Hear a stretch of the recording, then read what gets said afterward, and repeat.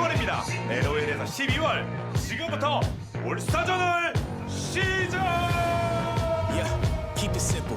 Drop a rock into the water, watch it ripple. Tides turn quick, just keep your head on a swivel. Competition getting stiff. You know me. Surround your whole town, make you yell siege. All-star, homie, this the king's speech. Boy, breathe. Who's next in line? Can you make that climb? Now where's the time? Get out of your mind. Raise up the lights. We all here tonight, so let's do it right. Yo, we came here to fight. Who's next in line? Can you make that climb? Now where's the time? This world is. We all here tonight, so let's do it right. Right next to the legends, I go off my brethren. Said goodbye to the old me. I'ma make sure that you know me. After this here, you gon' owe me. Didn't choose a game, it chose me. You know what G-O mean to an OG. Let's go.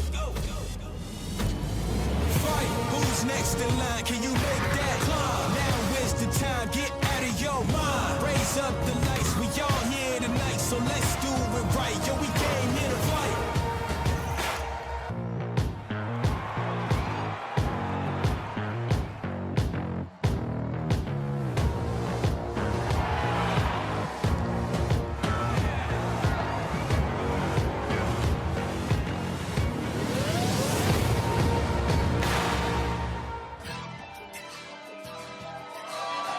Welcome to the Las Vegas Esports Arena, home of the 2018 All-Star event. Titans from all across the world meet here to compete on multiple battlefields and indulge in the end-of-year celebration of all things League of Legends. You're getting a look at the beautiful esports arena where fans are converging to see the superstars from all across the globe compete in Earth, rival grudge matches, Howling Abyss, Tandem Mode, and we'll try to keep up with the action all weekend long as we make our way onto the stage. The fans in attendance loud as ever already.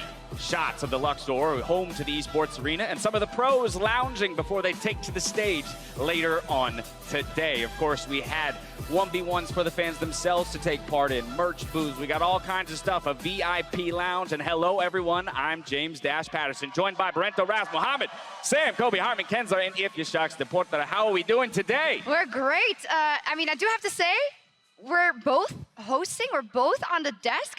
I'm not sure how we're gonna deal with this. It's a new dynamic, yeah. Exactly. So we decided to share the workload evenly for the entire event. Wait, Great. stop it. That's Stop right. it. No. Stop it. We're not doing that. No. Party pooper, hello. But that's how we rehearsed the Yeah, whole show this that is way, how Kobe. we're That gonna we, do I it. don't know any other way. Yeah. This is too much talking. Can Okay, one of you okay. please do it? All right, All right. fair All enough. right, All all right. right. How about you two? How are you two holding up? I'm doing well. Flying in from Shanghai and already just getting a look of Las Vegas. It's been great so far. Yeah. Yeah, very much so. Now, this year's All-Star event is jam-packed with a bunch of different ways to claim regional glory. First, there's the return of the 1v1 tournament, Uzi defending his title. I mean, he's got something to make up for after Worlds, you know, he at least Wait a wants to second. protect this trophy. He's coming back as a champion. Last All-Star is taking down Bjergsen. You have to recognize him as such. Absolutely, no disrespect there. There we go, yeah. There it is. And here, some this moves. is the winning moment here. Remember when Callista was good? Yeah, it was dead. Yeah, it was this time last year, very much so. Who knows if he'll jump back to the 80 carries Wonderful. to get his 1v1 victory this time around. And that's the trick of All-Stars. It comes down, you want to have fun, but you go up against a try-hard player. You really have to go hard. Go hard or go home. Find yourself in the finals specifically for that competition. Of course, to follow the 1v1 tournament, we also have the 2v2 tournament for charity, where each region's duos will be playing for $100,000 to go to the charity of their choosing. That's one of my favorite parts, I think, of this All-Star. We don't know yet which charity they will have chosen. We'll know upon knowing the winner. These duos, I think this is lovely. And yeah, I'm not really sure what to expect from the 2v2 portion. We don't do that often, but we'll see. All right, an extra special something to compete for. Regional rivalry, though, we've got show matches on Summoner's Rift. We've got the East versus West All-Star Showdowns and mixed team alternative game modes, including Tandem Mode, Nexus Blitz, and a few other surprises along the way. Yeah, I mean, I'm especially excited just to see some of these players play for the first time after our crazy offseason. Oh I mean, my God. we have Bang moving over to Oh my NA God. from LCK. He's on 100 Thieves now. We also have Broken Blade from the TCL moving to TSM. And of course, Yeah, Caps indeed, here after his crazy move to G2. That is insane. And I was on the flight with Broxa and Caps. I don't know if they ended up sitting together, if there's like, of course there isn't. They get along, but you know, everything's different. So it's really cool for all these guys to be together. And it's also kind of blast from the past, you know, Captain Jack's here, Mad Life's here. It's awesome. Of the fun game modes, which is the one you got your eyes on? Oh, for me, it's going to be Pro Tandem. just because you do get to see that mix, Diamond Prox and MLXG, the mad MLXG. minds in the jungle. They're going to be trying to fight it out to see where they end up going. And then, of course, you have Sneaky and Bang going to be playing alongside. So that's going to be fun. All right, it's the only time in Pro League of Legends when putting more mechanical prowess on the Rift actually does damage rather than good. There'll be plenty of shenanigans, I'm sure. Now, since Worlds, the game has changed in dramatic ways. We'll do our best to absorb every little tweak throughout the weekend, but I want to go through a couple of the ones that the three of you found to stand out. Nico, okay. Doxus first. Nico, let's talk about the newest champion to join the League of Legends roster. I think Nico is going to be insanely powerful. Just her base kit, if you don't even take into account the fact that she can camouflage herself as another champion, has plenty of damage as well as reliable CC in it to be very effective, even on release. And to your point about camouflaging, if she camouflages, she can hide the channel of her ultimate, 1.3 ratio on that. So her numbers are actually pretty crazy. Great wave clearing if she comes out in the mid lane. There's so many intricacies to that champion, though, in terms of things like, hey, laning, I can be a Caitlyn now and auto-attack from further away for last hits. I can just take the move speed of one of my faster allies to traverse the map. And so it'll be really nice to see this champion in pro player hands and what it might be capable of. Of course, beyond Nico, we have Dark Harvest. However, we're now in like maybe the old new Dark Harvest. Yeah, stage. we're on the live patch, so Dark Harvest has been nerfed. Base damage cut basically in half there. Yeah, we may have made it through the Dark Harvest era here, so we'll get some new runes hopefully. All right, I love it. I love it. Of course, we'll be tracking all that throughout the competition, which kicks off with an All-Star Classic, North America versus Europe, with 5 of the region's representatives taking to the Rift for Game 1. Then 8 2v2 matchups, followed by the return of Nexus Blitz, Tandem Mode, and Earth, concluding with the first stage of the 1v1 tournament. Oh my God, that's a huge first day. That's a lot of stuff. Also, NA versus EU first. So I am the only EU representative on this. We're gonna win. We gotta start it off with something spicy, something to brag about for the remainder of the tournament. We've got a full day of games ahead of us, so we are going to send it over to Quick Shot, Vedius, and Jat? That can't be right. That's right, you heard correctly. Jat's back at the caster desk. Joshua Jat Leesman. I'm quite surprised, but it is All-Star game, so All-Star caster. Dude, if you can have 2 hosts and 3 NA80 carries in the same 5v5, I can cast the game. I think so too. I did it for 6 years. Well, it's about time you've done it again in the 2018 season. I'm Quickshot, joined by Vedius and, of course, Jat. We're about to jump into North America taking on Europe in our first 5v5 of the 2018 All-Star event. Let's remind you of who the rosters are. Starting for North America, it is Licorice in the top lane, Night Blue in the jungle, Sneaky in the mid lane, that is correct. Double Lift in the bot, and he's being supported by I'm a Cutie Pie. And opposite lane, on the red side, it is Team Europe. Arguably the best team Europe could ever hope to put together, with Wicked in the top lane, Broxah in the jungle, Jizuke in mid lane, Caps in the bot lane, with support No Way For You. You say arguably. I mean, I've seen you take up some pretty large arguments There's before. one argument that could be made. That's all I'm going to say, Jat. And I mean, you look at the talent across that roster, you've got 2 world finalists in it. You've got Wicked, who is a former world semi-finalist. You've also got No Way For You, an up-and-coming star here in Europe. I've got Jizuke. Like, you can't challenge the star-stacked roster that we've got right now. Have you seen Sneaky Zed? All right, okay. Right. That's fair. That's a good argument. 38% preseason win rate. Like, how do you stop that? I got a better question. Who's the better 80 carry in the bot lane between Cutie Pie and Double Lift? Good question. I'm debating in my head whether or not I expect Cutie Pie to hold Champ Select hostage and get 80 carry for himself. We'll see. We'll see whether he obeys the rules of the role select. Because internationally, Cutie Pie does have a better record than Double Lift does. I mean, I do believe it was, you were telling me about an IPL or an IEM? I believe it was in Hanover, the World Championship in 2012. I'm a Cutie Pie made finals. If everyone remembers Moscow 5, Alistair flashing over Raptors, killing Scarra. Hold this thought for a moment, because while we're going to continue to decide whether or not Double Lift or Cutie Pie is the better 80 carry, Double Lift and I know Cutie Pie actually shared their thoughts on their duo lane. Oh my God, Cutie's my support? Let's go. That's where he belongs, at my heel. I mean, I definitely think having me will definitely be a boon to the team because I'm I'm better than Doublelift and Sneaky, realistically. I can kind of micromanage them, tell them what to do, because they probably need it. If you saw how they played at Worlds, they definitely do. So I'm pretty excited. I think we could probably do pretty well. His character never changes, does it? That's him. I was on a team with that Cutie Pie. That is him. So there was a quote from, I want to say 4 years ago, where he said in Twitch chat, quote me on this, EU is garbage. Yeah. He now has the opportunity to prove it if he can crush EU here and Once now. and for all. Once and for all. This is the game that decides it, Jack. Don't Honestly. scoff, right? This is NA versus EU. This is for the marbles. This is bragging rights to finish the 2018 competitive season. Yeah, I mean, listen, if there's ever a scorecard between NA and EU and you check meaningful games versus less meaningful games. Good catch. NA's going to smash in the less meaningful games. So I got them as a big favorite. Okay, well, let's turn our attention towards the game for a second, right? Because the players, they should be getting ready for picks and bans. This is where I want to get serious, boys. 8:24 is the patch. Yeah. Nico, does she make it through? Do these pro players allow it to happen, or do you think there'll be professional jealousy? Yeah, so we got to set a little bit of context here. The fact that we're doing this All-Star event on patch 8:24, if you're talking about North America, that patch happened Tuesday night. And it's currently 4 p.m. on Thursday. Most of these players were traveling. So if they've played Nico, it's been in a few play tests or a few games from their practice room. And I will say that they want to pick it. I've talked to a lot of them. There are some rather high base damage and AP ratios on that champion who can also camouflage.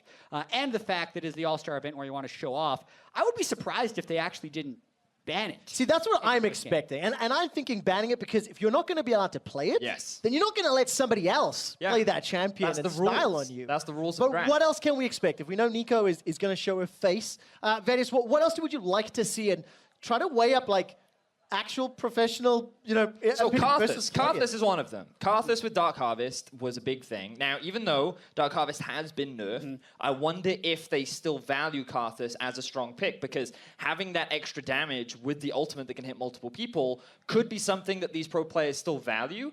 We have to look at champions like Aurelia for Wicked. You would imagine that given his history on the champion, it was would a be much something he older looks for. champion. I mean, with it a is much older true. player. Very, very true. Oh, Hyreniger ban, that's immediately disappointing. Yeah.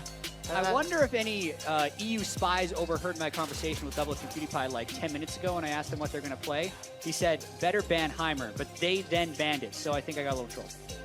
Well, let's see what the response is going to be instead. The question is whether that Heimer was going to be bot for Caps, mid for Jizuke, or top for Wicked. That's the question I'm actually going to have to ask them later in the day. A little bit of a try-hard ban here from the European representatives with Akali. And something that we talked about last night, Quick Shot, was will there be flex picks? And given the number of pros in their positions, we have to keep our eyes on the number of available champions that can go into every single role available. Now, so far we've seen pretty standard bans outside of the Heimerdinger, with Lee Sin being taken away from Broxah, the Akali just being taken away because of how strong it is. And Aatrox also being taken away. So I feel like so far, both teams playing it relatively safe outside of some of the more interesting stuff that we have been seeing recently. Yeah, I mean, oftentimes NA gets accused of being a for-fun region. It's true. You know what is really fun? Tell me. Winning. So why not ban the champion that the other team is good at? It's fun. Well, Nico is not yet banned. Yasuo taken off the table. I'm holding my breath. Yeah, you got, I mean, so Caps. Ooh. No, they banned Aurelia! What can Wicked play now? Okay, He's but got nothing! Nico, lock it in. Has to be. Lock it in. Has to be. Okay, no surprises there. So let's see what Sneaky's Nico's going to be, because I'm assuming that's going to go mid. I think it could go top. It could go anywhere. I mean, I think Liquor should play it. Cutie Pie could say he's playing it. I think pick order rules. Top laner gets to play. Do you think Nightblue has made a thought about a YouTube episode on how to play it in the jungle yet? Because if he has, this would make great. This would make great B-roll. Oh, it would. For that episode. So that's a Jax lock-in already. So some of the cool changes that have happened, while Jax, I believe his ultimate did get nerfed this patch. Okay. Largely because of his jungle clear. The Death Dance happened with the changes, which means magic damage can also benefit from him. Yes. But also, I know that he's just been a very popular jungler right now. But I wonder where that could actually be going, where they're looking to flex it. Hey, if I'm guessing, It's definitely top or jungle. The Kalista, you would think, would be for Caps, although He's going to play that into we double weren't lift. expecting him to play a marksman, so they could be playing some tricks on us. Well, listen, I mean, we were expecting Caps to go mid, but he's on a team now where mid or ADC doesn't matter, and maybe everybody's swapping around. 3 mid laners on his team. It's EU is basically solo laners, because No Way for you also is a former solo laner, plays mid and top experience. NA is predominantly AD carries. Yeah. And of course, the Lucian has been locked in, so... I mean, listen, I know the internet's been having some debates lately about whether or not 80 carry is strong or not. If there were 3 80 carries on one side and 3 mid laners on the other, I think this will show what role is better. Yeah, it will for sure prove it. It's definitive. NA are going full tryhard right now with the Lucian drawn down towards the bot side of the map. Considered one of the strongest lanes right now. Lucian is a massive lane bully. There's a longer laning phase because of the turret planing as well. And Double Lift and I'm a Cutie they clearly just want to smash on. Yeah, and what I want to do, I'm going to jump in really quickly and say, I don't care if they're going tryhard. We're using it in a derogatory way, and I want to reposition it. Yeah. They are playing to win. Oh, they are. I need to see what Cutie Pie's Braum looks like in a professional setting against Caps in No Way. Yeah, winning is fun. Try hard is also synonymous with success. It's true. So I'm okay with successful try-hard teams at All-Star. All right, EU definitely having some fun with this run. Jax, Kalista, Cassiopeia, and the first ban off the table is going to be a Talia. I wasn't expecting that because I thought she'd been pretty hit with a Nerf bat pretty hard. In my notes, I was convinced that she was dead now. She has had another pretty significant change, but EU clearly still showing their respect towards NA. Could go in the jungle or mid lane position. Maybe they want to try and limit the number of options for Sneaky in the middle lane, try and pinch that role. Yeah, we also don't know if Sneaky's just going to play Nico mid. Like, with Liquor just being a bro and allowing him to play what I expect to be a very strong champion if he's had time to play a few games on it. Very eloquently put there, Jet. Phase 2 just rounding out. Nocturne removed off the table as well as the brand by North America. So Europe are now going to have another shot at the Phase 2. We're going to figure out what's going in that support role and whether or not that Jax is going to go top or jungle. Where would you like it to go based on what we're seeing? Well, so far, I think... So I'm expecting the Nico to be in the jungle, in which case I would want the Jax in the jungle against it. But what I really want to see from EU is either the Xerath or the Vel'Koz locked in for No Way, because in the ESL Meisterschaft, where No Way does play, he's known as the German aim botter because of how accurate he is with these skill shot champions. So I'd like to see him go towards that. Or will he go for other kind of skill shot? Oh, baby, the old school Kalista Blitzcrank. This is going to be very, very fun. All right, surely that's got to be Caps in No Way. It has to be. Down there. Yeah, that's what I think. You can, in less competitive environments, throw Kalista in solo lanes and bind with the jungler or something. I have seen that. But you lose a lot of effective power because of that. I really just want to see, in these two picks, where NA is actually going, because now Sneaky could be playing Ezreal mid, and they're just going to stack Marksman on there. So you can play Lucian mid too, but I think that's why it would be Sneaky's Ezreal. I think that makes, I can agree with that. And then are we inclined to think that the Nico is in jungle? Because when I think of Nightblue, to me he was someone that often was quite creative with his jungle choices. He never liked the conventional stuff. I remember a lot of his Pantheons and Rengars. All right, now I'm really confused. So it is Nico jungle. It has to be Nico jungle. Lucian top, LeBlanc mid. Well, gentlemen, this is why I have two analysts next to me, because I haven't got a clue what direction this is going. But if this is Sneaky's LeBlanc, Chat, how does it compare to Sneaky's Zed? Roughly the same, I think. So what was the 38% win rate? I just love the number of clones that they're going to have on the... Oh my god, you're right. You're right. Where's the Shaco as well? That really just rounded it out. Okay, well, the team comp is now rounded out on the side of EU. They've locked in the Jin Zhao, so expect that to be in the jungle. Jax top. This is the easiest prediction. On the assumption, Kalista and Cassiopeia swap. Yes. We've got a few seconds to go before NA reveals. So remember, you could still lane swap. You could put Caps mid and Jizuke bot if they suddenly decided in draft that he was the better Kalista. Who would be a better AD carry, Jizuke or Caps? Well, I think if Caps is already planning his 2020 plan, then maybe he would be better off going AD carry. There it is. But yeah, I think that him on Kalista, maybe he's learned a thing or two from Perks. Who knows? We'll have to wait and see. Yeah, you guys were right about Nightblue playing Nico in the jungle as well. I think a lot of theory crafters like that because of the ability to come to lane disguised as a different champion and not necessarily have that champion already revealed on the map because that's an easy tell. But I do think it is a better solo lane champion, and the early clear speed between a world finalist Xin Zhao Yes. versus the first time Nico jungler in Nightblue might be a little imbalanced. I also have to jump on this. I actually caught up with Broxer just before the game started and said to him that if you die to a YouTube content creator as a world finalist jungler, then I will not forgive you. Now he's coming up against a guy who's so forward-thinking that Nightblue is already planning his next content piece. Yeah, already. He's already thinking about what the headline will be. Will it be in celebration or will it be in disappointment? Yeah. This is the game that'll determine. Yeah, OMG, look what happened when Nightblue played World Semifinalist. You won't believe it. There we go. OP unbanned available. I cannot wait to see if he pulls up the combos. We are loading up into our first game here on Summoner's Rift. It's the 2018 All-Star event, North America taking on Europe. And we'll keep a close eye on Nightblue, who is running Dark Chat's Harvest. enabled, chat's enabled. The jungle. Move it up, I want to read the chat. We'll have to see whether or not there is... If I only knew you played LeBlanc. Oh, this feels a bit risky Yeah, to me. Let's see like- whether or not... Let's see whether or not Sneaky can handle Jizuke. Oh, see, they know. They're familiar with the level 1 strats. So they've already given away their level 1 positioning. EU at the disadvantage here. But for North America, I think we need to talk a little bit about their comps, Jack, because when I look at this comp from NA, I think not very good. Now, the reason why I say that is because I don't think they have a lot of engage. They don't really have much of a front line. And I think they're very reliant on their pretty much solo lane carry potential. Okay. What do you think? What are your thoughts? Sure. I think that's pretty good. I mean, if they win, it's Nico empowered, just tons of damage. Because there's not really a tank on the EU side. It's just the fact that it is All-Star, and I don't think these guys are necessarily going for the best cohesive team composition. We're going to be tracking a lot of what Nico's doing here, and I really want to pay attention to where No Way goes, because Blitzcrank against a tankless team is a beast if his skill shots are on point. Wait, what are they doing right now? And remember, No Way was called the aimbotter in the European Regional League.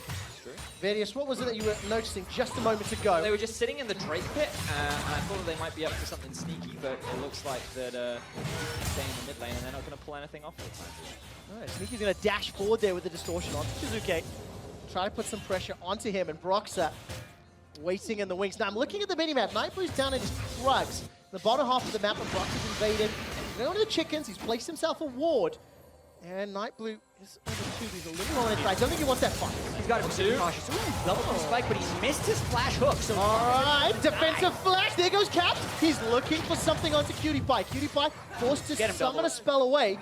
Heal is up. So at the end of the day, it's 4 summoners to 2. No flashes in the bottom lane. There are some juicy, juicy targets. yeah, I mean, especially with Broxy having control of the jungle right here. Although it is just a level 2 Xin Zhao, and since they're already under their turret, he doesn't have much to do. The fact that Nightblue avoided the invade, I think actually puts him in a decent spot. It's just bot lane really has to get out of this no summoner turret wave crashing into the turret. Remember, turrets, not only do they have play now, they do more damage, so early game dives like this are more dangerous. Yeah, don't die. I don't think that's a very good idea. Even with no summoner spells, Licorice has the teleport. Remember, you can't cancel a teleport now on the most recent patch. Can still be interrupted.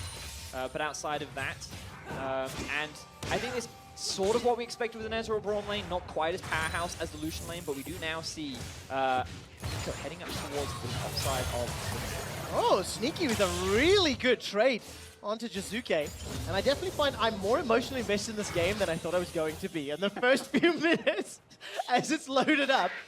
And of course, it's Nightblue. It's an Ezreal. That is hiding is Ezreal. Of course, that glowing particle effect is thanks to the passive. So, I was just about to ping our producers to say, hey, I think there's a bug in the game because there's 2 Ezreal icons. I didn't realize the icon changes when he goes in. I didn't realize. Well, hold that thought for a second. As Sneaky's now running for his life. Ignite on the poison. First, oh, he got it back! Sneaky dives underneath. He does get one back onto Jizuke. They trade kills with the ignites. I'm okay with that when you're putting Sneaky's LeBlanc up against Jizuke. He's also got a CS lead. Now Nightblue gets to get some more experience in the mid lane on Nico. I want to see Night Blue hit level 6. Because I will say, the 250 base damage stunning Nico ultimate, where you can hide the first 1.25 seconds of the channel time if you are camouflaged as another allied champion, is something I really do want to see one-shot someone. Okay, which lane would be the most likely? That'll be an interesting question. Whether or not Nightblue can find himself an opportunity. Well, I think mid is the easy choice right now, given that there are no summon spells available on Jizuke. Sneaky still has his flash. He is playing the block. Really good gank setup champion. And I think that there's just a lot of options to play around that lane. And meanwhile, on the top side of the map, this is one of the interesting narratives I wanted to look at, because it's kind of like old versus new. Young rookie of Licorice had a fantastic first year in pro play versus Wicked, who was a legend in Europe, but kind of slowly started to taper off. And this is like the first time we've seen him in pro play for quite a while, and so far he's struggling against the young blood of Licorice. I mean, Lucian into Jax, I think, yeah, I think it's a little fair there, all right? Yeah, he's allowed. Give him some credit. Whether or not Rox is going to come help them out or not at any moment of time. For now, Rox is actually camping down this bottom lane. Double lifting Cutie, no flash, remember. No way needs to find a target. Catches onto Cutie Pie, power fist to the face, and that's an easy secure. The European representatives, they are still down 800 or 900 gold thanks to those CS differences, so EU needs more kills. I would have liked a little bit more cooperation from Doublelift there to give I'm a Cutie Pie a target to jump to. Now Doublelift, without shift and without flash, does have to bail. But here comes Licorice though, and up in the top lane, Culling, wicked flash sideways, buddy! Jumps right back into the bullets. Licorice gets himself a solo kill on the Grandpa in the top lane. Now Sneaky with the roam. Rox is down to 300. Rocket grab into Power Fist. No Way's dropping low. He's getting chunked up by Doublelift. Now there's two members of EU in trouble. No Way's going to be in trouble. He's chunked down. Sneaky gets the kill. And NA, they get themselves a reply. 3 kills to 2, and they're in the gold lead as well. This is a big gold lead, dude. Yeah, really big. Double the CS and a kill in the top lane. That's where this game's really going to break open. Licorice already taunting him, successfully gets him to jump in. By the way, it's level 6 versus 5, dude. That was the big mistake there. Wicked, he fell for the bait. Licorice, he drew him in with the swagger, and he ends up finding that kill. And also, did he take down? Yeah, he did take a plate up towards the top lane as well. So that contributed to that extra bit of gold that NA is sitting with. And while things looked pretty positive for EU in the early game, things are starting to go in NA's favor. It's long con. It's long con. Look at the scoreboard there, Vedius. There's a 450 gold bounty on Sneaky's head starting to build up. I'm sure it's a double bluff. EU are just pulling NA where they want them, and then they'll grab those bounties and bounce back. They're waiting for the late game. I give it 35% odds at the moment. But EU, they're down nearly 2,000 gold. And every single lane is in a little bit of trouble. But Broxah, what can he do? Takes a lot of damage, gets his passive out. Still flash on Sneaky. Do you want to talk quickly about turret plating as well? It's going to be up until 14 minutes. Every plate gives 160 gold. Turrets start the game with 40 armor and magic resist, but every plate has 30 more armor and magic resist, so the next plate is always going to be harder to break, but you get a lot of gold if you can break down a lot of these plates early, and I think that is why Broxah is looking up top, but a full health flash solution is going to be very difficult to dive. Jizuke's there as well, though. As soon as you bring they're going! It's a lot easier. Okay, let's take a look at this. This is the flash engage. Miasma comes up. Jizuke! Licorice gets a reply back. Wicked needs to walk sideways, not just backwards, buddy. Fate's call from Caps. That saved No Way in the bottom lane. It ends up being a 1-for-1, but in a 1 versus 3. Licorice doing a fantastic job of surviving there. Now a clone. He's going to show up in the bot lane. They literally just kill Lucian. If you want to be sneaky. No, you have to be LeBlanc if you want to be sneaky. And they're just going to take away all the plating. Oh, Nightblue, this is... He's really nervous, all right? Oh, he's full HP! Remember the passive, it replicates the HP in the top lane, baiting both No Way and the casters, taking it out under the tower. Now Tower's going to trigger, turn around onto Doublelift. He's down to 200 HP, flash over the wall. Caps has got nothing with him. He doesn't get the PS either. Cutie Pie flashes himself over into the jungle of the European representatives, and here comes Sneaky now. He's looking for another. Broxah jumps onto Cutie Pie. That's at least the 4th kill for EU. Nightblue running for his life as Broxah is trying to find himself another target. And EU, they're keeping themselves in touching distance, but they're still behind the game. They certainly are. I mean, NA seem to have an answer. They see the dive happening top lane. Immediately they head towards bot. Sneaky's already making his way and he's looking for a kill. Sneaky's going to get capped in just a moment or two. Very easily secured. As Sneaky is 3-1-0 on that mid lane LeBlanc, a 600 gold bounty. Is it possible that instead of Sneaky cosplaying, Faker is actually cosplaying as Sneaky in this game? It's All-Star, anything is possible. It's very true. 3-1 against a pro mid lane Cassiopeia? I gotta hand it to Sneaky, he's doing great. It would make me feel a whole lot better as a European shoutcaster if that were the case. Hey, Sneaky is a world semi-finalist. You can't forget that, right? And he just got another kill off onto Caps, right? And so it's a bit of revenge, you know, saying that I can play mid better than you can play AD carry. This is a statement game for Sneaky moving into 2019. He did play mid lane for C9 Academy when they eventually went on to win Worlds. This isn't real. No, this isn't. Faker's giving the keyboard back. Yeah. Oh, no. Here comes Nightblue. Now Nightblue's in trouble. Look at the Twin Fang! The Twin Fang is obliterating him. OMG, Riot OP. And Jizuke takes down Nico. Not quite the explosive Nico we were hoping for. Arcane shift from double is very well timed after the rocket grab. Here comes No Way. Looking for the power fist. It's a slightly messy exchange, but hasn't resulted in a kill. Gentlemen, there's more action up top. 10 minutes on the clock. 12 kills in the game. And a defensive flash from Licorice gets him to safety. And of course, the big bounty secured by Jizuke in the solo kill. I was a lot happier about 45 seconds ago. Because this game just turned completely around. And then another hook onto Cutie Pie. They're going to get a lot of poke here. All right, take a look at the damage going back and forth. Nice. Very nice. Running for his life. Double Lift is in a little bit of trouble. So is Cutie Pie. They're split up. The red does so much work.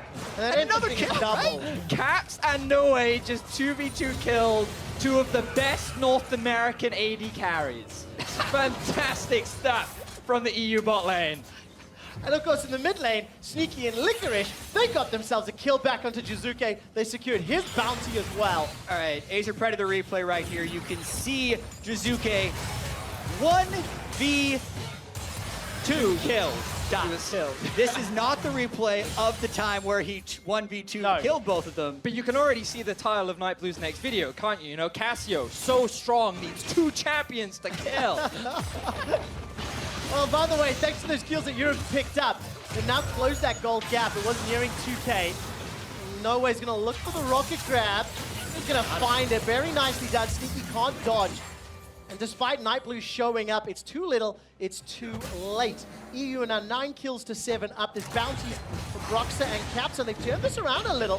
Counter-Strike will find a stun. Licorice with a dash and a dodge. A little bit of an observer glitch there, so to speak. Yeah, and this is also the type of game you expect from an all-star event where people are willing to take a lot of risks. And also it does show some of the things that the new bounty system has contributed to. So bounties stack up a little bit faster now, especially when you start getting 3 kills, and once you have a 2-kill bounty, it's displayed on the scoreboard. So Brox has gotten 2 kills in a row, and Caps has gotten 2 kills in a row. So what happens when you have a lead, even though there are more ways to generate gold through turret plating and farm, which can also contribute to your bounties, if you don't play properly around those leads, the game does neutralize a lot faster. So what happened here is NA jumped out to an early lead, but then the people with a lot of kills and a lot of gold were a little bit foolish, gave the kills back, and suddenly we have reached parity in the game once again. A little bit foolish. I really think that's well put.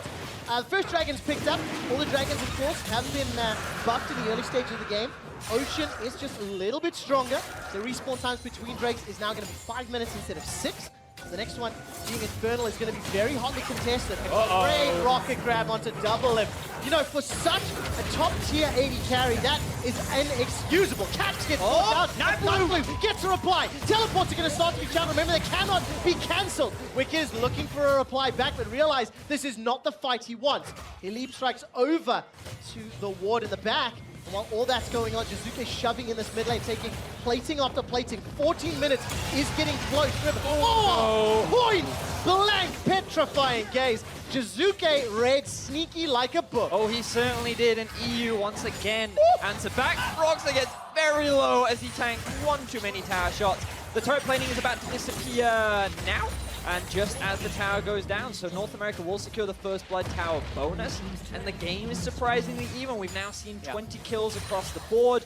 Really good stuff there from Night Blue to compensate for the big mistake that Double F made down towards the bot side of the map. Yeah, we're about double the pace of a pro game, one would say. We're at about 1.4 combined kills per minute here. First turret gold is less than it was in previous patches because turret plating exists. So instead of a bonus 300 gold, NA only got a bonus 150 gold for killing that turret, but it's because they had already pillaged the plating off of the turret. Yeah, exactly. And of course, North America is going to be pretty happy.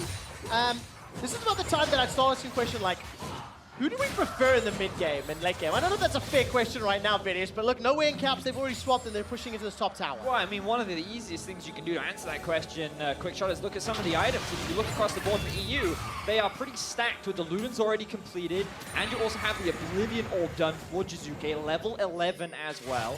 And for Caps, he's finished the Blade of the Ruin King, he's got the Berserker Sleeves too, and they're doing very well in terms of farm and experience. The bigger deal is that Wicked has now caught up to Licorice in terms of farm, and while the Trinity Force is not yet completed, it's a lot better of a state for EU in this current mid-game. And you also have to look in close games like this where everyone's kind of scattered around the map, who has the better initiation. So when they do find someone who can actually get a fight, just missed the combo. Look at that, so close but so far. I'm a Cutie Pie gets taken down. Caps is going to escape with his life. Roxa just out of range of the chains. Jizuke takes a full face off the Alex. Here comes Night Blue. The Pop Blossom stun. That's enough for one. Now North America on the retreat. Cap gets chunked down by the Mystic Shot, trying to find a kill onto Licorice as the flash comes in from nowhere for the assist. Europe, they get themselves two for the cost of one. It looked like a big ultimate from Night Blue, but Europe were able to turn it around.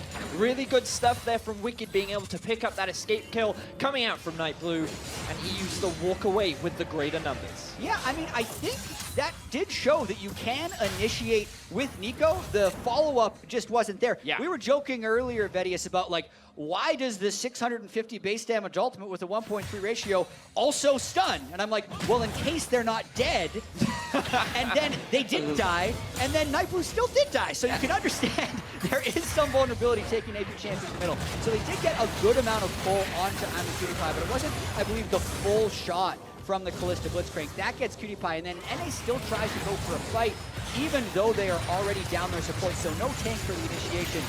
Watch this nice free-man stun, gets the shield, but we got more action coming up right now. Oh, we do indeed. Double Lift and Cutie Pie, are they surrounding Caps? So no way. That's another rocket grab to the face of Cutie Pie.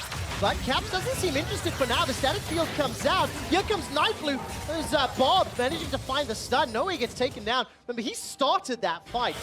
North America going to be happy with that. We still have gold parity. Night Blue goes up, goes down, pops Caps. And that's two quick kills for North America. The bottom lane for Europe, letting the side down, Vedius. Yeah, they made some big mistakes there, and Night Blue coming up clutch. This guy has really been saving the game for North America. When we've seen a couple of individual mistakes from some of the members, he's the guy that's been able to turn around these fights, pick up a couple of those kills, and he does it once again, as we see the mid laners trading once more. Oh, but I mean, Jizuke's hitting real hard. I think that was like hard. Two Twin Fangs take 60-70% of Sneaky's HP. That's two completed items there, quick shot, with both the Morellonomicon and the Luden's Echo, means that this Cassio will be hitting like a truck, and now Licorice perhaps getting collapsed upon by three members. At the mini-map, here comes Broxa. Licorice gets a lot of damage onto Wicked. That's a defensive flash already. All right. Europe will be happy with that. They don't chase further. I mean, I'm a bit disappointed. I wanted the dive. I thought they were going to go for it, but I'll let it slide. Well, what they really wanted was control over the river so they could work towards this Infernal Drake. Remember, it is buffed in the early levels, so securing one is a big deal. Yeah, 10% attack damage and ability power, which when you have a 4-carry lineup on both sides is really important. And they got the control ward, they bailed. So yeah. Caps is up top lane on Callista, but as we said, Jizuke is going to have a big impact later on in this game. And he's got everyone down here, so they should be able to acquire it. Oh, Rocket Crab doesn't find a target. Cutie Pie goes in, puts the Glacial Fisher down. No way's in a little bit of trouble. Night Blue's already used that pop blossom. Gets a stun into Brox and Jizuke, but there's no follow-up. There's nobody to work with him. Wicked and Caps are like, bro, we don't care, because Caps is up top, Wicked's down bottom. Suzuki will get himself a reply. The poison is ticking on Cutie Pie. Is it enough to kill him? One more tick is not there. And Cutie Pie, the greatest AD carry in this game, survives. Has done such a great job of clicking his ultimate at the beginning of Sneaky's distortion cast. So when he arrives, he's getting the petrify from that petrifying gaze. Yes, he did die, but he's always taking someone with him. So 5 kills, equaling Sneaky, but 40 more CS, I think, making him, if we tab to the gold, the wealthiest player in this game. 500 gold over Doublelift, keeping it neck and neck, and the Infernal Drake remains. Yeah, I mean, it's been a very close game back and forth, and one thing I'm learning more about Nico is her ultimate on paper looked very strong. It looked like it could really be game-changing, but if you don't have the follow-up... So Nico with 280 carries and Assassin. It's not enough. You're not a fan. No Way once again bites off way more than he can chew.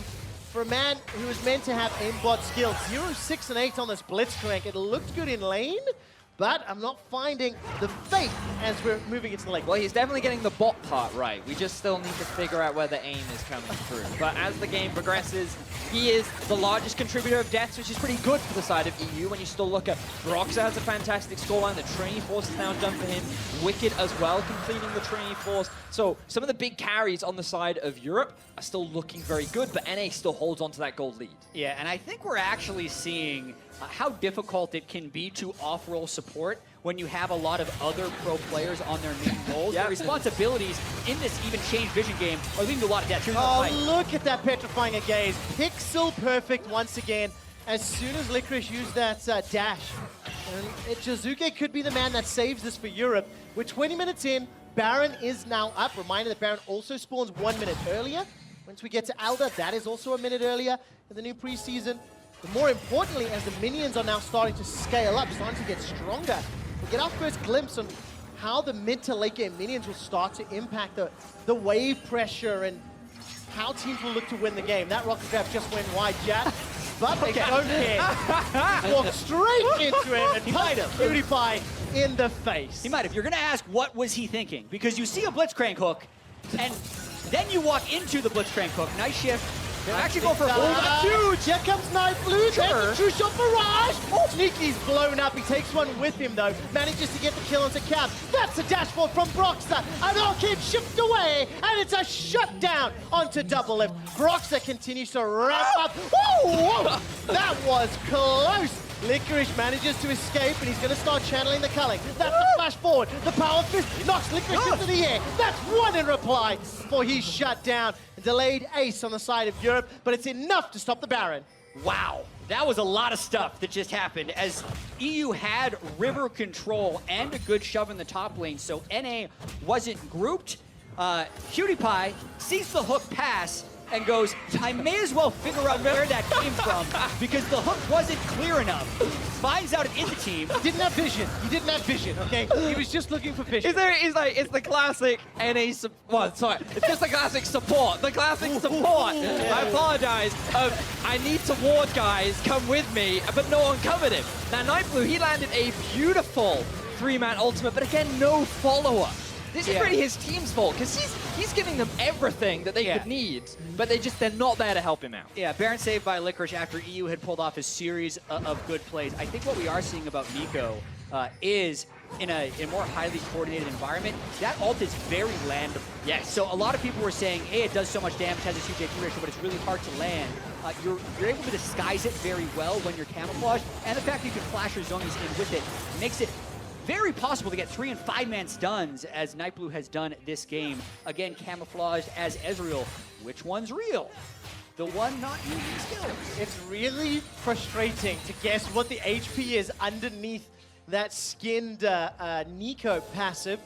And of course, Nightblue is now glistening there, pretending to be Doublelift. By the way, 900 gold bounty on Broxa, 618 on a world meta jungler for a world finalist jungler.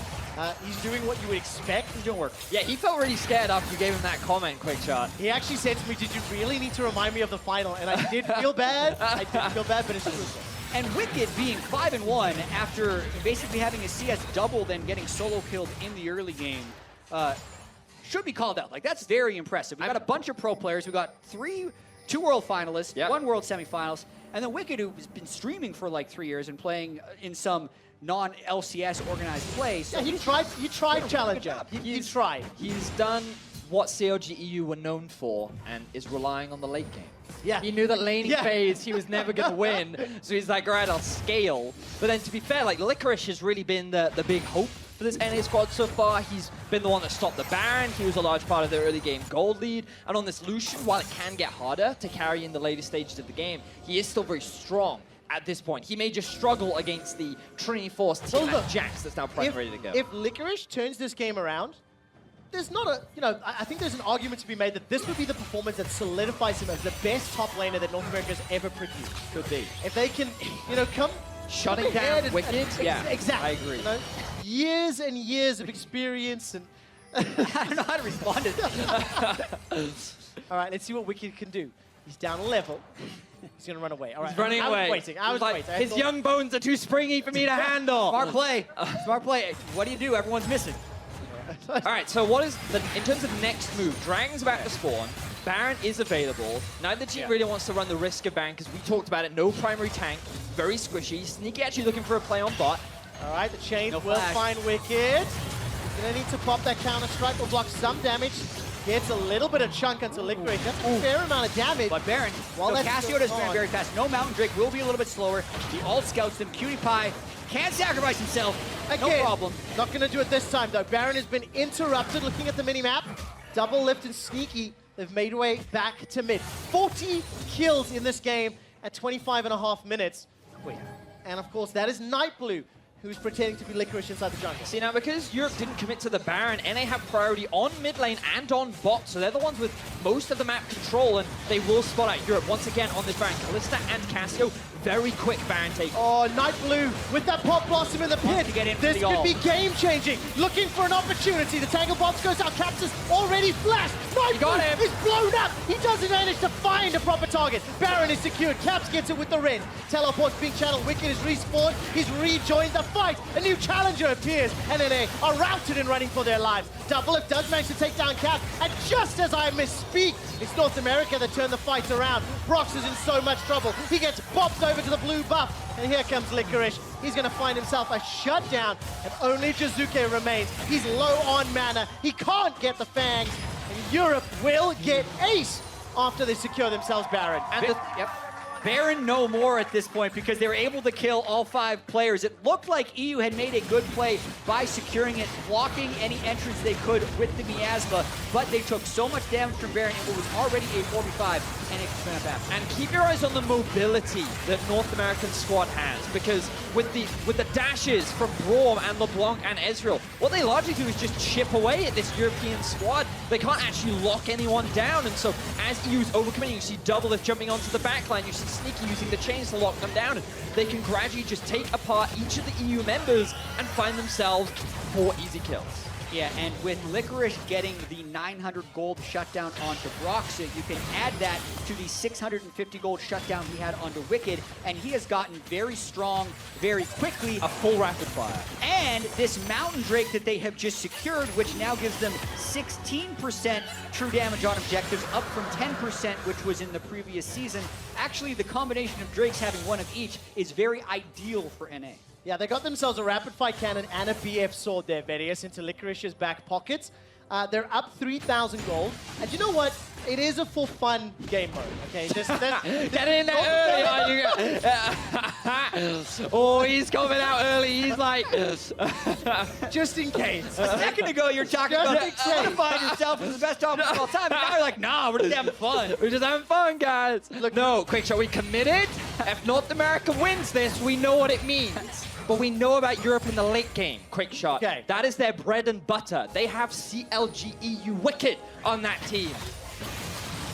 Looks like we're going to try and see a fight from EU. No, wait, no! Oh, the Ballista works on the Sneaky for a second. Here comes the Pop Blossom.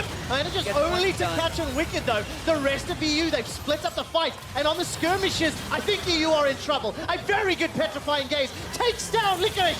Jizuke saves himself with another pixel-perfect ultimate.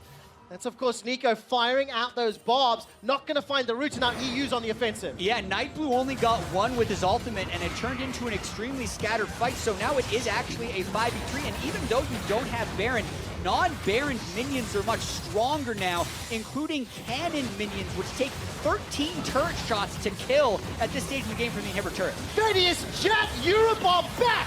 Caps is on the offensive as the mid lane inhibitor is going to go down. Wicked is trying to catch out Sneaky, unable to do so. Hops away. It gets dropped down by Doublelift just on the way out. Doublelift's up to 750 gold bounty, 6, 3, and 6.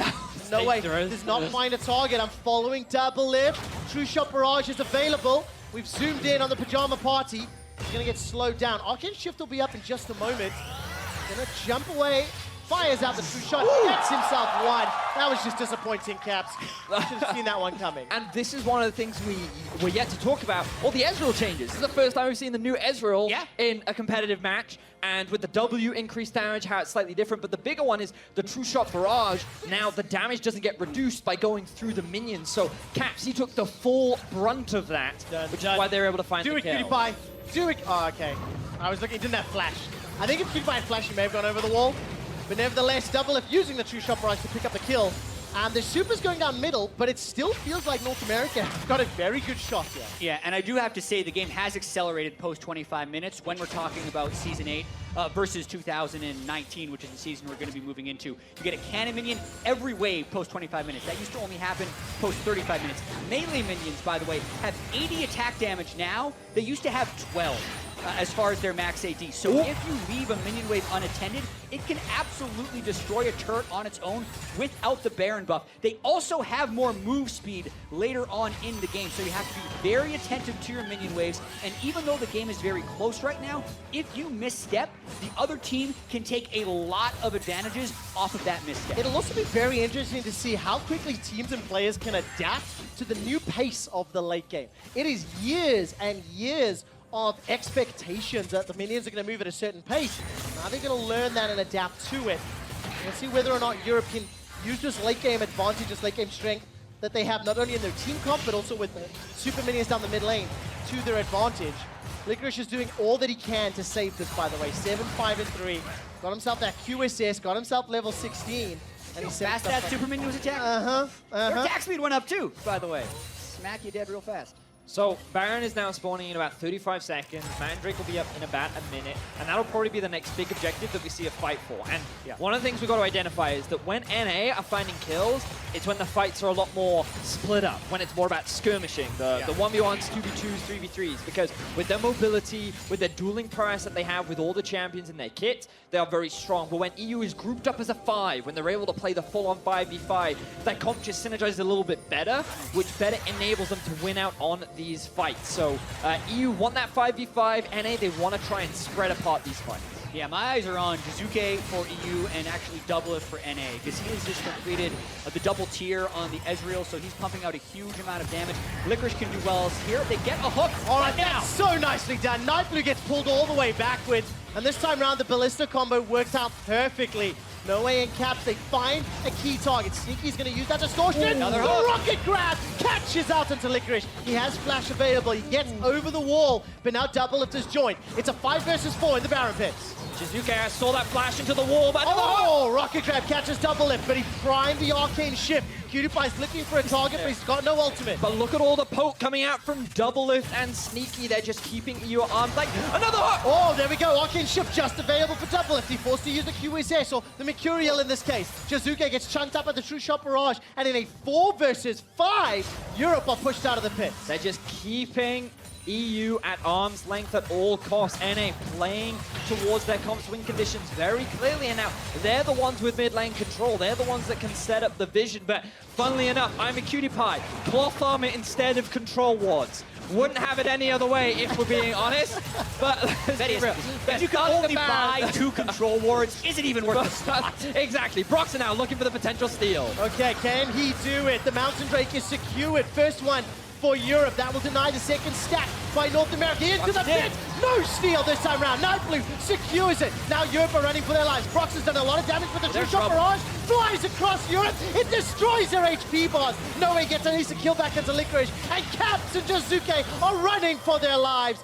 Shizuke goes golden for a few seconds, but it will not be enough. Caps gets a reply back onto Night Blue before Cutie Pie is left standing. Here comes Sneaky, he gets the shutdown. It's another ace for North America. Caps held that fight on because I was about to say that could be game with the way the fight started, because now we have 27-second respawns on Wicked, but the 15 seconds extra it took NA to kill Caps might be enough to save this game. They're going to try to get a lot here. Oh, this is scary. The inhibitor's falling. North America, they've got themselves a gold lead. They've got themselves a kill lead. They've got themselves a dragon lead. And they've got themselves a Nexus turret. The second is falling. And North America will take down Europe to be the undisputed best LCS in 2018. LCS plus influencer. Oh, fantastic stuff there from North America. It was that final team fight. They played it beautifully. Broxah getting outsmited by the mighty Night Blue. Hey, that's certainly going into the highlight reel. World Finals jungler outsmited by Night Blue's YouTube content. Really nicely done. It was crazy. It was chaotic. And it was exactly what we expected. It was 58 kills. Yes. It was your average solo queue game. Very much what we kind of see at the challenger level. But like a lot of props to Shizuke. I thought his Casio was great. I thought that Wicked being able to come back into the game was great to see, but we saw Doublelift really coming into his own in these late game fights. Sneaky's LeBlanc. Who would have not thought that he could have such a fantastic performance on that channel? Yeah, as far as like expectations versus output, I think Sneaky would be the MVP there in that regard for North America. Getting a kill onto Shizuke at some point, getting a lot of poke down, and honestly, these guys just did what we expected them to do. They put on a show. Yes. Right? First pick Nico. Throw it in the jungle. Flash in for the engages. Go for the Callista Blitzcrank combo every single time. Leave Cutie Pie to die on multiple occasions.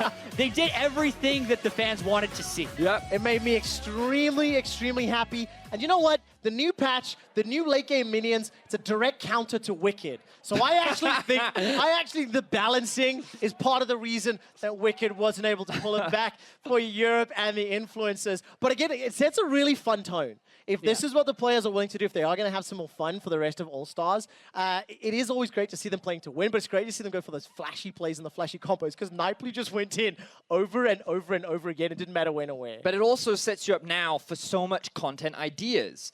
Is your title going to be Nico proven to be champion that can take down world finalists? Yes. Or is it going to be Nico needs better comp in order to work? You know, like you've got so many different angles now of what you can do for Nico. We're definitely going to have to ask Twitter to help us out. What will Nightblue's next YouTube video?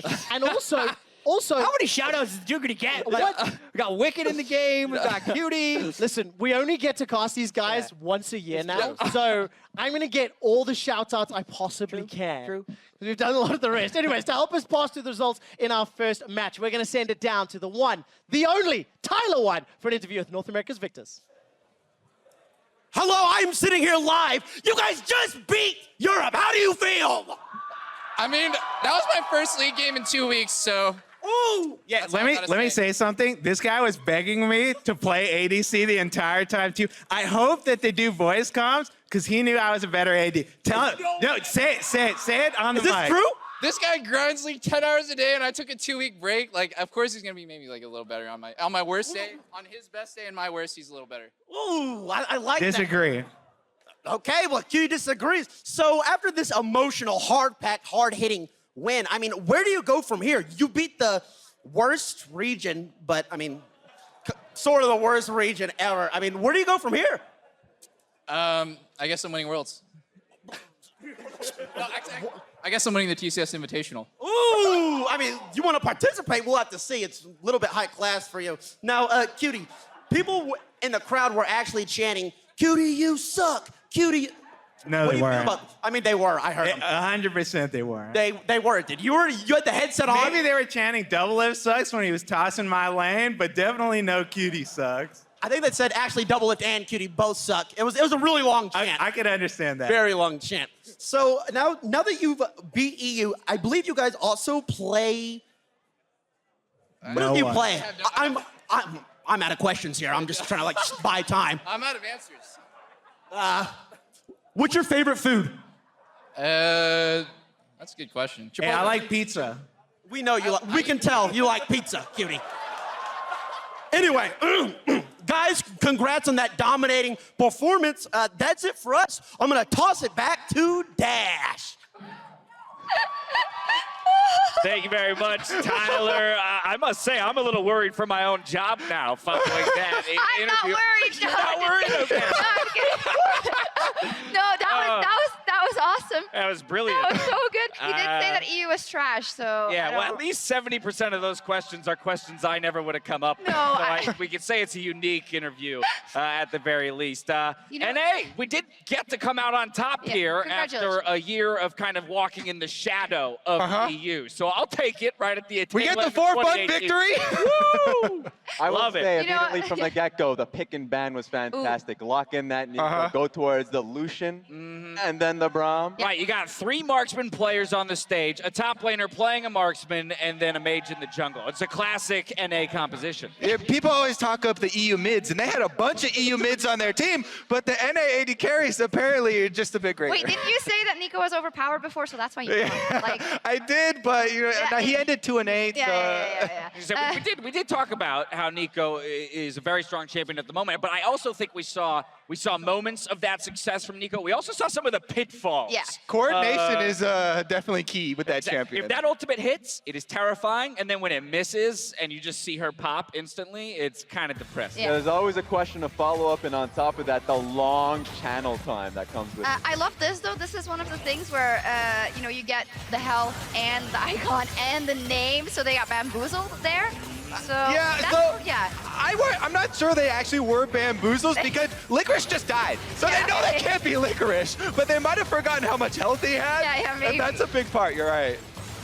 Yeah, there you go. I mean, there were good moments from both teams. It wasn't like a stomp either way, so I like that at least. It was slow and steady. It was super even. 27 minutes into the game, I think it was 23 kills to 23 kills. Yeah. Near dead even in gold. Also, Sneaky's LeBlanc, what the hell? That was so good. Yeah, a couple of the off rolls really good there. Caps on the Kalista was Kalista. doing a lot of Woo. carrying as well. Yeah. And how about, okay, so who really threw the bot lane between Double Lift and Because they were kind of throwing some shade at each other, but Yeah. I think if we were to roll back some of those clips, that Braum was a hook magnet. Yeah. Okay, to be fair, Broxa was bot lane a lot. That's true. The man had pushed Nico topside, and he was like, you know what, I'm try-harding no matter what. Yeah. He goes bot side and makes it a 3v2 throughout the entire early game. Oh, yeah, Brox I'ma was give on it to him. fire, man. World finalist jungler, what was he, 6-1 Yeah. at some point? It was just kind of popping off. Yeah, it was great. And Jizuka as well, of course. You know, he was talking how since Worlds, like, everybody's like looking at him, seeing what he can do, and he did great on the Cassiopeia as well, but it wasn't enough. NA was better than EU. I'm just going to say it once, record it. I'm never saying it again. Okay, no, it's preserved for forever. Yes. So that's in the NA archives That's now. how I'm that sure it'll works. find its way back onto broadcast Yes. at some point in the future. Maybe Riff Rivals next year. Maybe. There we go. So that's only the first match. We got a lot of Yeah, stuff already. how do you feel about that as a kickoff to the event? I thought that was a great opener. This Yeah. is what I'm looking for in all-star games, right? You talked about the champion select. They're going for big plays over and over, trying to flash forward. Nobody seemingly caring about dying. I think that's the key for me. The idea that at the All-Star event, people are they're diving into the All-Star mentality. I'm Yeah. going to try and make plays even if every once in a while it doesn't work out for me. Sets the tone about the mechanical plays that we're seeing because immediately we're going to be going to a lot of these 2v2s, 1v1s modes. To just see mechanical outplays happening in the first game sets it. Well, that's where I want to see it continue, right? In those 1v1s, in those 2v2s, when you got the spotlight on just a couple players, I hope they hold on to that kind of fiery mentality. I don't want those 100 CS wins. I especially like the taunting and the BM, Licorice spamming on that was Lucian. dirty! Yeah, so we need to keep that as well. All right, some more of that. Just a couple minutes, but while we set up for the 2v2s, next yep. 2v2s, exactly. I mean, this is what we talked about. One of the highlights of the event, the 2v2, the idea charity that tournament. is for charity. Of course, we'll break down the charities as we get further along into the tournament itself. But I'm very excited to see that meta, the 2v2 Yes. meta, as it compares to the 1v1 meta, because I do think there's more potential for kills with 4 people on the map than two people. How does it on work? that. Like, do you choose the best synergy you have with each other? Do you choose whatever does the most damage combine and kind of going all in? Yeah, very exciting. Theory craft for me with a minute to go or whatever, Raz. So Would you go double mages? Would you go 80 carries? I'm worried Yeah. because having the charity lockdown, you want to be able to get the win. Yeah. Right. So tryharding is going to happen. Uh-huh. And I'm thinking maybe more so along the lines of Morgana Caitlyn because you're right. You don't want to see the 100 CS victories, but I think that's the way you lock it down. But it's for charity. Boring. Yeah, so you got to win. Talking to some of the players last night, there were some in the camp of tryharding and going grass Caitlyn early on. Yeah. And some of them are like, all right, we have a very special plan. You know, things like the Anivia Poppy interactions. Oh my God. Where you get the wall and the stun and really get to bring out some of those more creative plays. Fingers crossed for that one. We're going to take a quick break. When we return, Quick Shot and Azael kick off the 2v2 charity tournament, so don't go anywhere. I'll be honest. What are you scared? You think Wicked's gonna play that? He's gonna play Aurelia. All right, man. You think Wicked came to All-Stars event just to play Urgot against you? Oh my god. Wait, Sneaky, you're a smurf. Yo, no ulties in, no ulties in. Okay. All right, nice. Dude. All right, nice. Hey, keep shrieking. I like that. Yeah. Good comms. Good comms. 14 minutes is getting close. Oh! Point blank petrifying gaze. Got him. Nico. Got him. Baron. All in. You guys have Baron. Got him. That's what I'm talking about, boys. Nice. And North America will take down Europe.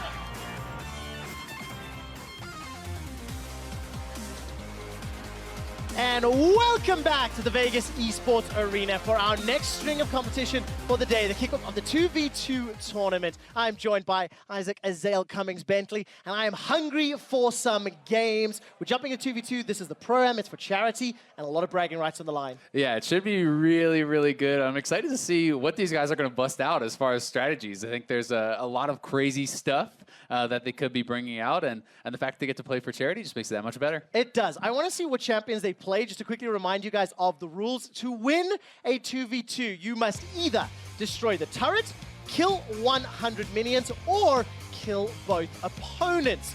So there's quite a lot of different ways you can do this. I know, Azael, we were talking about backstage, and you were quite interested whether or not we're going to see double range demolish. Yeah, because, I mean, we had never really seen people win, 2v2s, 1v1s by taking turrets before. Yes. But demolish is so prevalent in preseason, and so many people are taking it. Hey, maybe if you are playing something like Grasp Caitlyn with demolish that we're seeing a lot in preseason, pair that alongside another demolish. If you can push them out, you could maybe just win off taking the turret. Well, let's see if anyone's going to try it. Our first 2v2 where we'll be able to test the theory, Azael, will be featuring Europe with Caps and Axel Capo taking on Mid-Beast and Triple from OS. And of course, so that's the bracket we're going to be seeing. On the left-hand side, we'll get through these 4. There's another 4 matches a little bit later on the right-hand side of the bracket, which is what we're showing you now. And this will bring us all the way down to the finals, which will happen tomorrow. The winner of that final tomorrow in the 2v2 will win themselves $100,000 to go towards a charity of their choice. There was a pre-generated list, and each of these 2v2s got to work together to decide which charity the money would go to if they were to win it. Yeah, and it's also really nice, no matter where they do place, every team is going to get at least 10K for the charity of their choice. So going to be winners all around, but there are some pretty stacked teams. And I'm pretty excited to see how these guys are going to perform, how serious they want to take it, if they're just going to be totally trying to style on people, go for flashy picks, or how they really want to play it out. Well, we can see on screen right now Axel Capo as well as Caps having themselves a bit of a chat. Just to give you a bit of an idea, if you're not a Spanish speaker and you're not quite sure who Axel Capo is, he's a Spanish content creator and YouTuber and influencer. To give you a number, he's got 1.5 million subscribers on his YouTube channel. Platinum 4 in League of Legends. Also very popular in the South American Spanish-speaking community. So, this guy's got a lot of pedigree behind him as a player and a content creator. Yeah, he definitely does. And I think, if I'm a Platinum 4 player and I'm playing with Caps, I'm like, all right, what do you want me to play? I'm going to do whatever you want. Because Caps is certainly an absolute monster in the mid lane, and they're going to be going up against Mid-Beast and Triple here. Mid-Beast, a guy that a lot of people may know from his stream. He's actually a sponsored streamer with TL, one of the most popular, if not the most popular, Oceanic streamers, and he'll be paired up with Triple, the Dire Wolves mid laner who was at Worlds in play-ins, and known for his really strong Azir play, which he was able to show up with that Worlds. Well, let's see what Midbeast and Triple can do. If they go further, their donation is going to be going to the Rainforest Rescue. It's an environmental organization and charity.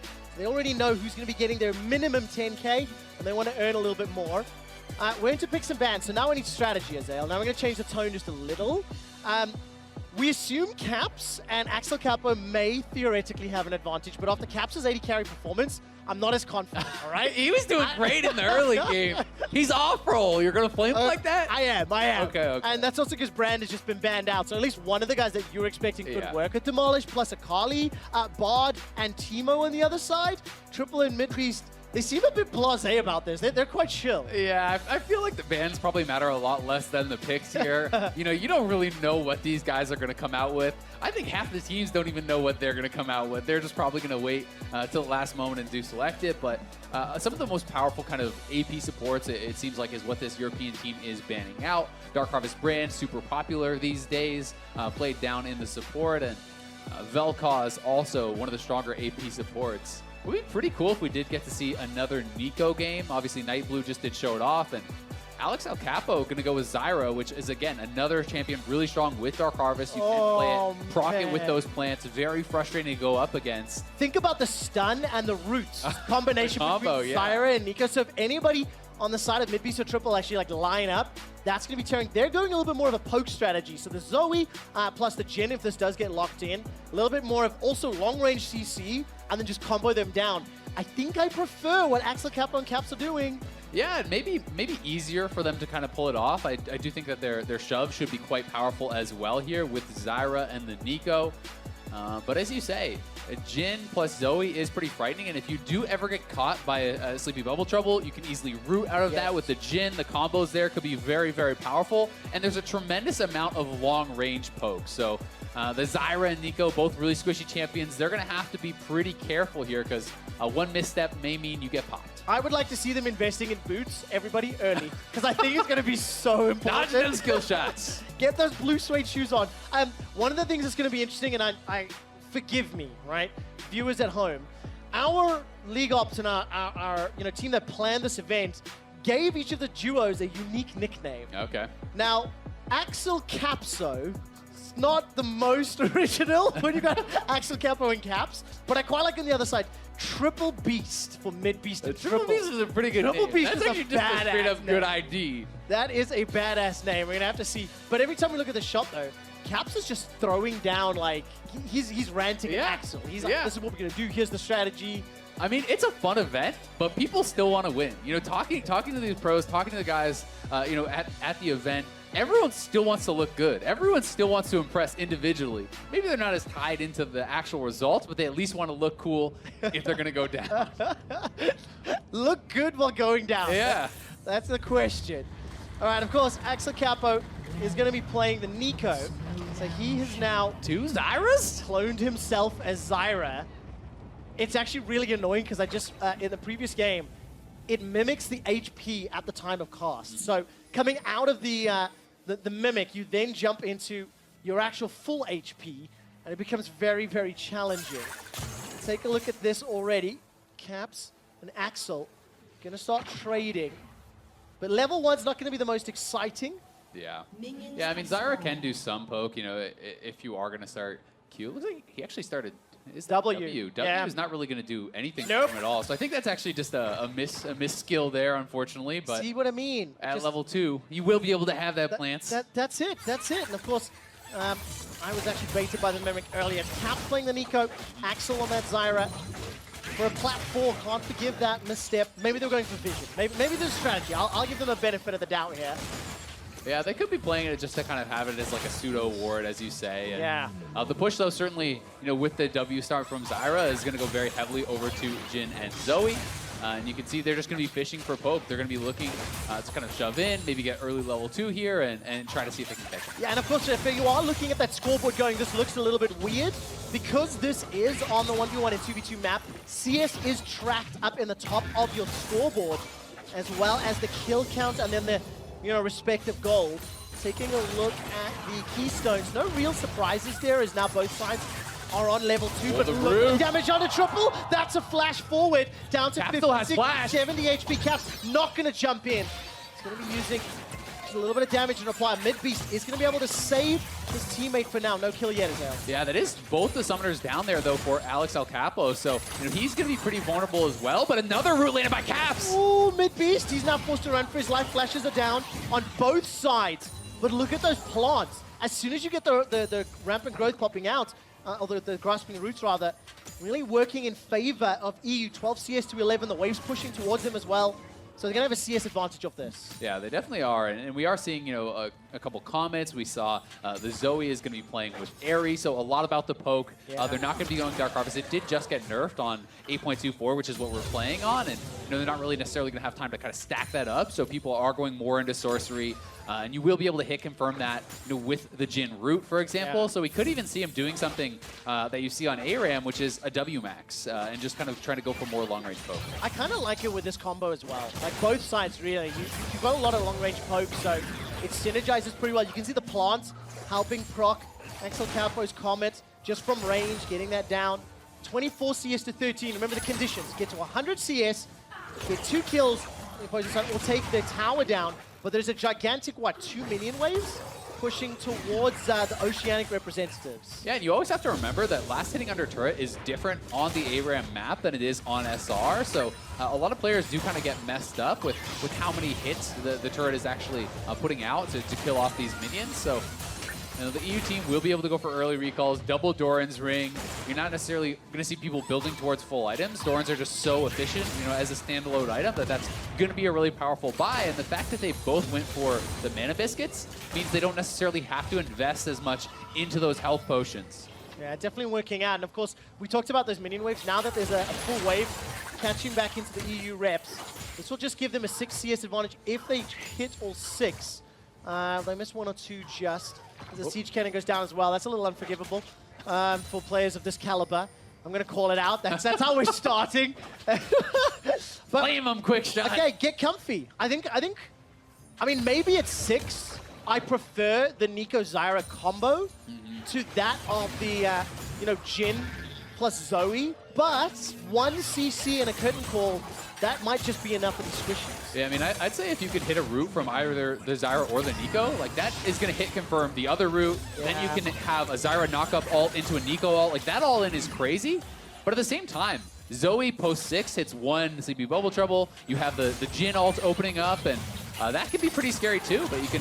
Oh, there's the root landed! 1! Could be both! Second kill! That was... I wasn't even ready for that. But it's exactly what we talked about. The chaining CC. Axel Capso takes down Triple Beast. And they just stack it up. The Tangle Bobs and Tangling Roots in the story. Ended just like that. I mean, Caps was on point, hitting those roots, and Alex El Capso there for the follow-up. Nails the root right out of it. I thought they were going to get 1 kill there, but they just cleaned them both up and ended it really quick. All right, take a look at the CC. Caps throws out the Bobs. That's the first root. And then the double root from Zyra actually coming through. Sick root there from Alex El Capso. Yeah, really nicely done. Surely Nico gets banned now. Surely. Or maybe all the camp, it's too busted. Maybe everybody backstage is like, okay, we're gonna let it through, and the influencers and the pros are just like, let's show off what Nico can do. We'll see. I mean, it's one of those things where a lot of these guys you don't have experience playing against it. So if you haven't practiced it, if you haven't been on PB and playing around with it, you're not really gonna necessarily know what to expect as far as the damage coming out. As far as maybe some of these guys don't even know the abilities. No. Wouldn't surprise me. No, it is fair, right? Because the patch only came out a couple of days ago, right? And people have been on break after Worlds, right? And they've been traveling, and they've bgot, this is a whirlwind of activity here at All-Star in Vegas. Well, nevertheless, the Osh representatives have been knocked out. Rainforest Rescue, they get themselves 10K. EU will move on to the next stage. We'll see if they can get themselves more. Let's get ourselves set up for the next match. It's Team Korea taking on Brazil. This is hype. Everybody should know this. It is Captain Jack and Faker taking on Yoda and BRTT. Yeah, this the Captain Jack Faker, this is a team I could see winning the whole thing or losing instantly because I'm not sure how much Faker wants to win versus how much he wants to troll Captain Jack. Because he always had the thing where, he wants to play as Alistar with Captain Jack and troll him in solo queue and mess around with him. So is that the face of someone who's going to troll? I think so. I think Faker wants to just have some fun, mess around with it. So we'll see, because I mean that could be a nasty 2v2 that could go really far. But we could see Faker just trying to style on his own teammate instead of the opposition. Well, we'll find out who's going to get styled on.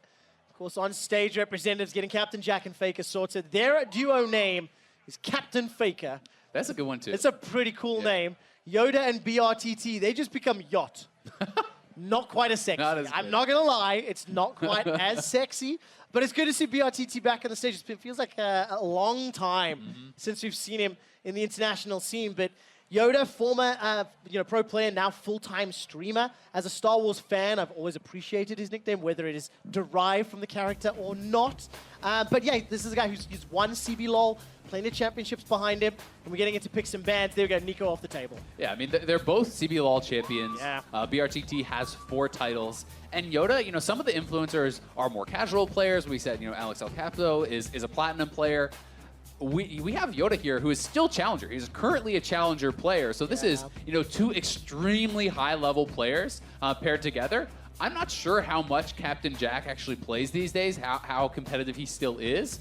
But certainly 2 pretty heavy-hitting teams here. And excited to see if we get BRTT Draven, if he's going to bust that out. It's amazing for me to see Captain Jack again, because this is like a really old-school LCK player. He's the guy that, pulled off the very infamous instant QSS the moment the spell would land, but it feels like an eternity ago. The Captain Jack cleanse. The Captain Jack cleanse. Right, Azael, bans. Nico, Cassio, Draven, Aatrox, Karma, and Syndra.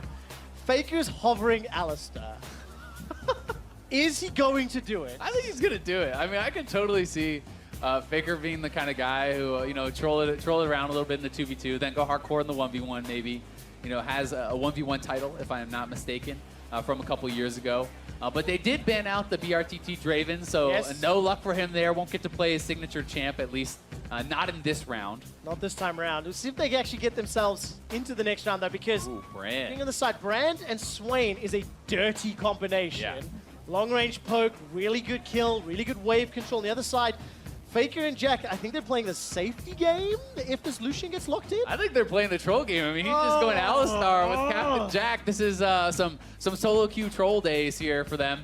And the all-in is going to be pretty nasty, especially, if you can actually catch onto Brand, you can maybe just blow that guy right up. But at the same time, at least for now, Faker has no flash. So it could be hard to actually close that gap. I mean, if he gets up on you, Ignite Exhaust is going to be pretty nasty. But at the same time, Brand pairing up with Swain, if you actually hit that Seer Stun from Brand, you can activate the Swain pull, the passive off of that. You can then root out of that. They have a really good chain CC, similar to what we saw from Nico and Zyra.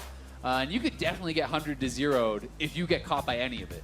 Oh, let's see what happens now, whether or not the combos can actually pull off. I mean, that's the real question here. Who's going to be able to get this advantage? Quick touch on the sponsor or the charity that Yoda and BRTT are working towards. Great BRTT That is picture. an awesome So far, he's winning the pose war. Yeah, I quite liked triples from earlier, but not quite as epic as BRTT. I'm not going to mess this up. It's like Vagaloom. It's an education and a poverty charity that's been selected here by BRTT as well as Yoda. And let's see if they're going to get themselves into round 2. Flash heal, Ignite Exhaust on Faker's Alistar. We got double Comet on the Brazilian side here. And it's looking like press the attack and Aftershock here for Faker and Captain Jack. You have to think that Faker and Captain Jack, it's all about just an all-in, right? You have to actually be able to close the gap, catch someone. You're looking for level 3 all-in on someone like an Alistar. Maybe they play for later, but I feel like the poke is going to get real rough. So we'll see if they can pull off that all-in. Oh, I'm holding breath. Faker's not going to be able to find himself a target right now. Faker's going to push away Yoda.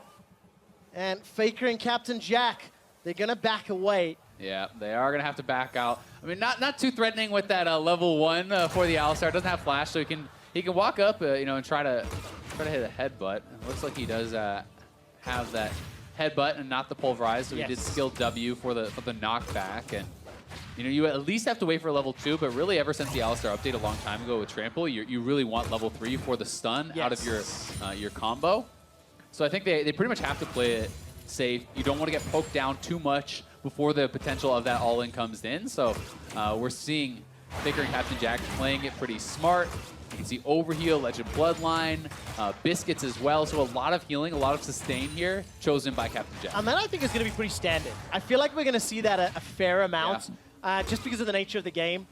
And of course, Biscuits as well. Yeah, I think it's going to be standard. I want to see what Yoda and BRTT do as they swap over, both sitting on the Comet for now. The wave pushing very heavily. I mean, Faker is just so disenfranchised until he gets to level 3. And this, I think, makes a fair bit of sense because, you know, we're not expecting to see Yoda and BRTT getting poked down. So actually having Bone Plating and Overgrowth is better against the actual all-in, perhaps, right? And I think that is the strategy here. They know we're not the ones getting poked. We'll be high HP regardless. We just have to not get one shot.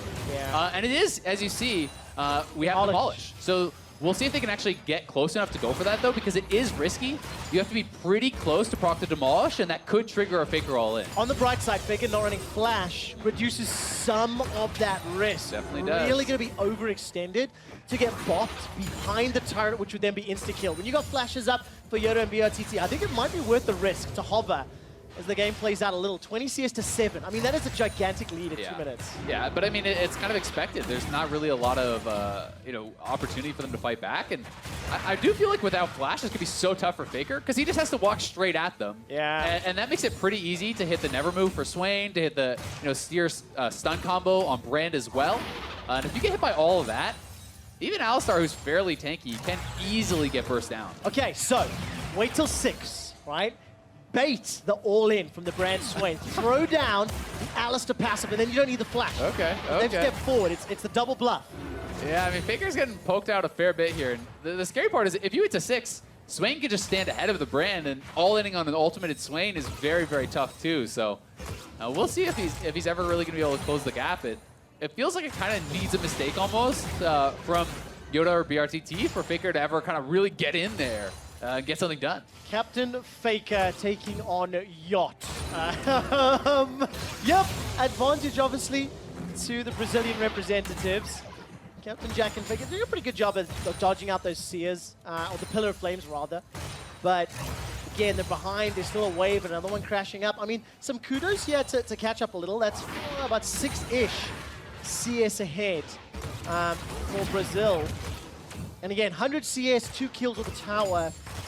I just don't really know what Korea are going to be doing.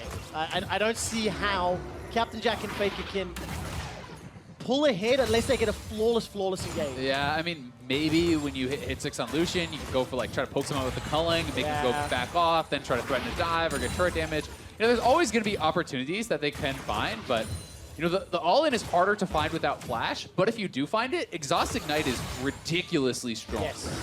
And of course, important, wait, there we go, knock him away. It's also important to remember that whoever wins this duo will be facing the European duo of Axel Capso tomorrow. So, you know, the bracket is laid out in that way.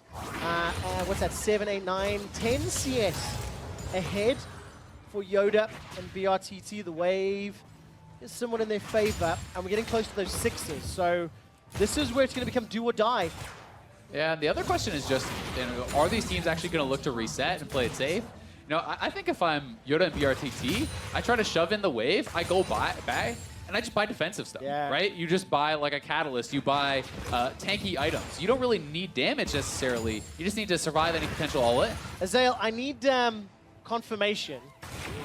Do we consider 100 CS victory a good thing, an acceptable thing, or a disappointing thing? I mean, I gotta say it's a little bit disappointing, but at the same time, you can't be expected to just like troll and just run it down and let the Alistar combo you for free. So, you know, the Korean team kind of like opted into this, right? You know, you're playing Exhaust Ignite. I'm not gonna walk up and just start meleeing you. Okay, right. I just want to get alignment, right? So that when we get closer to that point, I know how to temper my excitement, right? I mean, you always want to get the kills, right? You always want to win off of the kills. I think that is by far the most exciting way. And you know what? If you are BRTT or Yoda and you represent the Brazilian CBLOL as well as its you know, YouTuber and influencer and content creator, you want to take down Faker and Captain Jack no matter how you do it. Of course. I mean, everyone wants to be Faker. Like, that's the dream, right? Everyone knows this guy is the greatest of all time. Everyone always is gunning for him. And I think it's going to be a really cool memory for them if they can actually take him down. We do see fairly defensive buys, a couple Doran's Rings, but also you can see the cloth armors in there. Yeah. A fair number of health potions picked up as well. Faker going boots, which makes some sense, trying to have a better chance of closing the gap. Yeah, I agree with that, and I think you have to. I mean, there's still flashes up for Yoda and BRTT, plus the exhaust on the side of BRTT, so that, when you get the single damage threat from Captain Jack, that is going to become so game-changing. Well, I mean, if you're on the side of Captain Jack, you're hoping that Faker can actually create enough space for you, so it's not easy for Brand to just walk up and exhaust you. Maybe you're hitting from range, and this could be the all-in right here. Let's take a look. Exhaust has already been used. BRTT's been stunned. That's first blood picked up. Captain Faker, they find themselves one. Yoda flashes in. This may end up hurting him. He used the summoner spell without any follow-up. Yeah, I mean, I think he just underestimated the Hexdrinker shield there that Captain Jack had picked up. Maybe thought he could finish him off with that R2 from the Swain ultimate, but yeah, BRTT lets himself get caught there, didn't get the flash off. Faker gets the combo, and the double aggressive summoner spells means he just gets popped. And Azael, it's a 21 CS game now. If the Brazilian representatives can get 21 more CS, they will win. 100 is the mark. On the other side of Korea, Yoda, there's no flash. He's knocked up, he's stunned. But that's a good reply back onto Captain Jack. This will allow Yoda to get away. I actually think BRTT saves Yoda's life. Captain Jack still has his culling, though, so we got to see Yoda be very careful. You could look for something like a flash culling, trying to finish him off, and they may use this to just try to close that CS gap a little bit, try to threaten a dive perhaps on BRTT, because remember, Faker is 6. So using that ultimate, you could theoretically go for that dive if Yoda isn't back in time. All right, BRTT's got his flash available, 13 CS advantage for the Brazilian representatives, and I feel bad because I had written off Faker and Captain Jack. I did not think they were going to find the engage. Shame on me, Trevor. Shame on me. Faker and Captain Jack still have their ultis, and Jack has still got his flash as well. But it's 12 CS. The next engage has to do it. Yeah, and that's why Captain Jack goes back. He grabs the health pack. They know they have a very limited amount of time, and they're going for it. All right, there's the full channel on the culling. BRTT escapes with the flash. The minion wave is going to survive or save BRTT's life. It's a 7 CS game. Death's Hand picks up 1. 6 CS to go. The numbers in the top right.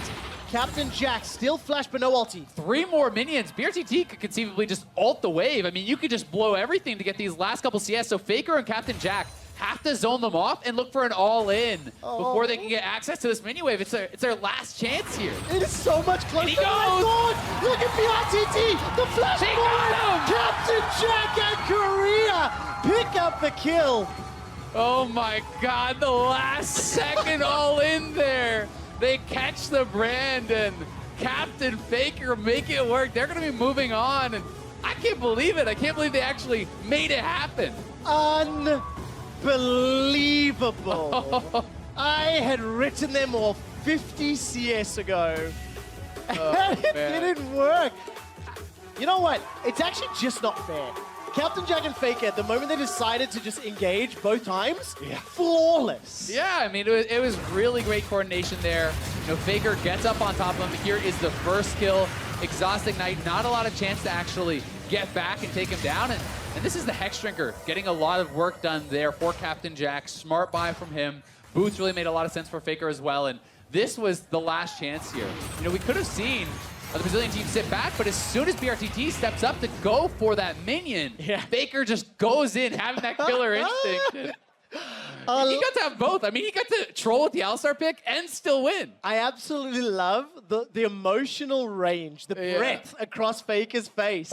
Look at them on stage with the translator home in. But Faker, I'm gonna have to watch that replay of his reaction back 1,000 times because it's just focus, fear, nervousness, celebration. The entire range. I mean, it's win-win for Faker. He got to have the fun pick. He got to win anyway. Nicely done. It'll be hilarious to see if they actually just keep running back the Alistar. If they keep doing Alistar plus 80 carry, that'll be fantastic. All right, let's get ourselves ready for the next 2v2. Team Southeast Asia with Riku and G4. They'll be taking on Team LMS with NL and Maple. Let's introduce Riku, of course. She's a Southeast Asian caster, streamer, voice actress as well. She's actually cast G4 on Ascension, and now they're playing together. Yeah, and it's a really cool story because she's a big fan of G4, has cast his games, and now gets to play alongside him in the event. So We'll see how they're going to be able to perform. And G4 himself, considered the best mid laner in Thailand. He's on Ascension Gaming, was at Worlds as well. Was in the Worlds play-in, didn't do as well there as at MSI, but this is a guy who, has been to a number of international events, has performed on that level, and he's a very confident player. Yeah, absolutely the case. And if we turn our attention to the LMS representatives, NL is going to be a name recognizable to a lot of our older viewers, played in the Flash Rules for several years. Last in 2016, Maple, one of the world's best mid laners for a very long time, just recognized, played on the international stage a whole lot. I have to feel that if I were to look at these 2v2s, NL and Maple should, in theory, have the edge. Yeah, you definitely have to think so. I mean, these guys, NL even was recently a pro in 2016. Yeah. He won the LMS. Maple and the Flash Wolves in general have been running the LMS for so long. That dynasty now kind of ending in the offseason as a lot of those different players have gone their own ways. But this is a pretty stacked squad. NL still is a big time streamer. He's a very high rated player, active as well, so kind of similar to the BRTT Yoda team. This is again 2 super high level players. Maple, one of the best mid laners in the world, and we're gonna see how Riku and G4 can match up. All right, let's see what they decide to lock in. Slightly different bans this time around. I have to feel they targeted to Riku. I have to feel that Lux and Sona with her reaction is somewhat targeted. The Draven taken away from G4. Lucian, Alistair, Nico denied towards NL and Maple. Now, some old legacy picks. Kennen used to be one of the top tier 1v1 champions. Ranged auto attacks plus mobility plus CC plus all in. It feels like he's one of the best all-round type picks. Yeah, I definitely agree. As you say, it's like not only can Varus Kennen push, but if you hit level 6, if you do land a stun with Kennen, you can easily follow it up with the Varus ultimate. That is a really strong all-in potential there. But there is a tremendous amount of push on the other side here as well. You're looking at Talia as well as the Karma. And these guys certainly can shove, do have a lot of poke, and if you can land one of those seismic shoves, that is going to be devastating for 2 relatively squishy champions on the side here of NL and Maple. What I like as well, the Karma Talia has disengaged tools against a Chain of Corruption all-in slicing Maelstrom. So, you can use the Karma E both aggressively and defensively with the Mantra on top of you. You've got a root. Defensive seismic shoves can prevent an all-in. So if I were looking on the side of Riku and G4, I would almost play the shove 100 CS game in this 2v2. Yeah, no, I totally agree. I mean, I think that, Karma comes up, you Mantra Q, the back line, you have a Talia Q going out there as well. You can pretty much insta-clear that wave very, very quickly.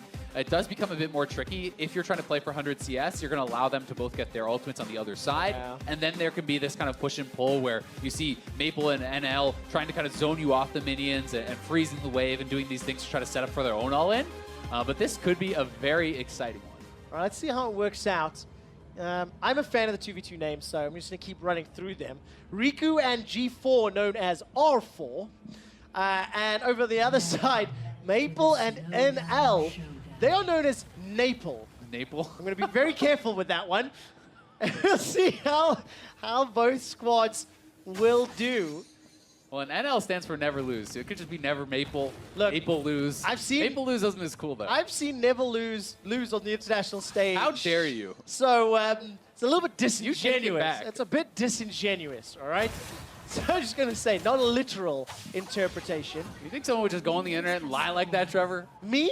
No. The internet is full of only the truth sayers. Really intelligent people. That's true. All right, so a little bit of poking back and forth. Nothing really substantial to speak of. Flashes in all parties. Defensive summoners on the side of Southeast Asia with the heal and the barrier. So I think that's going to lean in again to this kind of shove and CS approach. Yeah, but even without something like an Ignite, if you do ever hit that seismic shove, or if Riku can get an actual root, you get like a root into a seismic shove, your all-in potential there is still pretty darn high. I feel like pre-6, the kill powers on the side of Southeast Asia, post-6, it swaps heavily onto the side of LMS. So, at least until we get to their later stages, Maple and NL need to be very, very careful not to get caught out by a combo, because Mantra Q into Seismic Shove just makes it very easy of doing that slow zone. Yeah, totally. I mean, as you say, Talia at 6, no combat ultimate. You know, Karma starts with her ultimate at level 1. Obviously, it does upgrade as you do hit 6, but certainly the all-in potential can be heavily on the side there of the LMS post 6. And so far, though, they're winning early as well. I mean, they're just being better with their skill shots, you know, hitting skill shot after skill shot. And the poke on the side with an airy cannon and as well with a Comet Varus is very hot. Yeah, it's really frustrating. Especially on an energy champion that doesn't need mana. Like, Maple's cannon is just so frustrating. Looking at the minimap, looking at the Rift rather, G4 also needs to pay attention to his workaround. So, you know, when you have Summoner's Rift and there's a lot more room to maneuver and multiple ways you can get in and out of a lane, Murder Bridge, not so much. Yeah, and I mean, I also think especially if you are caught under your own turret. If you're stuck under your own turret, there's much less ground to work with. If you have the push, you can kind of manipulate the waves so that you're always moving around and having more area to get that work ground, to get those, you know, big Qs going out. But if you're stuck under your turret, there's not a lot going on there. We do see Biscuits are taken on the side here for the LMS team. On the other side for the SEA, they were kind of more of a defensive approach instead of the sustain approach, which may be tough. Because you have to be scared about the all-in at 6, but they also still have a ton of poke. And, you know, potions are already gone for G4. There is one left for Riku. I really like the theory. You know, I really like the theory of this Talia and Karma. I think they're just being a little bit outskilled by Maple and NL. This is, of course, the 2v2 Pro-Am. Pro-Am, very good burst of damage by G4 rather. But Pro-Am is a term that I'm not super familiar with. You know, being South African, living in Europe, professionals and amateurs coming side by side to play with one another. G4 has professional experience.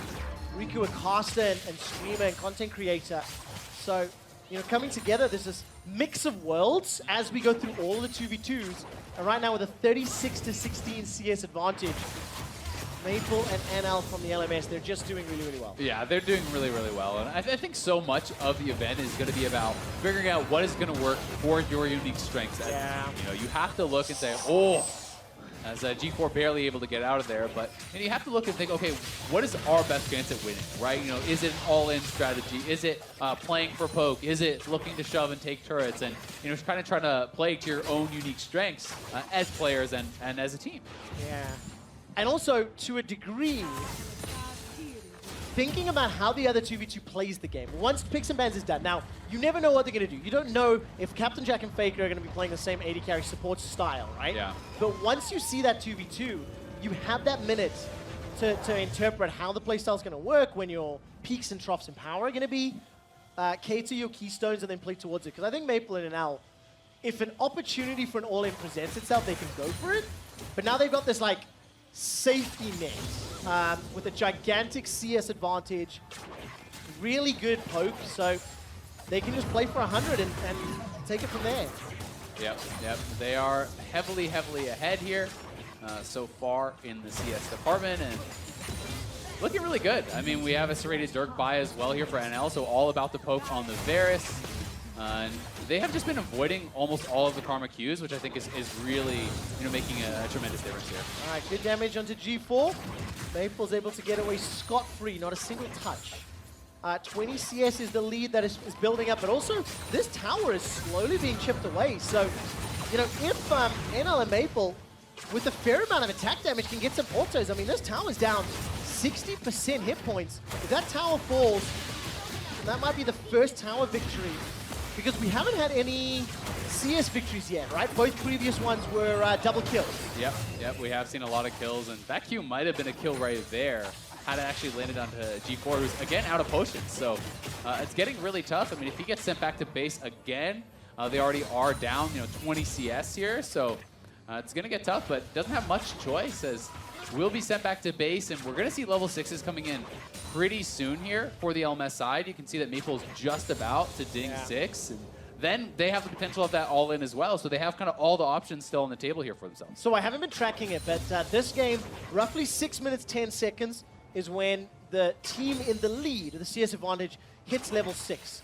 I want to keep tracking that and just see what sort of differences we get as the games play out, because we've had very wildly different picks and bans already.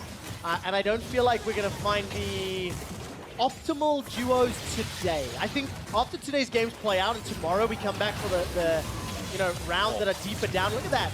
Burst damage onto G4, remember? He's already going to be backing away. Good route by Riku, but there's no follow-up. Enough damage. Summon Heal was used. The Igniter's blowing down as well. Weaver's Wall will buy some time. 74 CS to 42.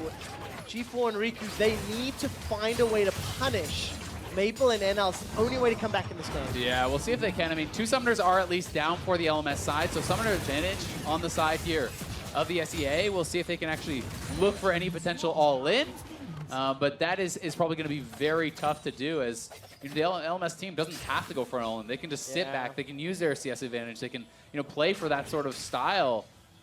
We'll find out if they're going to be able to find any of those openings, but with G4 already so low, it's really tough. Yeah, it really is. Well, take a look at the flash engage. That'll be the first kill. Really easily done. Follow-up stun onto Riku. Forced to flash.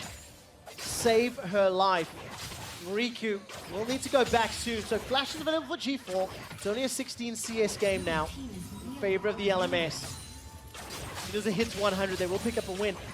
Remind me now, Varus was pretty popular in the 1v1s of the 2v2s of years gone by, right? Yeah, Varus definitely has been one of the really popular champions there. I mean, you have such good poke. You actually do have reasonable all-in at 6 as well, and he has good wave clear. There's like a lot of things going for this champion that make him pretty tough to deal with, especially on a map like this where there's not a lot of room to kind of navigate and get around behind a Varus. You can't flank him. You can't do anything like that, and there's also, a lot of skill shot champions are even stronger on this map simply because it's not that wide, right? When you are down around that turret, there's not a tremendous amount of room to kind of navigate and move around. Like shooting fish in a barrel. Yep. Azale.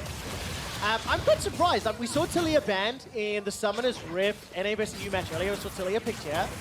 When I was coming in looking at prep A23-24, especially talking to Vedius, we were under the assumption that Talia may not be seen at all. Chain of Corruption goes wide. Never Lose is going to miss the most missed skill shot in professional play. And now Maple's going to get shoved around. 2 CS remaining, 1 CS remaining. This is the 100 CS victory for the LMS. I think someone expected. They played their 2v2 well, and they played to the win condition of 100 CS. Yeah, well played to them. They were definitely in control the whole time. They did get a kill to boot, so, getting a little bit of both sides of it there. And it was well played also by the SCA side, giving it their best. But I mean, that is essentially 2 current pros almost. I mean, NL, yes, he's been out of the scene for a bit, but still, this guy was recently a pro. Yeah. He was a champion of his region, and he's paired up with Maple, who's an absolute monster. Yeah. So the odds a little bit in their favor for sure. I really like the theory, though. I like the idea of what Karma and Talia were trying to do, but it just didn't work out. Maybe Talia's current power state. I'm going to say that's part of the reason why. This is a replay, I think, of just the first kill. Yeah. It's a really good combination, and you can't afford to do that when you know that there's a reply. Yeah, but it's so tough, right? What do you do when you're already down 20 CS? You got to make some sort of move, and they tried to look for it, but the Kennen ultimate lands the stun, piercing arrow, free to hit. With that skill shot there, they burst them down. Well played to both sides, but the LMS squad going to be moving on. I really like the smiles. I like the laughter, even though people are losing. They will get themselves eliminated and knocked down. We're going to get ourselves set up for the next 2v2. And of course, we're going to turn our attention to the VCS representatives, QTV and Zeros. They will be going up against 2 representatives from Turkey in Immortaru and Dumbledoge. Let's start by introducing you to the VCS representatives. QTV, he's a former pro, has played both mid and top. This is a guy's got over 120 games, professional, pretty well known in within his region. Over 370,000 followers on Facebook, nearly 300,000 subscribers on YouTube now as a streamer and content creator. It's also really cool because he's actually an owner of a Vietnamese team as well. So, definitely heavily involved in the scene. And not only is he an owner, he has 2 games. But a 50% win ratio. Hey, that's pretty good. That's pretty good. I'll take that. Hey, I've seen an LPL owner with 100%. That's be a little bit better. It's only 1 game. Yeah. Turn our attention, of course, to the Turkish reps. Dumbledoge, legendary support. He killed Faker. He did kill Faker. He roamed mid. Was able to kill Faker on the Janna in MSI 2015. This guy has a tremendous amount of experience, though, over 300 professional games played. And he's going to be paired up with Immortaru, who the mid laner for Dark Passage from 2016 to 2017. This guy is a streamer now, but again, another pro-level player. Yeah. These are definitely some monstrous guys in their regions. What I love about this, though, like VCS as well as TCL, Vietnam and Turkey, these are two really strong regions sniffing at the heels of the old school regions, and I want to see what these guys are going to do, how they're going to pick up the 2v2 and how the players represent the respective regions. Jaime, Nico, Yasuo, Caitlyn. Is that the first Caitlyn ban? I think it might be. I think so. I'm not 100% sure. You know what? I do believe. I've written it down as well, Okay. so I should just check. That's a good idea. And yes, it is the first Caitlyn ban, but I'm glad to see no Caitlyn yet, because she definitely signals the 100 CS gameplay, or tower. Yeah. I mean, it can be one of those things where you got to kill, but only usually because the other team is kind of desperate and trying to all in most of the time. But looking like a lot of poke so far, that has been more the strategy. Brand Jace would certainly be going towards that. Lux Xerath would be all about that poke. I mean, this is going to be a battle of poke versus poke, dodging skill shots. I do feel like can be pretty tough for Brand against two of these mages that just kind of have longer range than him. That being said, pretty good push on the side of this Brand, but... Zale, I love Turkey's duo. Yeah. If I look at this, I think the theory behind the skill shots on Xerath plus Lux, that you can hit somebody through minions. Yeah. That light binding onto a much shorter range Brand could be game changing. Yeah, I feel like Brand is going to have a really tough time. I do like the Varus pick a lot, and certainly there's a huge potential for the all-in from QTV and Zeros if they can actually hit their combo and close the gap to do that. But tough for Brand to kind of move forward into both the Xerath and the Lux, where if you get hit by a Xerath stun, if you get hit by a light binding, you're going to get hit by all the other skill shots, and that's going to be pretty rough. Oh, okay. Let's see who's going to work out. Of course, reminder, this is the Pro-Am. Professionals and amateurs side-by-side. Charity 2v2. At minimum, every single duo will get $10,000 to donate towards a charity of their choice. And if you make it all the way through to the final and win, that will be bumped up to 100 grand to a charity of their choices. We're looking at the photos. Not too bad. Definitely thinking face. Standard pose, pretty good. No, not exactly out there. Let's see how it's kind of like a little smirk. Is the face of a man who killed Faker. That is. Right? Remember that accurate. face. Yeah. Remember that face. We'll forget the fact or ignore the fact that he had, I think, 3 or 4 members of his team with him, right? And he just got the final hit. That's all you need to know. That's the TLDR there. It still counts. All right, Xerath plus Lux taking on Brand versus Varus. It has been heavily dominated by poke. 4 comments today. I really think I like Immortaru and Dumbledoge. In terms of names, QTV plus Zeros is QTZ.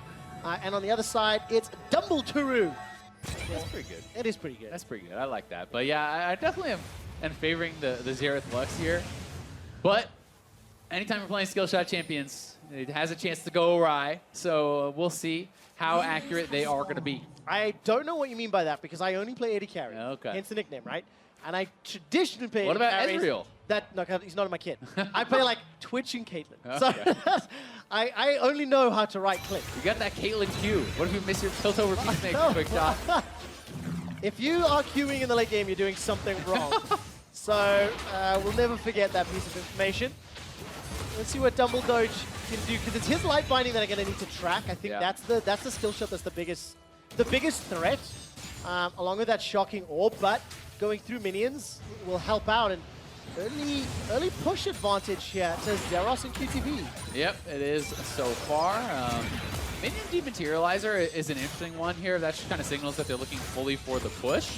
That won't turn on for quite a bit of time, so we'll see what position they're in by the time it actually does come on. His teammate is going to be running Biscuits. I do think Brand, regardless, would have probably been the main target, though, for the Lux and the Xerath. So we'll see how well he can actually dodge these skill shots, because for now it hasn't been too much about the farming. It feels like they're more focused, instead of wave clear, on just trying to hit that poke. A little bit more of a defensive setup on the side of Immortaru Xerath. Wave push pretty heavily in favor of Brand and Varus for now. I think having that 80 carry is going to help out. Yeah. Piercing arrows, as well as that hail of arrows, rather. It definitely helps. It's also, you know, kind of just down to the focus of what the teams are doing, though, because you can see that Zeros is actually spending his spells on the minion wave, and both the Lux and the Xerath are looking for skill shots on the champions. So you can see that QTV and Zeros are trying to play outside the minion wave to not allow the other team to hit both them and the minions at the same time, which is, you know, pretty smart, because then you have to decide, do you want to go for push, do you want to go for poke, a combination of both? Does one do one does the other? You kind of have to be able to delegate a bit there. And I guess I also think if you're going on the side of Zeros or QTV, you have the ability to all in later. Oh, the stun hit. Comes up, QTV gets counter-stunned though. Summoner heal used by Zeros. That will keep QTV alive. Double Dodge low on HP, low on mana. Flash and heal available, and Immortal's for 2 potions. So a little bit of advantage. This should give the Turkish duo some time to get CS back up. But look at that. Long-range skill shots from the Eye of Destruction and that Loosened Singularity. Yeah, looking for a lot of that poke, certainly. Double Dodge is very low. They don't want to give up all this farm, though. They don't want to give over a big farm advantage. So we'll see how well Immortal can kind of do at picking up all this CS. This should be fairly even if he can collect most of it. Yeah, it's not too bad. Yeah, doing pretty well. But they're still behind. I mean, the wave is pushing forward. They're still 9 CS down. Yeah. Now, okay, insta-kill's not the right word. Burst kill once they hit 6. You know, Rites of the Arcane plus Final Spark. Is it going to be enough to get through? I mean, there's no flash. I think it's definitely possible. You can one combo a Brand or a Varus, but you need to have the setup. You need to hit the Light Binding or the Xerath stun to be able to actually kind of set it all up. And I think that the skill shots are easier to hit from the other side. Oh, Dumbledore, what are you doing? Oh. He just recalled. And now he's down to 100 HP, no consumables available. Still sitting on both summoners, so unless you play the perfect bait, you're just going to give up the first kill to Vietnam. Yeah, we'll see. There are kind of, you know, the recalls are not all synced up. You can see Brand is actually going back to base now, so it is kind of a 2v1 right now, which allows Dumbledore to maybe stick around a bit, look for a bit of that poke, but he's got to go back. I mean, he's just way too low at this point, and now again, because of those desynced recalls, it's going to be Xerath who's in that 1v2, so he's going to kind of have to back off and play it a bit safe. And once QTV's Brain gets back to lane, he's got 6 charges and a minion dematerializer now. So already with a CS advantage. Remember the win conditions, if you have just joined us in 2v2, it's 100 CS, 2 kills, or the tower. So pretty much the 1v1 rules, except with an extra kill.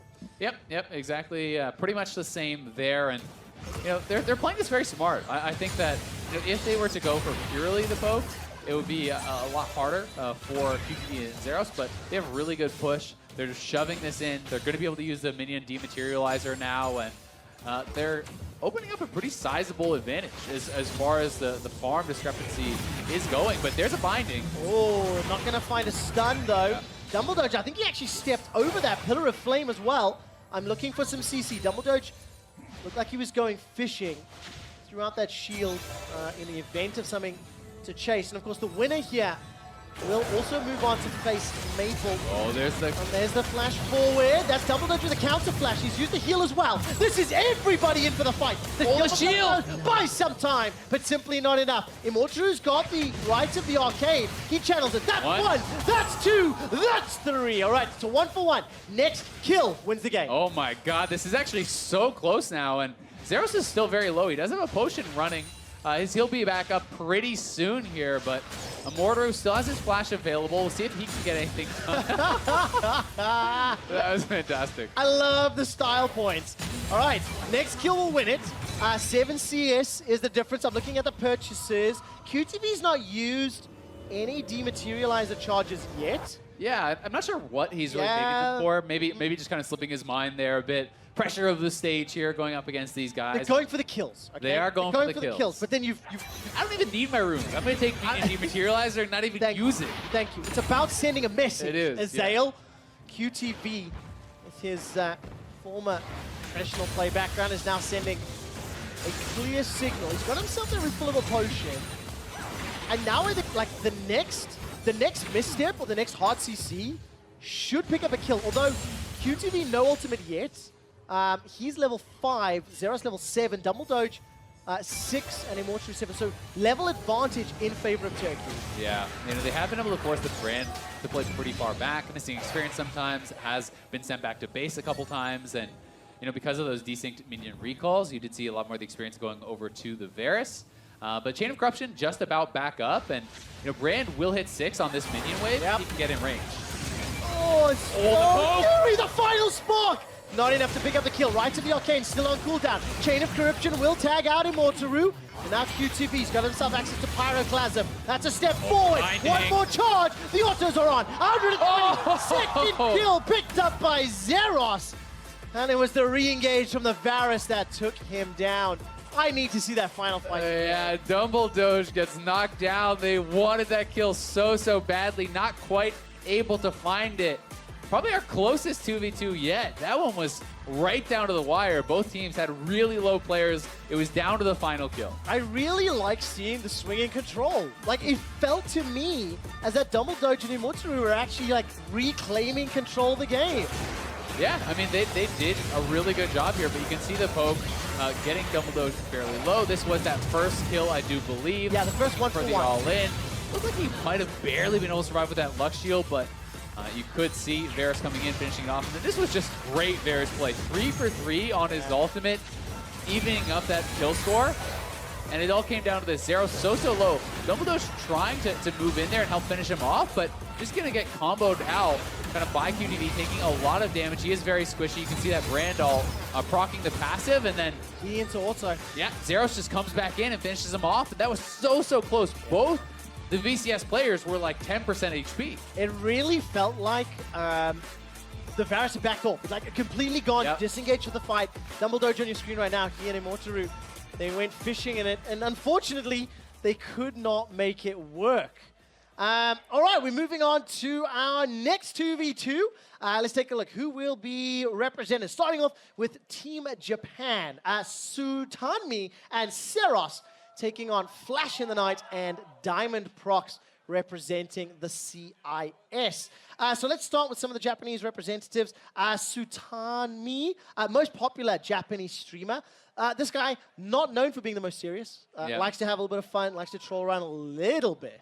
Yeah, he wants to troll around a little bit, but not too much here at All Stars. He doesn't want to troll his own teammate. He's got the ruler out here. Getting it perfect. The first guy I saw doing this, it was back in like the Brood War days. You saw some pro gamers using it, trying to make sure everything is exactly the right height, the right distance from their face. Everything is exactly how they're using it. I love this. This isn't even just distance for now. This is just making sure it's straight. He's measuring the corner of each monitor. Seros, of course, mid laner for Detonation Focus. This is a guy who's been on the international stage a whole bunch. We've seen him a ton. Diamond Prox, one of the original counter junglers, one of the legacy old school, one of the first really famous junglers to hit the scene. He's going to be joined by Flash in the Night, who is a former pro, now turned streamer and caster for League of Legends in the CIS. Yeah, he's a caster for the LCL, which is definitely really cool. And as you say, I mean, Diamond Prox, he was revolutionary. He invented a lot of new jungle styles. He was one of the first guys to really kind of be a pioneer for the more modern jungle style, and has made a completely huge name for himself in the scene over the years. And it'll be pretty exciting to see how they are going to pair up. Seros has a pretty nasty Heimerdinger as well, which has worked out pretty well for him. I did believe we got to see it actually in Worlds Play and everything. It didn't actually get any wins, but it's certainly his signature pick. The problem is, his Heimerdinger was outclassed by the world's best Hjarnendinger. Okay. So while it was great to see, he was just he was playing checkers and Hjarnen was playing 4D chess. Well, maybe he's studied up on those VODs. Maybe he's brushed up on that Hjarnendinger. Let's see if it finds us on the ban pool. What is fun about this one, by the way, we're now on the other side of the bracket. So the first 4 games was the left-hand side. They will be playing one of the 4 representatives who won will then make it to the final. Now we're on the right-hand side of the bracket. Of course, reminder, this is the 2v2 Pro-Am for charity. And Serostanmi, which is Sutanmi and Seros taking on Diamond Flash, Flash in the Night, and Diamond Prox. Poke has been the name of the game. We've seen a lot of kills, in fact. Of the 4 games played, 3 of them have gone to a kills victory, and only 1 went to 100 CS. So that does make me happy. Yep, no turret really threatened at all so far. We've seen maybe a turret like half-ish HP is about as close as that has gotten. And, Yep. You know, a lot of the kills have also been because people were kind of threatened into those all-ins. You know, when people are getting CS advantages, it's forcing the other team's hand, trying to make them go in for those all-ins, which may be disadvantageous. And so far, you know, as you say, it's been all really about Comet. Dark Harvest is pretty much not been seen at all, which does make sense, I think, with the nerfs coming in and also the fact that, you know, it gets stronger throughout the game with that stacking up. I think it's good to say, I haven't actually said this yet in the previous games. We are playing on a live patch. It is 8:24. A lot of these pros that have come in, you know, they flew in, landed on sort of Monday or Tuesday this week. Haven't had a lot of time to adapt. I believe NA server was patched Tuesday night, if I recall correctly. But basically the last few days. Yep. So this is a lot of theory crafting, there's a lot of reading the patch notes and then interpreting it. Then on top of that going, we're playing on, you know, the 1v1 ARAM map, which is different hit scaling on the towers. Yep. Oh, and then on top of that, we're playing 2v2. So there are multiple layers of prep and involvement that goes into this. There definitely are, and I think there's you know, multiple levels of prep that the different teams put in. You know, some teams prepping pretty hard. Some players, you know, we're on the PvE trying out new camps. What are you trying to say? You know, what is it that you were implying with that statement? Some of these guys are slacking, Trevor. Okay, well, I just wanted to get on record. I get on the record. Listen, you know, we saw Nico earlier from Night Blue and Caps. Maybe they were on the PvE grinding away. It's still open. Yeah, Nico's still open. Nico's Zyra was very, very strong. Axel Capso managing to pick up the first win. I love that ruler, by the way. I'm a big fan. Lucian, Alistair, Nico, all champions that have won today have been banned away. Sutani and Sarah's taking them off. Flash in the Night and Diamond Procs. They've gone the Zyra, the Draven. So Poke Heavy still available. Cannon Varus. Yeah. Options to consider. And I think we are going to kind of stop seeing more Resolve secondary. I think it should be mostly just Biscuits.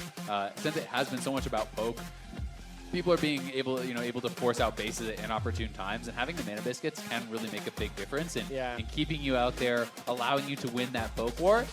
So I do think that, especially, you know, with some of the Resolve nerfs that have come through, especially with bone plating, you know, getting kind of weaker in recent patches, I am expecting more and more people to just be going pure Biscuits. It seems like it's a lot about Comet, it's a lot about Inspiration secondary, and trying to win that poke war. All right, Azael, if you were Saros, and you know you had this beastly Heimer, would you play in a 2v2? I don't think it fits. I don't think its strength is that great.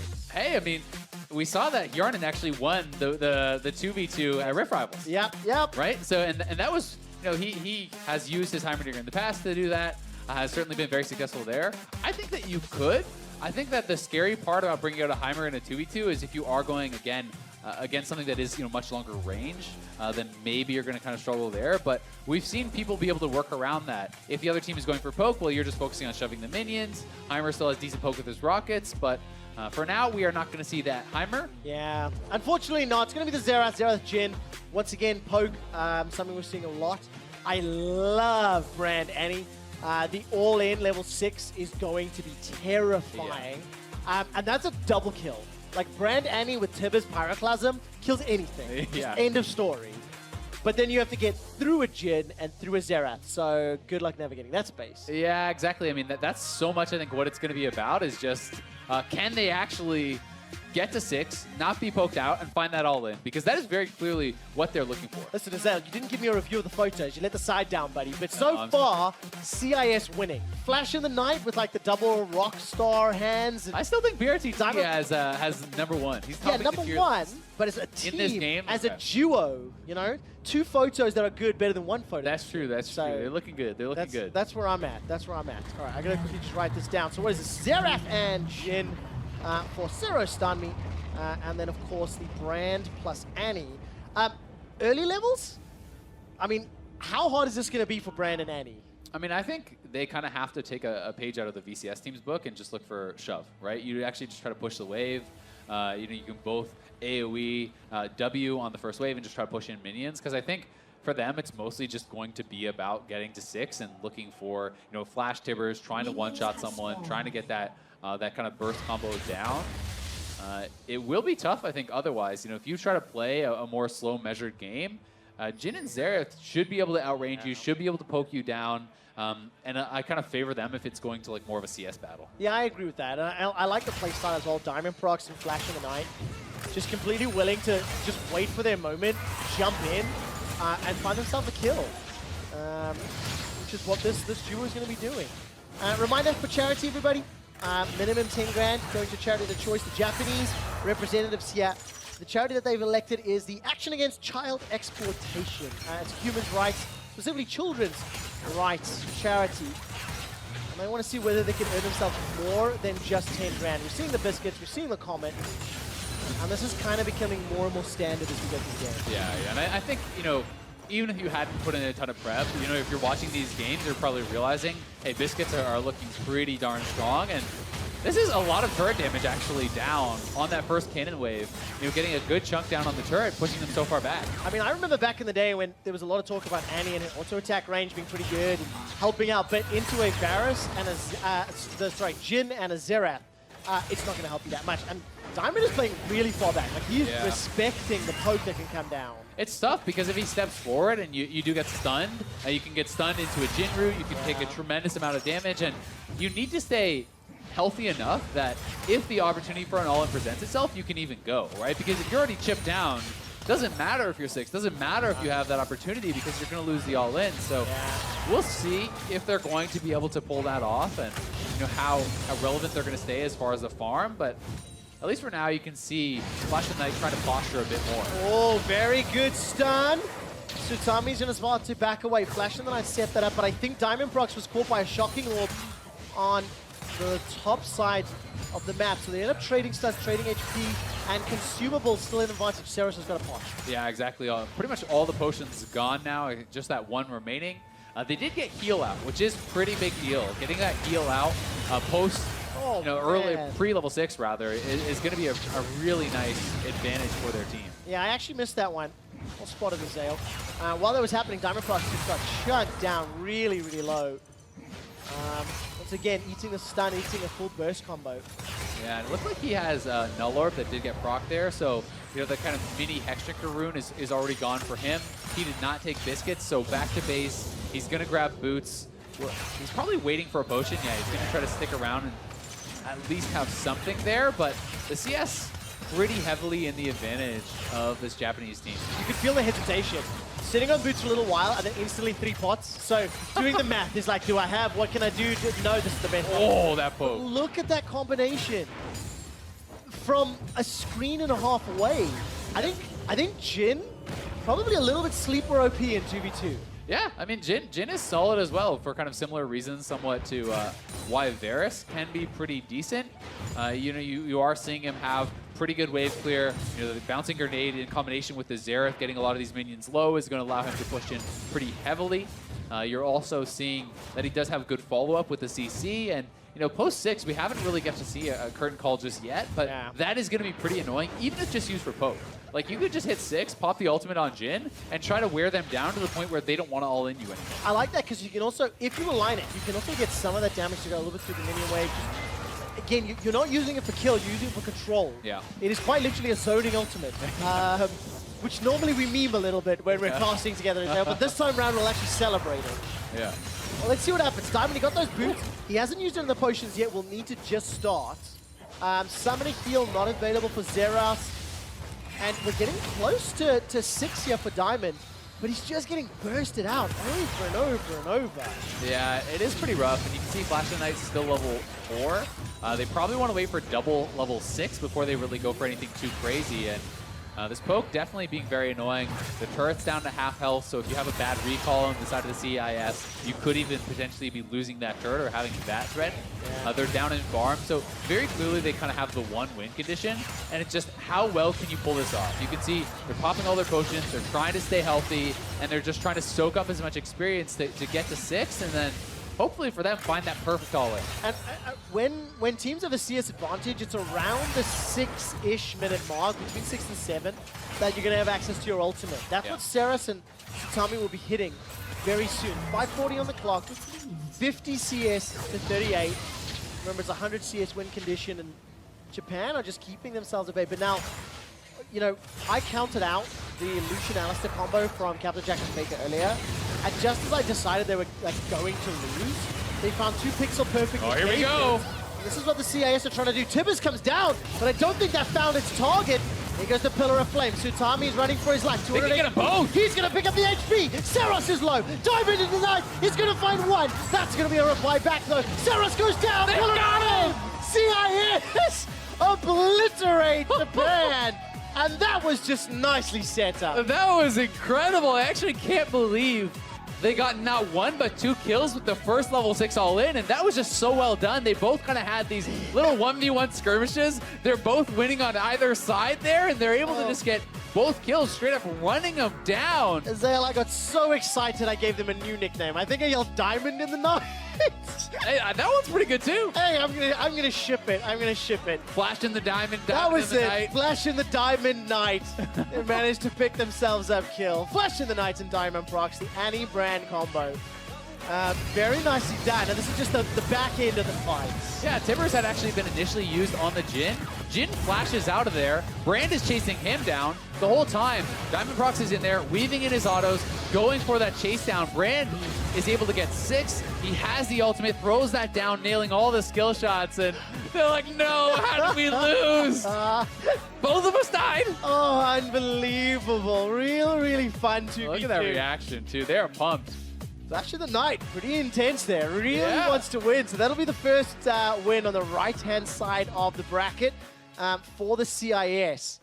Very, very nicely done. So we're going to get ourselves set up for yet another 2v2. Let's turn our attention to the powerhouses taking the stage from the LPL. I am going to butcher these names, so I apologize. Is it Guangzhong and Uzi? That's as good as I could do. So Fantastic. we're gonna go with that, and we're both gonna apologize for saying your name incorrectly. And they will be taking on North America's Voyboy and Double Lift. This is actually a really hype 2v2. But let's talk about the LPL representatives and where Guangzhong is from. Yeah, this guy is a challenger jungle main, mostly plays a lot of the kind of tankier style junglers. J4, Greg is Zach. He was a former pro player. He played for QN back in Season 4, then played in the LDL, which is essentially the Academy or Challenger series there for the LPL. And he's also a very popular streamer. And, you know, paired up with a guy who really needs no introduction. Yeah. Uzi, an absolute monster, had a huge year, won MSI. He's the returning 1v1 champion from last year. I'm sure he would love to add a 2v2 title to his fantastic performances this year. And I'm going to have to quote Shox from a little earlier, making up for worlds. And it would start with a couple extra wins. Turn our attention to some players that'll be a lot more familiar Never heard of to our viewer base. Voyboy and Double Lift. Of course, Double Lift just took down the European pros plus influencers earlier today. Voyboy back on the international stage after, do you know, what was really a crushing defeat in the TCS quarterfinals. For a former pro player, Voyboy, I expected more from you, dude. Yeah, the meme stream dream team. The meme stream disappointing team. Oh, you hate to see it happen. More applicable quadricode, I believe. They were allowed to have 4. What do you reckon they're going to play? Voyboy and Double Lift taking on Uzi and Guangzhong. Voyboy definitely a guy that loves to style on his opponents, loves to go for the crazy aggressive picks. He's a guy whose stream I love to watch, and when you tune in, I would say there's an equal chance of him being 10-0 or 0-10. So you never know what you're going to get, but he's going to be doing some crazy stuff. That is guaranteed, and you know, he's definitely more of an assassin-style player, I think, these days, but certainly can play a lot of different stuff. Double Lift, I don't know how tryhard he wants to go. You know, we could be seeing something like Rast Caitlyn. If that's left available, we could see an AD. Or maybe he just goes for a mage, tries to have some fun. Not sure what he's going to think is best. Well, after the Ezreal performance earlier, I've just got this gut feeling it's telling me try hard. I mean, like, with the win already against EU, coming up against Uzi as well, and being able to put yourself in Double Lift shoes and say, I got to carry Voyboy, which I think is like, what, to take down Uzi, you know? Well, you saying Voyboy can't carry Double Lift? No. Okay. So that's what I think. That's my instinct here. And of course, you know, turning our attention to Uzi and the LPL representatives, you know, they're region LPL world champions. You know, can they be all-star champions as well? Because the LPL as a region has won everything this year. They certainly have. I mean, they're smashing. They won back-to-back Rift Rivals. They won MSI. They won Worlds. You know, the All-Stars 1v1 champion. They won Asia Games. They have basically just been making a clean run of it this year, slamming everybody. And Uzi Vayne would be hype. Do I think it's a good pick? No, but I would love to see it. I think this is a terrible idea. Vayne and Zach in this game? Like, what is Zach gonna do? He's gonna engage, and then Uzi's gonna kill everyone. Why? Okay, yeah, I don't think that's gonna get picked in. I give it a few more seconds to bounce away. It is gonna be the Lucian and the Fiddle. Okay, now this I like. Yeah. The Fear, the Dark Wind, the Mobility, and then all in as well when you get to Crow Storm later. I really like this combination. Yeah, I mean, Emax there on Fiddle gonna be super annoying if he wants to go for more of just a pure poke style. You can also look for more of a Fear Max or a Drain. You can go different styles depending on how they're looking to actually play it out.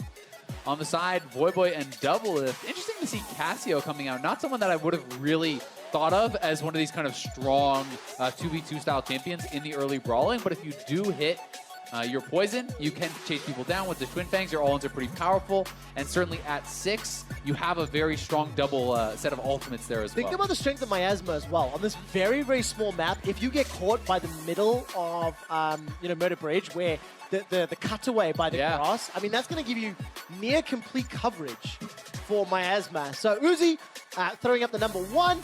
Guangzhou just patting away any challenges on his shoulder. Turn our attention to a little bit of a celebratory Voyboy. And Lift giving himself the thumbs down. So he's already disappointed in his performance. Yeah. Is that how I interpret that? Is that not what's happening? He's pointed to his name, Quick Shot. Oh, he's like, look at me, I'm Doublelift. I thought it was like, boo, Doublelift. No. I don't know. No. I mean, maybe the crowd in Vegas will agree or disagree. I'm not sure. You guys take it as you will here on the Esports Arena in the Luxor Hotel Pro-Am Charity 2v2. All right, Fiddlesticks. It's the Celebration Party Fiddle. Arguably the best skin next to the Union Jack one. The new one is actually really good. Praetorian, I think it's called. I just think it's Robo. too cool. Like, I do like it. It's super cool. Fiddlesticks is just a ridiculous champion, you know? Like, that surprise party's pretty hype. Exactly. I like when he embraces the nonsense, which is why the Union Jack one just looks so silly, like almost spectral, almost ghostly flag scarecrow. It just doesn't really make sense. Nevertheless, let's see how this works out. I think Twin Fang into Casio, game changer. Silence, if you can get multiple bouncers in a fight as well, reducing her ability to Twin Fang just sets you up so well for Uzi to pick up the kills. And this is looking more of kind of like an all-in-ish style where you have Aftershock Fiddle that is looking less about the poke, or where you would expect something like a Comet, and more just for that straight-up fight. Where on the side of NA, it is double Comet. They are purely looking to poke it out, push it out. And we see Uzi does take actual cleanse. So post 6, that is going to be very nice for him, of course. Yeah. Being able to remove those potential CC ultimates coming in from the North American team. But that being said, if they're actually brawling it out earlier, the cleanse isn't going to do much of anything for him. And we'll see if they actually opt into any pre-6 fights where he could be punished for not having something like Hero Barrier. Yeah, whether they get caught out either. I mean, between the Miasma and the Hail of Arrows, there's also a lot of like inherent slow built in. Yeah. Fortunately for Uzi, he'll be able to dash away from one of them, whereas Guangzhou, on the other hand, one thing we haven't touched on yet, his Drain. When he gets to those cannon minions, if given enough time, there's also some sustain in that kit that will just keep him in lane a little bit longer. Uzi trying to dodge as much as he can, but Voyboy's burnt through his mana pool. Yeah, and that is going to be kind of one of the struggles here for Casio, who is extremely mana hungry. You do kind of have a really good one punch early in the game, where if you actually hit your poison, you stand with those Twin Fangs. But now he's sitting on very little mana, so the name of the game may just be push and reset here for the NA team, and try to just get Voyboy's mana back up and continually look to fight when he is very high on the mana. How risky would it be to run a Karthus in this game? Because he's also super mana hungry, right? Yeah. I think it's tough because a lot of his power really kind of comes with his level 6. Yeah. And also, obviously, the passive isn't really doing you much good unless you're getting a couple. Hey, in a 2v2, if you go down first and help get a double lift. Let's find out. Doublelift goes down, forced to flash away. Summoner heals used. Voyboy's low in mana, chases forward for Auto, but he miscalculates. That's NA maths, not going to work out for the kill. And China are able to quick escape. maths right there. Yeah, I was going to go that way, but now I'll go for the burn. It's all about fun at All-Star here. Yeah, and he doesn't get punished for not having heal, right? Like, he barely survived. I was going to say, oh, hey, maybe they did actually get knocked down because of that, but in this case, he survives. We see all 4 summoners down for the NA side. 2 summoners still available for the Chinese representatives, and when you see a Fiddle getting to level 6, if he can hit 6, and there's no flashes available on the other side, hey, their potential for an all-in becomes pretty darn good. Yeah, definitely. And this is a pretty even CS game. 3 separates them. First backs have been picked up, so potions on multiple sides. Important to note, the Fiddlesticks, only the single biscuit. So going to be relying on that drain if he gets poked out by those piercing arrows. Uzi, on the other hand, already got a single charge used on that refillable potion. So he's also going to be hurting a little bit, which is problematic when you can see how Double Lift can just zone them away with that charge Q. Yeah. A lot of this really does come down to also kind of who's controlling the health packs as well. Like, if you can really get the push and monopolize those health packs, that can make a pretty big difference in the game. So far, it's been fairly even in that regard. We can see Fiddle's out of potions now, though. Yeah, and of course, remember, these are the retro HP packs, not the new AoE ones on modern day ARAM. Yep, gotta pick and choose who's gonna actually take it, right? Well, Double Lift and Uzi. I think. What a Voyboy Zoom! I feel okay. That's fair. That would be probably a valid one. Voyboy really chasing down. No flash this time round. Looking for an option, but you can see how powerful that Twin Fang is in this situation. Yeah, and they were down, I believe, a couple CS, just a little bit, but now they are getting pretty heavily ahead. They won the poke battle so much in this last little kind of round of fighting in this last skirmish. They will be able to push it in, but the LPL team should be able to get back to lane and hopefully for them pick up a fair bit of this farm. We may be seeing Uzi going for something just like a Hex Drinker again. We saw that be pretty effective for Captain Jack earlier when paired up with Faker. Not sure if that is going to be the buy, but we'll find out. Well, Double Lift will be pretty happy. He's just picked himself up a longsword off the second Dorans. And of course, the duo names, Uzi and Guangzon, they are known as Guangzi, and Voyboy and Double Lift, they are Double Boy. The winner of this 2v2 will go on to face Diamond Flash in the next round, which will take place tomorrow. I feel like Double Boy just sounds like you're just like a superhero sidekick. Yeah. Right? You're definitely not the main character if you're Double Boy. Well, in a game against Uzi, I think that's pretty fair, right? Sometimes you just have to concede there is a bigger fish sitting next to you. That's true, yeah. Now, there's the Dark Wind. Good poke damage onto Double Lift. Despite the poke wall, but Uzi gets chunked out, eats a Twin Fang. Miasma goes down. Flash is available for Fiddle in just a moment's time. But I like the strategy. Every time the trades break out, it feels like Voyboy's the one that's pushing forward, zoning with the Fangs. And Double Lift is just sitting behind and CSing. So strategically, it seems to be the plan. Yeah, you know, they seem to be pretty cohesive with that plan. And also, I mean, Varus can CS with autos and still assist with that poke from long range, you know, piercing arrow coming in from pretty far away. Kind of working pretty well in that regard, and they are opening up, you know, a decent CS lead, but the wave will be pushing into Uzi, should be able to pick it up. And we also have to remember, when Fiddle hits 6, there should still be a small window where he has flash and his opponents do not, and that may be the best chance for Uzi and Guangzon to go for that. It's so hard. It's such a difficult nickname, and we're not done yet, Azael. 6 minutes 40. Ultimate's picked up for Voyboy and Double Lift. That Petrifying Gaze could be a game changer as well. Yeah. Because if the Crowstorm comes in and insta-petrifying, you know, no follow-up with a silence, no follow-up with a fear, you can turn that around. Yeah, and the fact that they keep landing so much poke has actually made them miss enough experience and delay enough time that now they should be able to back off and have flash, right? There should be no window for that all-in because you can see Voyboy is about 2/3 of the way to level 7, and Fiddle is still level 5, right? So that experience's advantage has became pretty large here. He is level 6 now. There's the tiniest of windows maybe on Double Lift, but well, it's a very tiny window because it's 18 CS left before North America will pick themselves up and win against China in the 2v2 Pro-Am charity event. 68 CS to 82. Either 100 CS, 2 kills with a tower. I'm sure you guys know it by now. We've seen ourselves, this is the 6th 2v2. What has been the best 2v2 that you guys at home have seen? Hit us up on Twitter, jump on the socials, because 5 of them have resulted in kills. Sorry, 4 of them have resulted in kills. There's only 1 CS victory. And game 6, this might be another CS victory? Yeah, it's definitely possible. I think we're going to at least see the Fiddle all-in attempted. The wave is eventually going to push to this NA team, so they don't need to walk forward. They just basically have to sit there, wait for the wave to come to them, and they're trying to play it extremely safe and just guarantee this CS win, because they know the only chance is a Fiddlesticks ultimate. Yeah, but it is allowing Uzi and Guangzhong to catch up. Yes, there is a wave and a bit in front of North America, but farming over the tower is pretty tough. So get some poke down. Tower shot's not going to help Uzi out. 81 to 85. Yeah, they're missing a decent amount of these, so it's really not that big of an advantage, but there's another wave here. It's going to be tough. Chain of Corruption will catch on to Guangzhong. He's going to go low. Flash forward from Double It. The culling comes out from Uzi. Nobody's died yet. Both teams escape, but it's 9 CS, 8 CS for Double Boy to pick themselves up the win. Oh, yeah, and then that one piercing arrow would have taken him down. Fiddlesticks has to go back to base yet again, so Uzi's going to be in this 1v2.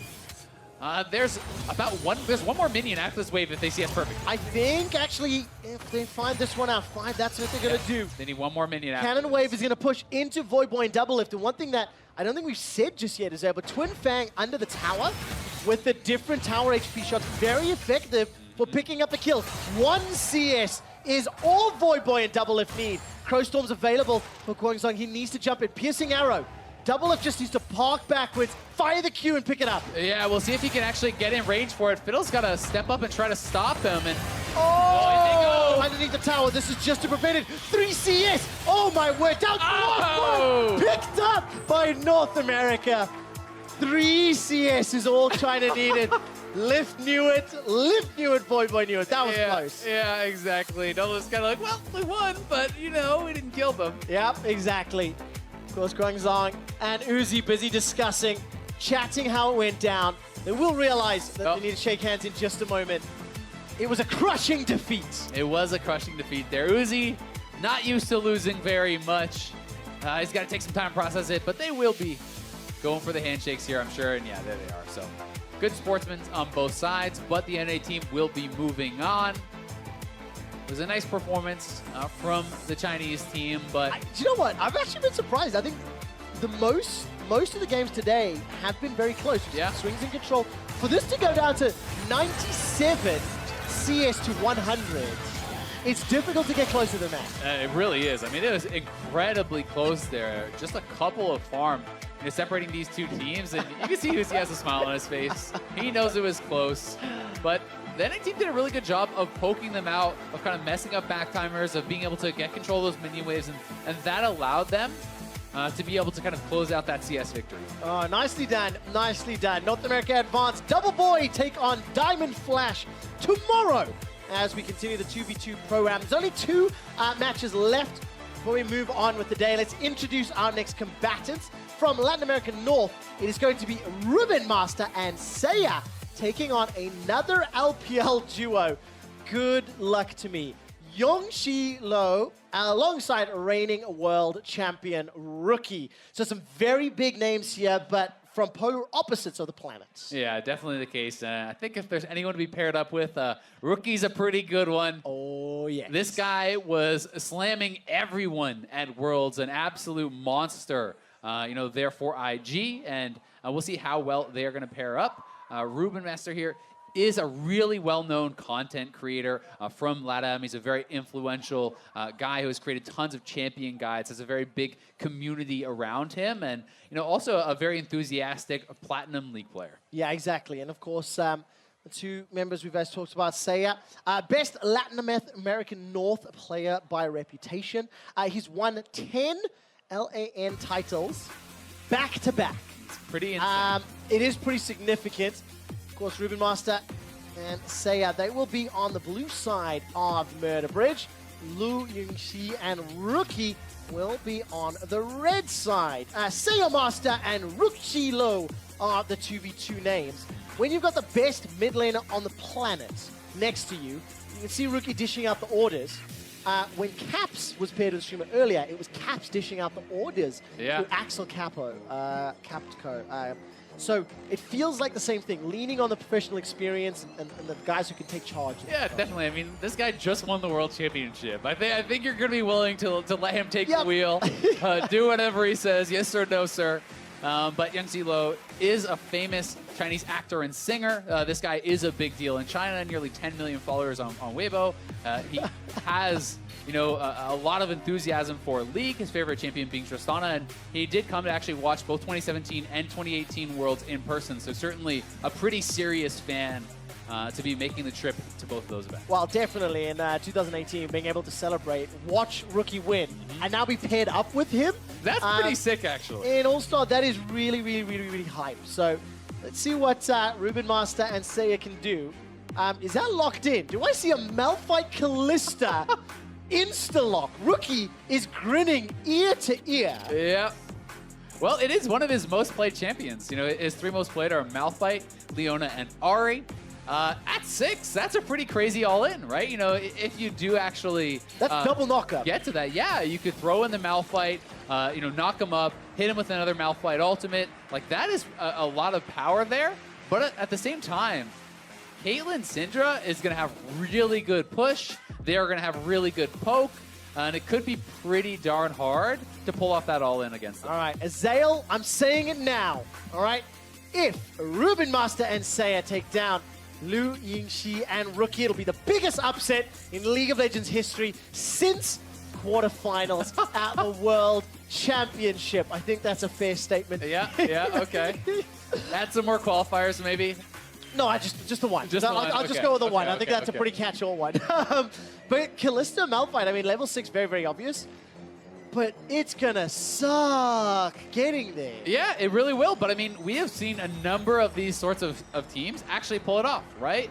We saw the CIS team earlier running Annie, which is like, yep, I want to kill you at level 6, and it worked. They got a double kill at level 6 after being poked out and pushed in the whole time. So there is a chance to be able to make it happen. I just feel like the disparity between the early game strengths is significantly It's really stronger this big. time around. Like, And it's Rookie. I mean, let's be honest. Like, it's Rookie on Syndra. Yeah, exactly. In a 2v2. So there's a possibility he could take this by himself in a 1v2 in He this could sort of certainly matchup. take us by himself This in sort a of, 1v2. there's no doubt about it. I mean, he could take me blindfolded.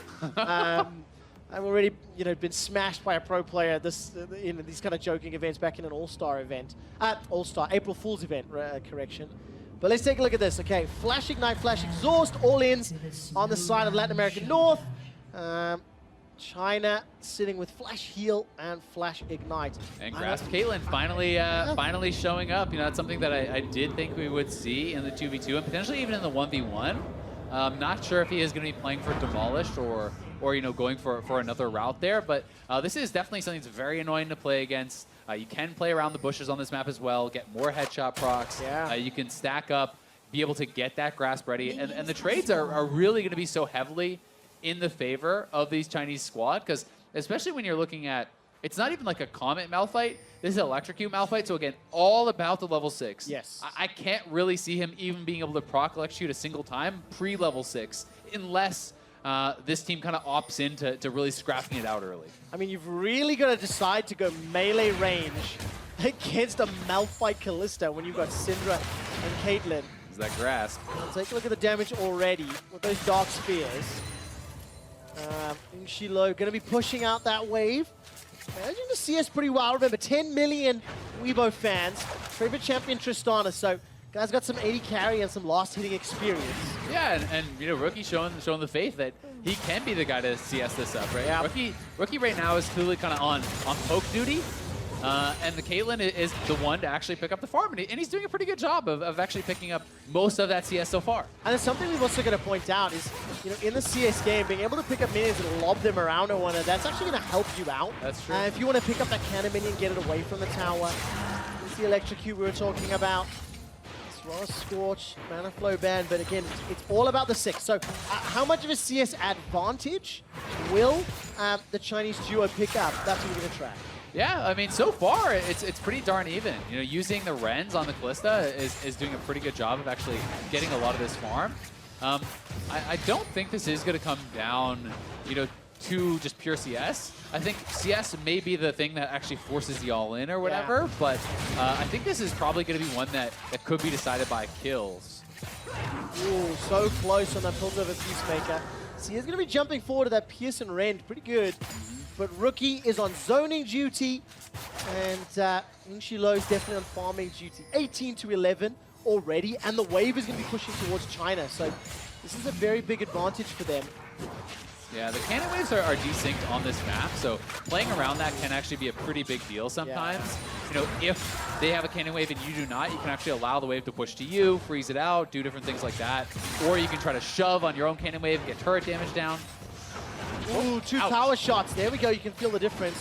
Trying to step forward those little snap traps. Now, this is something we've not seen because we haven't seen a Caitlyn today. But those cupcake traps could be the difference between an engage working and failing. If you have a misstep, if she's able to put one down and sort of guess where Sia might be going on those hops, going to work in their favor. Definitely the case. And you also got to remember, one of the things that's so strong about Caitlyn, you know, I'm not sure if he is actually playing for the Overgrowth build, but Grasp along with Overgrowth, the longer you let this guy keep proccing Grasp, when you eventually go for that level 6 all-in, he gets 3 more flat HP every time he procs the Grasp. Every time he's killing those minions, he's gaining additional HP as well. So, you know, you can be a fair bit tankier than you would normally expect. Also going for, you know, double Dorans and things, going to give you extra health there. So, might be pretty tough to burst them out, even if they do get 6. Well, got to give some credit. Yep, Latin America North, they're farming up well, 25 to 35. I really, really thought it was going to be higher, but you can also see the quality difference there. You've got, you know, professional player in Seiya, as well as you know, a platinum tier. Malphite really hasn't been the game changer. Let's be honest now. He's just avoiding skill shots when necessary. How dare you? I'm gonna be blunt here and call it as I see it, buddy. But you know, she just taking those 2 tower shots, missing a couple CS here and there. There is so much pressure. Just and he goes. Take a look at this. He goes in, easily picks up solo kill in a solo kill. I mean, it is exactly what you would expect a world champion mid laner to do. Yeah, I mean, it's Rookie. What are you going to do? Gets a solo kill in the 2v2. Doesn't even need the assist to come through. And, you know, Zerker agrees the buy, so a decent buy there.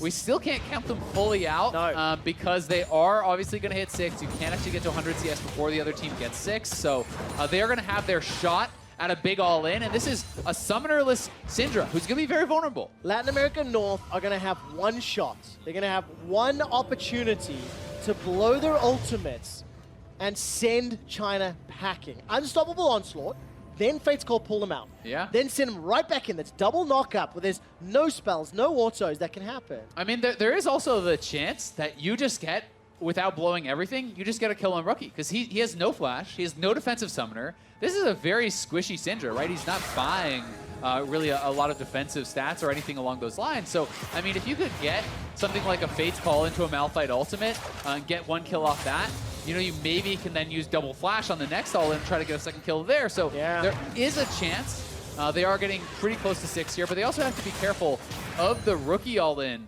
now that he has the unleashed power. Well, listen, getting very, very close. The moment is there. Latin America North, if they don't own it, they will never, ever let go of the opportunity to take down Rookie. All right, 61 CS. This tower's down to 50% HP as well. Fate's Call is up. Unstoppable Force is getting close. But look, Rookie just waiting in the wings. He's waiting for the stun for Scout of the Week. Yep, there's double 6. Scout of the Week is on cooldown, but Rookie's pretty far back, so I don't think we're going to see them try to force it right here. And this is now kind of the advantage that the Chinese team can use, but the CS discrepancy is not that big. No. It's 6 CS, so they can't just sit completely back and not try to farm at all. Interesting because, oh, there goes the engaged. Fate's Call comes back out. Rookie is in trouble. Will get a Scout of the Week stun. That's the first one. Now turning attention to Caitlyn. 90 caliber nets has already been used. Flash is available. Ren goes down. So much damage. Forced to flash away. Ace in the hole gets channel and body block. All right, 1 kill to 1. Can Latin America North survive long enough? Because the opportunity to take down Rookie is a once-in-a-lifetime opportunity. It definitely is, and I mean, they get that kill. They also got both the Caitlyn Summoners, which is so big because, yeah, maybe Rookie's going to have his flashback, but if the Malphite ultimate comes up before they can actually hit that 100 CS mark, you could just go for the Caitlyn here and try to actually blow up that Caitlyn. You still have Flash here on the Malphite, and the exhaust will be back up for Seiya. So certainly the all-in potential is there, and this Chinese team definitely under some pressure. Remember, biggest upset since the World Championship quarterfinals at an International League of Legends level. 100 CS, 1 kill or 1 tower. That is all it takes for this game to end. Of course, it's 2 kills total in a 2v2. But with Seiya, Ruben Master already picking up one against Yunshi Lo and Rookie, I definitely did not think it was going to be this close. So I am super, super, super excited to see who's going to pick up the win. Yeah, I mean, a lot of the all-in teams are actually doing a lot better than you'd expect, right? You know, we have seen these guys really being able to pull it off despite CS disadvantages, despite poke advantages on the other side. They find that one all-in, and Malphite Ultimate is 3/4 of the way up. And if I look at that correctly, Ruben Master's also got Flash available. Yeah, so he does. Unstoppable if Fate's Call is there. Oh man, this is going to be so close. 85 CS, there's 15 CS. So one more all-in or a CS victory. It's that simple. Yeah, I mean, Malphite ult is going to be up, I think, before they hit 100 CS. There's also a lot for this LATAM team to actually farm up. But you also don't want to fight into that minion wave it's a either. lot of You minions. need to clear this out. I mean, if you can get an unstoppable force ground slam in the minions and a champion, well then you deserve to win. Turret's also really low. That's something I actually hadn't realized quite how low it is, but you can see the Chinese team doesn't have the confidence to actually move up, knowing they could get all 70, in. 330. The HP's in the bottom left, less than 300 hit points. I mean, that's 2 autos with the BF, wow, plus the minions. Kalista ult's up now. They have everything. They're both up. They're both up. 8 CS, 9 CS left for Yunshilo and Rookie. And the call is back away. Play this safe. Yeah. Oh, I'm on my feet, Azael. This is so close. This is really, really close. The Chinese team backing up, they only need 8 more CS. We'll see if this team is going to try to pull off a turret dive. They may have to look for it. Is there enough burst under the tower? 5 CS left. They've got to go for a turret dive because this next wave is going to mean victory, and in they Tower go. dive, Fate's Call kick, pulled him out. Rookie escapes with his line. It's knocked up into the air. The turret's going to get him. It's China and Yunshi Lo that gets the kill back with the help of the tower. Yeah, so well done there. They try to pull off the all-in. They try to kill Rookie the second time. But Caitlyn able to get that final kill there, and the Chinese team will prevail.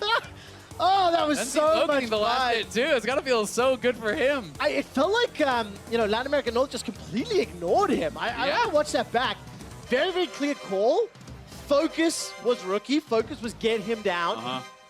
But didn't manage to pull it off. I have to credit the attempt, though, because that was close. It was really close, and it was the Caitlyn who I believe did not have a flash on this second kill. This was the original solo kill that Rookie actually picked up. Probably the only one we'll see in the competition.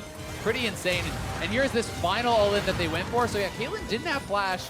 Rookie did. They think that they could maybe burst down that squishier Syndra, who wasn't playing Resolve, who wasn't playing Grasp, and they were so close to getting it.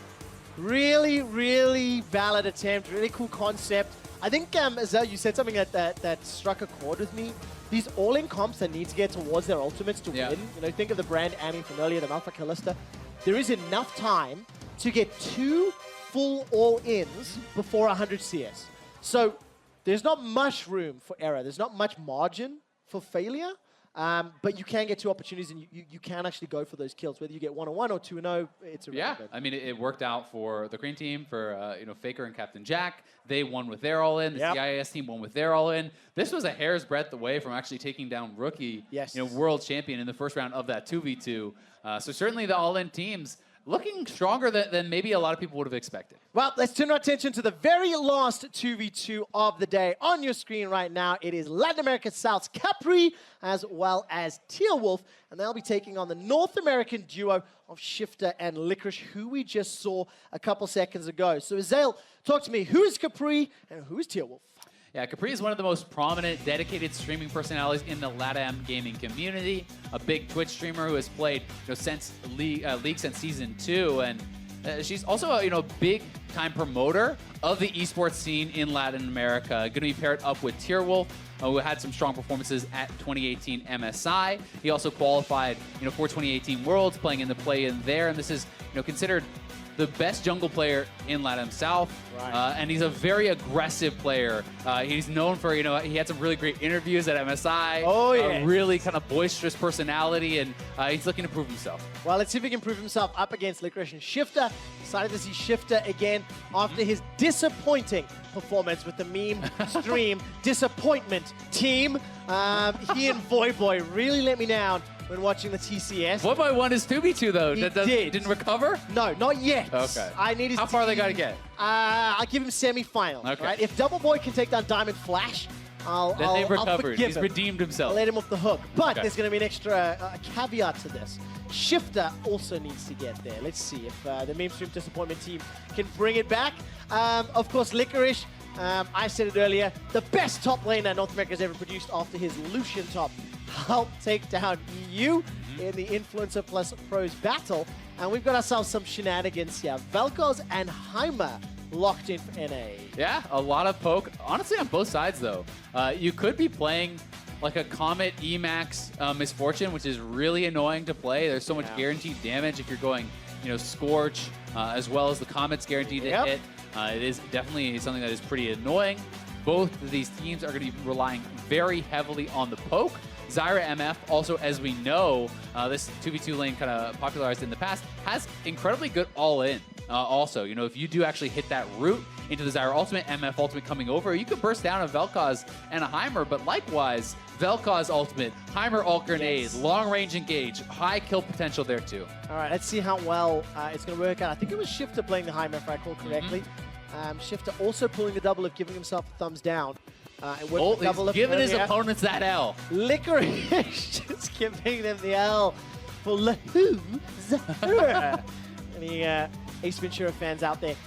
Let's see how this 2v2 plays out. It's another unique one. It's another very different style to what we've been seeing. First MF of the day. Gun Goddess Misfortune locked in for Tearwolf. Capri's going to be running that Zyra. Licorice on the Vel'Koz, Shifter on the Heimer. Poke. So Comet and Airy.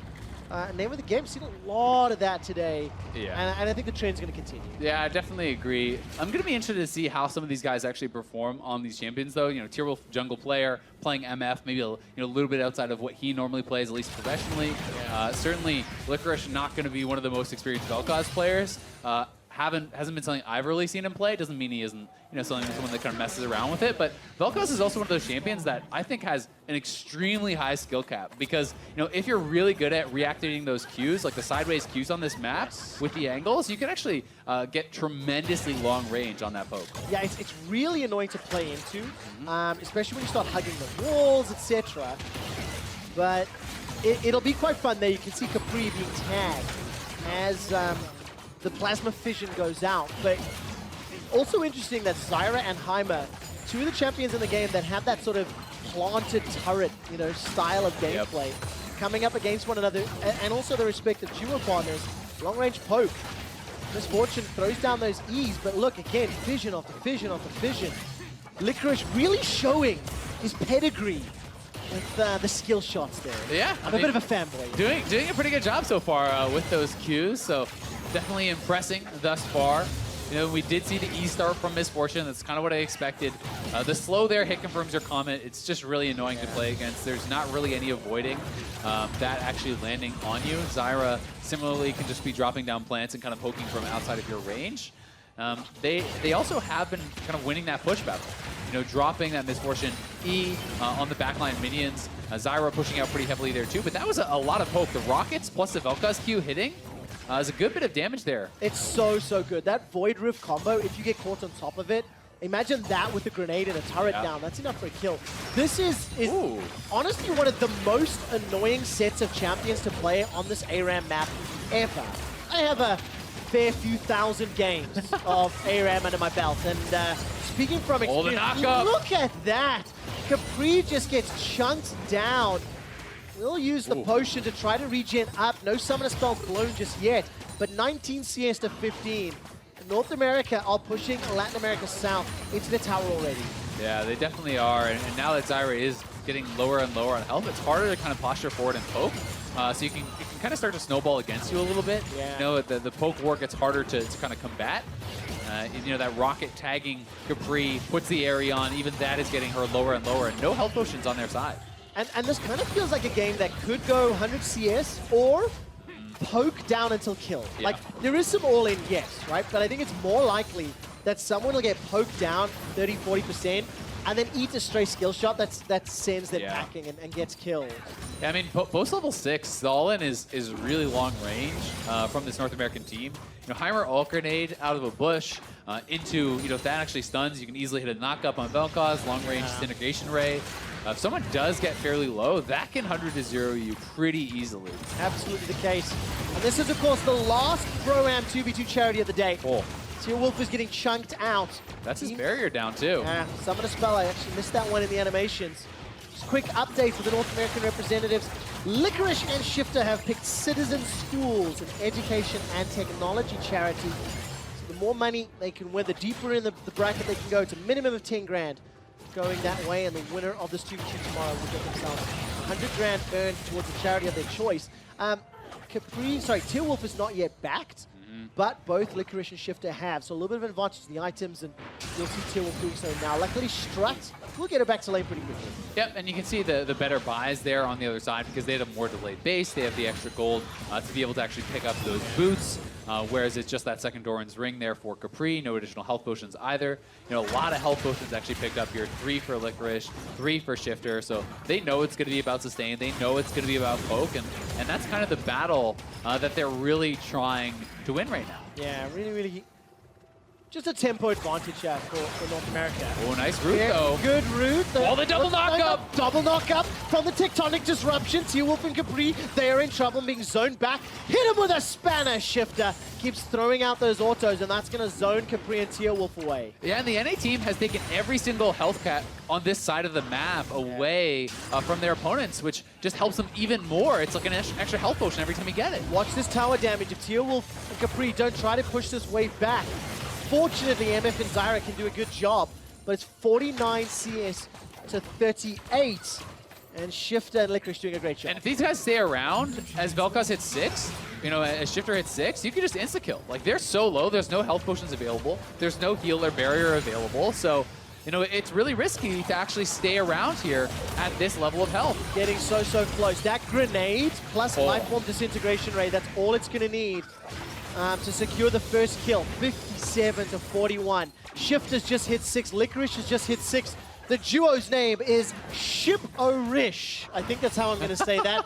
Or Ship-O-Rice. I don't know. But this could be the first power kill.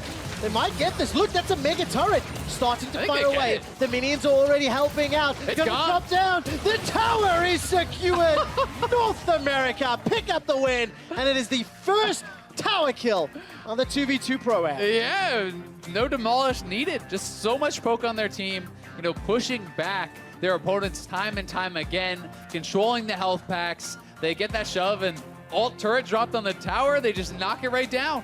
Capri Wolf did their best, but Ship-O-Rice had their number. Vel'Koz Heimer, it's a duo we haven't seen, but it worked out very well. It really did. I mean, a tremendous amount of wave push. They're kind of shoving in their opponents pretty constantly. Once they had the poke advantage, it just kind of went bad to worse. You can see those 3 turrets dropped, tanking up a lot. Easy turret kill there for the NA team, and pretty stacked roster, to be fair. Shifter is a perennial challenger player, though I think he didn't get it actually this season. The Meme Stream Dream Team has represented as both Voyboy and Shifter have managed to pick up wins in their respective 2v2s, so I've let them off the hook. We did 8 2v2s, Azale. 5 of them resulted in kills. 2 of them were CS victories, and Shifter as well as Licorice were able to pick up the tower kill. So I like those odds. It is pretty good, but I like the styles. We saw really different duos and really different ways of playing them. Yeah, we really did, and it's one of those things that I don't think that there's, you know, a clear best way that we have seen yet. I think that, you know, like on paper, it looks like, oh, well, the poke team should always be all-in teams, but if you make that one mistake, you just instantly lose, right? You can die to those all-ins. We saw that happen a couple times, and pretty excited to see kind of how the meta is going to develop. Now that everyone has seen a whole set of games, they can kind of copy and paste what they think would work best. I'm just a real big fan of the fact that the all-in comps, regardless of how badly you were losing, got 2 full engages with ultimates. Now, Summoner Spell's questionable, right? That's timing and how you use them. But watching the all-ins get to the point that they have 2 opportunities to pick up 2 kills, you legitimately can win in any single way. So let's take a look at how day 1 of the 2v2s shook out. We're going to send it over to the State Farm Analyst Lounge. Well, thank you very much. You look so wonderful. Quick shot, I can't get over it. Here I'm with Jizuke and Broxa. Hello, gentlemen. Hello. You didn't see all the 2v2s, so maybe we're not going to talk too much about that. I would love to talk about NA versus EU, though.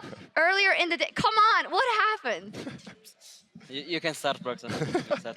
I don't even know what to say about that match, honestly. I agree. That has to be the worst, not the worst, the most weird match I've ever played. Yeah. Because, like, everyone was screaming, and for example, in draft, like, our only game plan going into the game was pick Nico, no matter what. You and left then they it up first first. picked Nico, and everything just So falls let me apart. get this straight. This was your only game plan, yet they were on blue side, and you didn't ban it. Did nobody come up with the thought that, maybe we're not going to be able to pick it? I mean, I think we came up pretty good.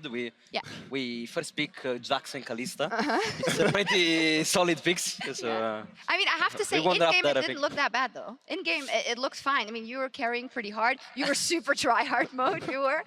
So what did it come down to? I'm not sure. I think overall we just went for too many individual outplays. We had a point where we were really, really strong, and we could have won the game, but then we just took too many risks for no reason, pretty much. Yeah, and so you let the whole continent down. Again, may I add? No, sorry. I'm so sorry. That just came out.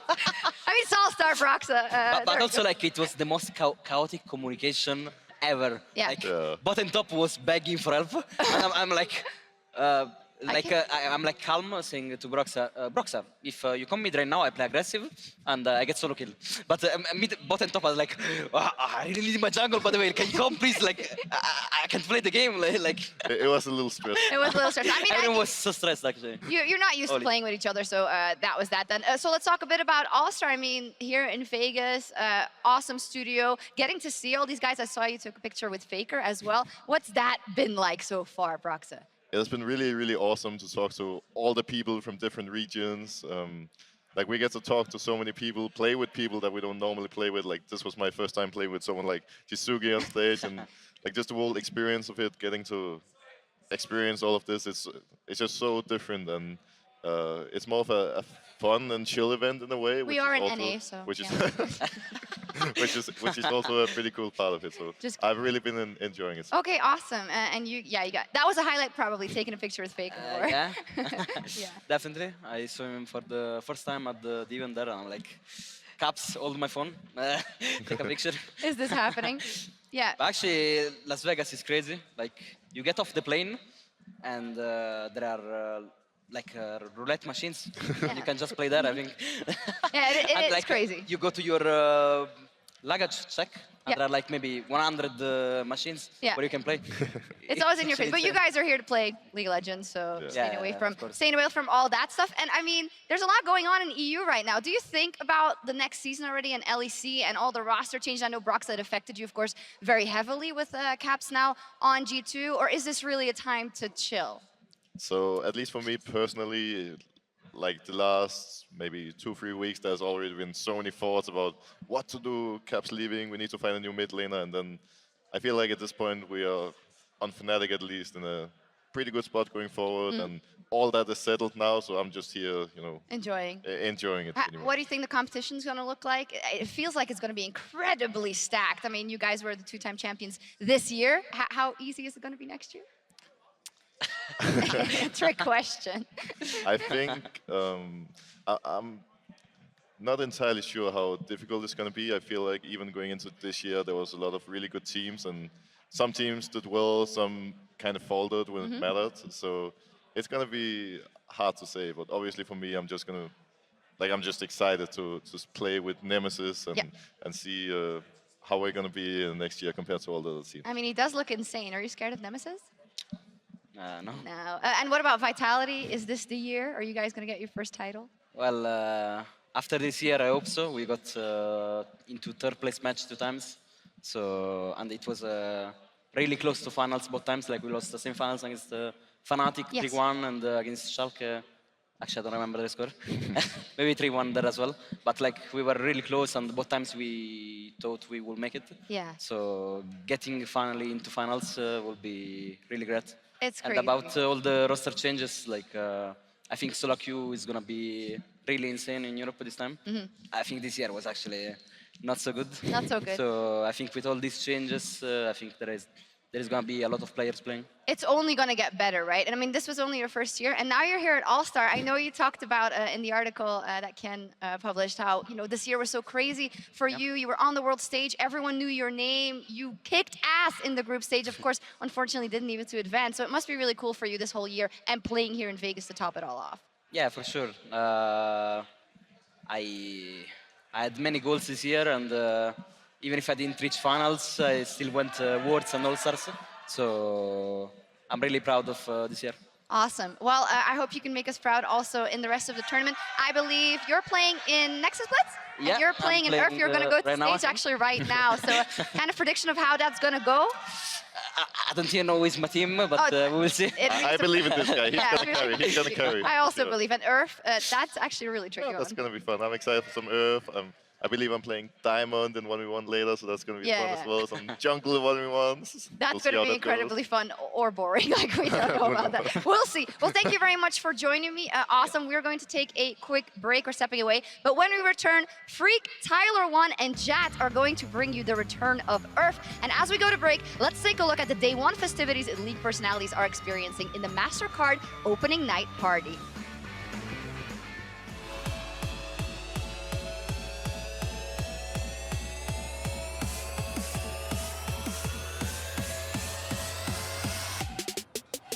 We are at MasterCard opening party.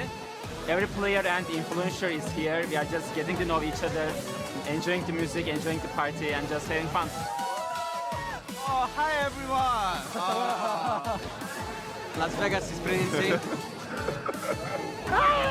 We see a lot of like cosplays. I think it's really cool here. Yeah, I'm super hyped for All-Stars, so I'm excited, go head-to-head against some of these all-time greats and, show we still got it. NA's not too bad after all. Don't quote me on that if we lose, though. I'm definitely excited to be at All-Stars because it's always less competitive and more fun, so we get to chill and just enjoy the game.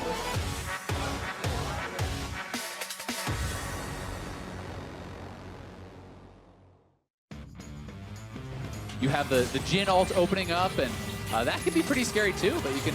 Oh, there's the root landed! One! Could be a goal! Second kill! In they go! Fate's goal kick pulled him out! Rookie escapes with his life, gets knocked up into the air! Turn's gonna get him! Stun! It's their last chance here. It is so much closer. And he goes! Look at the RTT! The flash They got him! Captain Jack and Korea! And now Maple's gonna get shoved around. 2 CS remaining, 1 CS remaining. This is the 100 CS victory. Sutami's running for his life. They can get a both. He's gonna pick up the HP. Saros is low. Dive into the knife. He's gonna find one. That's gonna be a reply back though. Saros goes down. They got him! CIS! Oh! Underneath the tower. This is just to prevent it. 3 CS. Oh my word. Down Oh! picked up by North America.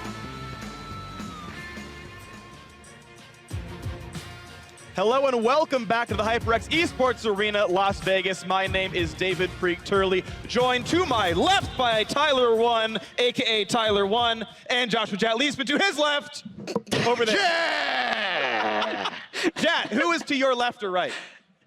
The audience. The audience! It's your turn to dab, let's go. We got a couple guy in a liquid jersey. It's Oh my perfect. goodness. Thank you. That's all we ever wanted. Now the Yeah. teams are gearing up on stage for Nexus Blitz, the fast-paced experimental game mode featuring a map for duo jungles and a host of special events. Let's take a look at the players loading up first on the blue side. From the TCL, Broken Blade, North America's Licorice, the LCK's Faker, Maple from the LMS, and Seiya from Latin America North.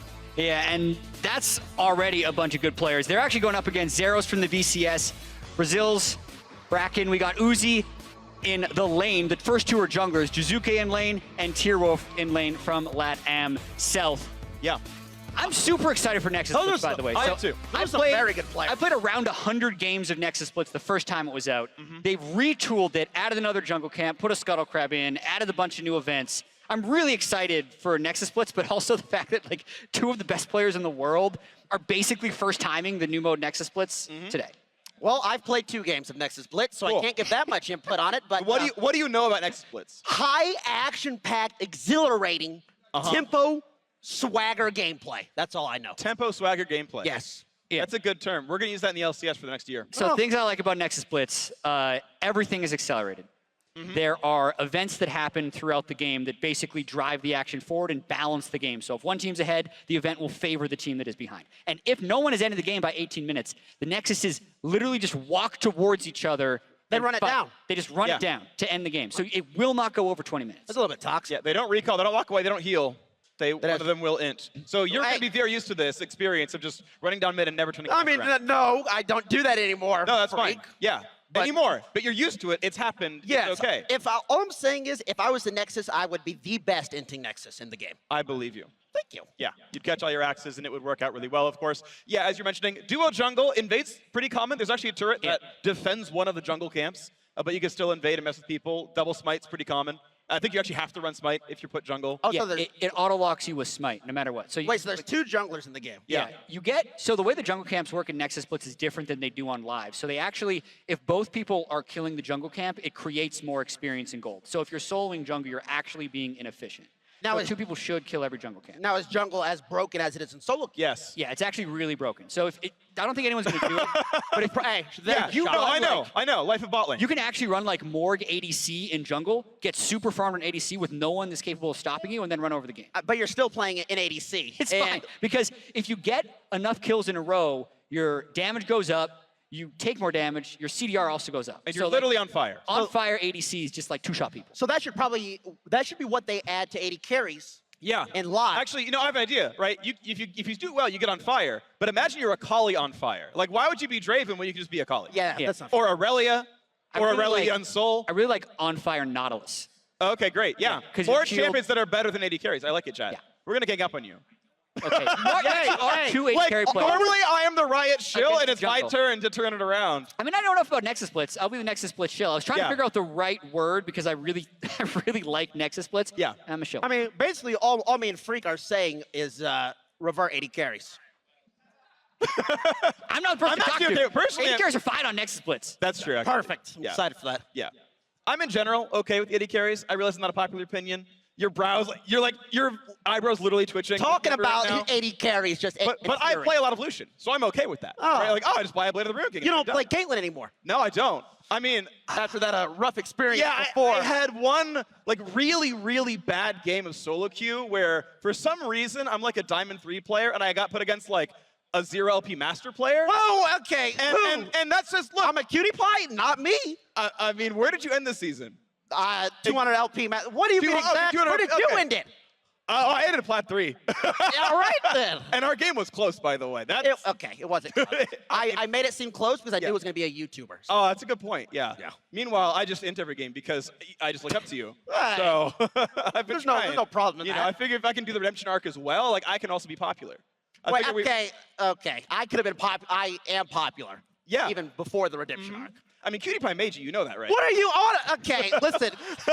you know that, right? Did you watch the TCS? Yeah, you must not have seen the TCS. Yeah, I did. I watched that. And after 2 games, I muted the stream. Oh, well, you got to be kidding. Hey, can I take this off?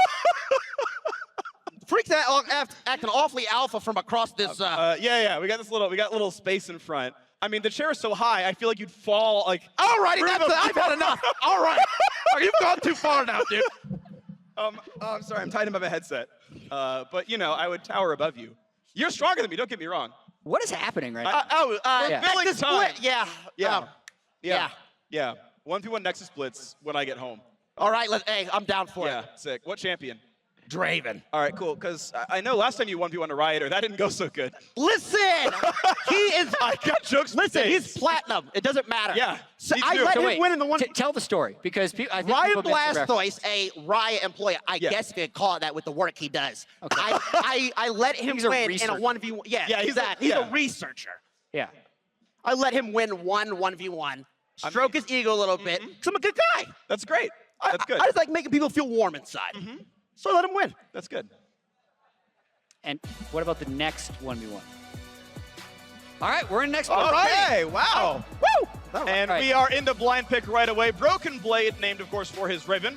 And again, the top 2 players on each side are jungling. So Broken Blade and Licorice jungling. All right, so it looks like blue. on this version of Nexus Blitz, there aren't bans, which is cool, because I believe on live there are 5 bans for you. But this means we can get whatever we want. If that's... Ooh, the double Nico. They've already locked in a Mumu. I actually love a Mumu on Nexus Blitz. And the Vayne out of the jungle for Broken Blade.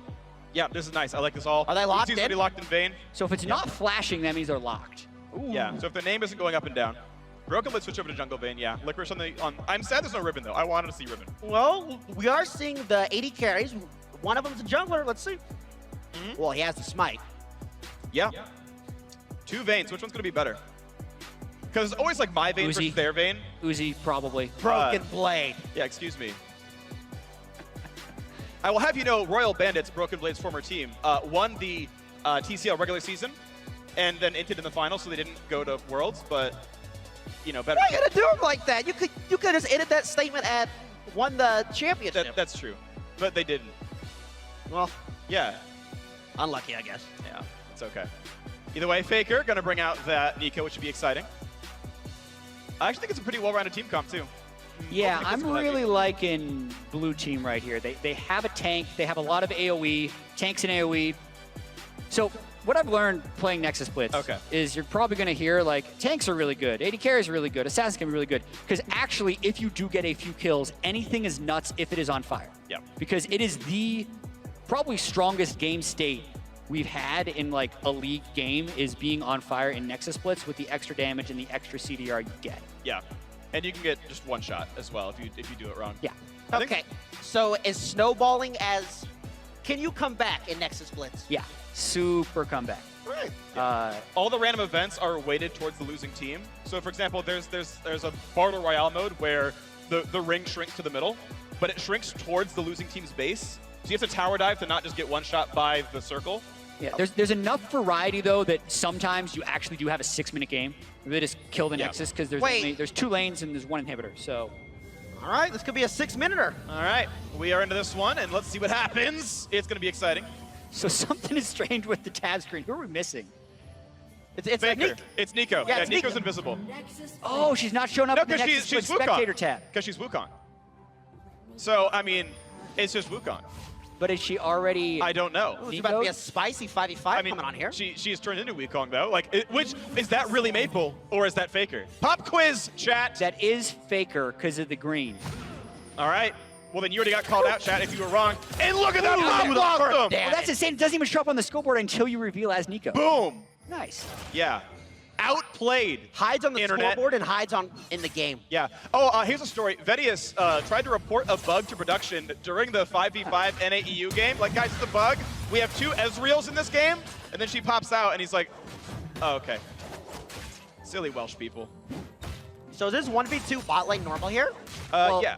Basically, go kind of wherever you want. The third laner, I feel like, is best as a ganker who just comes back and forth between lanes. But once you get shoved, you can basically go anywhere because diving turrets is pretty difficult early on in the game. It's all about after the junglers do their first 3 camps, they get level 3, and it's where do they go after because they can pick red buff, blue buff, or 4th camp. Oh, big damage there. Zeros, gotta be careful. Uzi's up there. Uzi. Oh, no, wait, he's Vayne. He does no damage. It's fine. Broken Blade tower diving. Tank He's the taking turret. turret shots. Big root, Faker. They get on it, right? They're trying to kill Nezuke. 1v3 He's doing what he can. Italian Stallion. No! Vayne gets first blood. Trade kill going in. They're still battling. They're going to die as well. He gets a shield. He's still running. He's staying alive. Now it's down 0. Oh, he's doing everything. Oh, they backed out. All right. And there's a golem. It's still aggro. Pop it Hey! Oof. This is interesting to see. Yes. Yeah, I'm not sure how to analyze this right now. Yell constantly, chat. Okay, so perfect. Just so that you guys need to get down to play-by-play bouncing. Okay. Would you consider yourself a play-by-play or color caster? I just like to yell and get high. Woo! You're a play-by-play caster. You're not good at the color, so. Wait, what he's mastered. I am. Season 8, rank 5. Yeah, okay. Great. All right, well, there we go. They're going for it. They're doing some damage. They're going for the blue ball. Blue ball is really taking. I get the kill.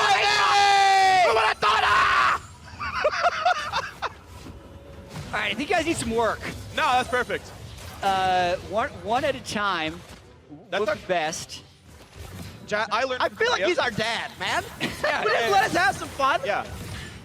Look, NALCS pros try to learn from the LCK. Okay. NALCS casters, I think maybe should also learn from the LCK and just yell all the time.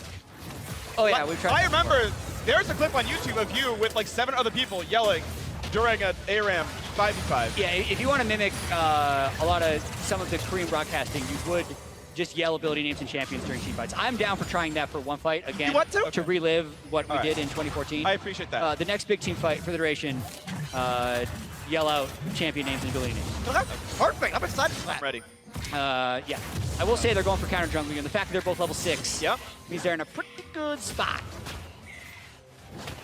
One thing I think is interesting about All-Stars this year is a lot of the players who are here as pro representatives have actually switched teams and in some cases switched regions. Yeah. Broken Blade starting for TSM in top lane.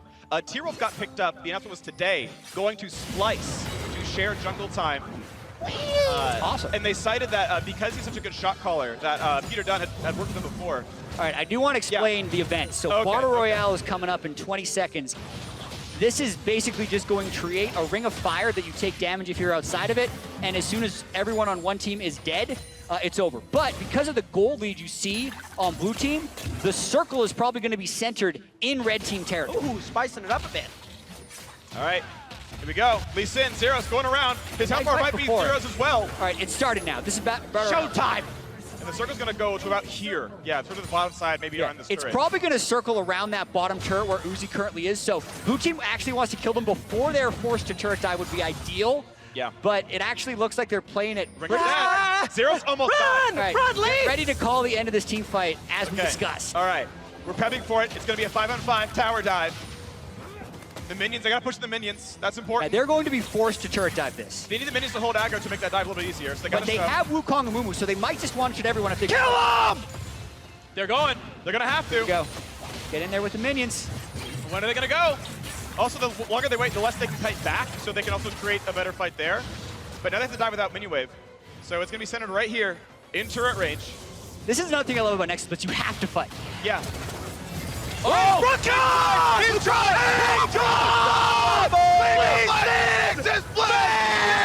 Damage! Uzi! Keep running out of help! The Licorice on! Kill! And Licorice is an acquired taste for the blue team! Woo! What a fight! What an absolute dominating. This could be one of those 8-minute games. I'm just throwing it out there. Yeah. Well, you did say there was comeback potential. There is. You gotta win the events to give you comebacks. You can't dive in early and not make them turret dive. They go for it, but then the Nico there by Faker. Ooh, big damage. Unreal. All right, I actually got to point out how sick Zero's play though was. He tried to board hop in expecting that the Vayne, that Broken Blade is gonna E-flash. And so he E-flashed, he condemned flash to try to knock him into the fire, but he ward hops backwards so that Vayne just flashed into nothing and fully Vayne spots. It was actually a really sick play and a read by Are you watching this in slow motion? How'd you get all that in? I am good at the game, and yet terrible. Wow, you got really good analyst casting. Yeah. Wow. Yeah, I'm still garbage. Oh, no, team fight! They're doing damage to each other again! T-Wolf might die! No! He's got the ulti on! A big ult coming in for Katarina! Zeros is still alive, but it's 1-for-1! Now it's a 2-for-1! He's doing 1-for-4! A double kill! And a triple! Vayne is so good! 80 carries are broken! Also, Licorice is now on fire, so reduce cooldowns, more damage on the Amumu. You can basically spam bandage toss, and it looks like he went AP enchant as well on his jungle item. So Shooting echoes. Oh, Uzi. Good condemn. Maple. Maple's Get dead. out of here. Maple's dead. Uzi got one. He's got a Rage Blade, so Uzi's pretty big. Come forward, good stun, onto the wall, he's rooted! Jizuke is down! Ah! How did he do that? That was a disgusting play from Faker. I've never seen anything like that. Licorice doesn't have ult, but he can basically one-shot someone. Oh, Pop Blossom, big art, zero. Get in there. Yeah, he's got Death Cap as well on the Amuma right now. And because they won the event, their reward for this particular event was basically like a static shiv for everyone. So they just have it now. If they move around enough, they'll proc the static shiv. Oh, Zeros in the air, getting away. He's alive. So when is the next event? Oh, 30 seconds. Right. 26 seconds. Right. Glad to ask, Tyler. Woo! So I believe that this is a 2v2, followed by a 2v2, followed by a 1v1. Now that's what I'm talking about. Yeah. And the 1v1 will be the 2 highest gold members. Probably so the Licorice. final one will probably be Licorice versus someone. I think maybe Uzi. It might also be Broken Blade. Broken Blade might have more gold than Licorice. Yeah, he's a lot of CS. All right. That'll happen in 1 second. So basically none of this matters. It's going to start the prize fight. Okay. Let's go! Licorice and Maple. In the left corner! Versus Uzi Well, and... Licorice is in at the start, so he doesn't have the most gold. That probably means Broken Blade is last, and he's still on fire. Oh! You gotta be kidding me! All right. I gotta dodge the bandage, boy. NALCS 1v2. Pegs Flash Ward Hop. All right, who has the most gold on... Faker, I guess. Yeah. Has to be. This is... Okay. All right, Broken Blade is also now on fire. This game can be snowballing if it goes. Okay. Tier Wolf. Good one. Tier Wolf going for the second one. Say is tanky, though. The ulti's on. He's going to wait it out. The BM! He's going to wait it out. Tier Wolf. Not good. Do it for Splice. I think it's... 3-0 for That's blue it. team. Wait, Yeah, so... that was a little weird. I expected the final one to be a 1v1. Yeah. So this is all still an alpha, so maybe that wasn't how it was intended. Now they get a cannon in their base for winning that one. Their rewards are randomized, so you literally just jump in the cannon and get shot out back on the map. Yep. Where's Cass if you need him? This game is an alpha. Yeah. Some people, if it's in a close game, you could nickname it the int cannon because you can't. It shows you where you're gonna land. And you're stuck for a if second. you're going to the wrong spot. I feel like this one, they might win pretty quick. Moose on fire. Yeah, and so is, well, Vayne died, so it's just, yeah. it's just the movement. That poor Yeah, drop. Licorice could one-shot them all. Yeah. I mean, he like actually 1v2'd the prize fight. He's got a death cap, like he's actually massive. There's Shelly. Yeah, so this gives basically a Baron buff and a Rift Herald if you kill it. Wait, they're trying to end this quick, man. Yeah. Take care of business. Working overtime. Those are song lyrics. Oh, you sing a little bit too. You'll really do everything. I'm bad at all of it, but I try everything. It's great. Don't look up my raps. They exist. They're bad. Oh, Licorice! One Oh, shot, my didn't word. press R. Woo! Oh, he missed the ult though! There he is. There we go! Double kill for Vayne. Broken Blade, let's go. Broken champion. Playing Vayne. I think that'll do it. Yep. You know where's why the planning comeback? buffs? It didn't happen. Oh, yeah. This It only happens some of the time. This is really over. I was convinced we were going to see the Nexus fight. It's not going to happen. Maybe they'll dive in the fountain. They might. Uzi. Slide. All right. Oh, my goodness. Last chance for the red team. They're down 16,000 Oh, gold. there's not a chance. Who's going to do Never it? say never, they're going in! What a crazy thing with the Vince! GG! How did they win that fight? What a game! By Licorice and Squad, that was amazing! Absolutely. I've never seen a performance that stellar in my life. 2 NALCS reps, doing amazing jobs. I'm excited now because Broken Blade's going to be battling Licorice all season long in the top lane. And they're the carries, right? That was a 2v5, so now they're going to battle each other. Yeah. Stay tuned for January NALCS. That was Stomp. Yeah. Yeah. How many minutes was that? 12? 11 and a half. Yeah, something about that. I mean, Tyler likes to raise numbers up higher than they really I have a 195. Okay, listen, I didn't even say anything. They're attacking me now. Sorry. There's so much pent up like anger, right? That's okay. And you know what? It's cool. I think you're awesome. Thank you. I'm man. just. You're I got flamed so much by your fans. It's finally. I didn't know you were 7.5 feet tall, Freak. Yeah. I had no idea. I don't know. I 6'8". Yeah. Like, 6. Okay. 6'5". Yeah. Oh, now sorry, you're my bad. flying on air. 230 pounds of pure muscle. Am I right? 255. Oh, my bad. 255. And I'm 6'5". Yeah. Okay. So there's like a lot of 5s in there. Yeah. Yeah, because you're a 5. I'm a 10. No, you're a 5-star. Oh, thank you. Yeah. I got you with that one. That's more like it. Yeah, of course. Wow, you really cleaned up nice. Do you like my outfit, dude? Yeah. Oh, I mean, it's so well put together. Where did you find the tie? I believe it's called a Dollar Tree. So. Okay. I try my best. We have replayed the final fight. Take it away. Yeah, I'd like to see the dive as well, because that's basically where the game turned. If you don't win that first anti-snowball event, the game is basically over. At this point, we had Poppy on fire. We had Amumu on fire. And like 700 AP. Red buff and blue buff are also all supercharged in this mode as well. What I will say, if you want to go play Nexus Blitz yourself, you get Champion Mastery, and it's good for first win of the day. That's true. So if you only have 20 minutes or less to play League of Legends, yeah, Nexus Blitz is the game for you. Also, every game you win raises your IQ by 5. I don't need that. I know, My IQ is. but I will match you one So you should day probably do it. by being an Nexus Blitz main. Absolutely. You also run out of mana much less, so it's really my thing. Oh, perfect for yeah, you then. I know. It's really amazing. Anyway, for more on how that brawl shook out, let's send over the dash in the VIP player lounge. Thank you very much, gentlemen. Tyler, if you don't need the IQ points, I'll take them. They're free. I'm standing by, though, with Voyboy and Lux Bunny up in the MasterCard VIP lounge.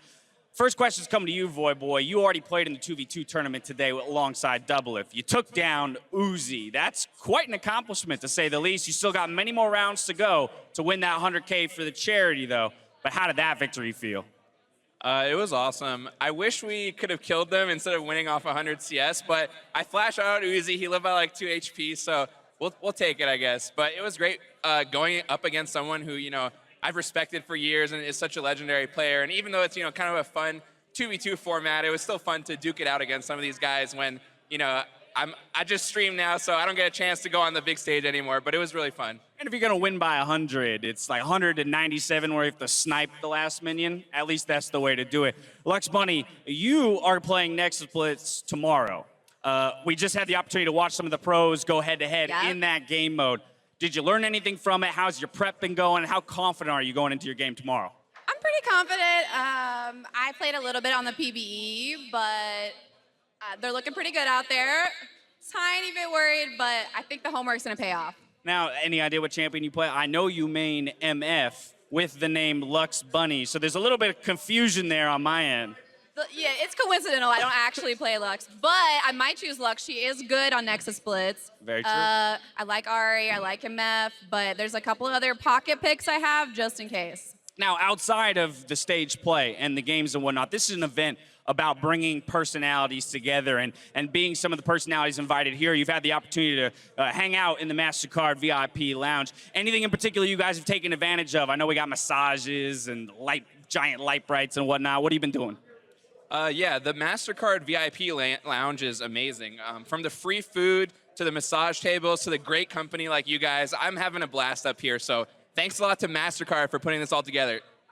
I know there's like some vision testing stuff that's going on over there. I'm going to take part in it later. Have you had an opportunity to check that out yet? I have a little bit. I really like the speed painter they have going on over there. They did a misfortune painting that's amazing. Oh, sweet. Really cool. All right, well, are those for sale? Are they handing those out to you guys for free as well? I'll buy them. Taking one home. Just kidding, I'm not. I like it. And again, as we've brought so many different pro players and league personalities together, I want to know from you guys, is there anyone you've met so far at the event, maybe that you were particularly looking forward to meet or haven't met yet? I have some connections I could maybe introduce you.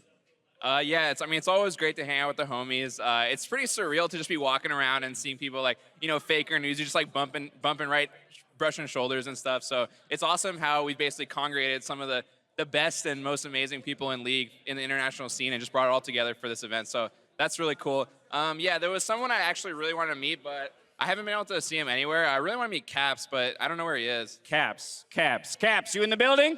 Anywhere? Oh, hey, look at that. There's Caps. Caps, get in here. Meet my friend Voyboy. Hey, how's it going? Caps, how have you been enjoying the event so far? well, we lost to NA, so that's kind of sucks. Let's go. But as I said a few times now, AD is in a bad state, right? So I couldn't carry. Blame my mid jungle. The OP rolls. You were still smashing lane, though, as a non-ADC against two ADCs, so you can at least hold your head high with that. Also, meet Lux Bunny, please. Caps, Lux Bunny. Nice to meet you. But Lux Bunny, is there anyone at this event that you would like to meet or have met already? It's been really fun hanging out with all my LPP members. Super fun. Kind of cliche, but Faker is probably who I would most likely want to meet. That's fair. I Yeah. feel like most people Yeah, would go yeah. for that as the Yes. answer. Well, if I find him, I'll direct him towards Thank you, you, and we'll make Dash. that introduction. Either way, I want to thank all three of you for taking time to hang out with me. For now, though, we're going to take a break. When we come back, it's Tandem Show Match and the reveal, rather, of the Sneaky and Bang cosplay.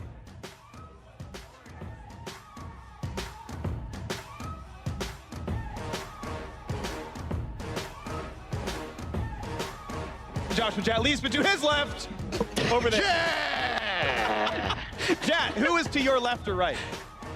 The audience. The audience! It's your turn to dab. Let's go. There we go. They're going for it. Trying to do some damage. They're going for the blue ball. Blue ball is really tanking. There's a crazy rush. Like it's a Holy shit.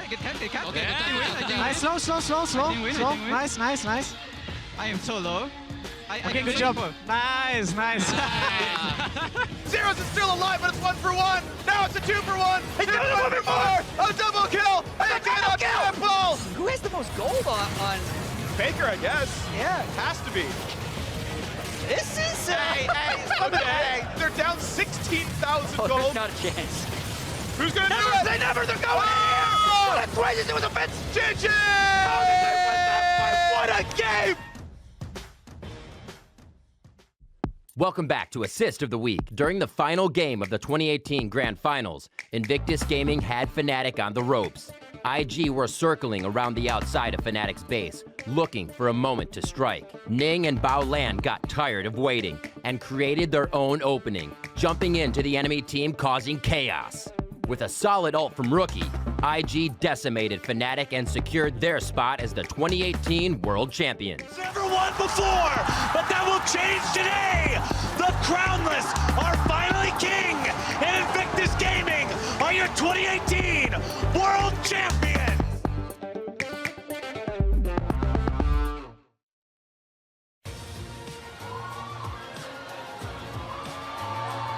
Welcome back, everybody, to All Stars 2018, where I am with, well, the one and only Faker.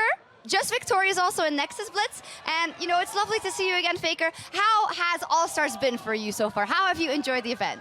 페이커 선수 오랜만에 인터뷰하게 되었는데요. 지금까지 올스타를 어떻게 즐기고 계시고 베가스에서는 어떻게 좋은 시간 보내고 계셨는지 말씀해 주세요. 이번에 올스타에서 굉장히 또 많은 선수들뿐만 아니라 스트리머분들이 오셔가지고 굉장히 즐거운 경험인 것 같고요. 그리고 이제 베가스에 와서 제가 처음 베가스에 왔는데 굉장히 여기 분위기도 다르고 뭔가 좀 되게 좋은 것 같아요. 네, 말로 설명하기 힘든 것 같아요. So it was a great experience meeting not only the pro players but also all the influencers here at Vegas, and it's my first time here, so it's really great to get to know this new city and such a magical city. Okay, yeah, it is indeed. I'm not sure if everyone can hear us, but we're just going to carry on. Everyone that we talk to says, you know, who do you want to meet at All Star? And they all say, oh, we want to meet Faker. But for you, who do you really want to meet here? And did you meet them already? 여기에 온 모든 프로 선수나 이제 스트리머분들한테 누구 보고 싶냐 물어볼 때는 다들 페이커 선수 보고 싶다라고 얘기를 하는데, 페이커 선수 반대로 이번 올스타 왔을 때 새로 보고 싶거나 다시 만나고 싶었던 선수나 스트리머분이 있나요? 저는 옛날부터 좀 많이 봐왔던 선수들을 특별히 좀 보고 싶은 마음이 있기는 했는데, 어쨌든 뭐 그런 것보다는 그냥 좀 모두들 만나고 싶었던 것 같아요. 다시 올스타에 나와서 그냥 다른 선수들 누구든 간에 보는 거를 좀 좋아하거든요. 네. So I miss all the old friends that played together in the past, but altogether it was a great experience meeting everybody here. And like it's hard to pick just one because every single person has their own personality and character, so it was a great experience so far. Yeah, absolutely. I do need to ask you about your 2v2s. Now, I know in Korean solo queue, when you are paired with Captain Jack, you love to, let's say, troll him a little bit by always supporting him and picking Alistar. And you did it again, but you won. What was Captain Jack's reaction when you did it again and you locked in Alistar for that important game? 네, 그 예전 솔랭 게임에서 페이커 선수는 캡틴 잭 선수를 만나면 종종 서폿으로 같이 가서 이제 일명 트롤한다라고 이제 괴롭힘을 주는 걸로 이제 익히 알려져 있는데요. 이제 오늘 2대2 대회에서 다시 한번 알리스타를 골랐을 때 캡틴 선수 어떻게 반응하셨는지 궁금합니다. 제가 알리스타를 굉장히 열심히 솔로 랭크에서 했었는데 그런 소문이 나서 좀 유감이고요. 이번에 근데 2대1을 플레이하기 전에 제가 미리 알리스타를 하기로 이야기를 했는데 좀 뭔가 체념한 듯한 그런 분위기를 풍기시더라고요. 그래서 그냥 알리스타 재밌게 했습니다. 그냥 편하게. 네. So actually, I play Alistar very seriously in solo queue, so I'm really sorry to hear such rumor going on. And when I actually told Captain Jack that I'm going to lock in Alistar right away, and I think he just gave up at that point. So I just had my own fun. Yeah, well, you won. It was fantastic. Now, next up, we will have the Tandem Mode, and there's one very important pairing there. We have Sneaky and Bang together, of course, your ex-teammate, and they will be cosplaying. What are you expecting of their costumes as Zion? How do you think they will perform? 이제 다음 경기가 탄뎀 모드가 준비되어 있는데요. 그 경기에서는 이제 매우 특별한 한 쌍의 선수들이 있는데 스니키 선수랑 뱅 선수가 자야 코스플레이를 할 예정인데 그 두 명의 코스플레이를 어떻게 예상하고 평가하시는지 그리고 경기는 어떻게 진행될 거라 예상되시나요? 저는 개인적으로 자야락한 코스플레이를 하지 않을까 생각을 했는데 뭐 이제 이번에 둘 다 자야를 하게 돼서 조금은 아쉬운 것 같고요. 근데 이제 또 이번 코스플레이를 계기로 준식이도 스니키 선수처럼 코스프레에 빠지는 건 아닐까 걱정되네요. I was actually expecting for Sneak and Bang to cosplay as Zion or Khan. So I'm a bit bummed to see only two Zayas. But actually, I'm maybe a bit worried that Bang will get too into cosplay like Sneaky in the future. May we expect a Faker cosplaying something at some point, or is that not? 나중에 혹시 페이커 선수 코스프레는 볼 수 없을까요? 나중에. Maybe later. Maybe later. Okay, that's enough for me. Thank you very much, of course, 감사합니다, Faker. Good luck in the rest of the tournament. And we're going to go over to our casters to get into that Tandem Mode. Thank you very much, Shocks. Always fantastic to hear from Faker. And to everybody out there, welcome back to the 2018 All-Star event, where we're bringing you into this year's Tandem Mode with a special reveal here before the duos compete. I'm Clayton Captain Flowers Reigns, joined by Andrew Vedius Day and Isaac Azael Cummings Bentley for the next upcoming matches. But back to that reveal, it seems we have a very particular duo making an appearance here today. Yeah, a new duo, never before seen. We got Zaya. And what's the second half? What's the best part to go with Zaya? Another Zaya. Another Zaya. It's like looking at a mirror. They're indistinguishable from each other. Those cosplays are actually really, really good. Yeah. I'm impressed. They're both looking good. They're both looking great. And they're going to be tandem partners. So if they don't pick Zaya, they're obviously trolling. They need to pick Zaya. That is fully established. I'm just like, Bang, he feels like he's a hench Zaya. Do you know what I mean? Like, he's been working out. He's ready to go. He's looking good. And I'm looking forward to seeing how well they do in tandem together. Do you guys know how good Sneaky's Korean is? Perfect. Yeah, it has to be. Fluent. Yeah, for sure. Great. Dude. That's going to be one of the best tandems. Yeah, exactly. Yeah. Why do you think Cloud9 always does the best internationally of N18? It's true. Sneaky speaks fluent Korean, That makes a obviously. lot of sense. That's the secret to all this thing. But with that concluded, let's now take a look at the duos taking to the stage for our next competition in Tandem Mode. On the blue side, you've got Evie and Saros as Evos, Diamond Prox and MLXG as MLX Diamond, Kira and Rookie as Crookie, the Lovers Duo as Beaky, and Broken Blade and West Door as what else but Broken Door. That one is definitely winning so far. And on the opposite side, we have G4 and Rocky as G-Rock. We got Ning and Peanut as Ping. We got Zero and Jizuke as Jizuke. But they've got zeros in the middle. I know, but how else am I going to read it? Yeah. We got Double Lift and VRTT as Double T, and we got Pabu and Artifact as Pabu Fact. All right, so what I'm looking for here is some serious coordination between these players. I can't believe I'm saying this, but I don't want to see nothing like a Skarner pick. I want to see some intense mechanical skill shot capabilities. Yeah, this is where you have to talk about the tandem tier list. Okay. The more skill shots, the cooler your pick is. Yeah. Okay. If you're picking Twitch, if you're picking something like this, you're in the gutter tier. You're getting That's reported. in the, like, your mother no longer loves you tier. We've got a special report button under our desk to report from outside of the game. Exactly. And then, if you're up on the other side, if you're like Lee Sin, Ezreal. if you're Ezreal, if you're Blitzcrank or Thresh. Wait, where does Vayne fall? So in my head, Vayne that's a tumble. That's a mouse champion. You just press yeah, Q. no, dude, you're not doing anything. Just But for a it's skill with the shot. condemned too, you reckon? You mean No. that point and click ability? You don't even need that ability. All One right, person's just okay. pressing Q and the other I'm playing glad with the mouse. you clarified. Vayne Yes. is gutter tier. Yeah. Gutter All right. tier. Wait, Vayne so hang on. We've got is a gutter dumpster. tier. We've got. Do we have S tier or is it? There's called just S tier tandem? and gutter tier. Okay. Yeah. There's just two tiers. You're either you're good or you're bad. There's no in So between. Nocturne is gutter tier. Your first or your last gutter. Dude, Nocturne Okay. is This is how this so works. gutter. Okay, I'm just clarifying. You two Nocturne is in clearly a gutter figured this that out. leads into a dumpster. We have spent tens of thousands of hours preparing for the tandem mode. So I played tandem. That's how I was preparing. All right. So what did you learn? I played with Not quick as much shot. as us, clearly. We played Blitzcrank. Now, under your opinion, where does Blitzcrank fall? That is S tier. That's a Great. good champion. Okay, Yeah. good. So we played Jungle Blitz. That is like to make it even better. okay. Right? That's All right. I mean that's an S plus. I respect it. I decided that Quickshot was worse than me, so I took control of the mouse because I decided that was the more important thing. Right. And the challenges that I learnt were, I told Quickshot at first, you're doing everything that I tell you to do, right? So at first I said, you press Q now, you press E now. And he was good at that when we were doing our first jungle kill. You were the Nunu and he was the Willem. Yes, right? Okay. Okay, so what ended up happening though is he started having an opinion, which is what Oh, you ruined hate to hear that. when things started to collapse because I said we should hook now, and he would say things like, but I don't want to, right? And that's when things started to be controversial. But at other times, there were times where I needed him to have his own opinion, and he wouldn't, right? And there was only one point in the game where we both aligned, and we actually did something cool. Did you win? No, we lost horribly. Oh. I was a level 7 Blitzcrank when the enemy came was level 10. Blitzcrank jungle You weren't is even not a level 7 good. Blitzcrank. You were half a level 7 It's Blitzcrank. true. See, I think you really just have to establish who's the Ash Ketchum and who's the Pikachu.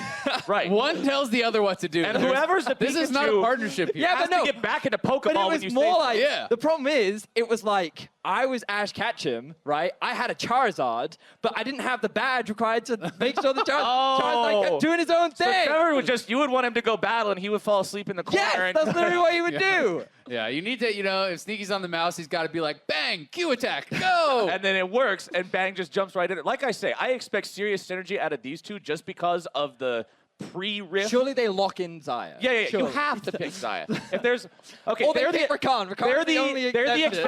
exception to our rule of tier list. Otherwise, if they pick literally any of the 140 something champions in this game besides Zaya, they get reported. Rakan is fine as well. I'm fine. Okay, with fine. Rakan. All right, Zaya or Rakan, either one is And acceptable. if the other team bans Zaya, they're all reported. Yeah, they all get reported if Yeah. they ban Zaya. Yeah, they'll be They're allowed to ban escorted Rakan. I don't care about that. But if they ban Zaya against two Zayas at once, Oh, wait. Okay. So double T, they could lock in Draven. How's that? Surely Not that's very gutter cool. tier. Yeah, that's definitely Okay. gutter tier. I mean, you press Q and then the person just does auto attacks. That's another one of those. no, but you have to catch the axes too. Yeah, but that's all just the That's mouse. true. That's all the mouse. That is Everything right. is the mouse. There's See, very little going on Unless there. they keybind, right-click to the keyboard. Which right? should be, yes, Which- right-click is key bound to You're talking space about some, bar. like unethical, like they're like literally just cheating at this point. Azale, this is tandem mode. There are no ethics. This is survival of the fittest. All this is is fair and love. in This tandem is mode. some apocalyptic, like, dog eat Yeah. dog kind of world. So, Yasuo also super high up there. Okay. Because Yasuo, every Q has to be aimed. True. And Yeah. you have to be dashing through the minions. Oh. Because you have to hit And the E as wind the guy. wall? Yeah, the guy has to hover over Okay, each I'm individual sold. minion to E. Yasuo's actually really Yasuo high. is really cool. Yeah. I was talking to Brox earlier. If they go for the Lee Sin, that's gonna be pretty cool. Yeah. If he ends up going for that, there's a lot of champions that are pretty hype. Like most of the skill shot, most of the really mechanical champions, like Zed would be super hard to play. Oh, that would be Aiming fun. Qs from your shadows and stuff, like that's nuts. I'm one of the guys that when we've got a game going on, like a legit game in professional League of Legends, like serious competition where everything's on the line, if I'm not casting, I'm in the Twitch chat spamming Zed or Bed during Champion Select. So I want to see the Zed too. Yeah, that's very that important. Would be good. Because where does Kane fall? Is Kane okay?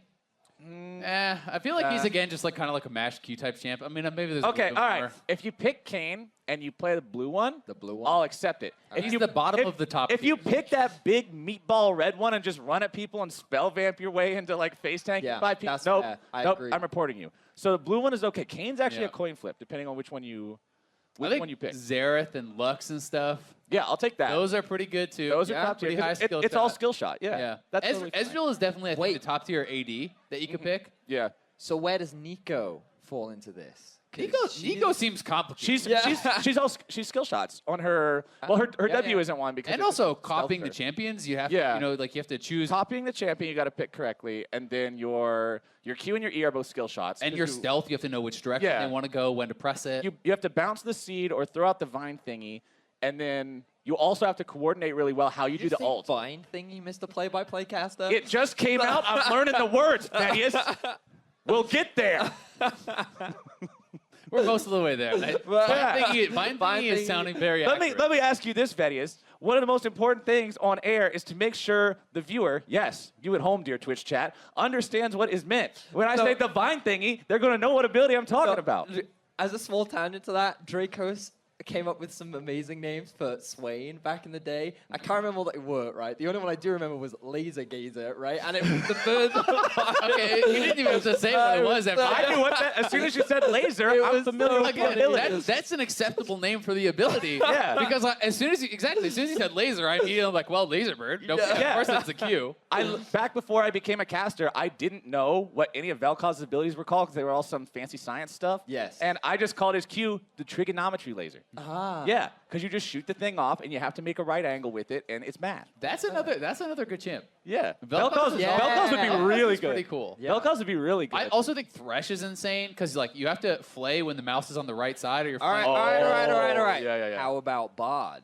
Bard is really cool. Yeah. Bard is really cool as well because those alts are going to be super troll. I feel like Bard is one of the only champions that you can actively just int your team without killing yourself. Like, Bard is one of the very few champions in League of Legends for which active griefing is super possible. That again, Tom Finch as well, but Yeah. he's in the gutter tier. That reminds me of another story. When Amazing was on our broadcast last year, he used to play some solo queue games with me and the broadcast team. Okay. And again, Dracos, he was he was playing mid lane Bard, and as Amazing tried to escape with our teammate Thresh, he got ulted by the Bard ulti. Amazing And it's literally just was he that doing this on instance. purpose? Yes, of course he was doing it on purpose. He was like, good luck surviving. Okay, let's see how they're banned. So, I like the first ban because they're banning away one of the gutter tier champions. They're telling their opponents, don't play this easy stuff, step up. Yeah, that's what you got to ban out. You got to ban out all the easy stuff. Caitlyn also definitely a gutter tier champion. Aatrox, I don't know. I mean, you kind of have to aim the Qs. I can actually see Aatrox with like the QE being not gutter tier. But I don't know. Also banning broken stuff. But Like because of- Akali, But we don't care about that. Akali's fun, but you don't want her in this game. No. Well, Aatrox Actually, I do also... want it in the game. I want to see people eat backwards and kill Yeah, themselves. no, people can actually mess up Akali pretty easily, I think. Ashe is definitely uncool. Yeah. Oh, take Pantheon off the Pantheon? board. Yeah, Not get very- rid of that. That is the most respect like these gutter bans. champ. Yeah, we don't want that in No this game. Xayah ban yet. This is Yeah, good. they better not ban Xayah. I already got my finger on the report button. Yeah, I feel like tanks wanna in use general are also pretty reportable. Maokai? Like- Yeah, if you play Maokai, I actually think I have to phone up your mom personally and have her report you because that's no. Not. That's like a refer a friend type deal. Yeah. I'm not. It's like the. You see your enemies playing Maokai, call their mums. Tell them that they failed them. I want you Like, I to don't call know- their mom. I don't know and who you're report talking them. about because he's no longer my son. That's what she'll say. Yeah. The parents will disown them for picking Maokai in tandem mode, but Master Yi is going to be banned away. That's a pretty gutter champ. is a good. Nico, I love it. So, Nico yeah, is great. definitely Locked in. S tier. Nico pick first. That's what we want to see. Or pick it. Okay. Pick They it. gotta secure it. They gotta secure it. I respect it. All right. All right, so surely this is an Akali Irelia lock-in, without a doubt. Aurelia is actually pretty cool. Yeah. I feel like aiming Yeah. the E's and aiming your mouse to be dashing to all But the imagine, minions. you know, like, you have to be super in sync, because the Aurelia Qs, like... The Qs and also, like, just dropping the E's, we're just going to see stuns get thrown out into like, outside of Summoner's Rift. Plus, if you're just mashing Q and their mouse goes over full HP minion, you lose your set. So, this is pretty... Oh, actually, so... Ping. Okay, so I thought they were hovering Lee Sin here. So Lee Sin is high. Yeah. All right, there we go. They just locked it in. Hina and Ning playing Lee Sin is super high. We got a boys ping on the Lee Sin. All right, ping on the Lee Sin. That's what I want to see. So far, we've got 2 picks that we really wanted to see, and one that Azael is not too happy about. So The Draven, so you give it a little bit of a bonus because it's the signature champ for BRTT. So they picked I can respect it, but Oh, Cookie's playing Akali. That's so good. I actually love this. I think Rakan is pretty cool as well. You have to move the mouse around for a lot of those abilities. Ooh, the Karthus Karthus is actually pretty funny, but but maybe you're just pressing Q. Okay, yeah, because there's not really a cooldown, right? You're not timing it too much, so. Also, it might be, I'm willing to bet it's Dark Harvest Karthus, so we're just going to see him wait and then drop like a bomb on everybody with R and explode the whole enemy team. And if he got Smite, he might be doing the, like, where you just farm Raptors over and over. Oh, yeah. And you kind of rush a jungle. The one-man funnel. Yeah. But it's we'll a self see. fun. Yeah, the self. Your jungler will not play Braum. Yeah. I had Zyrene do that to me once, and it's the only time I've ever reported him. Yeah, he just, I was going to say. He stole all my chickens, and I was not happy. And you're playing Skarner. That's like the only thing you're good at. Yeah, I was like, Zyrene, would you stop stealing? She's like, no, man, this is the plan. I was like, this is a plan I didn't sign on for. Report Summoner, bad teammate. All right, let's see how we're doing in the second part of the bands. The Alistar's gone, the Nivea's gone, and the Graves is gone. Yeah, I definitely so far loving the Lee Sin, loving the Akali. Those are going to be a lot of fun. Akali definitely super strong, but I feel like using the E and everything in the right direction and the ultimate as well is going to be tough. She did also get some nerfs this patch. She did. Yeah, she definitely did. Duration on a W and stuff, so I don't think that'll be too big though against... Oh, hang on now. I feel this is kind of gutter tier. This isn't kind of gutter tier, man. This is gutter tier. Ain't no skill shots on Darius. Yeah, W. Attack reset.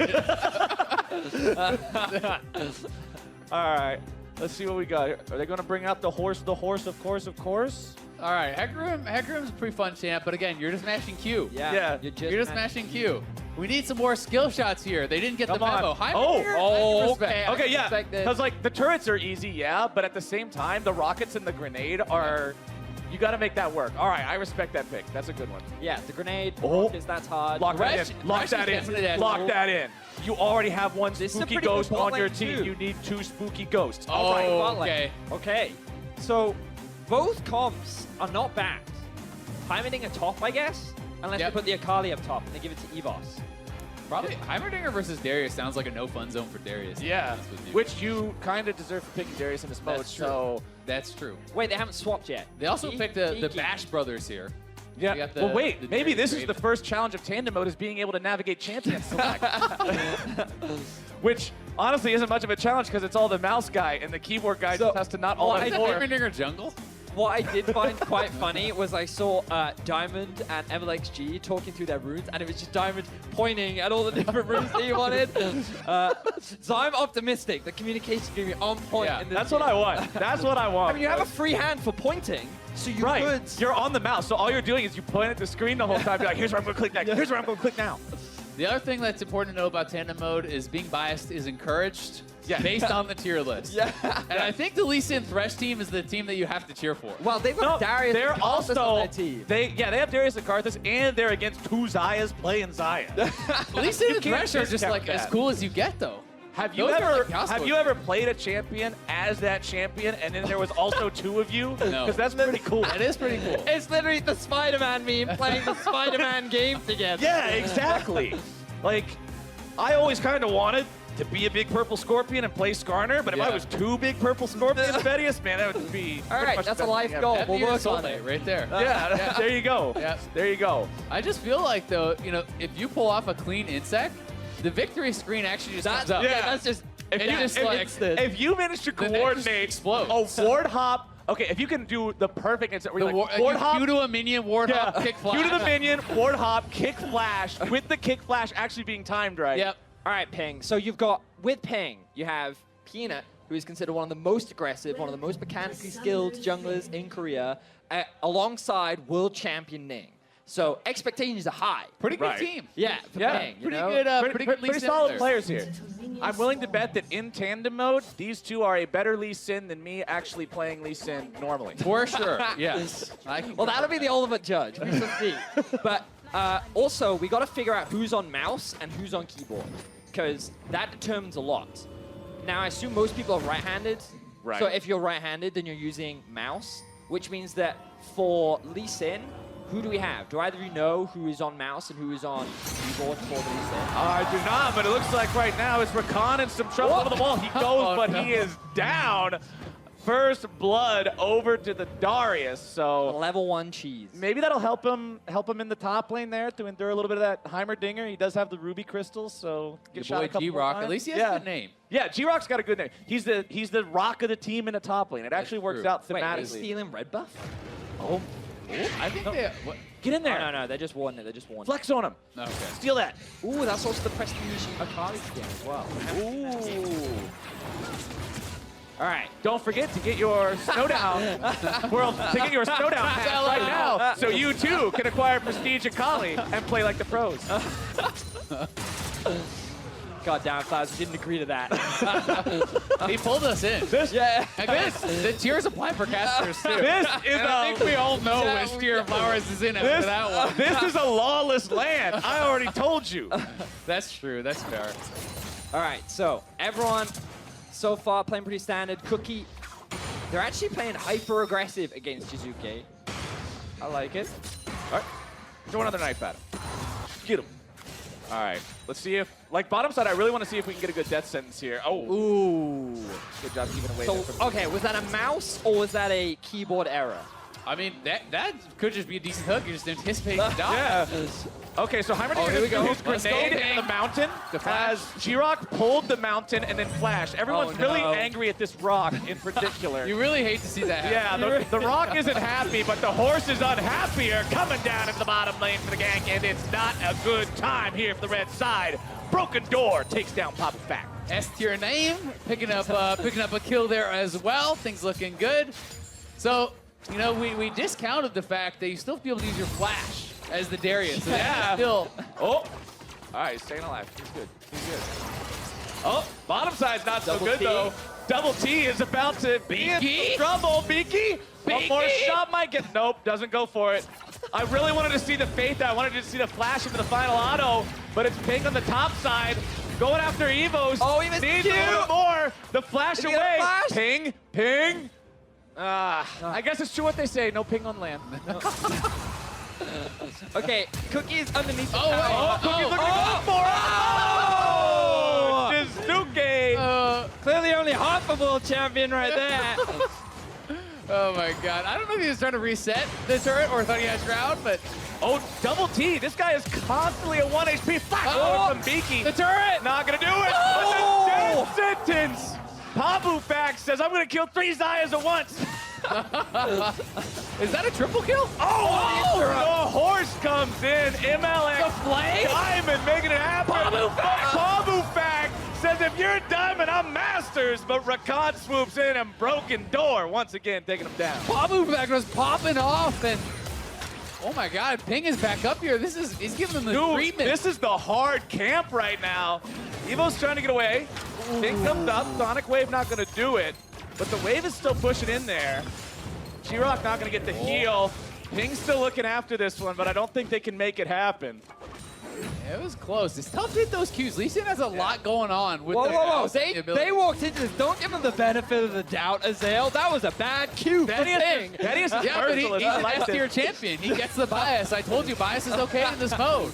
All right, here comes the Hecarim. Ping's going to be the target. Knocked back and cut down. MLX Diamond makes it 1.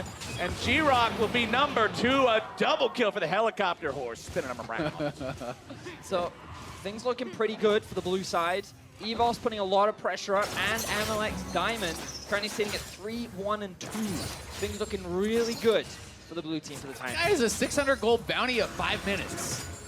That's just League of Legends in Season 9, That's a big my old friend. horse. That's how you make sure you make things happen. If you don't have a big old bounty, you ain't going in just yet. But bottom side, it's Pabufak, the Thresh that is just completely taken over down here. This guy's already MVP, without a doubt. He actually just looks like a good Thresh. Yeah.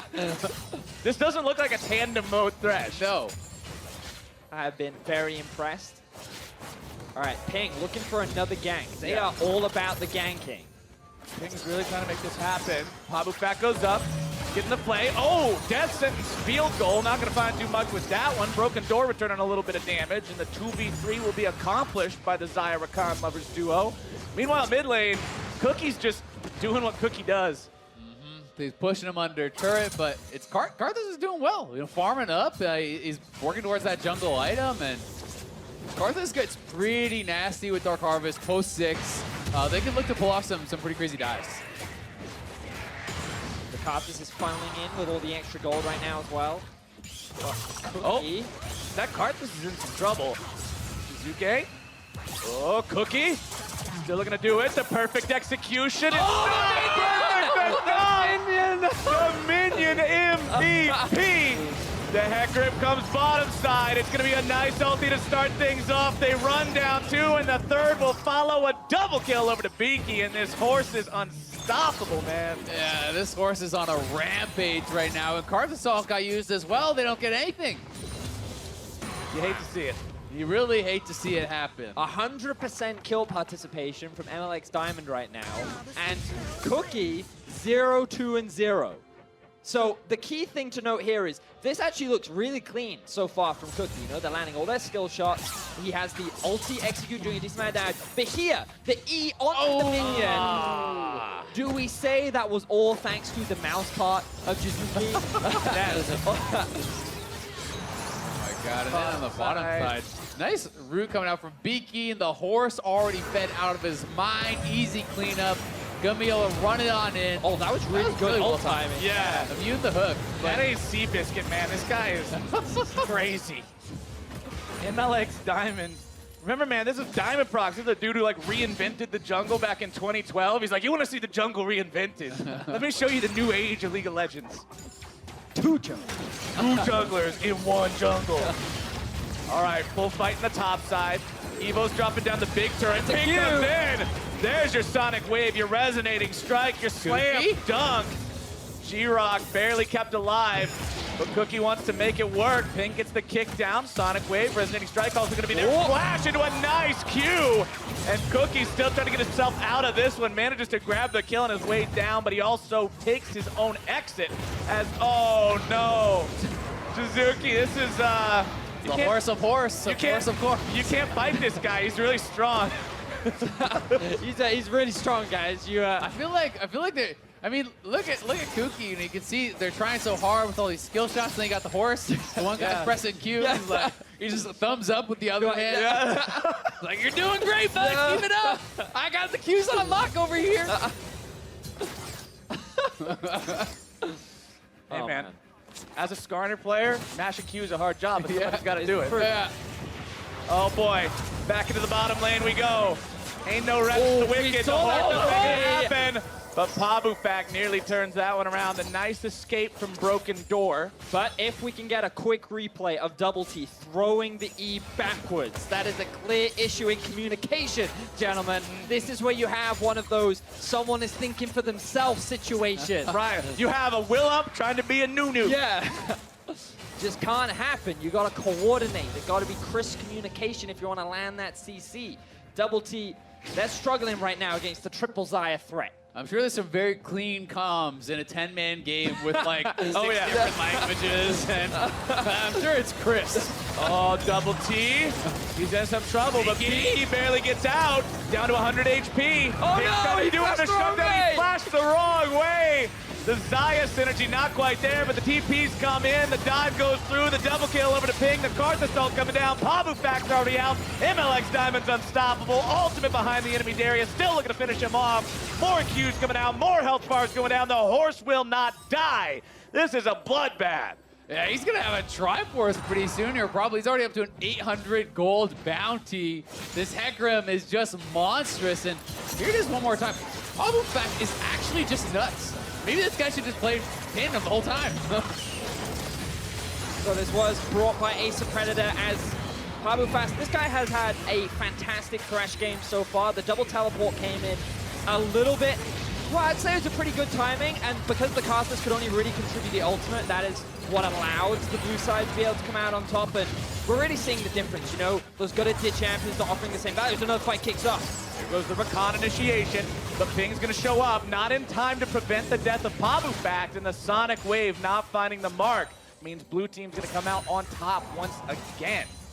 I love the fact that we've got, so my official measurement for what is a fiesta in League of Legends is a game where both teams are outpacing 1 kill per minute. Okay. And that's what we've got right now. It's 15-11 at 11. So we're officially in fiesta territory, and I love it. That's exactly what we wanted from That's the sweet spot for 10. Yeah, that's exactly perfect. where you're trying to be. Did see the Drake acquired by Ping, and that's like the first PvE-focused thing he's done all game, because we've just seen Ping in lanes, in lanes, in lanes. He goes for the objective play. Ooh, nice sidestep there from Broken Door. Alex Diamond topside, though, saying, I want some turret plating gold. Yeah. 7, 1, and 5 on the Hecarim. This guy is just not stopping. So I actually like the turret plating change in preseason, because previously what I would do is, oh yeah, I ganked the lane, I killed the guy or whatever, I'll tax the cannon minion and then leave because I don't have anything else to tax. But now I can stick around and grab even more almost cannon minion worthy gold by just knocking some rocks off the turret. Oh! That was pretty clean. Combo, yeah. That was good.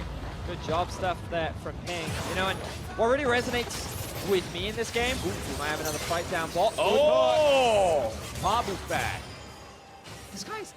Sorry, this duo is very impressive. It seems like one guy, because the brains are just aligned so well. The mind meld. But what really resonates with me in this game is, you know, when I often see a Darius, and I see the scoreboard, and I see 61 CS in 12 minutes, that is the Darius that I know and love. You know what I mean? That's Love really is a strong word. That's just the Darius. That's a true Darius experience. Darius, you got some warped views on love. I don't know about that one. The Karthus gate goes down. The horse is still really fast. Is he going for this? Of course he is. He has no problems in this situation. Oh! He just got chopped! See? No problem. This horse is crazy. All right, Cookie, can you make this one happen too? Good sidestep. Goes for the perfect execution. Not going to find it just yet. Cookie going forward. Gets the Eagles right back in. Karthus goes for the ulti, looking to finish off that horse, but he's not going to do it, and G-Rock won't find much. The rockets are shot off into the river almost as a celebration, like a firework. G-Rock's not able to find the damage just yet. Does get the kill before he falls. So blue team are kind of running. That was a 13-minute ace at random points.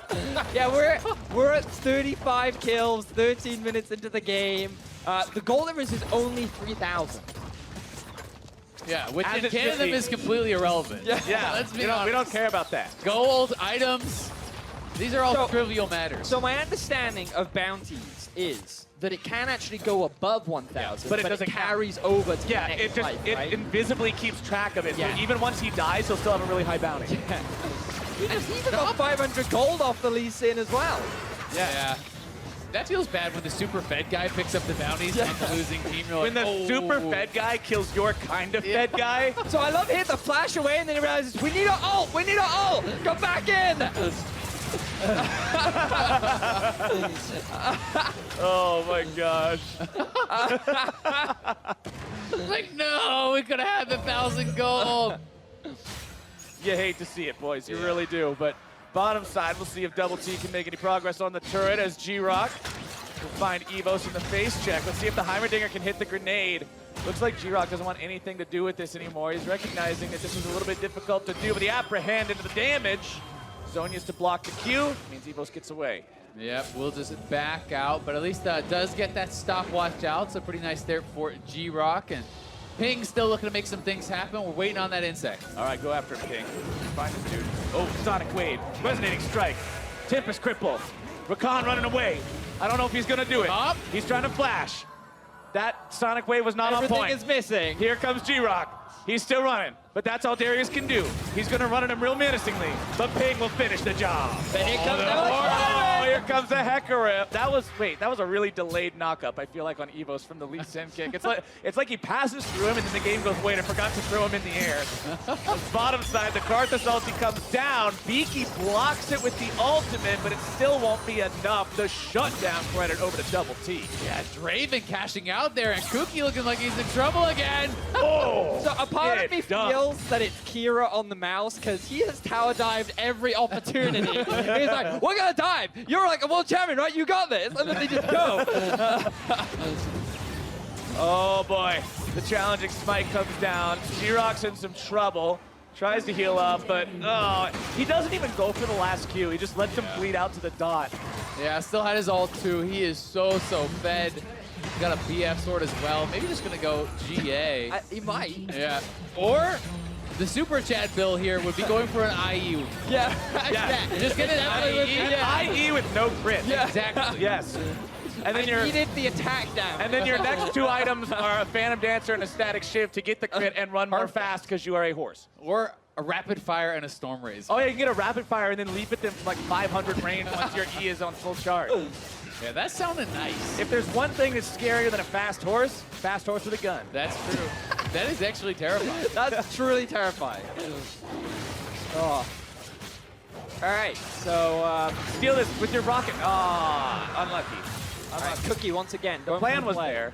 Cookie needs to find Pabu back here. Pabu back's been making some plays for his team. Cookie needs to shut this guy down, even though he's 0-6 or 2-6. All right, 2-7 now. Cookie getting himself kill number 4. Is it funny that the Thresh is 2-7 and I still think he's been the best player? Oh, yeah, 100%. that's what I was just thinking. I just started praising him, and I was like, wait, this dude died 6 times. Because again, you gotta take the tier list into account. Yeah. We need like a balanced pass for Tandem Mode, right? Yeah. Like Hecarim gets a kill, you get like 13 gold. Thresh Oh! gets a kill. That Rakan play was actually real good. He realized he was dead, so he went full sacrificial lamb mode, knowing that his Heimerdinger was already out of there as the horse swoops in. Beaky stays alive, doesn't have the ulti. Double T lands an E finally. But the horse has GA now, so even if he dies, he's not actually dead. So strong. We're not shipping him off to the glue factory just yet. That is crazy. Somebody call PETA. Yeah. Again, Pabu Pabu gets him, whaps him with the lasso. Bettius, you've been playing a lot of Red Dead Redemption, right? Is that a move? You smack him with the lasso and die? The move. It's the move. The only move that you have in Red Dead. Works especially well on pop stars, apparently.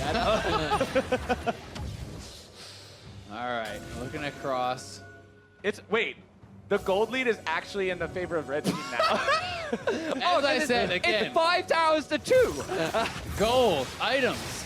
These are things of the past. So, Cookie, he fails to get over the wall. He has the second proc of his ult, but he fails to get... Oh no. Third time's the charm. Third time's the charm. Press Q. Press Q. They need to give, clearly they need to give Akali another charge that ult. That's the problem. That's the problem, I agree. Yeah. So I really want Diamond to die, MLX Diamond, sorry, to die, so that I can see another 1,000 gold. Yeah, that's what it's gonna be. I mean, he's got 17 KP, so it's gonna be a lot on this dude. He's also got a lot of farm comparatively. He has more farm than Akali. Going in. Because his Akali does a lot of stuff like this, so can't farm when your screen's black and white. Yeah, Karthus is also up like almost 80 CS, which is part of the gold lead there as well. Oh my god. Right. The Qs are landing. Evo's with the flash away over the wall. Double T's still going to be kept alive. TP coming in. Jizuki doesn't have any mana for the ulti. Horse still going to be on the front line. G-Rock's grabbing the kill onto Evo. So it's going to be a very low HP card as he wants to die so he can fire off the ulti. They're still chasing after Beaky. The slow comes down. Resonating Strike's going to be dodged away. Beaky firing off the backwards side ulti. The slow watch. That was much. The backwards ILT, the backwards Q. There was no look close. at Diamond. He has his ult up very soon. I don't know if he wants that. I don't even think even this man. Dude, he has 11 kills. This is the final charge of the cavalry, boys. Here comes the horse. They're grabbing 1 kill. They're looking for 2. They won't get it.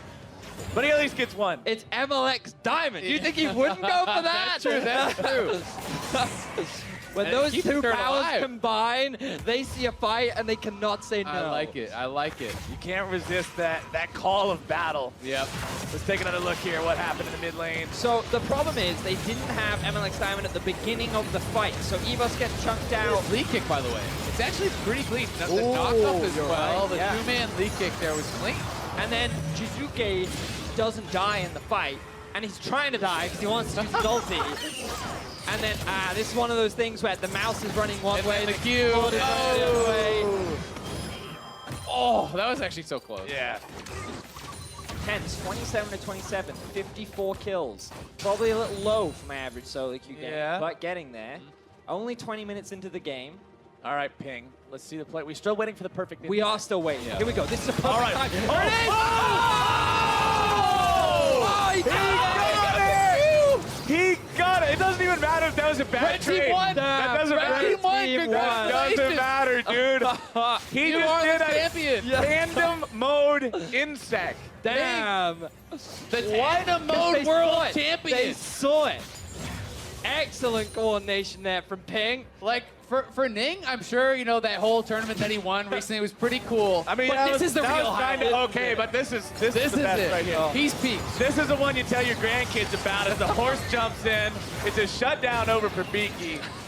Oh, man, Double T, you're in some trouble, man. The dive is coming. The perfect execution, back into the smoke. Dropping the turret aggro. Jumps right back in, taken down anyway. Don't know if that was the right call. I think perfect execution and anything to do with this Akali game just not be happening right now.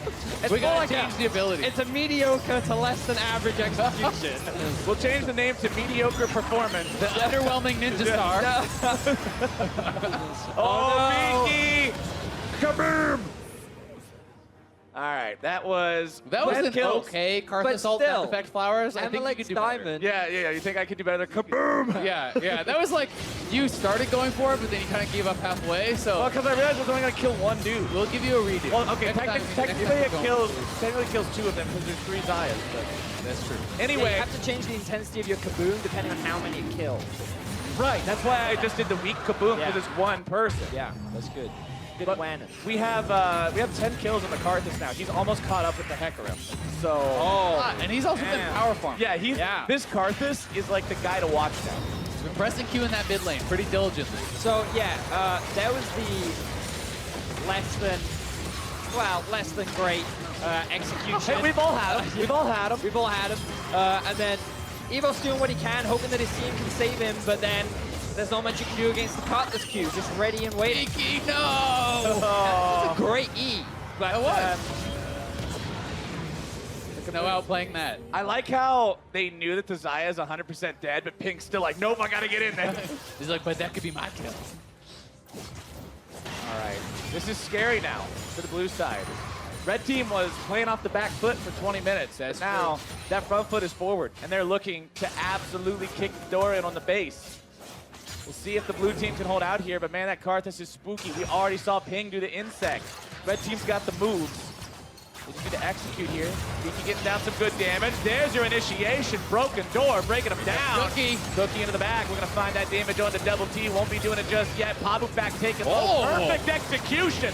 Living up to the name as the blue team is taking everybody down. The ulti comes out, but it's not going to find anyone. It'll just get the GA out of the Hecarim. G-Rock. Can he get it? Get away now from G-Rock, who's still looking to find that damage. The knockup comes through, and the ace for 1. The comeback from the blue team here, and they can march right down mid lane. We'll see if they can even get anything. They don't have a minion wave, but a lot of big kills for them there. And they're back in the gold lane. Well, all just about. They're closing it right back up. I like MLX Diamond's choice here. This is what I would do as well. Yes, we could push the inhibitor, but that's a red buff, and I really want that. So I'm going to take that. the red buff. Yeah, we need to make sure we acquire those special extra resources. I mean, they'll get the tower too. I'd say that's efficiency class.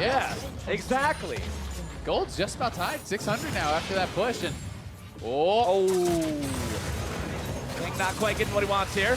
Broken door going in. Oh, that was a nice play coming out for Double T. And that's a shutdown along with the kill onto that enemy support. It's 2 for 0 there for red side. This is the problem with objectives, Faz, because it was very clear MLX Time was going for the red buff, and the rest of his team, they tried to go for that mid-tier tower. But this was the fight that happened earlier on. The problem for the red team is they got a little too split up, and they only had 3 members at the start of that fight.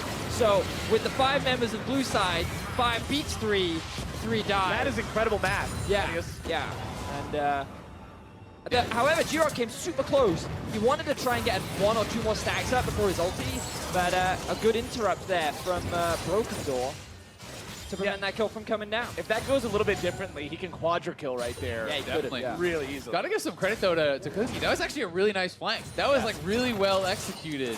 And then Colley's, let's forget every other flank. Just that one. Yeah. Again, it's the tier list. You give you a benefit of the doubt. It's recency bias. You remember the last thing they did, and that was a perfect execution. Yep.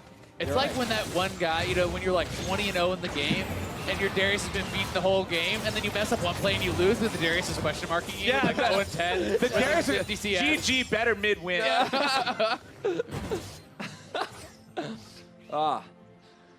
Okay, Baron is still off the table for now. Cloud Drake coming up in a minute. Remember, those Drake timers and Baron timers are shorter now that we've had the preseason patch, so more stuff to fight over, which I'm a pretty big fan of. Also, let's look at the levels, too, because Jizuke is level 17, while Cookie is level 30. Cookie's going back in again. Cookie wants to do it, but can he get through it? The perfect execution comes through, and he makes it a 1-for-1. Broken door going into the back line, looking to find that Karthus. Can they get the damage? Just maybe. The Hecarim goes legendary. MLX Diamond making those plays time and time again. It's Zhonya's. It was Zhonya's as the Karthus will not be able to ulti.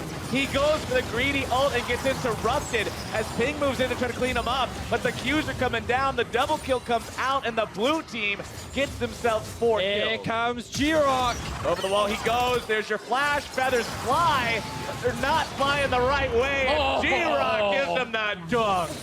And it ends up being the ace for the red team, who's a bit of an all-over-the-shop fight. But the important thing is MLX Diamond finally went down. The 500 G bounty is still sitting on top of him. Jizuke picked up that 1,000 gold. And now look at all the items that he's sitting on. This Karthus is primed and ready to carry for the red side. Yeah, he is a death cap now. This guy is monstrously farmed, has a ton of kills. Like, that is, I wonder how many Dark Harvest stacks he has. Probably a lot. Ooh, like, he's getting close to, like, the one-shot territory. It could be a last item Leandries, even if he wants, which can get you multiple procs. And here it is one more time. So Cookie goes in onto Power Fight. He recognizes the Power Fight is too skillful on this champion, so he ignores him. Goes for the easier gutter champion of Draven, is able to take him down. And then here they just have the numbers advantage again. 4 versus 2. 4 beats 2, 4 ends up winning out. But then, a bit of a poor decision here from the Karthus, utilizing his ultimate when he wasn't dead. It can be interrupted. And unfortunately, he wasn't able to get all those big kabooms up. I mean, to his credit, the guy, you know, playing the keyboard, maybe falling asleep at this point. Because you know, he had to spice things up. There was a Zhonya's into a stopwatch, hadn't moved in a while. Maybe he thought he was dead. You know, it can happen to anybody.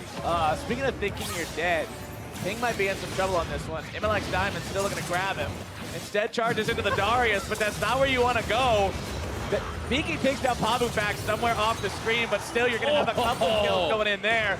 Beaky makes it 2 for the side of the blue as well. The Karthus is down. The ulti comes out. It won't be able to find the kill onto the Heimerdinger, but it will take both the Lovers duo very low. Draven ulti not going to mop that one up. Ooh, so it was actually a bit of a bait from paying up towards the top side. Both MLX Diamond and Cookie thought they'd found themselves an easy kill, but that's not the case. Now another trap is being set up. Oh, Beaky goes on a killing spree. Nice damage coming out there onto Ping as Broken Door taken down by Double T, and the damage goes through the shutdown over to Beaky. But now he's going to deal with G-Rock camping the corpse as the Guardian Angel comes back up. They're trying to kite themselves away. Evos is here as well to try to keep that Darius at bay, but oh, you hate to see it. He goes on a rampage. Can he find the damage onto Beaky? Yeah, this guy's a monster. He's got the Trinity Force, the Dead Man's Plate, and he's got the last auto attack. Classic Darius. 50 CS at 12 minutes into the game, and now 30 minutes in. He has 12 kills, 3 items, and he's 1v5ing the game.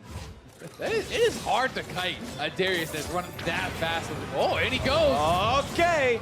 There's your Hecker. Hit the heel. Heel coming out. The Darius is good. Yep. Easy. It's a mighty strong champion. By the way, it's important to point out that Beaky currently has the most kills in the game with 17 and also has Zonya's Hourglass to make sure he can avoid the Hecarim ultis.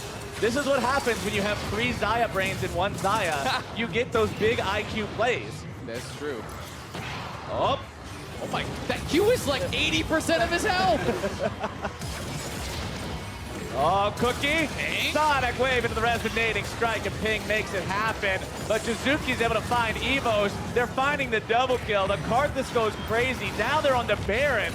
And blue team's going to find some way to stop this one. But I think the Xayahs are AFK in the base. Never mind, they're coming back out. But it's not going to be in time.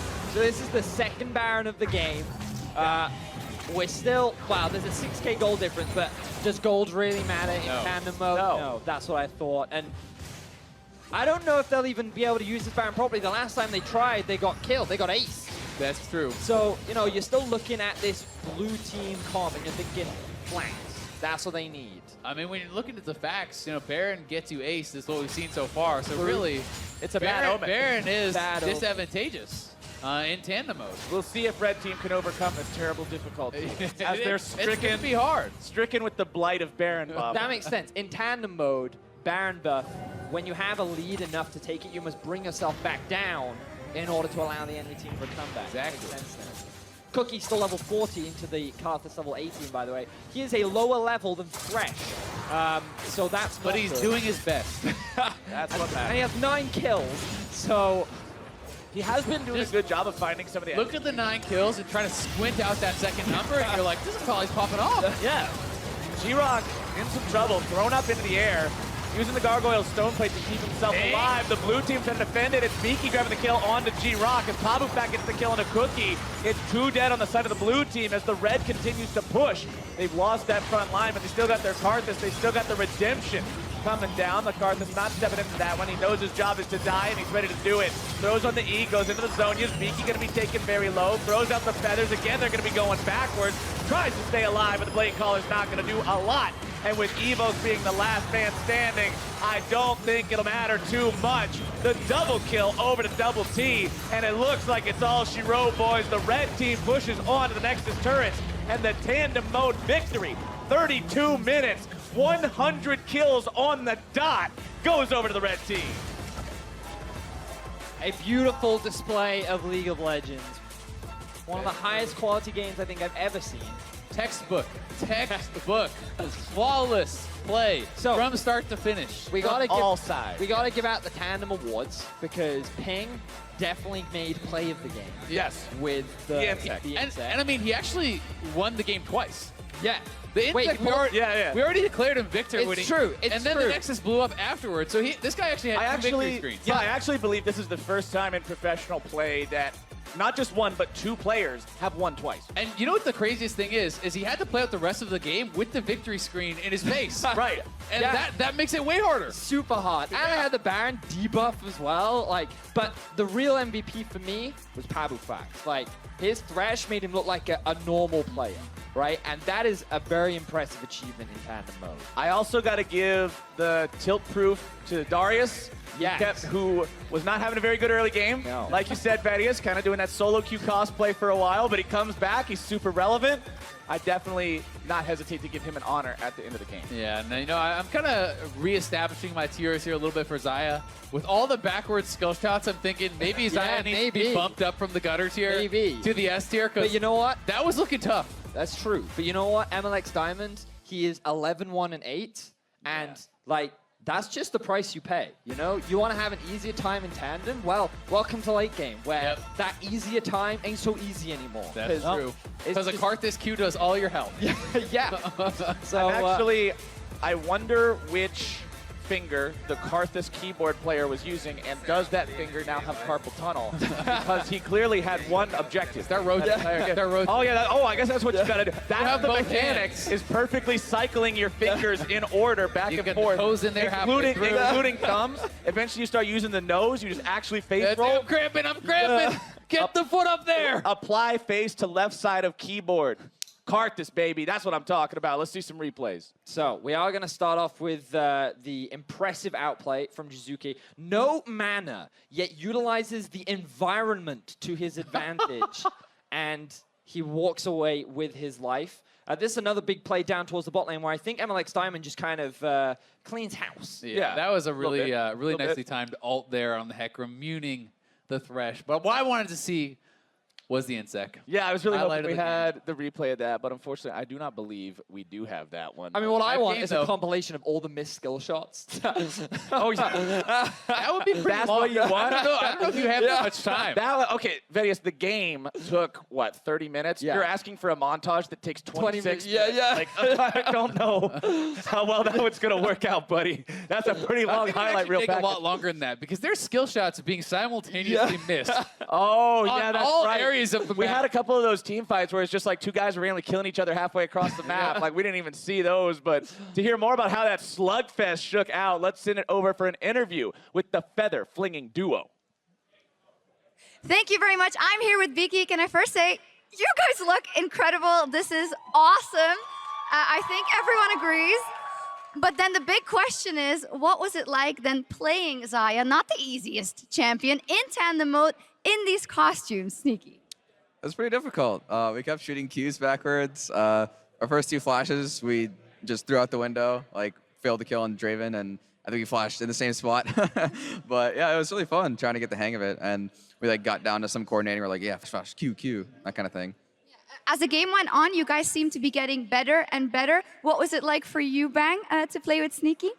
I couldn't use my flash at right time. Is the hardest thing. And also, you guys both look amazing. Can you tell me what you think about Sneaky's cosplay, and who do you think did it better? He's so pretty than me. Oh. What do you think? Especially his leg. Especially his leg. What do you think, Sneaky? Yeah, Bangs is amazing too. He did the contacts, which I can't even put in my eyes. And yeah, the whole thing is super high quality for sure. It's awesome. So now that you did this cosplay, is it going to be a new tradition that you're just going to do it with other people and make them dress up as something? Do you have an idea? I don't know. I mean, this is the first time I did one here at like Riot and stuff, so it's pretty fun. Maybe we'll do it again. I don't know. The fans would love it. But now you guys are playing against each other as well. So what do you think the next game is going to be like when you're playing against Sneaky? Can we going to Xayah? Both? I'm actually not sure. We play Yeah. one versus one, you know? I believe it's random. Oh, yeah, later, yeah. Can you? Yeah. Yeah. It's random, I believe, so you can't pick Xayah. I don't know. 다음 경기는 거기 Yeah, because we play 1v1. Okay, in 1v1. Yeah. So you just made a deal that you're going to Xayah 1v1. Okay, great. We've got it on paper. Well, thank you guys very much. You guys look great. And now back over to the analysts to break down that awesome game. Lock it in. We've got it. Lock it in. Thank you very much, Shocks. How awesome it is to see those two guys playing together in the Xayah cosplays, as they will both be playing against each other, as already mentioned, later in this event, but as well in the North American LCS. Yeah, I mean, I love mirror match 1v1s that I believe they both agreed to at the end of the day. I think, right? I love the Lee Sin 1v1s you're going to see. These are coming up at the end of the day. And just hats off to both those guys. Those are both killer cosplays. Without a doubt. But that is all coming at the tail end of what is an incredible game mode, and that is Pro Tandem. Let's talk about how the 20 players up on that stage, normally 10, perform. And these are tough champions to play, so I thought they were going to be going with the usual, you know, I know that Zale is taking up the Twitch portions of it, right? But these were fails just simply because they're trying to get into the groove of things. Yeah, man, Akali looks so hard. And yes. I understand that some champions are definitely easier or harder, but the MLX Diamond, not only do I feel like they have the best name, they are players of the same mind. So yes, I want to give them some credit aggression, for getting go that 1,000 in. gold bounty so early on and running over the early part of the game. That's the thing. These players are literally the type, doesn't matter what HP bar they are, sub 10 HP, they go straight for the kill. But I know they already talked about it. We'll just take a look at this first. Yeah, this is one of those moments where the mouse is in the wrong place when the keyboard gets smashed. And but he's still got a root. Yeah, G-Rock actually wildly impressed me in this game, in that play alone.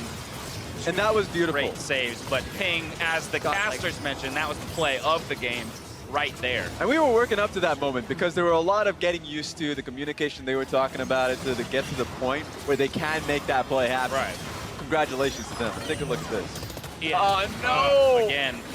We were talking about this, like, 80 carry at a pro level. You click so much. Every auto attack is followed up by a click behind you. So unless you're playing something like Twitch, where the only directional shot you shoot is your W, you're going to spend a lot of backward skill shots if you're trying to kite properly. Oh, without a doubt. Okay, so we heard a little bit from Azael what his tier list was within the game. Do you guys have a tier? You think Akali is the toughest to execute? Because I think Lee Sin is up there for sure.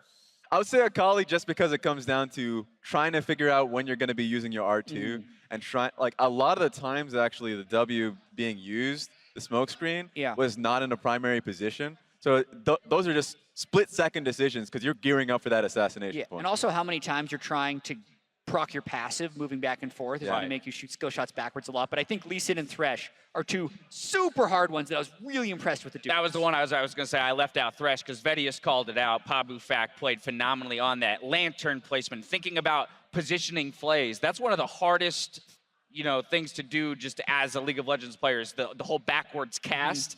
It's breaking a habit that you're not used to have that kind of coordination and then let alone hit hooks is just phenomenal. You called out MLX Diamond as your favorite name. Raz, what do you think? Where do you give the award? Oh my goodness. I'm just going to say Cookie. It's hilarious. It's good content. It's amazing that you just lined up just like that. Simple and clean. I'm going with Broken Door. Okay. just because it's like almost a disappointing final name, but it's Broken Blade, West Door. What are we going to get? Right, Is it West Blade? Right. It could have been West Blade, but no, we got Broken Door of all things. Some fantastic plays coming out of those players. It makes me excited to see what else we're going to have coming out throughout the day. We heard Bang Sneaky talk about their 1v1s. That's just one of many that we have coming our way. And I think it'll be interesting now to go back to a situation where there aren't two people piloting any one given champion. And you'll start to really understand how good each of these players are when they're in control of the mouse and the keyboard themselves. Surprising how much it helps to tandem with your left and right hand. To have one mind versus controlling another both hands. person. Yeah, I agree. Without a doubt. All right, well, at All-Stars this year, MasterCard is surprising fans of the day for using their MasterCard to pick up some of the All-Star swag. Michelle and Sechang were surprised with behind-the-scenes access to the MasterCard VIP lounge. And in the lounge, they got a chance to hang out with the pros and shoutcasters, pose with champion weapons, receive a custom painting, I'm jealous of that one, and get a priceless League of Legends VIP treatment as today's MasterCard fans of the day. Cool stuff, man. This is a cool venue walking around, seeing all the pro players and all the streamers and stuff walking around and everyone mingling. It does feel like a cool celebration. Right, I was talking to Voyboy earlier and he was saying, how cool it is that in any given 20 feet, you could brush shoulders with the likes of Faker and Uzi and Rookie and, all of these huge names, people that you've looked up to or that you've watched on streams, and here they are all in one space. I think Voyboy and Doublet are going to win the Charity 2v2 tournament. Oh, damn. All right, Wait, you're just going straight for it. Are you aligning with that, or you think it's going somewhere else? Charity 2v2 tournament. My heart was going towards Uzi. They did just knock out Uzi. That's what hurts. I guess they're going to go by factory. I'm just going to have to back that one up. Faker and Captain Jack looked very strong, so I think they could give them a run for their money. And when we return, 10 more All-Stars take to the stations for the return of Earth. So don't touch that browser. Okay, Cookie's underneath the Cookie's looking for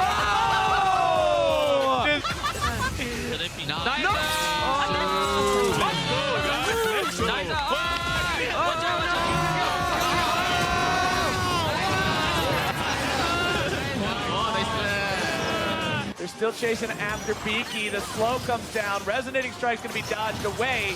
Beaky firing off the backwards side. We're still waiting for the perfect. We are still waiting. Here we go. This is a perfect time.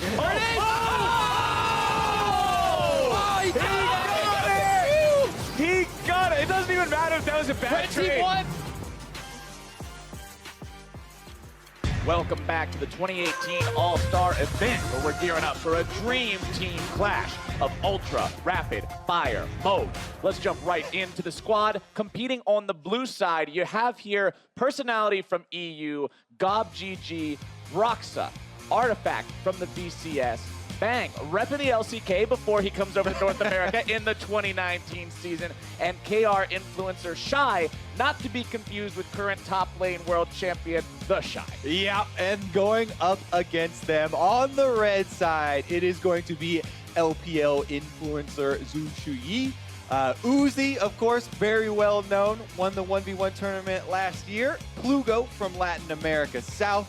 Sneaky and High, the old Cloud9 members reuniting now in the bottom lane. High did, by the way, play professional support. So he's actually technically so many roles. On a roll still here, even though it looks like he's role swapping. Now remember, this is not just normal Earth, this is our Earth, all random ultra rapid fire. So the picks are already locked in. Vedius, we were talking a little bit before we started here, and you are clearly the resident Earth expert on the desk. Break it down to me, how the team's looking. So Soraka is very strong, right? Okay. Because the star call is obviously spammable. It's on a very low cooldown, and the heal is also spammable. I've been told everything is spammable in this mode. Yeah. Everything's spammable. 80% CDR. But like Kale's E is yeah. useless. Who cares if it's on a super low cooldown? It's up all the time anyway. Twisted Fate is really strong because you have like permanent gold cards. Oh. Eat forever. Sejuani might be good. I don't know about Sejuani. I mean, Team Red obviously has a lot of crowd control on their side. So he's good. Yeah, I think they'll be favored in the crowd control side. Meanwhile, Blue Squad does have a lot of mobility and DPS available. Cloud9 reunited in the bottom lane. Uzi in the jungle. Well, even though there's not really jungle picks, but so you can jungle, but most people don't. Yeah. Most people do double laners. And because remember, even summoner spells reduce. So teleport is like a 40-second. Oh yeah, everybody takes cooldown. TP, right? Yeah. So you just like the first thing you do when you get into game is TP to lane. At right? most, you grab a red buff or something, Yeah. and then you get to try to kill people. all right. We'll see how this works. I'm gonna see if we open up with the 5-man TP. Okay, we do have 5-man TP versus 5-man TP. All right, Vedius, your knowledge has been proven to me. Excellent. What is that Udyr? I told it. Wait, get this Udyr off my screen! What? That is actually... Where's the skin? You need at least Oh my god. definitely not Udyr skin or the ultimate skin, but that's the black belt? Yeah, that's like the original palette swap. You got it. All right, we got Bindings coming in, Star Calls coming down, everybody going right back into the fight, Root coming out, damage going through, still looking to find the kills onto both sides. First blood already over to the blue side, Sejuani barely getting herself away. Bindings continue to find their way onto the red team members. It's 2-0 so far. Uzi's still trying to get himself away, but the Bindings come out, the damage goes down, and the blue team goes up 3-0. Blue team with the great opening here, rushing over to the river, and they just take out everyone. But These fights are going to be hard. Their level 1 is so strong. You have the Lux Q that pretty much permabind. You have... So he started with the bear, right? So you have stuns on literally everyone. You can go from one target to the next and just keep You stunning. can do that in regular mode with Udyr, by the way. Yeah, but he doesn't run out of mana in Earth mode. Does it reduce his 6-second per target cooldown timer? Wait, so if we can click on He's definitely Udyr, we can fast. see his cooldowns, right? Yeah. So if you look in the bottom left, when we click on Udyr, he's spamming E, and it just doesn't have a cooldown. So he just runs really fast. If you thought kiting Udyr in normal games was hard, look at it. All right, top side. They're trying to make the play happen here on the red side. Going in already. Damage going to be returned now from the Quinn. The blinds are going to be eternal, which means constant Harrier procs as well. Bottom side, the Nautilus bound up, trying to get himself away. Still looking to make that damage happen. One more hit. Shy won't get it, and they'll manage to get Sneaky out. Level 1 is hype here, and Broxa actually on the Lux, finding a lot of picks for the team. Definitely getting a big advantage there, but they'll just teleport right back in. So the thing here is Uzi made a big mistake not starting Q because having a low cooldown on W is not useful now. Oh, Sue's in trouble. She's trying to get herself out of there. Uzi looking to block and maybe keep her alive. Does manage to make sure both of these red team players get themselves out of this one. As now the Quinn's going right back in. The stun comes down. The Udyr continues to chase. Slap after slap after slap. Oh, but they won't find the damage. Oh my god, it also sounds like a zoo up here with the constant bear roar coming out. Damn. It is an angry top lane. Bottom side's not looking to stop anytime soon either. Those Lux bindings. Half a second after the binding wears off, the second binding comes out. And with the added slows from the Kale as well, it makes it really obnoxious. However, if you think about it, the Gragas Nautilus CC combo can be devastating as well, but they're constantly Oh, they barely got him out of that one. High just walks away by the skin of his teeth. More Lux spells coming out. High tries to go back in, wants to toss him a drink, but it's Sneaky who goes in, finding himself with that hook, but now he's taken down. Broxa grabs the kill, and with Sneaky on the ground, that means they can push up and take some turret plating. They go for the dive. Man, the double range advantage is allowing them to just find gold off the turret, too. All right, High keeps himself alive. Sneaky comes back with a TP. All right, Artifacts. Oh, he's actually, okay, no, he's just stealing some of the buffs and then kind of meandering in between lane and buffing too. Blue buff is actually completely useless. Utterly right? Yeah, it's just, I mean, it's I think actually it does just still garbage. give you cooldown reduction, which is again useless because it's already It gives you gold when you kill it. Okay, all right. Oh! Bang with a nice outplay there, you can see. Looks like Bang got the better half of the Xayah breakup here. Oh, High goes in. Bottom side, High trying to make the moves. Can he get the damage down to Broxa? I don't think so. There's heals and shields for days and days, and now they're managing to find both of them. NA falls again on the bottom side. The Cloud9 reunion is not paying off so far on the bottom half of Summoner. I feel so bad for the observers because, like, they have to track so much action as we see another top lane. Zoo wants to get herself away. She'll stay alive for now. Artifact's taken low. Uzi wants to find the damage, but he can't quite do it. Zoo goes in. At least makes it something, but it's a double kill over to the Quinn. You feel bad for the observers? I feel bad for Red Team right here. It's 9-0. Oh, wait, I thought Zoo even got a kill top lane. I didn't even see the getaway. As Uzi now has to try to escape. They'll see if they can mob something up. Artifacts spamming on the shield. They need a little bit more damage. They'll grab a shutdown. It's 1-for-1. But Artifact will now try to get himself out. I don't know if he can do it. Try to get himself another stun. Oh! Not gonna happen, but bottom side, the bloodbath continues. Sneaky flashes out, but Shy flashes after him. The damage continues, the bind connects, and Broxa is on a killing spree. Sneaky decides he won't let his old teammate die alone, and Broxa picks up 2. Woo! So, 12 kills to 2, pretty close Earth game so far. Another binding lands. Remember, TP puts you in the same spot behind the tower. Makes it very easy for the Lux binding. High just teleported back to lane, he's got half health. Yeah, welcome to Lux lane. TP. All right, they can't be canceled. The TF is here, not gonna find a lot. Oh, that's not good. Bang TP's in and runs it down, not what you want to see. High manages to pick up that kill. It's kill number 3 over to the side of the red team. As now the dive onto Zoo in the top side. She's wanting to stay away, but permanently blinded, constantly harriered, means it's gonna be a hard task to accomplish. Artifact makes the kill, while the red team dive on the bottom side will finally shut down Broxa. See, this is Earth mode. Even if you're down 12 kills, you can still come back. And that's just because of the sheer amount of gold, experience, and everything you can pick up in this game mode. Uzi now looking for a kill. Uzi got a good shot off on that one, but he's not using the second part of the ultimate. Was the Quinn not within range on that? Not a bit in range. All right. Artifact is in range, Artifact's in some trouble. Zoo going after him. She lands the stun and they grab the kill. But the cavalry has arrived. And God makes sure he grabs one. Over the wall goes Uzi, trying to get out with the disdain. The laser comes through. It will be dodged, but the shutdown goes over to Shy. So the red team actually secured the first tower of the game. They still are down in gold, but considering they were down 6K, this is a pretty good comeback so far as the team. Remember, you can't cancel those anymore, so Sneaky arrives a little bit early. Gob's gonna get himself away now, shielded up, protected. The shutdown credit going over to the Soraka as they'll take out Blugo here as well. Red team dropping 2, as now the turret will fall in the top lane, while the mid lane will also start to be pushed. TP coming in, but remember, they know exactly where that TP will land as more binding more damage goes through, and there's more red team blood on the rim. Blugo wants to get somebody, but all he's gonna get is a bunch of trouble as the blue team makes it happen yet again. Uzi's trying to outplay Shy, but the disdain is gonna be sidestepped. He'll still look to find the damage, and Uzi gets the 1v1. Uzi, the hope for the red team here, up on the top side, gets a kill, but it looks like Blue Squad not only getting the turret, but Infernal Drake, and this is the first one. That's going to be a large bonus damage. I honestly still can't get over all the Udyr noises ever since I joined it now. I'm going to be hearing that in my sleep. Iron out, looking to try and steal this away, and will fail. He will fail. Correct. Yeah, that was not what you want to see. As Gob goes into backflipping mode, looking almost like a gymnast at this point. Shy trying to clean him up in the backside. Zoo getting herself away only for a moment. The chase comes through, the damage comes down. Broxa ends up getting himself a kill.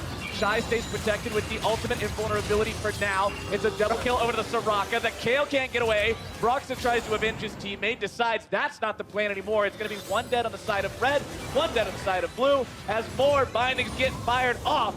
And it looks like that's all we're going to get for now. But don't worry, 10 seconds, we'll be in another fight. Yeah, I mean, we got Nautilus plus Gragas here ready to go for the all-in engage. I think Red Spot needs to group up though. Oh, there we go. Plugo flashes over the wall and somehow stays alive. Artifact's going to continue that chase, but Gob's in some trouble himself. Uzi goes on a killing spree, but the laser will shut him down with that sparkly auto attack afterwards. And it's a 26-11 game here for the blue side. Still pretty close then, is what we're seeing right now. Both teams trading kills for kills, but objectives advantage to the favor of the blue team. Here's a flanking TP. TP's coming in from both sides. It could be multiple as well. Sneaky tries to get himself away, but those constant star calls are keeping him under control so Shy can do the damage. Stuns and CC coming out. Artifact trying to get himself away. TP also coming in to make sure he's got backup. Broxa comes in, but he will not be able to land the binding immediately. That's okay. He's got another one a half second later. Artifact grabs the damage. Scott gets the outplay onto High, and the blue team is just coming up across the board. 3 for nothing here for these guys. Zoo nearly dead now as well. Uzi will try to protect the turret, but he's standing up against almost the entirety of the blue side. The binding goes in, the stun follows up, the damage comes through, the health bar goes down, and that is exactly what the blue team wants to do. They continue diving in between two turrets. They've got the Soraka heals. They don't care too much. Roar, roar, roar, roar, roar! Get one more! It's another stun comes out. There's one left on the red side. Can they get High? Flash over for Bang. Oh, Bang wants to go after this one. High's still trying to get away, but Quinn's got his number. The Zonias will only buy so much time. High gets taken down. Bang goes godlike. You see a Soraka, you don't normally think godlike, but Earth is a very special place, ladies and gentlemen, as now we're going to see Red Team try to fight yet again, but Sneaky's on the 1v5, and that's not exactly where he'd like to be seen right now, as Uzi's going to be chased down by Artifacts. Gob tries to get himself away from that glacial prison. The laser comes through, will not connect onto Uzi. Broxa won't get that kill. Lots of health bars taken low. Gob kept alive by the Kale ulti. Blue team with 4 members inside the red team base. They've got the minion wave of the turret so they can try to make their escape. Broxa goes dominating. Artifact still kept alive. The shields keep Artifact going. Look at Bang, he just heals everyone back to full. Bang will make sure Artifact never falls, and he will just slap Sneaky completely out of Summoner's Rift. Artifact has taken 4 separate turrets in the last 4 minutes in this dive, and he has gained health. Remember, we said this game was 26-11 not that long ago. It is now 41-11. That's 15 unanswered kills for the blue side. The game is 12 minutes long, not even. This is an absolute massacre here. Inside the base, can they get a kill back? Let's see if Sneaky can get himself away from this one. Gob trying to control High as the shields continue to fly out. The damage goes through. Finally. And blue team will finally lose a member. Can Red find anything else? Zoo should likely fall to Artifact here, but she will get herself away as Broxa goes legendary. Artifact will finally die. The man is mortal. More damage comes out from Bang as he places down those silent fields, and Shy's the one that gets the killing blow on the red inhibitor as Sneaky goes forward with the flash into the ulti. The laser's going to be sidestepped, as will the dredge line, and blue finally decides to head home. They've been sieging for like 3 minutes now. It was actually a 5-minute siege here where they started at the secondary turret, and they only back off because they want to spend gold. Oh, God. Brux is 13-1 and 23 at 12 minutes. That's something. As the KL ulti is used by Shy just to make sure he can be there on the front line. Oh no, Zoo is caught between a rock and a blue team, and now can they get out? It looks like they will until Gob has his say about it. He'll go in and find 2. He wants to make it 3. He's got the backup coming in from his team as Shy goes in for the flash. Needs 1 or 2 more auto attacks. High's going to try to buy some time for now. Very nice explosive cast, but it won't be enough just yet. High is bound up. Roxa is legendary. I would say, man, this would be a cool time to go to Baron, but it's 13 minutes, so yep. And meanwhile, Uzi's like, yeah, you know what? Our base sucks. I'm going to go farm mid lane. And now the rest of the blue team is like, hey, he's not going according to the plan. So now they're looking for the collapse. Uzi on the run. He's getting out the blast cone, but I don't know if you outrun this wild rabid animal that is Eternal Bear Stance Udyr. How many legs does it take to outrun the Udyr? Oh, they got the dragon. Here we go. Drake secured by the side of blue team. Broxah legendary on that Lux. Not gonna find the binding, but does he even need it? Pretty sure the answer is no. The flank comes in from Gob. The damage goes through. Shot coming out from Broxah will keep High in place long enough for Gob to make the flank happen again. Another backflip. When there's no cooldowns, you can kind of just jump up to the rain with them. As Artifact will not let Uzi get away. He is bound determined to make this happen, but he will get over the wall. Uzi wants to find more damage, but now Shy's here. You're not gonna kill the Udyr anymore. Meanwhile, the base. Yeah, keep going. You're running out of juice, buddy. That's the start. Number 1 does go down. Uzi's still alive, but Sneak is going to leave him. Oh, Uzi, the great escape, but you're not getting away from the Udyr. It's a double kill over to Artifact. Now they're in a 2 versus 3. Headed. I've got you, Flowers. You've got another fight in the middle lane. You've got the red team trying to get into the collapse. You've got the Sejuani chasing on the Udyr. Tiger stance. Tiger stance. It's not enough. Good job, Kobe. We nailed it. Woo! Let's go. Absolutely Number 2 coming in. Broxah's got the laser. Cuts him off, but it's not going to hit anyone. He's on the chase. He's looking for the flank. He still only has 1 death in this. Now he's in a 1v3. He lands another binding. It's not enough. He's forced to retreat. Shot. Take it away. Guy's on the run. He's going to have the extra speed up. So does it. Dodges those 2. Gets him with the second half of the W. And he's going to fall. That's the ultimate. He's in a 1v4. Intervention. Shut down. Intervention. More like a very slight pause on the death. And then they continue at Red Team, trying to get some money back for themselves. And they're still fighting. Why did they bring 2 colors onto this cast? I don't know about you, but I'm a flexible talent here. Multi-threat. I can go hard on the play-by-play. You probably will need to as the game continues, but now it's Rift Herald picked up for the blue side. Bottom side, no. It's Shu looking to set things up here. Broxah looking to make the outplay, not going to do it just yet. And High, a man who we saw not able to find himself anything during the early game. He's coming back into the game. He's shot call. He's saying, hey, stop losing. And they're like, okay, that's a plan. Uzi's been trying to shot call this whole time, making moves on the Urgot. He's kind of the point man here for Red Team, but Blue Team just continues to flood inside their base, no matter what Uzi tries to get done on the bottom half. Meanwhile, Sneaky on the long con, 0 and 13 right now. A couple more deaths, and then he can finally have him right where he wants them. Vulnerable and overconfident. I think his issue is that he sees Bang and he just can't do it. You know, he can't bring himself to hurt his counterpart. Whereas Bang is like, yeah, he doesn't. I was gonna say, Bang is just root. He's like, oh, Xayah versus Xayah violence. I don't care about this at all. On, you know.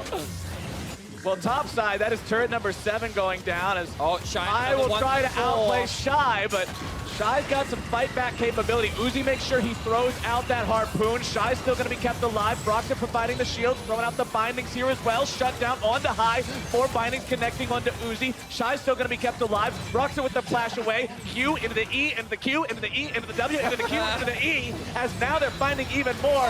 Sneaky makes it number 14 as Gob takes down an inhibitor, I believe. Shelly's still looking to make the push onto that enemy Nexus. She'll slam her head into the turret. She will be taken down. No Dancing Rift Herald here today, as Bang and the rest of the blue side will continue that push. Nexus turret number 2, that thing's a pile of rubble. Nexus under siege, but it's the enemy players you really care about in Earth. Can they get him? Uzi makes sure he grabs an execution onto 1, but Brox is still right there in their face. He gets another binding. He finds more damage. Is finally shut down. Uzi's still looking to grab the damage onto the remaining members. Can you chase the artifact? versus 2! No, you can't. He's just going to run around in circles and get himself away. Wait, quit spamming the turtle! Get more bear speed! No, he's down! Uzi and Sneaky are able to defend it. Red team lives! Uzi wins the Red Team Award for first player to have more kills than death. He's done it! And he's got the new Death Dance as well. Don't That you is like the this new Death shiny Dance. new item, gents? Plenty of health regen gonna go off and plenty of spell vamp. Maybe they can spell vamp their way back into the game. So the advantage of having no inhibitors in Earth Ah. mode is that because you have no cooldowns, you get more farm faster. Higher wave clear, greater gold generation. It's a very common stall tactic in Earth. So they're just buying time now. They're waiting for the late game. It's only a 30 kill disadvantage. I don't know if that's Sorry, buying time. 35 kill disadvantage. What does it really matter? Have you heard of the legendary river, Gragas? Have you heard of the legendary Dead Man's Plate speedrunning Uzier?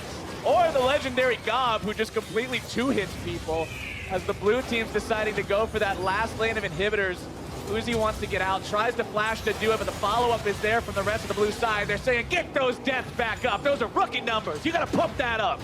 All right, Super Minis are heading into the base, and here come the rest of Blue Squad. Artifact is on the point here. Just wants to get another slap in there if he can. Gob's going after Zhu. Roxy going for the laser, not gonna find nearly enough damage just yet. Silence down in the stun. Sneaky gonna be crowd controlled yet again. More damage coming out onto the Nexus. Red team is only 4 men strong, but they gotta try to make the defense right now. It's Gob going on a killing spree. It's High going down. It's Bang going crazy. It's Sneaky who's out of there. Shy grabs the kill into Blue go. Blue team ace. Blue team win. Woo! Well, congratulations for surviving this. We did it! Everybody, because that was definitely a task. Right, when we jump into the best of 3. Oh, look, the roast is on fire. I'll see you guys later. Look at the time. So how do we post-game analysis this? It was... Red team needed to start winning. Honestly, the early game planning really did pay off here for Blue Team. That level 1, getting those first 3 kills, honestly, from about 40 seconds into the game, they had the lead and they never let go. I mean, the game was, what, 11 kills to Blue before Red got a return kill?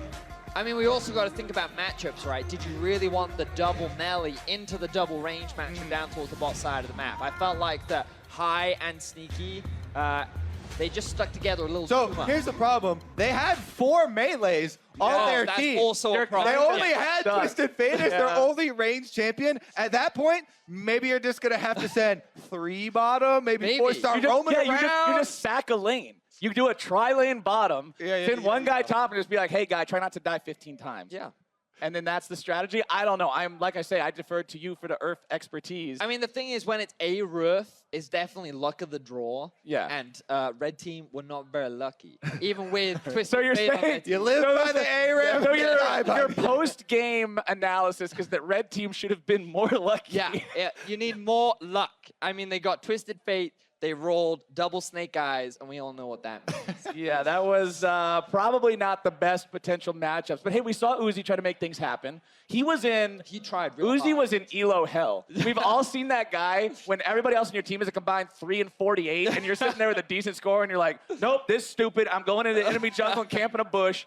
And that's what he did, and he got some kills for it. It definitely felt like jungler perspective, you know, all your lanes constantly dying, everybody's getting pushed in, you're like, I guess I'm gonna go, you know, I'm gonna go enemy territory. Counter jungle to red buff. They But won't expect Broxah, that. Who would have thought that Broxah could play not a jungle champion? That was a beautiful display of luck. No, Yeah, that Broxah was showing off right there. Yeah, That was like 80% hits on the Lux binding. Yeah. And there were a lot of Lux bindings being thrown out. So what you're saying is next year, when we see Broxah play, jungle Lux is probably a that's going to be the that's the hotness. You guys, spoiler. I mean, literally, what do you do though? What happens if Lux gets a good leash at red?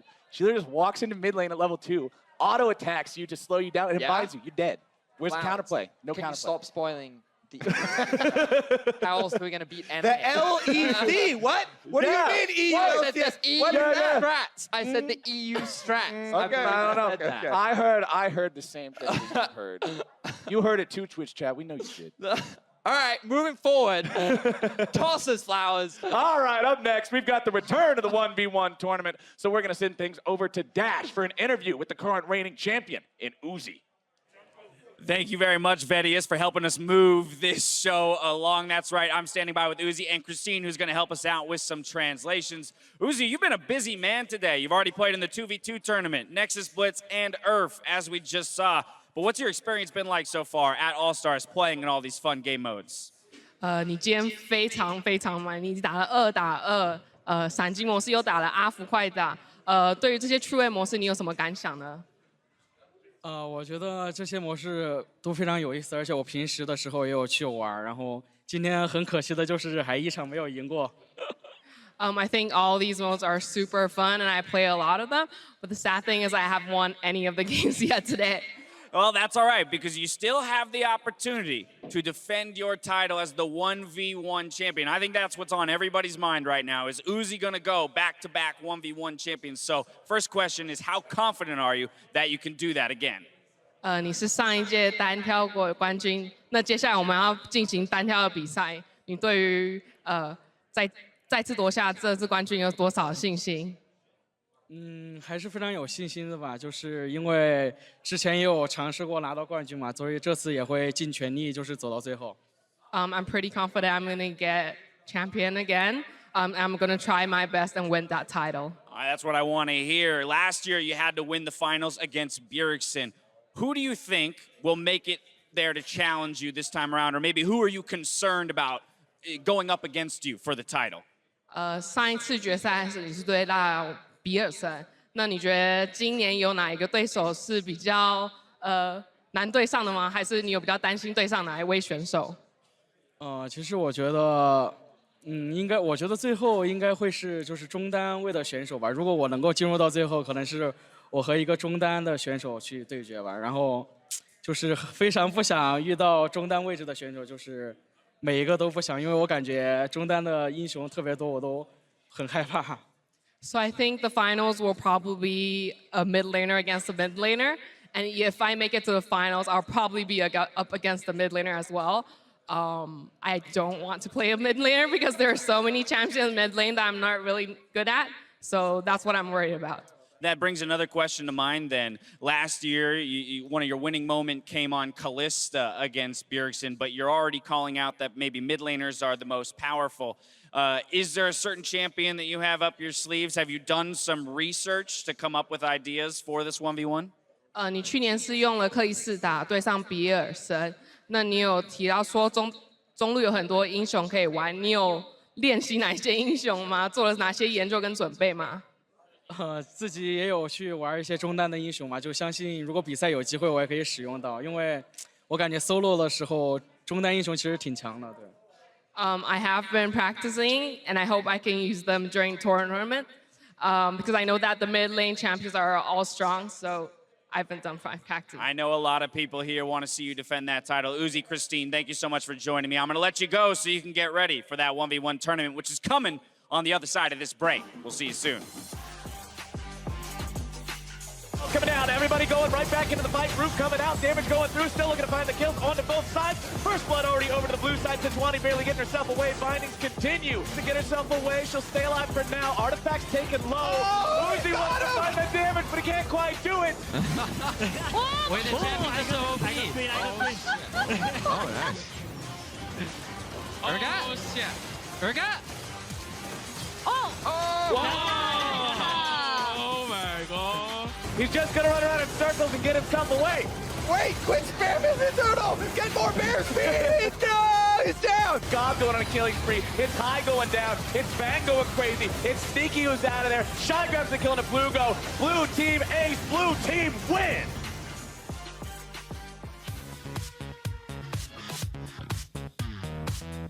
Ladies and gentlemen, welcome to the MasterCard VIP Lounge. We're going to take a look around at the sights and sounds. So let's be on our way. Looks like I found Tearwolf. Hey, buddy, how you doing? Pretty well. I'm enjoying the paintings that he's doing. He did Lee Sin, Blitzcrank, and a whole bunch of other paintings that I'm enjoying a lot. Which one is your favorite? If you had to call one out so far, what are you looking at? By far the Lee Sin or the Nocturne, which isn't here. Oh, Nocturne's not here. Where did it go? Did you sell that off or something? I'm pretty sure he ulted.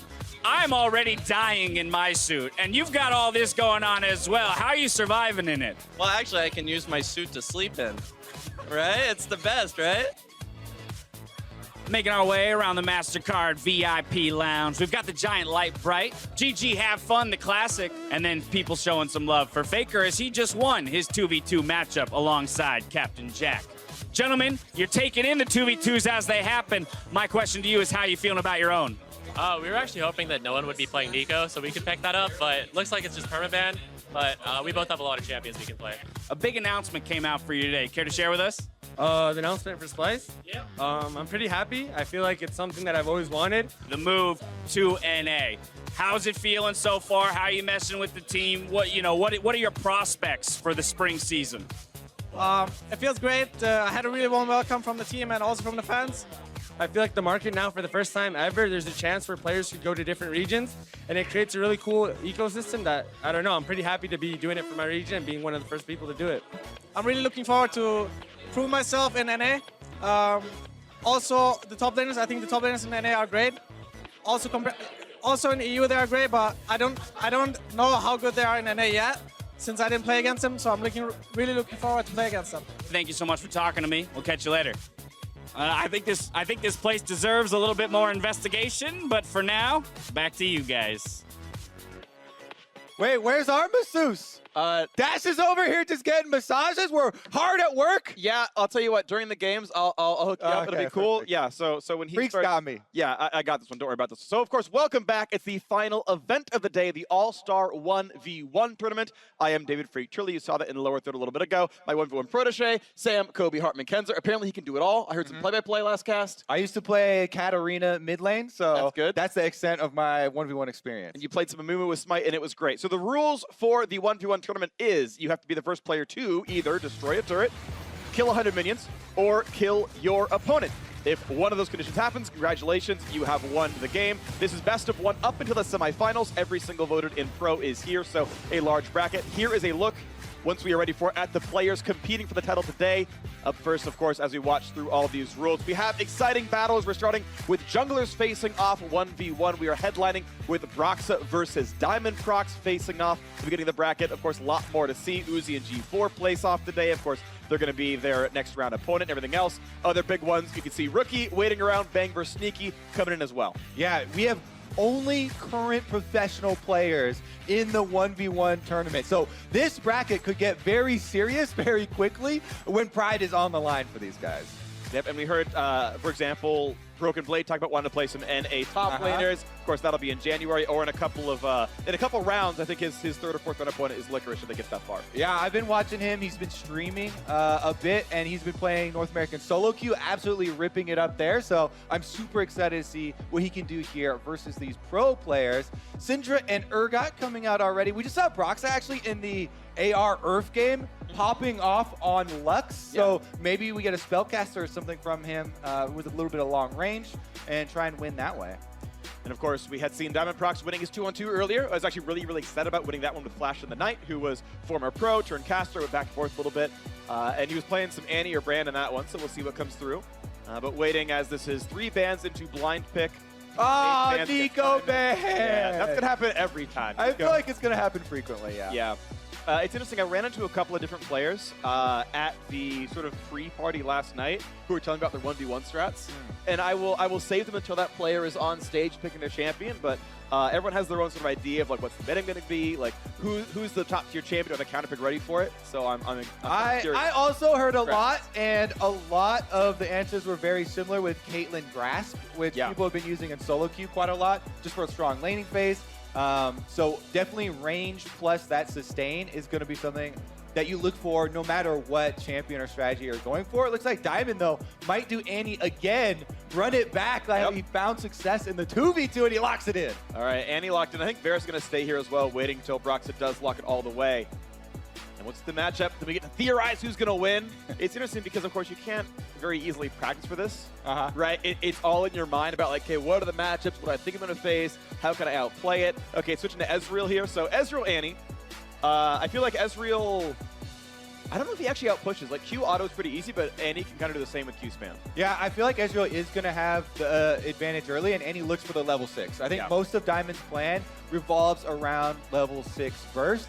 But we'll see how they play the trades early, right? Yeah. If he can dodge a decent amount of the Qs, Ezreal's one of those champions. Your damage falls off pretty heavily if you don't hit your skill shots. Annie's back to 625 range, right? That guy added back. Yeah. So I think Annie actually has priority in scrapping, just because she can auto from behind the melee minions and only take autos back.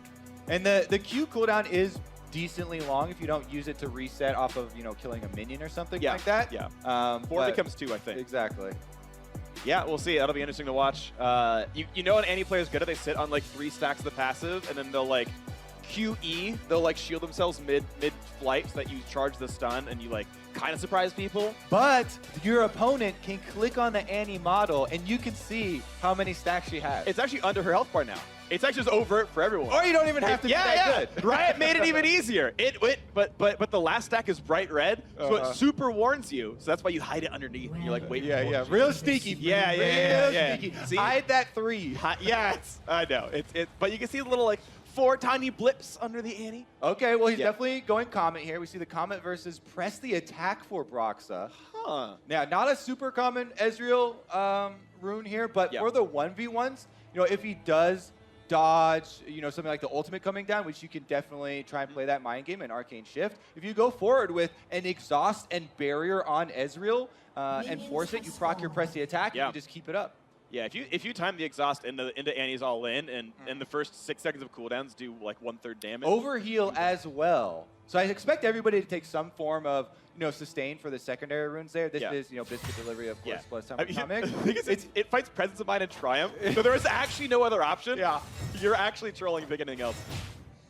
But I agree with you though. Yeah, some will sustain. We're seeing Biscuits time warp on almost everyone. Yeah, the only other option probably Domination. Grab some Taste of Blood and Ravenous Hunter. But the 1 stack of Ravenous is 2.5%. It got nerfed in preseason, so that like feels bad half the time. It is the base. That's 50% nerf. Yeah, it does half start the at 5. Yeah. And you'll get 1.3 health per Q, and you're like, all right, that's some 6 sustain. Oh, he's charging up. 1 charge on your Annie. There we go. All right. Level 2. Doran's play, Doran's ring, pretty much expected actually for both these guys with the potions too. But Diamond definitely does has the surprise factor with his flash. Brox was like cheating up for a Q, but you can see Diamond like cutting back to the melee minions.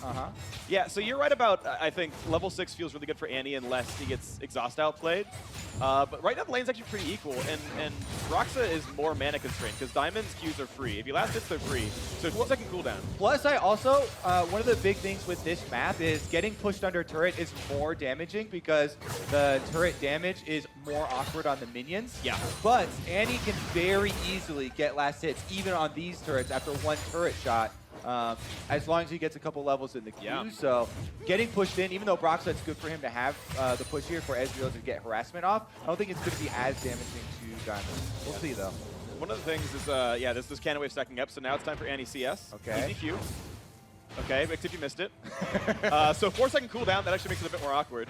And he takes a Q as well. He can go for a W. Well, autoed that one. All right, Broxa up a significant amount. Actually, a lot of these are falling to the turret. Oh, unlucky. All right, auto Q is probably not enough damage. So he's just like bleeding CS right now. Okay, so it's 24-19, but with like 4 minions there, it's actually pretty close still. So one thing that you can do is you wait for the turret shot to get almost all the way there before throwing your Q. Yeah. So you have more time, and it'll come back up before the next turret shot is able to arm and get off in time. Yeah. So Annie, you literally can, if you're unharassed, be able to get a Q off for every turret kill. Mark the turret. Yeah. All right. So 29-26. So Brox is still ahead, and if he doesn't bleed CS, and I feel like Brock's gonna have tempo the entire time. It feels like Diamond's just not in a spot to like rest the lane back right now. Honestly, only thing I'm worried about for him is the level 6 or possibly a mana issue, but the mana issue's not really manifesting very quickly. Yeah, so far it's fine. Okay, and looks like the health relics are actually pretty equal as well. I think back to the Licorice plus Shifters 2v2, where they just played like crazy aggro push Vel'Koz Heimer, and they got to take all the relics. Diamond has one to fall back to really easily, so he can take a trade, no problem. Brox is running out of mana first, though. So again, I feel like Diamond can kind of like out-sustain this lane. He's not really taking damage, and there's no good way for mana. Like, Brox has already used his Biscuit as well, right? So I think Brox has to take the first forced recall, and that lets Diamond catch up and farm. So the thing, though, once Brox recalls, if he recalls on Hex Drink or Money, oof, I think that's a GG for this matchup. Because well, actually, Diamond with a significant push back. I mean, I expect Broxa to retain the minion lead as soon as they do crash on the turret. Yeah. But if you can get off the Hex Drinker recall and get back, then you are not nearly as scared. And he's farming on a turret now against Annie 6. Like, theoretically, you could do like a fake all-in, just like press your buttons and just deal damage and try to make Brox complete CS that way. Or, you know, bait out a barrier first. Because if the barrier's not there, then maybe even through Hex Drinker you can still do it. Timber's cooldown's cheaper than all the summoner spells, right? So you just do that. You're like, whatever, doesn't matter. Maybe I did some damage. I'm going to take my recall anyway. You hope you like force out 2 CS because of that, because he's like fighting you or whatever. So Diamond actually could pull ahead in CS here, though, because so many went down to the turret. Yeah, this should be pretty easy. And he has positioning, and he has level 6 with stun ready. But is he going to use his abilities for last hitting and keep the stun up? I think he should. Looks like it. Because it shouldn't be that hard to get 4 more CS that way. He's autoing, but I actually don't... Okay, there we go. There's the Q. But yeah, he's last hitting late, right? He's trying to keep the lane in front of his turret. Unfortunately, it's getting thinned out. Like, that's really unfortunate that when it moves forward like this, it ruins your freeze, basically. And so it's actually going to push back anyway. Like, he's got a cannon minion here. But yeah, he's up in CS. Got the Hex Drinker, though, from Brox's side. So the all-in, a lot less scary. Yeah, Brox's bio was far better than Diamond's because he got 18 Magic Pen, but there's like 25 MR. And the Fairy Charm freeze! Oh! Okay, I don't know if that deserves a screen. Well, you like literally grabbed my shoulder and shook me, and I was just afraid. Yeah, no, I mean, that's cool, it's cool. So here comes the push forward. He's trying to ban out Exhaust, he's not doing it. There's the press, the attack! There's the Exhaust! Oh, he's got to flash away, Ignite is on, but he saved Tibbers. All right, I think that right there, Broxa not even having his Hex Drinker proc and still having Barrier, bodes very, very well. It's 1 summoner to 0 now for him. Yeah. Diamond looking, though. Ultimate still ready. Oh, that's a W. He got the stun as well, so if Brox ever is greedy and doesn't have his reflexes on point, he can get stunned into losing maybe 500 health in the combo. It's upgraded boots as well, so Diamond's really quick right now. He can choose his all-in without flash. Oh, that's really bad for him. Took the ult, he's going in, Manifold Band pops, Tibbers is on. Oh, it's fighting him, Broxa needs the relic. He got the enemy relic. Can he get back to his side, though? I think it's okay. Diamond gonna cut him off. He has no stun yet. Now he does. Oh, it's so low. Trigger's down. He's almost dead to Tibbers. Tibbers! Ah! He's out of range, I think. Oh my gosh, but the CS is 15 up for Diamond. He has complete control now. Yeah, and he's pushing it into the turret here. Broxa with the Fairy Charm sustained for his mana. Will it be enough for him to land the last hit? He's dead to a single Q. Like, he has to watch out. Oh no! WE kills him. Diamond, 1 Q each. EQ! EQ! Get it! The Oh! And Diamond cracking up there. Oh what a my. finish. He had no mana. Broxa, you had no mana. Classic. Freak understands that strategy. Oh, the deepest level. I really do. Wow, that was closer than I thought it was going to be. That went back and forth a lot. I mean, oh my god. We had a relic steal, then trying to get back to your own base under the turret here. But this is where it all came down. That Q set Broxa up for a possibility of a blind Q maybe in the bush, but that's the only way he wins. Yep. It's close enough. Diamond lands the Q from the brush, and that's it. Faker setting up next to him and doing it as well. Yeah, I mean, you've got 5 open slots on each side, so they're ready to go. Wow. So this is 2 wins, though, in a row for Diamond, by the way, right? He won the 2-on-2. Both on Annie. Advanced. Yeah. So, I mean, that's probably going to get banned away next time around. Of course, he'll be playing tomorrow in the 2-on-2. He'll be playing either tomorrow or the next day in the 1-on-1. I forget the exact bracketing here, but not all of the bracket finishes out today. Either way, we've got our next match coming up soon as well. RSA's taking on Maple. So we got some LATAM versus sort of this year LMS. Maple's actually going over to the LPL next year. kind of following in Karsa's footsteps. That'll be interesting to see sort of his continued trajectory, because obviously it was a pretty big run for Karsa. Won an LPL title, went to Worlds. Maybe a little bit of an early exit for him, so I'm kind of curious what Maple's next year is going to look like. Yeah, and Maple is definitely one of the powerhouses when it comes to the 1v1 tournament. He did super well last year. He's very good individually. However, I think a lot of people underestimate support players when it comes to these tournaments, right? Mata had his, pop-off year. So Arce, even though he is a support player, support players often are the ones that try and get more creative in the picks and win in a different way than, just CSing or something. Yeah, going to stay in Infinity for a good long time here, and we'll see if he can do his region proud. We've actually had a decent number of upsets sort of throughout this tournament, I feel like. There's been a lot of results that went, I think, against expectation. And I think Diamond over Roxy even was one of those. So let's see as we get through into this one. A lot more Mage and Assassin bans. And yeah, it's interesting because you've seen Maple play all year. You kind of know the sort of mid-laners he plays. He's banning A champions, by the way. Yeah, he is. Top of the champion list here. Ari and Amumu. I feel like Nidalee skipped Aatrox. That's true. For some reason. Because that's a legitimate ban, maybe. And he wants to only do more jokey ones. I mean, I think Ari's pretty. Oh, there we go. Okay, yeah. He's out the window now. I don't think Yorick is the standard pick here. Amumu, not that Liquors did a bad job, but that's why. There we go. They knew.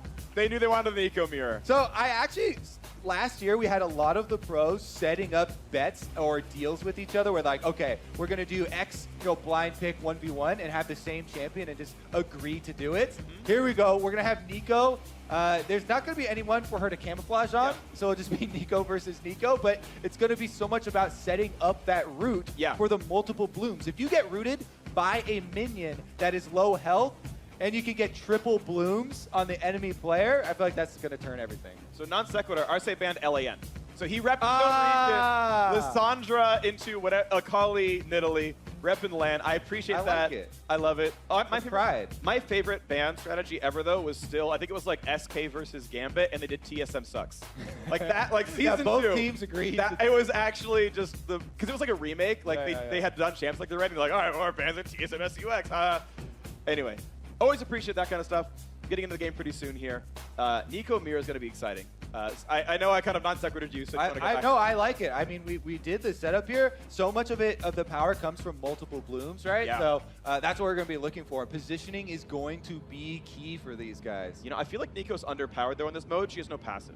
I mean, yeah. It's like... But honestly, when it's Nico versus Nico, who are you really going to... Gonna fool here. Just overall weak champion. All right. Both of them with Flash Ignite, but we do have different runes. Look at the Ari coming out. More consistent trades. Yeah. So constantly looking for harassment rather than Comet. You land the snare, you get the hit confirmed damage. And Ari will even trigger off auto attacks as well. So if you're just auto trading, that is an automatic win. So this is actually a trade Maple wants just because right click for right click is just straight up better. And now with that bloom down, of course, it's just a straight runaway for Arce. And we'll get the runes pretty soon, of course, in the lower third. There we go. So. Yeah, pretty standard stuff. We have seen players run Transcendence. That is troll. Transcendence turns on at level 10. That is never good. But this is, I think, what you exactly expect based on the matchup. You're against AP damage. Not a problem. And we'll get Maples, of course, in a second as well. And I expect to be almost identical. I think this is the optimal rune setup for this matchup. Yeah, looking pretty good. Okay, does go through the extra bloom here. Looking for the empowered autos as well. That's going to be extra damage that... is very, very key for the trades. Yeah, pretty much the exact same thing. Yeah, I think those are identical. Aside from the Keystone, of course. So Maple actually have to a pretty good start, though. You can always tell if the Q hits, by the way, because it'll bloom again if it had hit. Yeah. I want to see if they level up the W for those empowered autos, by the way, because that's the passive aspect of leveling up W, even though the invisibility might not be that good. So there we go. Yeah, we do have one. But it's 50 damage every third auto as you pull up all the stats, and it's 45 damage for the bloom on the rank up. So it depends if you think you'll get the empowered auto. I'll take the 45 then. Yeah, the bloom, it's also wave clear. It's also wave clear, right? So I feel like that's actually really big. For those who haven't played Nico or seen her yet, it will re-bloom if you hit an enemy champion, or if it last hits a minion. So you often want to like warm up the casters, and then you blow up a cast minion with the Q. It'll bloom a second time, which will help you wave clear. And yeah, so I expect Maple to do this kind of here. That's the key. Trying to get 3 of them popping. Yep.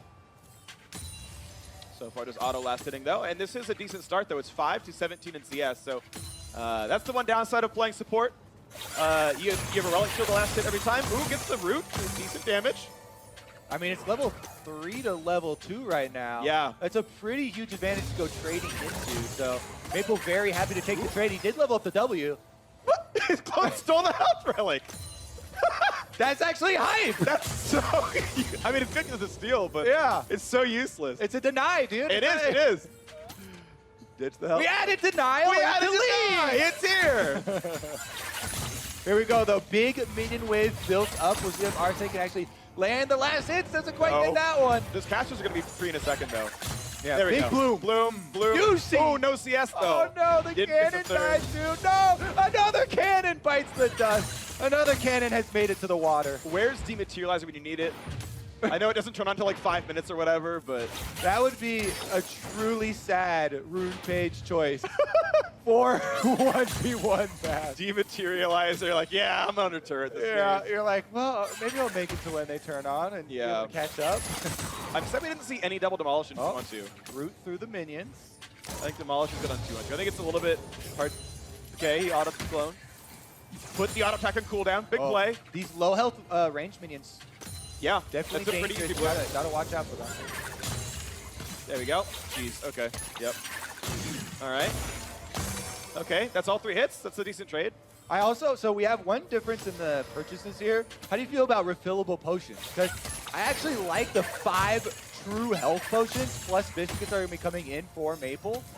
Especially with his extra Doran's ring here. He's definitely got a huge inventory advantage. Yeah, I mean, you basically do the math on how many recalls you take, right? Because you're paying for 3 potions and it's worth 1.5. Exactly, and I feel like if you're recalling more than often, once, then you're losing. Yeah. It's the losing play style. I remember back in the day, the 1v1 meta was Fortitude Potion start. Because even though it was 300 gold forcibly down the drain, you forced a bad recall because you were too overstated. And you just simply you couldn't even go Corrupting Potion, even though that was like super efficient. Oh man, level 6. You couldn't force the lane to go right. What do you do when you're in a mirror match and the enemy gets level 6 first? On a level 6 ability, by the way, for the flat damage, is 250. Also is going to be able to get a shield. Also is going to be able to stun you. So definitely have to be very, very cautious. Ooh, meanwhile, though, it's actually going right away. Maple! Pop Blossom lands. Good hit. Poor level 5 Arce. Yeah, I mean, does get the 3 Booming Blurs, though. So he's going to get 6 soon. Yeah, he still has 3 true potions. The extra boots might allow Arce to dodge a few more of the skill shots here. And dodging a root. I would want to see him go for an ult and then a late flash and like hope you catch out Maple. Ooh. And yeah, unfortunately, he's too far away. He got juked by the clone again, I think, which because he ulted because something was running at him. Maybe.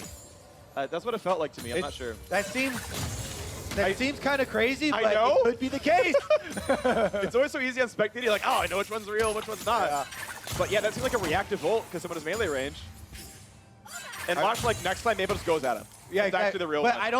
You don't think that's ever going to happen until his ult comes back up, is what I would assume, right? Yeah, but now the Pop that would actually be insanity. Because now Maple wins. Sorry, I'm cutting you off a lot. Yeah, no, it's true. The action is just coming through thick and fast, Freak. You got to keep up. Yeah, because I feel like, okay, so now that you recalled, it's not the same, but Maple was always 20% health up. Yeah. So at any point, you send your W backwards, you walk at him, and he's like, ah, it's fake. And you're like, surprise, Root! Yeah. I mean, just kill him. Beyond that, right now, the minion setup, everything points towards Maple has full control of the setup for how this game is going to end. So that's made me look at for the beginning of these 1v1 matches. Whoever gets the minion lead starts to be able to control the minion wave a little bit better, gets to choose how this is going to end for the all-in, and it makes the person on the back foot, in this case Arce, have to choose a more risky all-in. Oh, and he steals the... I like that. Arce saw what Maple did earlier. He steals the health early with the clone. I love it. It's a little bit lower on health with the trade. And Maple's up MR now as well. He's got a null magic mantle with otherwise mostly matched items. Like, I think Ruby Crystal, I think he had no money to buy. I think null magic is probably always better. Yeah. And it's a 50 gold difference, so he couldn't quite afford it, but I think that would have been really useful. So, okay, here's the attempt. He actually guesses right. Here's Pop Blossom. Good damage. Knights on. Yeah, double stun. Does he have the damage? One more Q. Good flash. Okay. The flash! Oh no, he's gonna pull aggro! He pulled aggro! Maple! And Arce takes it! And a stone cold win here for Arce. Ooh. Did not see that coming. Yeah, Maple got a little bit happy there. Saw the kill, knew he had all the advantages, and went for the stylish finish. Doesn't get it, though. That is a toss right there. All right, well, but Arce held on. Got away from the spells. He's going to move on next round. That's big. Knocking Maple out of the 1v1 tournament early on. Yeah. Opens up a lot of possibilities here. Smiles and nods. We're going to get the next game coming up pretty soon, but that is a big win. We'll get the replay of that one in a second. But yeah, Arce from Liga Latino North. And he guesses correctly, right? He knows this is the real one. Yeah. Like, ignites on, Pop Blossom, trades the ults. I mean, by all accounts, Maple wins this early stage. Maple has the minion wave pushing, so Arce inevitably has to flash out of there. But then, because Maple, pulled the aggro there at the end, 2 turret shots, and that is going to be it. Yeah. Juked into the wave to dodge the Q and got 1 auto off, because Maple was very close to not dying to that turret. Yeah. So that was as well as you could have played that dive. Juking the skill shot was important. All right.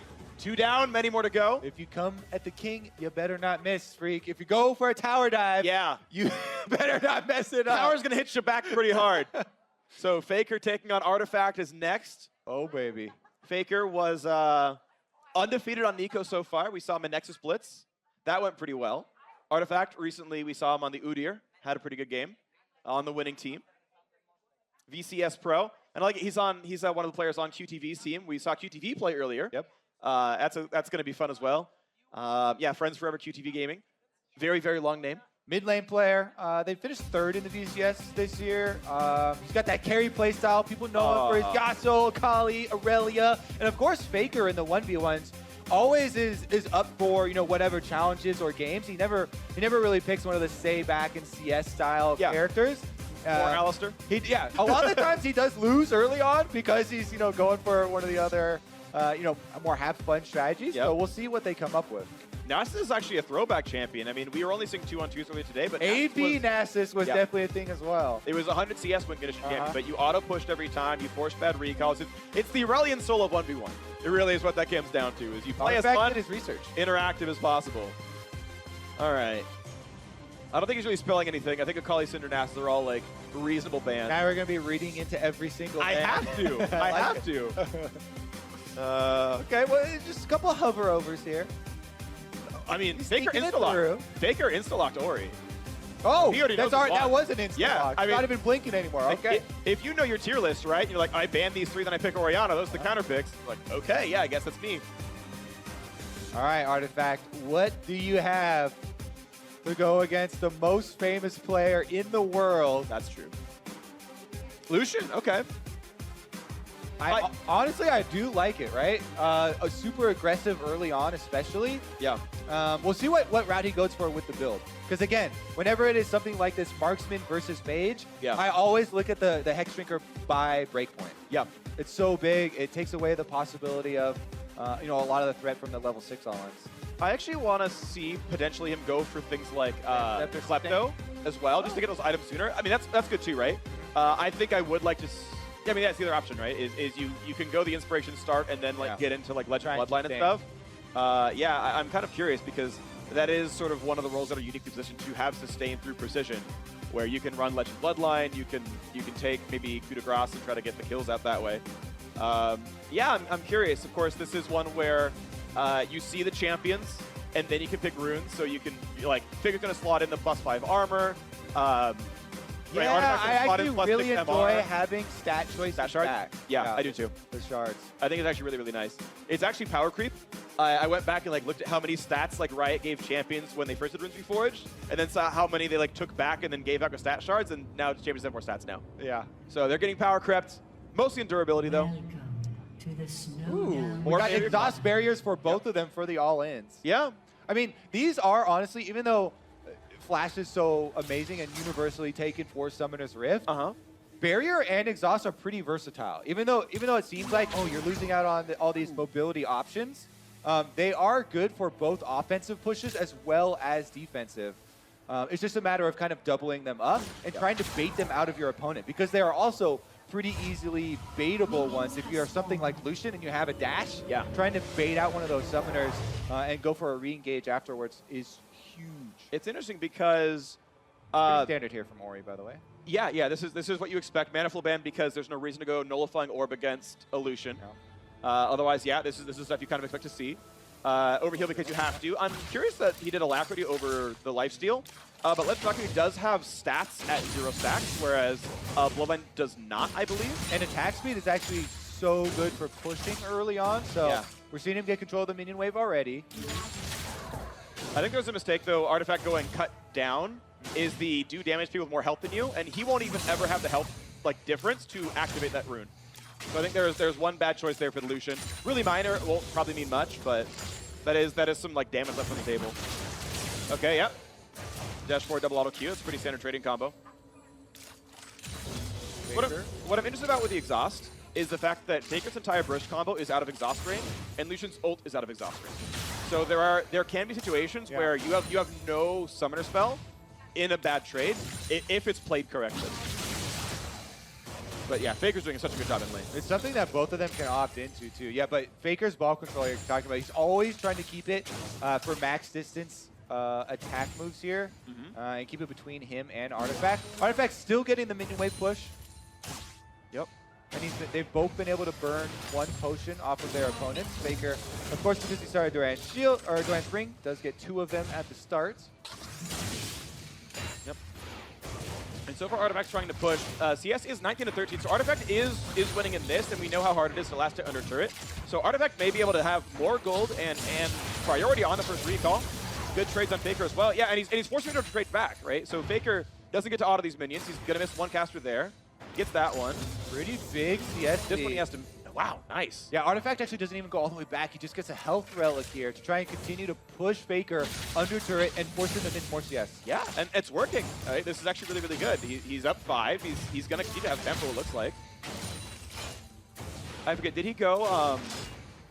is he Inspiration secondary? Or is he Sorcery secondary on the Lucian? Do you remember?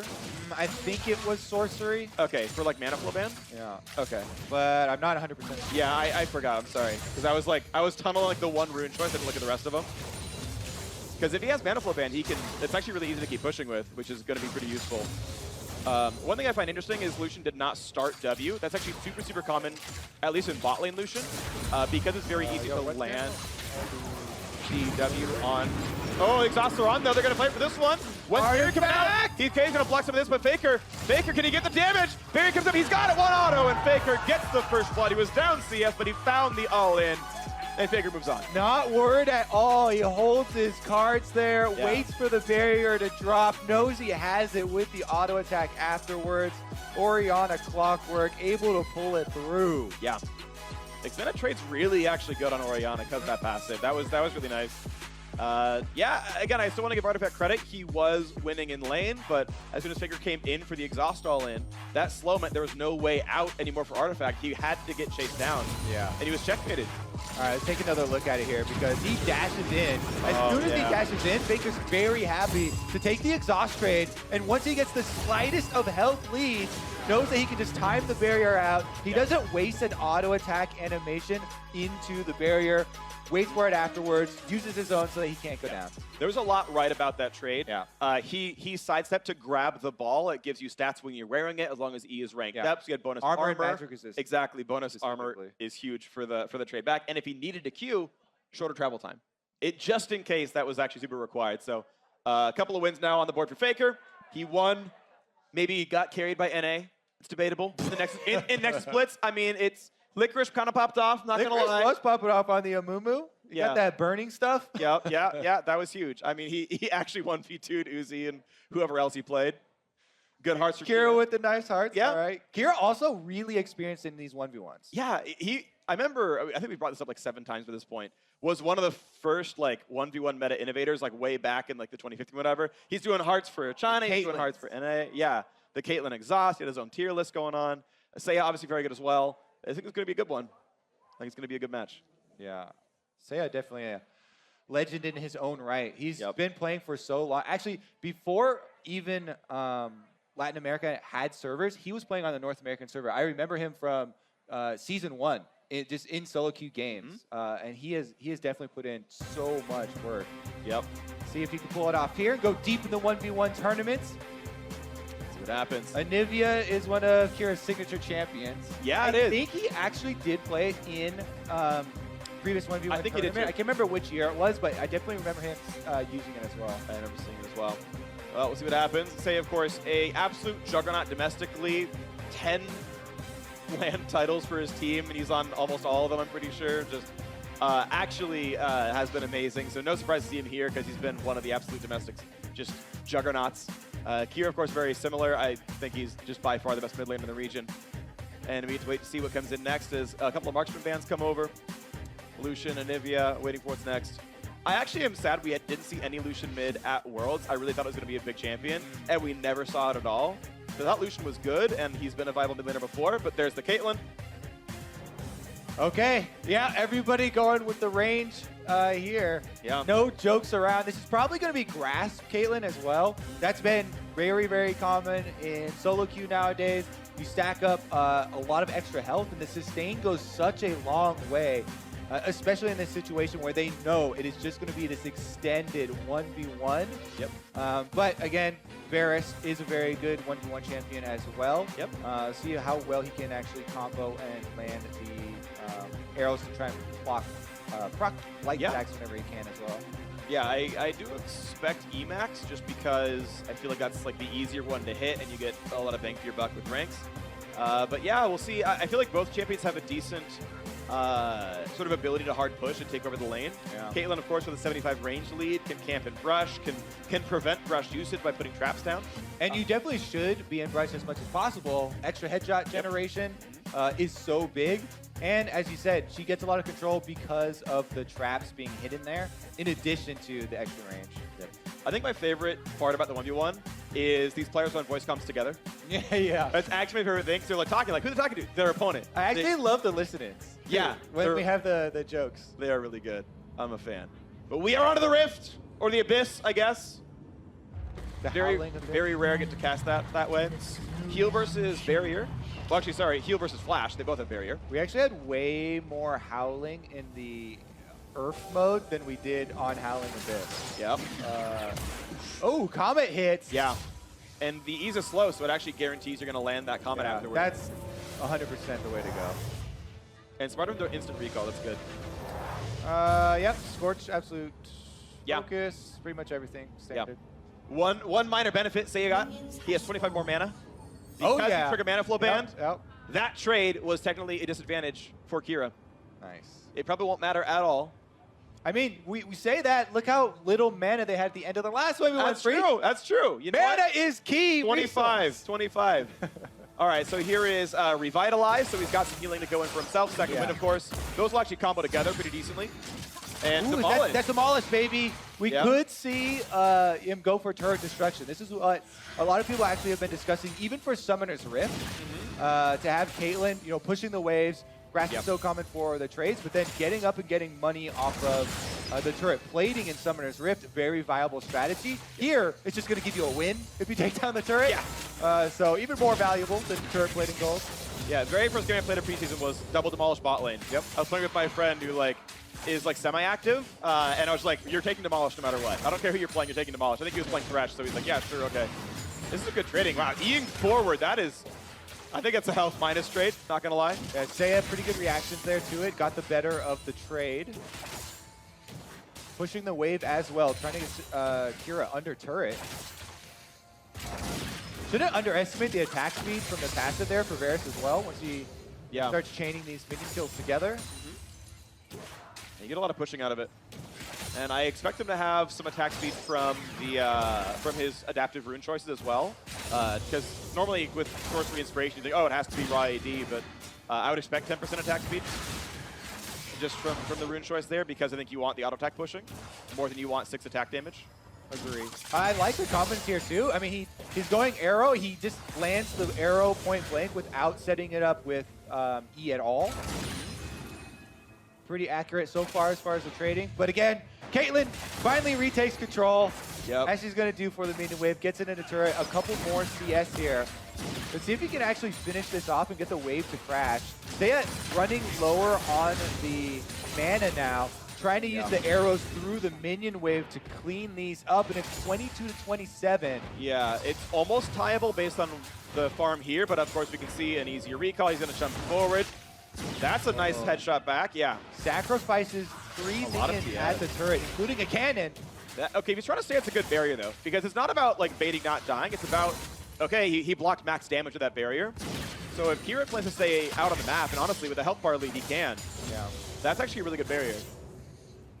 And you can probably force a worse recall down the line because of this health lead. That's a nice shot, though. That's going to make it really hard. Yeah, I mean, that's the big difference in the rune choices, right? You Yeah. get your bigger trades off of these Comet confirms on your E, but Kira sustains back up, hits another grasp proc, and gets to sustain this extra maximum health he'll get to keep for the entirety of the game. And I think he tried to summon her heal while he was low enough for Revitalize to grant bonus HP. Right? It's like a 5% bonus healing, and then 10% more when you're low. And I think he's like, okay, I'm that low. He might have even pinged his health bar and said 39%. He's like, that's the time. It's definitely early, but that is the excuse that I always use if I get autofilled to AD carry and I panic heal early. Yeah. I'm like, well, it's going to come off of cooldown earlier also, and I got higher value out of it. Hello. And you want to heal before Ignite lands where it gets cut in half. Like, it's actually, yeah, I will early heal my support if they get hooked because I'm expecting Ignite. And then if they don't Ignite, I'm just like, okay, well, that was a waste. Yeah. Good barrier. Right, so yeah, those early barriers are really smart. Blocks the ult, but pressing it on cooldown. This resource management is really, really important for this push. That's why you can see these guys using their summoners, trying to get the most out of each one. Blocks full damage on the ultimate here. Doesn't get a stop. But he gets a push, and it's a decent push. He's going to be able to catch up and farm. Yeah, 45 each. And most of that will get missed. The melee's for sure. Yeah. Oh, casters. I think the other 3 casters are out of range. Yeah. So Kira has more CS, like for gold on the table. But, yeah, Kira does. But I think Seiya is going to overall have more XP available, depending on how much this wave gets denied. I think this one might go to CS, honestly. Yeah. When you have Varus versus Caitlyn, all-ins are super rare, especially with these defensive summoner spells. Maybe level 6 when Seiya gets Chains of Corruption is the possibility. But I expect them to try and play. Whoa, never mind. This could be a kill. He's going against a trap. That's big damage. He's going to kite back. Doesn't want to take the all-in just yet. Okay, yeah. Again, the minion wave is pushing, so that's why Kira's going for these super aggressive nets. Yeah. Otherwise, that's a crazy move. Yeah. So there's a mechanic, or an interaction I want to bring up right now. So Caitlyn is the only champion of the game where your move block, like your dash, doesn't go anywhere if you're rooted or stunned. So if the net casts a little bit too late and the ult already hits you, Kira will go nowhere. Which means if he's late on reaction, that will be a wasted escape, and there's no flashes for him. So, like, in ult flash for Seiya, there's probably no way out for Kira. It'll probably land too quickly. And that's kind of like, I think, the window that now Seiya has to try to use. Now, barriers back up for Kira. That's a big deal. The all-in will be harder as a result. Now there's a health bar lead, but... Yeah, he wasn't able to land that hail of arrows either, because Kira's positioning so aggressive. Big damage. There's the ult. He might have the damage. Barrier's on, but he might have the damage. Q's going to land. 2 more shots will kill him. Oh, he's got flash! What? Q's in 5 seconds. Oh, there's so much sustain, though. They both chugging potions, so they're both healing right back up. Yeah. All right. Check in on the minions again. It's dead tied, but there are more minions here pushing. The desync cannons moving and pushing towards Seiya. He's trying to clear them out so he can get back as well for a recall. Yeah, there's no way you can stay in lane against someone who just recall with this little health, so he's going to shove it in. There it goes. It will crash into the turret, lose 1 melee, and then the cannon will tank. All right. He's looking for the kill. He's going lethality build here. Yeah. So he's going to have to wait on his ultimate to come back up. It looks like that is going to come back up before the barrier, but Kira will have heal. Yeah. I think that's pretty good odds for Seiya. He's going to be able to flash ultimate, has his own barrier for the all-in. Yeah. So it all really comes down to, can he land the ult? I think Seiya, so one good thing for Kira is the fact that he has the extra move speed. The boots too is pretty useful. You have to dodge the comet there. Maybe he can sidestep something if it's not a flash ult. Yeah, I mean, the idea, of course, for Varus is to try and soften up the Caitlyn a little bit before you do your all-in. That's why Kira's chugging his potion right now, even though he's almost full health. All right, he's on the turret, though. Demolish activated. It's not going to be that much damage, though. Like, I don't think he'll ever win by turret. CS is, like, too close to equal. Okay, there's barrier down. Doesn't block all the damage it can, but it's still pretty good. Is he baiting here with his trap? What was that? I don't know, but it's an 8 CS lead for Seiya, so like, he can also play it slow. He can actually play just for the grind. And if he doesn't drop too many of the turret, he's fine. He's up 10. Like, this is... Yeah, and again, there's not a lot of ways for Caitlyn to all in. The summonerless Caitlyn, he's got to just push hard on the turret, wait for his Demolish to come back up. And maybe that's the thing, right? There's 2 waves. Here comes the all, bit of an all-in. Good damage here. Watch out for the trap. Gets away from it. Good Q lands. Yep, procs those stacks. He's 2 waves from winning, though. Kira has this wave and next wave. Not a lot of mana extra either. It's coming down to it. 5 more minions for Seiya. And he doesn't have to push as well. The next minion wave is the end of the game. And Kira can't threaten the turret. He's got to find a way to get the kill, but his health bar's at 400 with no sums. And Seiya has flash. Like, I don't think this is possible for Kira. Yeah. What's he gonna do? He's got to, though. 97. All right, he's gonna cheat up because he has to. But there's no way he can threaten for farm. So there's no summoner spells either. I mean, Seiya just sitting back looking for those CS. One. There's 2-3, it's over. Well done, Seiya. Another Latin American representative moving on in the bracket. Nicely done. And Kira, yeah, I mean, he was checkmated. There's no way you find that all in. Yeah, really nice play there from Seiya. Especially at the end, too. You can tell they're 100% focused on denying any sort of comeback for the opponent. Stays well back, able to land the last couple of CS here. Hits the arrow, and into the E. It's done. Yeah, he knows those 3 CS are going over to him. That's the type of game that you're looking for when they opt into the marksman versus marksman setup. Yeah. Like, even though it was super, super high sustain, right? Yeah. Like, he had second win. He's running with Revitalize, Heal, and Barrier. There's so much sustain on the Caitlyn plus the Grasp, and still got pushed out by the Mana Flow Band Emax. Like, that was just so much poke. Seiya landed it. If we had competitive 1v1s all year round, do you think it would get to a point where it was always this type of meta, Caitlyn Grasp and the occasional Varus or Lucian or something like that? I think it would get like sort of solved. I don't know what the solved state would be. Like, that is definitely beyond like my scope to like theory craft it. Yeah, man. If you reduce the variables down to 1 champion per each sure, side, yeah, okay. it becomes pretty easy to solve. Of course, but the way I would envision it is either it comes down to an exact mirror match is the only match. Like, people will figure out uncountable champions, okay, those get banned, or you're willing to mirror them, okay, whatever, and that's fine. Or you're like, okay, well, I'm blind picking X, you're blind picking Y, which is blind pick countered by Z, and you're just flipping coins and trying to play rock paper scissors. That would be, I think, the way it would solve out. All right, There's well, S tier and there's rock paper now we've got the defending champion, Uzi here, looking to run it back. Yep. I think you can do it. G4 from Southeast Asia. Yep. Solid mid laner. And so, yeah, you're seeing Marksman Band on the one side, Mage Band on the other. Uzi said, he's like, oh, mid lane champ's really good right now. I'm practicing. I'm ready to go. Bans out 3 of them. Yep. He actually had a really mean Syndra as well. So that He did. That's definitely one of his own champions as well. Meanwhile, all marksman bans from G4. Yeah. That's not much of a surprise. So let's see what does come through here. See, Faker insta-locked. Faker knew what he wanted to play. I feel like that's a sign that you like know what's going on. You're like, well, okay, here's my top 4 champions. Like, I'll just play those.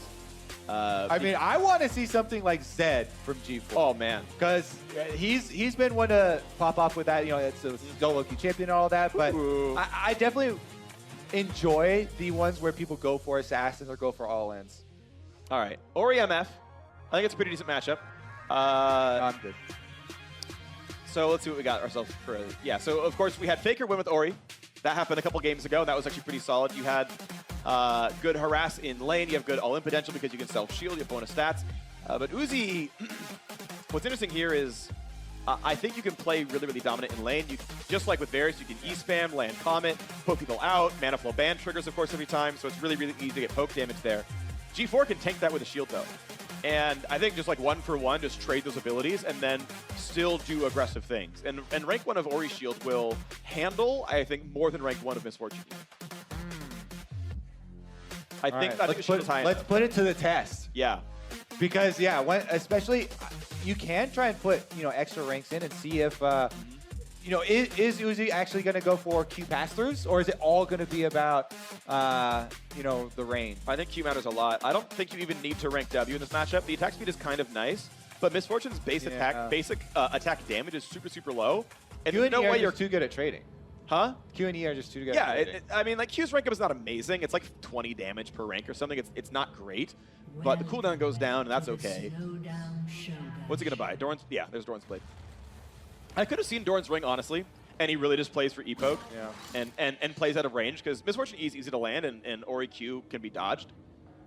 But we'll see. What do you think? Mana Flow ban or Nullifying Orb for Uzi? Does he care more about spamming or not getting all in? I mean, I would go Mana Flow Band to take the offensive approach. Boom. Boom. Yep. Basically a world champion. Basically a world champion, which is more than Uzi has. So good job, Kobe. Nice. Yep. Yeah, actually, you do have a world championship. You have a gold medal on your desk. I've seen it. Yeah, the WCG. I don't know if we call that a world championship, but yes. Yeah. I mean, it was probably titled World Championship. Yeah. Cypher Games. Yeah. All right. Is Uzi going to be able to get on the inside? Boom. I didn't see. I don't think the comment hit, right? I think it would have done more. Oh, yeah. I think you're right. All right, there we go. The Ares, Scorch. Yeah, absolute focus, everything. Pretty standard. Yeah, and he is not doing Nullifying Orb because he didn't expect to take that much magic damage at low health. Uzi already forcing him off last hits here. Yeah. Again, Misfortune's passive as well for people. You know, the first hit on those minions, as well as on the champion, you can see much bigger trade there. You get a lot of extra damage, so you want to alternate target. You have Q? I think that he could have queued the cast minion there. Yeah, auto for auto is easily in Uzi's favor. Yeah. He'll do about 1.5x the damage that G4 does. And so unless G4 is going to land QW back or shield it in auto back, it's just not going to be close. Misfortune loves the single auto and E trading pattern. Oh, interesting. Uzi actually went for strat at level 2. But with how short the spells casts are for G4, he's not letting him dodge it anyway. And if he doesn't get hit too, this is actually low health. Okay, good self-shield. This could be a fight right now. Summoner? Heal barrier versus heal barrier. Health bar's low. He's saving barrier still. Oh, man, with the relic here as well. G4 pushes Uzi back. He's down significantly in CS at the moment, though. Yeah, 5 CS up for Uzi. G4 is a bit low on mana. He has like 2 more QWs. All right, Uzi has lifesteal as well, so off of these minions, trying to get as many auto attacks as he can. Level 4 first, though. That's way too big of an advantage. He's going to force Uzi back. Yeah. Okay. Now with Strut, the recalls are a little bit easier. You'll miss like 1 less CS because of the move speed. Oh, he's waiting for the crash. He can also E that cannon minion, so depending on how this wave moves, he can at least get some of the CS pretty easily. Okay, he dodged some of the damage. He got the harassment with the cannon kill. Yeah. But still, he's going to be under turret. G4 can if he pulls aggro, though, keep in mind that... Yeah. Pressuring under the turret here is so scary. We already saw Maple go down in a similar fashion, flashing to try and get the kill. Okay, and that comment hits there. So that's at least some damage back. That's a big Q. I think it was shielded. No, it wasn't, actually. He didn't even cast that spell. Big mana advantage here for G4 as well. Yeah, I think he should have shielded. Maybe he did when he was... No, because it was never on cooldown. I think he's missing some shields that he should be getting. But it's close. It's 18 and 19 in CS. Uzi actually caught up because G4 spent so much time trying to harass that he dropped a lot of the farm when it was pushing. Good relic. Uzi's fine. Uzi has health lead by a lot now. And with rush control, oh, that's such a good Q. That was a crazy angle, actually. Yeah, but G4's are missing shields. That's 2 in a row that were like pretty long-range Qs you can see coming in. Yeah, he has so much mana to spare too. All right, he gets that. Yeah, I think he's late on a lot of those though. Unless it really you can't spend the mana, but I don't think so. What's his spy is going for right now? Just trying to stock up as much. Yeah, I think it's Doran's ring number 2 and potions. I would actually rather he get potions and boost them in Amp Tome. I think potions are way more valuable. 20 AP doesn't matter. It's like 12 shielding. Yeah. They have to shield yourself 10 times to be a health potion. Like I don't think that's correct. Man, approaching level 6 too. I actually love Misfortune Ultimate in the 1v1 situation. You can get so much harassment as well as clearing a minion wave with it. It's actually so versatile. But you know, you don't want to use it before or use it first. Yeah, especially because now G4 is 6. If Uzi was able to stay like 1 more wave and say, you know what, I'm just going to sit here and just like grab the level before you and just ER you under turret the second you show up, like that could have been a play. Just because you'd know that Ori's still 5, but... It's just so big with no flashes. Like, Misfortune controls like half of this lane with 2 abilities. Yeah. If the Q ever goes on cooldown and Uzi can get away from it, there's a 3-second window, which is all you need for the channel, where you can't move the shockwave over. And you just force 600 damage off the Orianna. Okay. Force back. Comet already on arrival, too. Yep. Double longsword. Yeah, that Fairy Charm is getting more and more popular. We're seeing a lot of Fairy Charm pickups. Just just for the regen. It's super efficient. Yeah, it is. As much as mana you're going to get from it. So very valuable for a lot of the marksmen to take. Better trade though for G4. But it's 16 CS though, so Uzi is in control, right? So Uzi has a good ult that can just sort of reset a lane if it ever goes badly. Yeah. And he's got pretty good long range poke. G4's out of mana already. That was actually just recalled. He's already out of mana. Okay, he got refillable, but he's also chugged that through. Yeah, Uzi can already move up with his minion wave right here. Does miss some last hits though. Yeah. I don't think it matters though. At this point, he's up so much. It's like a drop in the bucket. You know, 54 to 39. Yeah, the only downside for Uzi, if you miss a CS, it gives more time for G4 to find an opening. Yeah. Right? Like, you want to win in 2 minutes instead of 4 minutes. But, yeah, this is going to be hard. G4's in is so narrow. He has enough mana for exactly one all-in. And, yeah, that's what the ult does. You just ult from out of range. And now G4 can't even win an all-in. Okay, summoners are all up for both of them as well. Oh, this could be good. Where's Shockwave? Holds it. Okay, good barrier. Still chasing because there's no left tap damage. This could be enough. Oh, he's gonna try that. Shield good. QW can kill. Can he get it? Almost. Somebody heal out. Oh no! Oh, that relic was huge. That was the right play for G4. Oh, the relic control comes up big. Uzi, Oh. Uzi's sticking around actually. Looking for the slip into the brush. A good Q could do it. I mean, that cast spin is low. Good E. That was a good. Oh, that was such a good sidestep. Because G4 had damage to that QW. Yeah, G4 keeping his shield ready though. Yeah. All right, he's gonna go for the back. Yeah, and he has to. It's now Uzi's gonna. That was a really good stay. Getting that make it rain right there from brush, like that. I think that won the game. Because now he's gonna remain up 20 CS. Dang, misses that cannon as well. Though. Yeah, and it does give time. Like you saw how close the all-in was. And G4's next all-in will have Shockwave without defensive summoners. Yeah, and look at that. Uzi's playing offense rather than defense here. No Hex Drink or buy. He's going lethality for Misfortune. I would elect no magic there. Yeah, because I mean, I like the lethality. If the other guy has to go for the all-in. G4 right now has to force the all-in.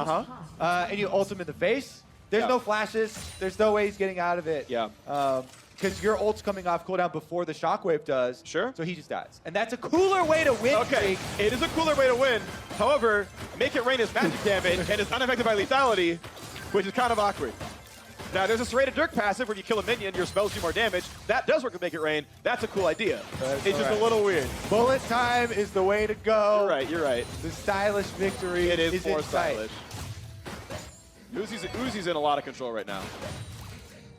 That's a good CS right there. 78 to 57. Yeah, it has to be an all-in for G4. That is the only way you could possibly win. And that's some really good poke by Uzi. Uzi's daring him to go for it. Oh, look at that damage. Yeah, how do you win when you take that kind of damage? That poke did nothing. Through Scorch and Airy. Uzi could, I think, so yeah, Uzi's gonna wait until it's, oh, is that dead? G4 gets to live, but for how long? 11 CS to go for Uzi. Chunking down the turret as well. Yeah, yeah.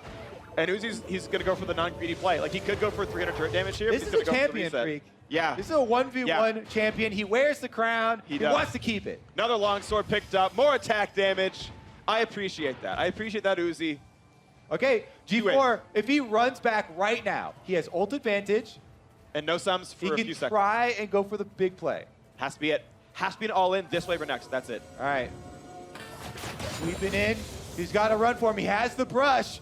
Uzi knows it's coming, though. Okay, good ult. There we go. Pulls in. Good damage. Good damage. Q. He can get it back E as well. It's down to half. That's not too bad. Uzi's got no ult. This is good damage. He's in a turret, though. Oh, tower shot! Shield. He needs shield. There, it's up, back up. QW. Good barrier. E into auto, and he's dead. Good barrier as well. This is a close health relic. Relic. He's going for the bottom relic. He needs shield. 7 CS for Uzi. 1, 2, 3, 4, 5, 6, 7. There's 7 there. G4 walking forward. Ah, go get him. He needs a turret to help. He needs a turret to steal He's going to farm. get it. He needs the turret. Oh, my God. One more. He gets the last one on to G4 himself. Okay. I'll give you that one. Woo. That's how you show. Like, I was 99 CS. I'll kill you instead. All right, Uzi, I like it. Whew. All right, all right. I got 99 CS, and then G4 is one of them. Yeah. I made it like a minion. That was still close, though. CS was very far apart. The fights were close. No nerves were held. That was some good stuff. Up goes Uzi for the handshake. Defending champion of 1v1. We'll be moving on to the next round in the top 16. All right. Suzuki sitting there, getting ready, headphones in.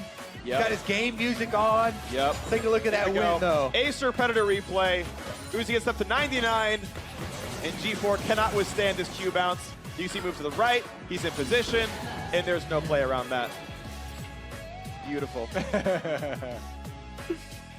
Nice. Gets the first victory. Moves right up the bracket. Uh-huh. Let's see. Do we actually have Jizuke coming up next, right? Zeros and Broken Blade are next up, actually. Okay. Jizuke will be in later on, don't worry. Setting up on the other side. Yep. That'll be fun. Broken Blade, if you haven't heard, is going to be TSM's new top laner. German citizen and Turkish citizen, played on Royal Bandits most recently over in Turkey. You can kind of hear the mostly German accent on him, but is going to be moving over to North America. An import top laner for TSM. That's going to be fun to watch. Of course, Hansen moving over to Golden Guardians is, I believe, what we've heard. And it's going to be exciting to watch him, though. Broken Blade, I think, is for at least the English-speaking audience when watching the stream. I mean, most of the fans going to be for him, probably. These are two of the most hyped up top laners, right? Zero's from Vietnam. He was actually so hyped up for Worlds, and he had really good individual plays. Yeah. Now he's in his arena, 1v1 with Broken Blade, and we'll see which one of these guys can actually come out on top. I want to see some, something like Riven. I want to Riven Yasuo. I want take Echo versus Maokai. So Zeros actually, do you think he goes for something like Jace though? Because he has put so much time in on Jace. Oh, no, not going to be the case. Yeah, he's following the Faker school, which is I insta-lock Orianna. Current summoner is Snowball, which, as we've seen from Froggen, not a great choice. I love the snowballs, though. Yeah. It's an exciting summoner spell if he actually does keep that, and you go in for the self-ult sombrero Orianna shockwave to try and get a kill on Lucia. That would be very impressive if you could pull that off. Yep. So Broken Blade going for, if he's gonna keep the summoners, aggro Lucian. I actually like that more. If you're gonna go in, just landing Zaust, landing Knight, go for damage out. Yeah. And if you overpower the damage in, I guess.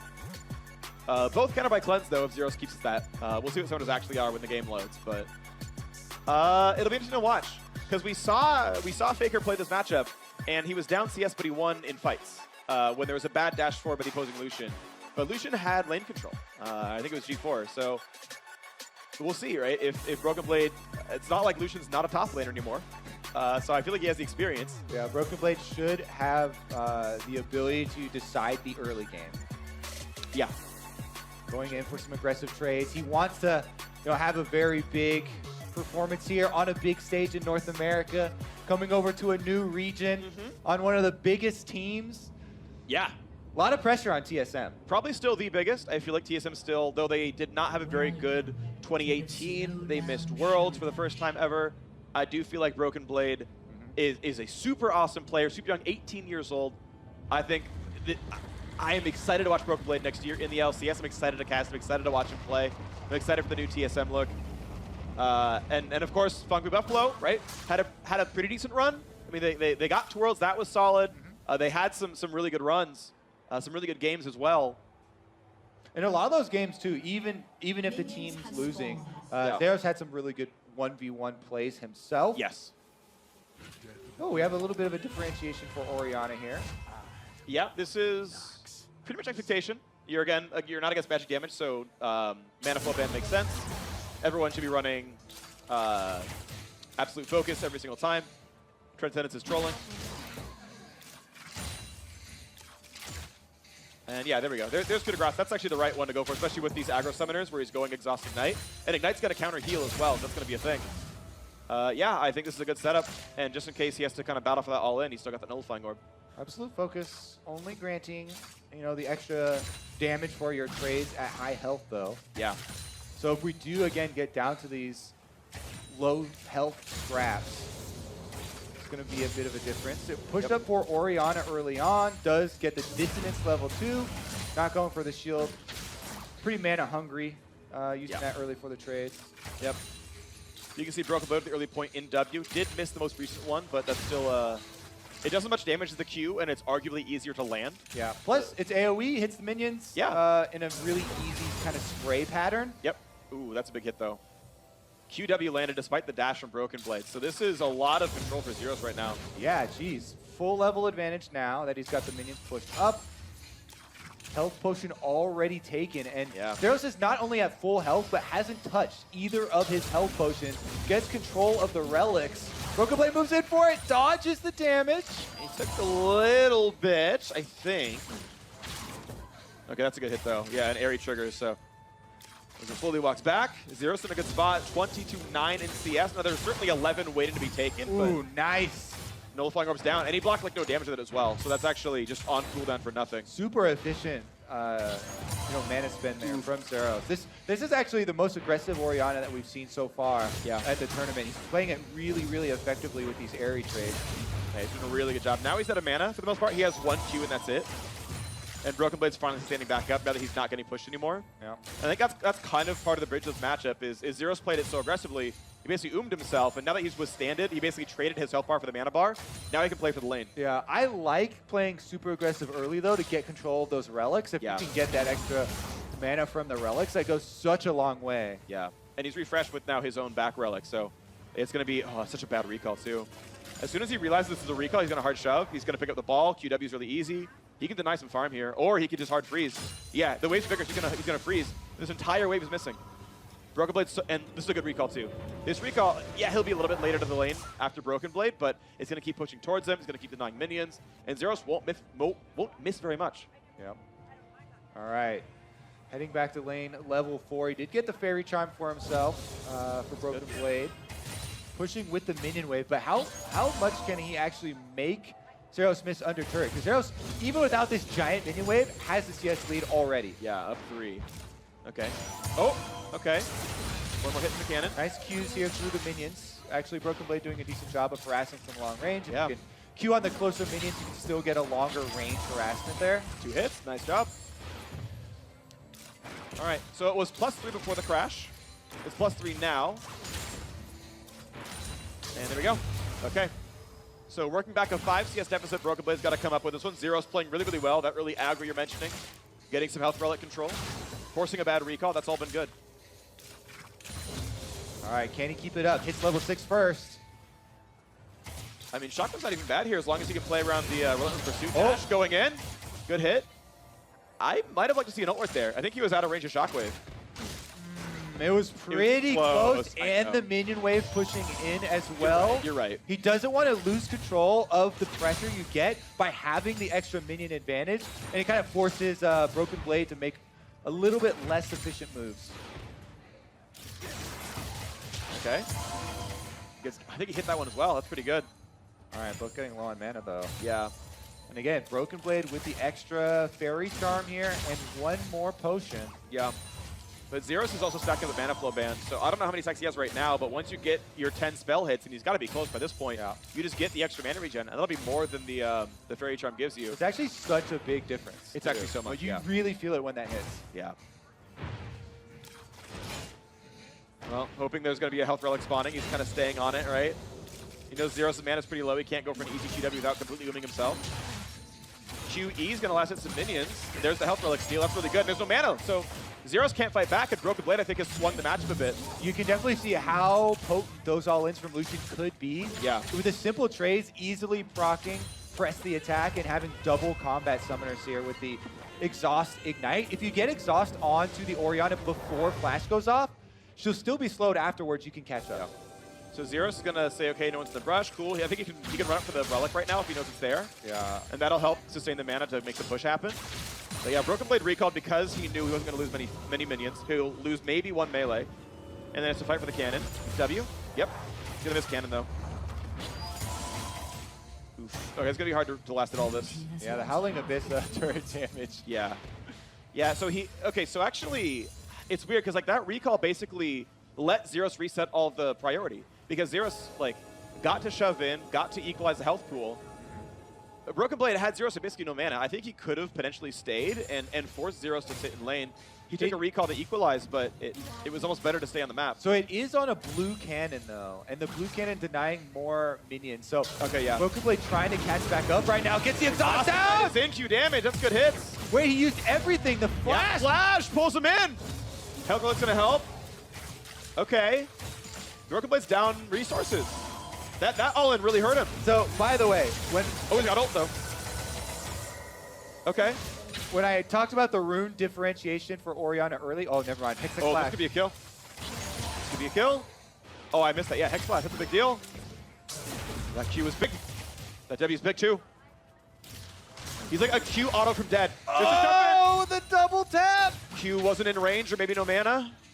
I mean, honestly, to me, the Hextech Flash is one of the kind of iconic moves for Zeros. Oh, yeah. Because that was the first YouTube highlight video that I was introduced to this player with, was his Jace. But honestly, he's using it just for style points right now. He's E auto Q from dead.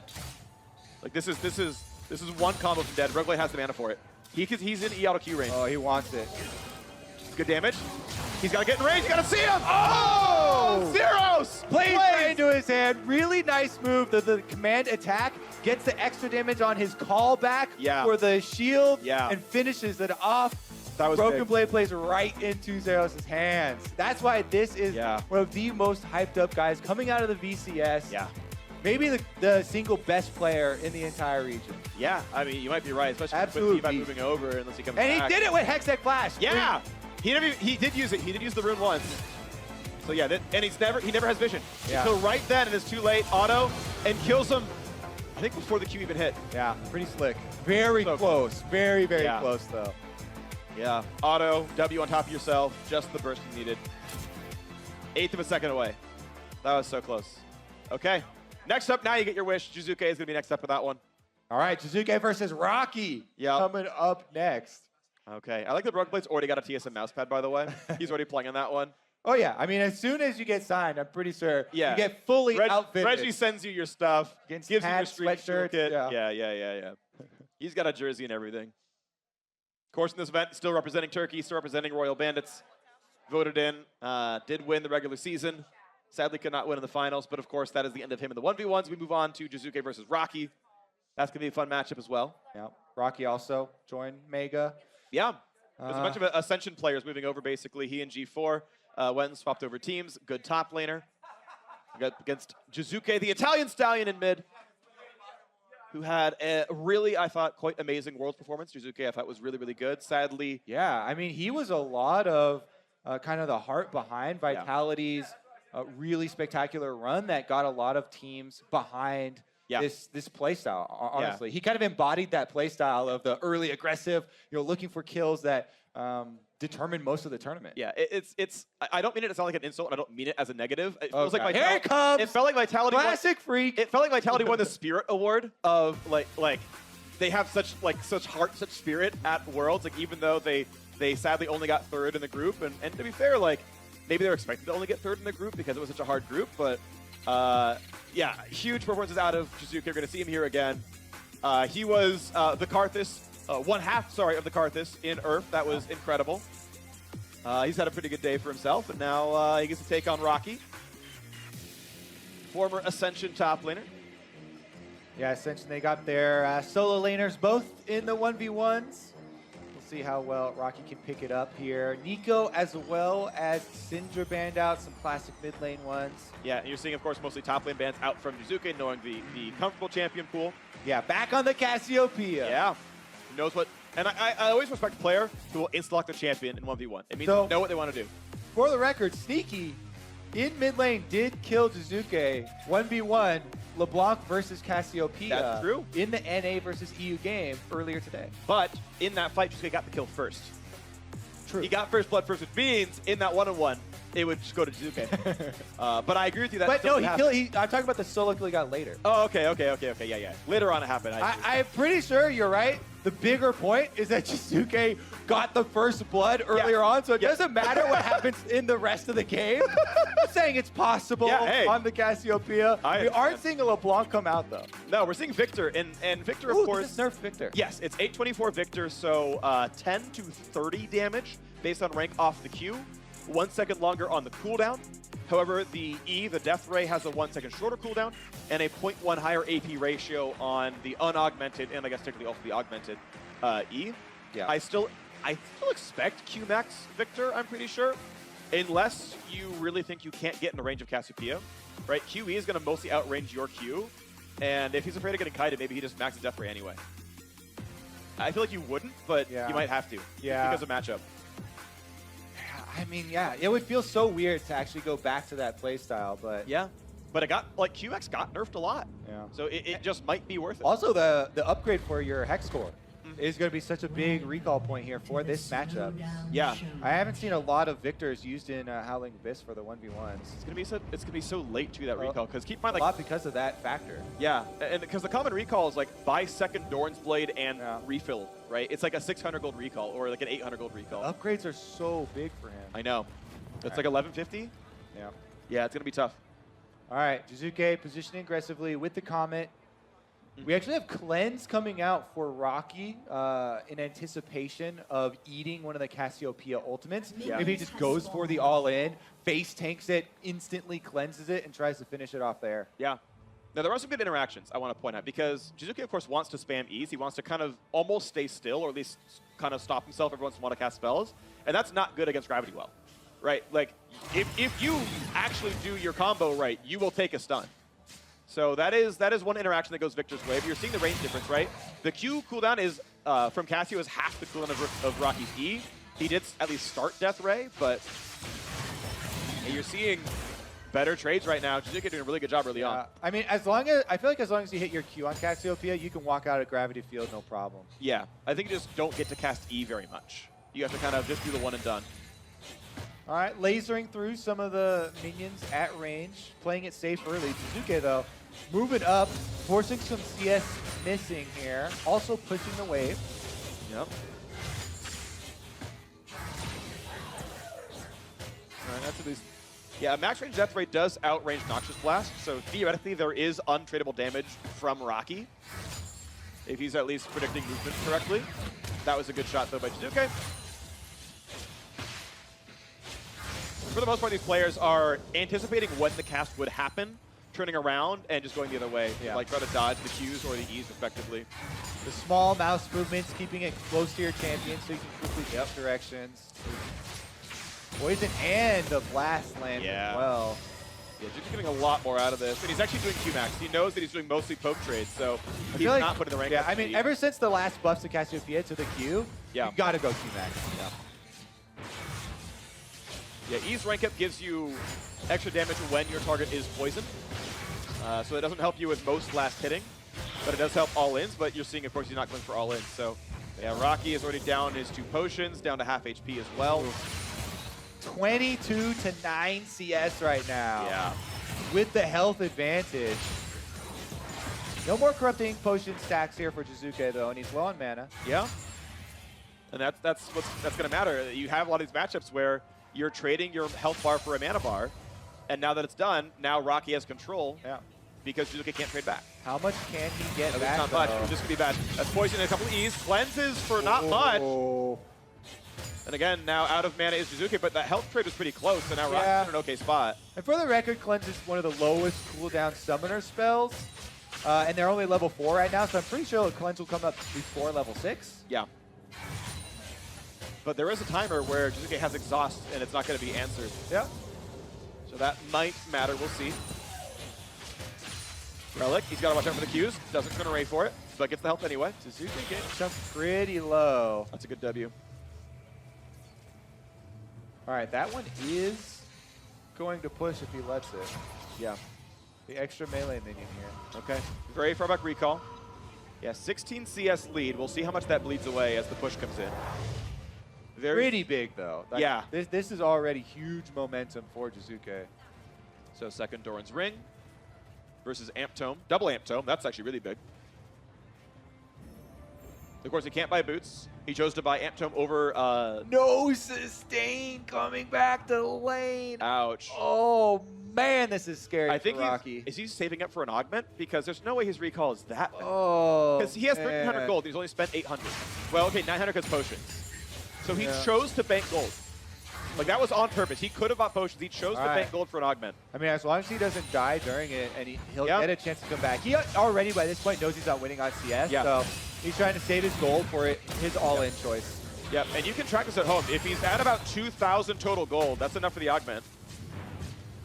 I think it's 2,050 gold is what he needs, because he spent 900 so far.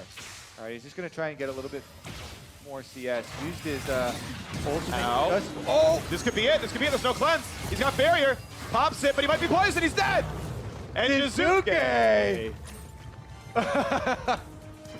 moves on in. Doesn't even need to use the ultimate. He ran all the way over. Oh, that's why he was laughing. He ran the other side of the stage. Because the winner, yeah, he just instantly ran over there. He's like, we got it. Boom, I'm coming over. Where's my handshake? And we're out of here. Yeah, he's won so many EULCS games. He won a few Worlds as well. I was like, yeah, I'm going. Oh, sorry. Oh, wait a yeah. second. Yeah, I'm used to killing the guy next to me. Ooh, that was one of the quicker ones though. That was pretty fast. That's CS. I like it. From the beginning, Jizuke, aggressive play, moved it on Cassiopeia. Here we get another look at it at level 5. Took down the level 6 Victor, goes for the all-in, hits the poison, you can't get away. And just walks right by him. He's like, hey, bro. That's the replay you wanted to see.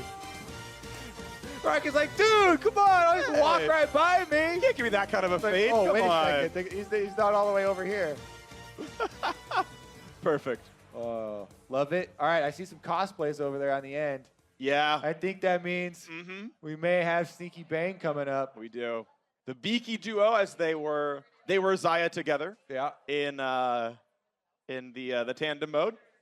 Still seeing wonderful. And there we go. That is Bang. Man, those contacts are freaky. Yeah, yeah. I mean, both cosplays are super legit. This is super awesome. I'm so glad this happened. Yeah. Yeah, I would like the like gauntlet of sneaky X cosplays. I've always sort of that idea that Shox brought out, I think, in the interview. Yeah, I mean, either way, like both these guys did incredible work putting these together, putting these on, coming out, putting on the show. I believe in the interview they were challenged to a Xayah 1v1. I think Bang brought up the idea. Yeah, it's already been spoiled. Yeah. People were already thinking it was going to go that way, though. Xayah versus Xayah here. So will they spell it though? Right? You banned. We got an L. Now. Yeah. LOL 1v1. Somehow you got to champion numbers in them. I don't know. Because you don't ban Lee Sin against Bang. That is not his kind of champion. I like how it all started out too over Twitter, where they were like, "Hey, I want to do a Xayah Rakan cosplay," and then Seek is like, "Okay, if I'm the Xayah," and then Bang's like, "Okay, you know, whatever you want, you can be the Xayah. I'll be the Rakan." No, wait a second, we're just gonna both do Xayah because we're both marksman players. I think he's gonna spell LOL and LCS. Nope, never mind. I expect that L for sneaky though. Okay, free. I mean, because they're gonna Xayah 1v1. Like, they have to spell. Yeah, so there's LOL, Lee Sin, Olaf, Leona, KS, TKS, SKT. Oh, it's backwards, right? He's on red side, so for him it's left to right. Hey, he got it! I mean, it's backwards. You can't blame me for that one. I mean, if you go in the order that he banned them. Yeah, I know. Okay. I know. I'm giving you the trophy here. I give you this small spelling trophy, freak. Spelling trophy. I didn't spell it backwards. It was hard. Yeah. Bang. Yes, and they're doing snowballs. Yes. If they keep it, we'll see. This could be amazing for feather placement, though. Yeah, if they keep it, it would be super amazing, right? Yeah. The mind games behind this 1v1 are going to have so much to do with the feather placement. Yep. And at Worlds, part of the Heartbreaker where Sneaky got destroyed a couple times in lane, mainly by feathers from Xayahs. Yes. So we'll see if that practice comes out here on the big stage, 1 versus 1. Man, those eyes, I just get scared every time. They are piercing into my soul directly. Gotta say, really incredible stuff. Xayah Mirror to close out the day. This will be our last match of the day for the 1v1. 8 players will be knocked down. There will be 8 more knocked down tomorrow. I mean, for every 8 knocked down, we get 8 that move on to greater glory. Absolutely. Up the bracket. 16 first round matches, 8 matches next round, and then once you're in the top 4 at semifinals. They kept the snowballs. Oh, nice. It is Snowball Ignite for both. I'm assuming that they just agreed to do everything the same. So they probably all have the same runes here with the fleet footwork. Yeah. They have the same exact starting items. The searching snowball comes out from Sneaky here. Sure, first. Okay, so he did go for the lifesteal. Yeah. Overheal, makes sense. Yeah. Mana flow bans, you can land Qs to trigger it. E as well, of course, but yeah, having a lot of spare mana is really nice. It's pretty easy to shove waves of Xayah, but it costs you a lot of mana. You kind of want to use all 3 spells. Yeah. I think coup de grace makes sense. All that is great. Same runes there. Yep, okay. So we are on a full mirror. All right, who's got the better dance? They are identical. No! Oh, Sneaky missed the first minion. Oh no, it's over. All right, bang. 1-1. Oh, Sneaky's tied it back up. Okay, 2-3 though. Bang's back ahead again. Sit through. And he's gonna get one. Oh, he got it. No, he got it. Okay. Late footwork proc as well. Bang is on perfect CS so far. Yep. Sneaky is gonna be down 1 forever. He's gonna retain the extra CS Wow. here. Sneaky in lane. I mean, he missed another. Sneaky's bleeding farm right now. Feather does go through. Okay. All right, I was thinking maybe Sneaky would do something with the early push and extra level, but Bang plays it defensively, backs right off. Another minion bites the dust. Yeah, Sneaky misses 3 CS. Bang's perfect so far. Oh. Gets the cannon. Oh, wow. For those who didn't hear the news, of course, Bang is joining 100 Thieves next year. Yeah, we're That'll going to be see really this exciting. matchup. Yeah, at least a few more times. Ignite's on. He's going to go down. It's going to be Bang right away. Oh, my goodness. Wow. I turned my head to look for 1 second. I wasn't ready and either. he goes for the all-in. Okay. Bang proving the superiority of NA80 carries over other NA80 carries. We can claim credit for that one now. Oh my goodness, what a great interaction as well. And you know what that means automatically? That was a better Xayah cosplay. Yeah, I mean, Bang comes over to NA. He's cosplaying already. Yeah. He's been in 1v1 tournaments already. Yeah. This is turning out great. Turning out absolutely great. Bang. Smash super hard, of course, yes. Still representing LCK and SKT as let's the man. We missed it. No snowballs were even used. Except for the first one to take right a there. rush at the beginning of the game. Yeah. Oh yeah, we'll get it. He burned it at the very last end for the little bit of true damage. Yeah. What even is false damage? Nice. Laughs out there. Beautiful stuff. All right, well done. That is the end of the day's 1v1 matches. Day's 1v1 matches and all of the All-Star Day 1 matches. That's true. Yep. We have more to talk about. Overall, we have ad-lib post-game here in the prompter. We have a toss to the analysts later on as well, letting you know what's kind of going on behind the scenes. A little look forward. But I like the matches here. I thought we had a pretty good variety of styles. We had like the very hard farm off, like the Varus Caitlyn is our extreme example. Yep. And then we had Uzi went to 99 and got the kill. Yeah. That walked it back a little bit. But then we had this one where it was like Bang killed 2 waves and then also Sneaky. Yeah. Like, okay. He's still got it. Yeah, we had a decent amount of those. Yeah. Diamond Prox is still undefeated on Annie. Yeah. On Howling Abyss. It's going to get banned away. 2v2 and 1v1s. Big deal there. So now to wrap up day 1 and look towards the rest of All-Stars. Let's send it back to the State Farm Analyst Lounge. Thank you, Freak. You needed to stop talking. You had nothing to talk about anymore after this Let long us day. do the work. Yeah, let us do the work. So yeah, this is pretty cool. The 3 All-Star hosts are gonna close out the show. Who needs analysts? We are. When you got 3 hosts. We're looking pretty good. Yeah, I think so too. But let's talk about maybe also the tournament. Oh yeah, those guys look pretty good too, Yeah, up there on the 1v1 yeah. stage. So let's take a look at some highlights from the 1v1 part we saw so far today. There was some sick stuff. I mean, Brock. This was brutal. He face-palmed so hard. Eing for the Q, not enough mana to throw the Q. Yeah. Faker. Faker was just laughing at Brock. It was desperation, man. Yeah. Absolutely. The Nico, But not Nico. the audience member you wanted to see you fail like that. No, definitely not. All in, Nico versus Nico? Yeah, no. Yeah, well, with my understanding, I mean, it was a good outplay, right? Ults. Yeah. Whoever ults second, I feel like wins that. Yes. Maple had it in the back. Maple! And then that happened. Tank the turret to the turret there, yeah. These are all the facepalm moments, actually. Broxah and Maple after. He knows it. He realizes it. Oh, yeah. this was Faker. completely calculated by Yeah. Faker the entire The time. whole game, you were like, okay, he knows exactly what he's doing. He's just going to win this no matter what. From level Super 1, yeah. easy. It was awesome. There we go. Intelligent use of summoners winning out in the actual kill category. Here's the good old 100 CS win. Yeah. Somebody's got to do it. You hate to see it, but you gotta do it. And then our defending champion, it looked a bit close at times, but he is still in there. I love this Jisuke. She's like, yay, great job. A golf clap on that. Support That it. was one of my favorite 1v1s right there. Definitely the closest, yeah. Oh, and then here, so Broken Blade goes out in the first round of a tournament. Perfect fit for TSM. Oh, He is 18 years old. 18 years old. He is a boy. He's moving across the world if you got to do him like that. Welcome to NA, buddy. And then Jizuke, wonderful. That Cassiopeia, super scary. And also, he misses. Oh, this was the best moment of the whole Like, 1v1. peace out, guys. And then he's like, oh, actually, yeah, hi. Right, it almost looks intentional until you realize he's made a big... Yeah, no, but anyone who knows or has seen Jizuke knows that he doesn't have like a bad bone in his body. Like, he would never do something to CM. All right, Tyler, how you feeling about this one? He tanked 2 E's 3 before that. I don't know what he was doing. This is brutal. Must have the feathers in the eyes. But yeah, that's what it is. It's the wig. Now, He's let not me tell you. used to having all that hair in his face. He does look, they both look extremely, I've never seen better looking players play a 1v1. Oh, and this is my favorite one. Hey, what's happening here?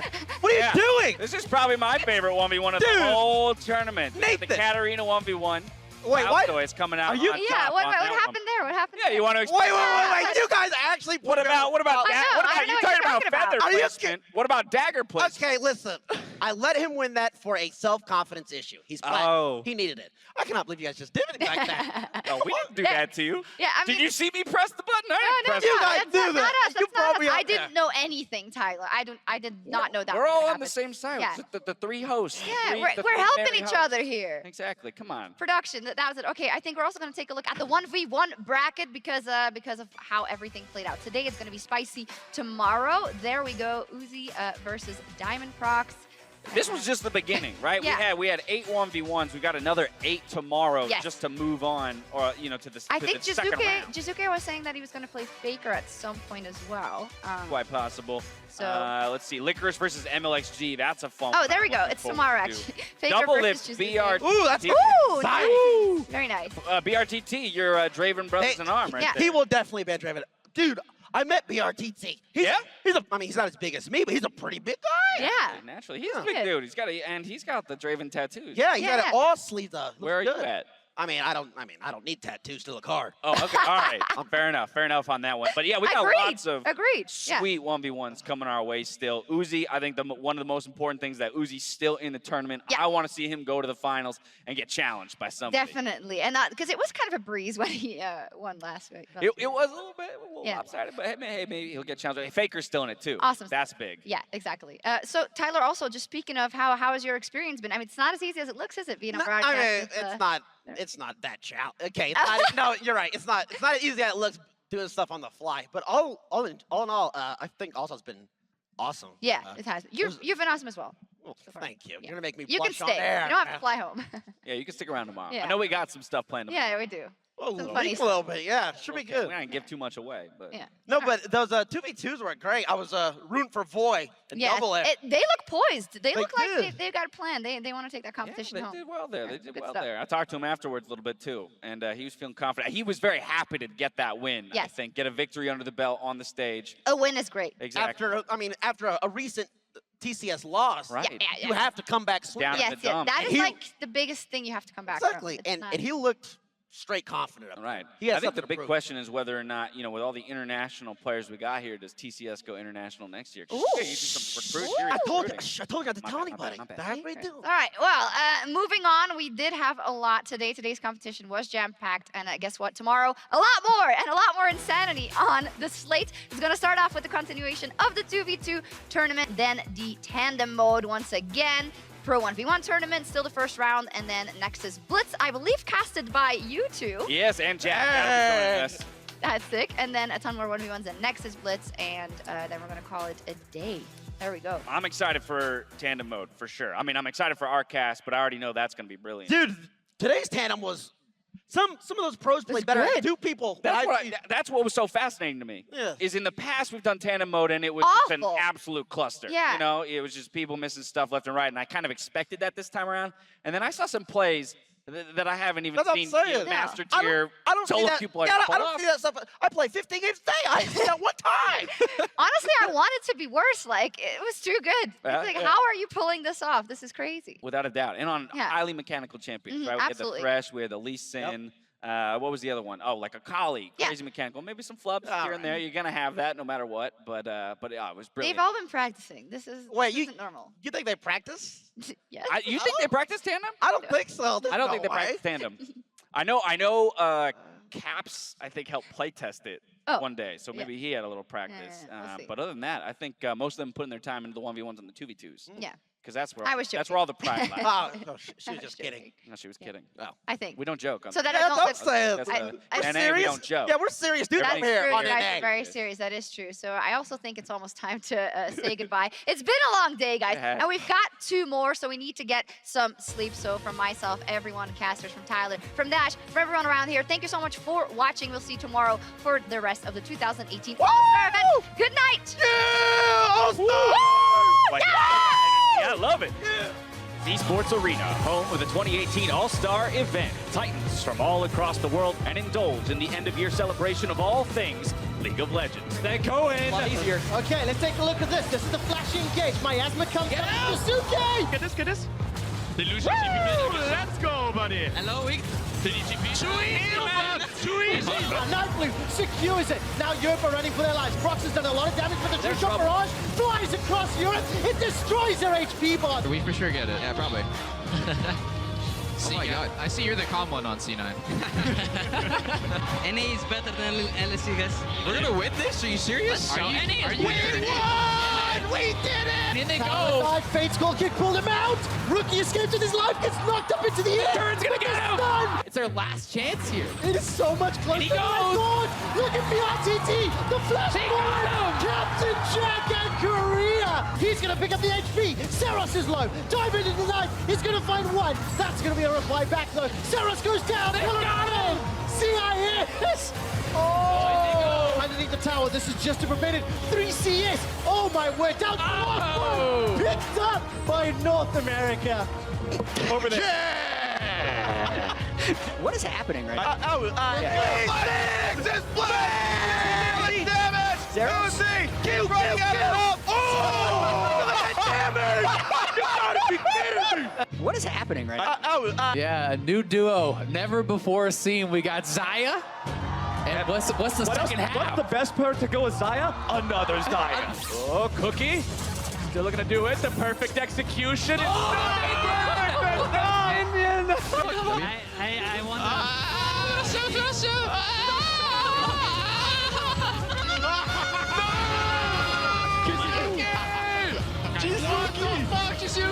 You've got the red team trying to get into collapse. You've got the Sejuani chasing on the Uni. Tiger Stance! Tiger Stance! It's not enough. Good job, Kobe. We nailed it. Woo! Yeah. Uzi! Let's go. Go. EQ! Get it! The Brilliant Oven! Oh no, he's gonna pull aggro! He's pulled aggro! Oh my god! Oh! The last island! Good damage. He's gotta get in range, you gotta see him! Oh! Yeah, at least a few more times! Ignite Sun! He's gonna go down! It's gonna be bang right away! Oh. What is happening right now?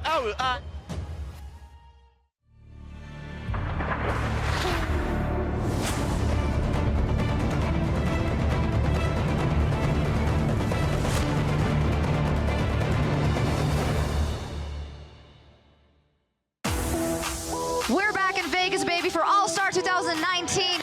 Let's go! Baron! Someone finish the Baron off! Becca with the BM win. What a stop! EU did not just beat NA today. EU beat Bang, Core JJ, Mo, and Sneaky. Not me.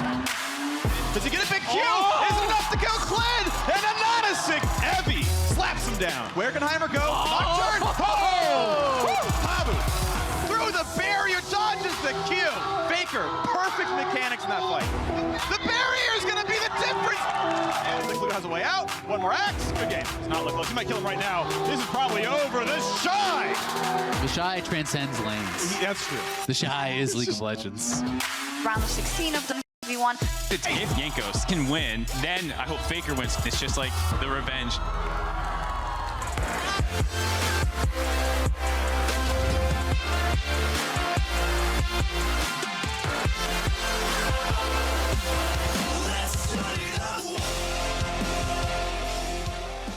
The 2019 All-Star event premiere, the new 1v1 rules, League's newest marksman, and for many of the League pros, their first go-around in TFT, which made day one all that much more memorable. That it did. We get some looks at the arena from yesterday and today. Tyler One, who's always flexing. Rick Fox looking to maybe Still alive. cheeky pick He's up in the rested shot. up. Look at it. Yeah. So that after the 24-hour stream, he's still alive and kicking.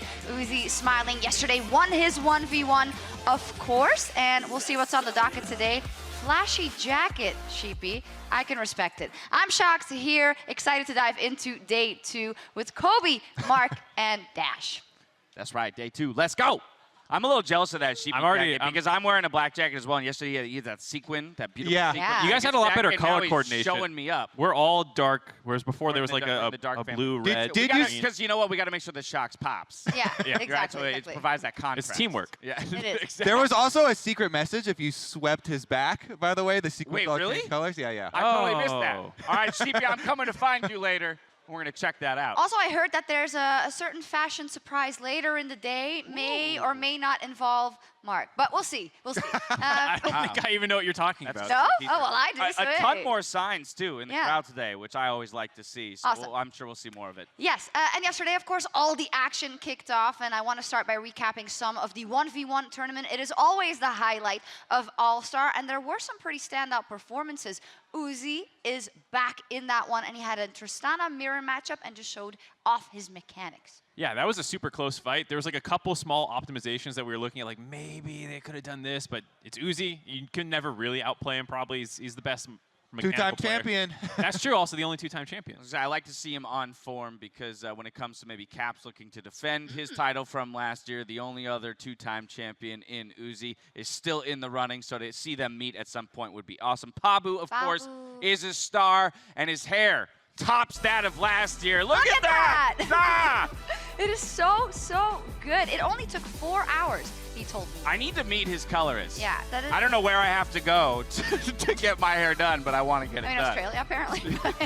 Yeah, Caps, of course, yesterday also won his opening game. He's in it to defend his crown, and we'll see. We saw a couple of strategies. Pabu won with the Renekton. The Bruisers seem to be quite strong, but as we see, the Tristana and some of the marksmen are also still viable. So what are we thinking? What is the OP strat in a 1v1? I'm just happy that there is a good option for junglers this time around, because junglers usually not that great in the 1v1s, but Olaf Conqueror with Snowball, because the Snowball is a spell and it'll stack 2 stacks each time when you hit him and when you activate it. Happy to see Jankos get that win, go all in. Plus, Olaf is really good in Summoner's Rift right now, so you don't even have to practice a different champion.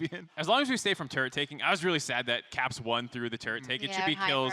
Yeah, I don't want to see Tristana if that's what those fights are going to develop. Honestly, I kind of just want to start it with the Ring of Fire. Just have the Ring of Fire there. Just level 11, one full item, Ring of Fire, let's go. Another highlight, though, for me was not only seeing the new champions, but hearing from Aphelios' designer, Riot Stosh, just after the game. Help us understand what, appeared to be a very complex champion at first glance. Kobe, Jat, Dracos, and I were all sitting in a room just reading the, blurb about him over and over again, trying to break it down.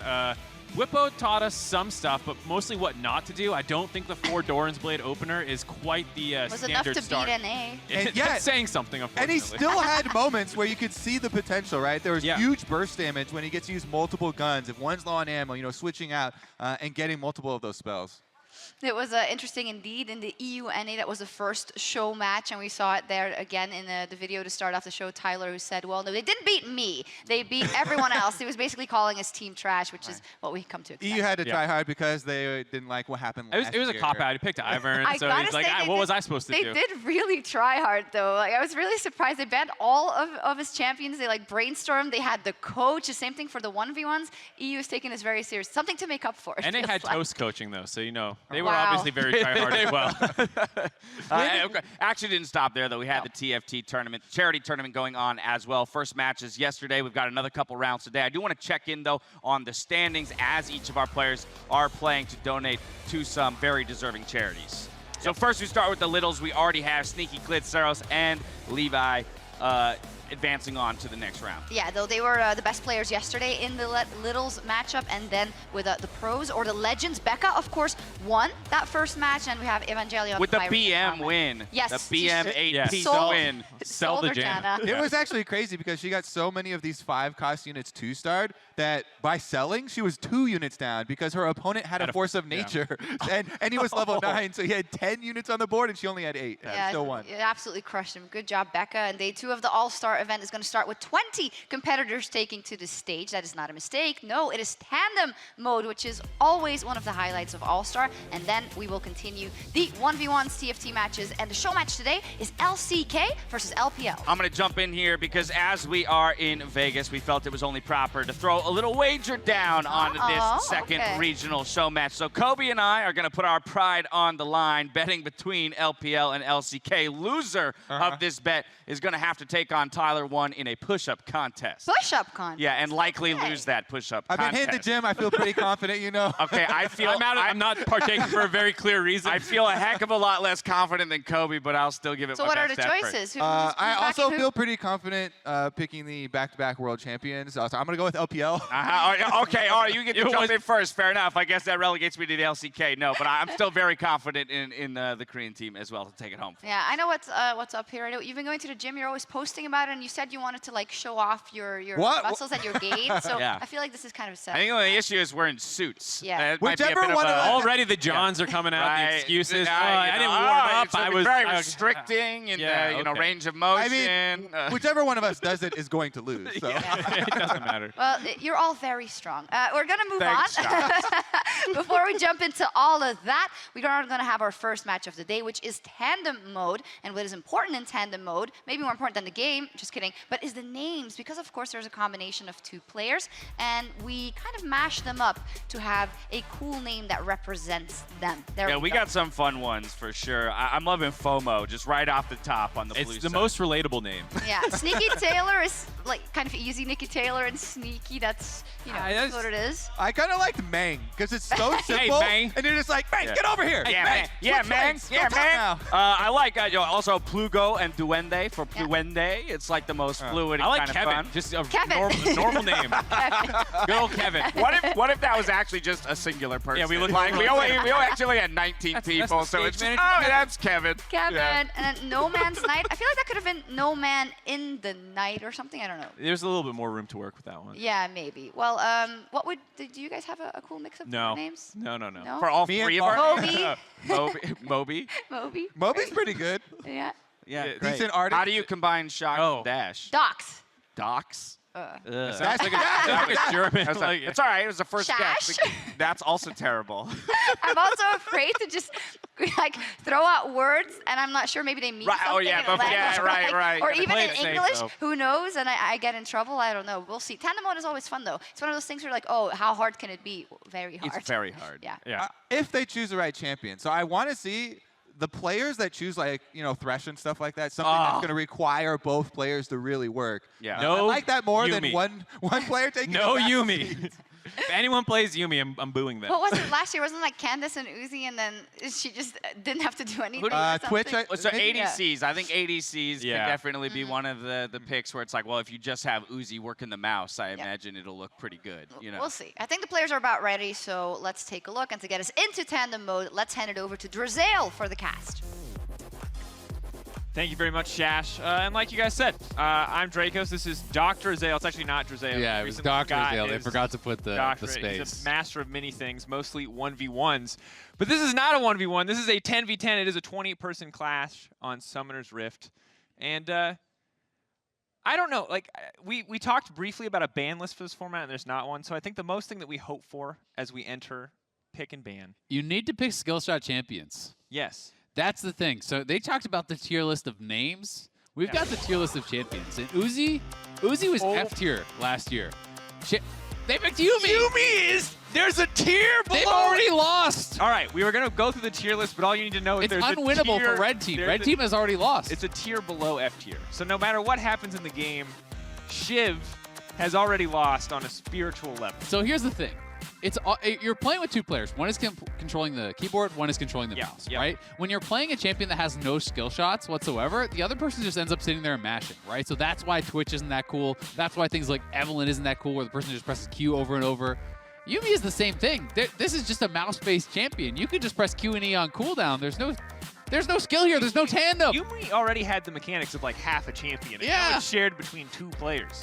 So Blitzcrank, I respect a lot. Lee Sin, that's pretty hype. Even Darius, more respectable. Darius, than I'm gonna AD give character. like a D. That's like a D tier. I think that's more respectable than the Twitches. What do you have to aim? Your pull? You push Q at the right time. You're right. Okay. You just have to be in range. You're right. It's the Twitch of. That's a D. That's a D at best. All right. The ones you're looking for when you talk about AD carries are things with skill shots, right? Ezreal. Champions along the lines of that. Jhin even. You know, things that you got to aim, you got to be using both your mouse and your keyboard at the same time, because that's where the coordination is difficult. That's where you get to see some impressive tandem plays, because I don't actually care who wins. I care who does the coolest thing. Yeah. And it's impossible to do the coolest thing if playing Yuumi or Twitch. Here's the thing I'm looking forward to.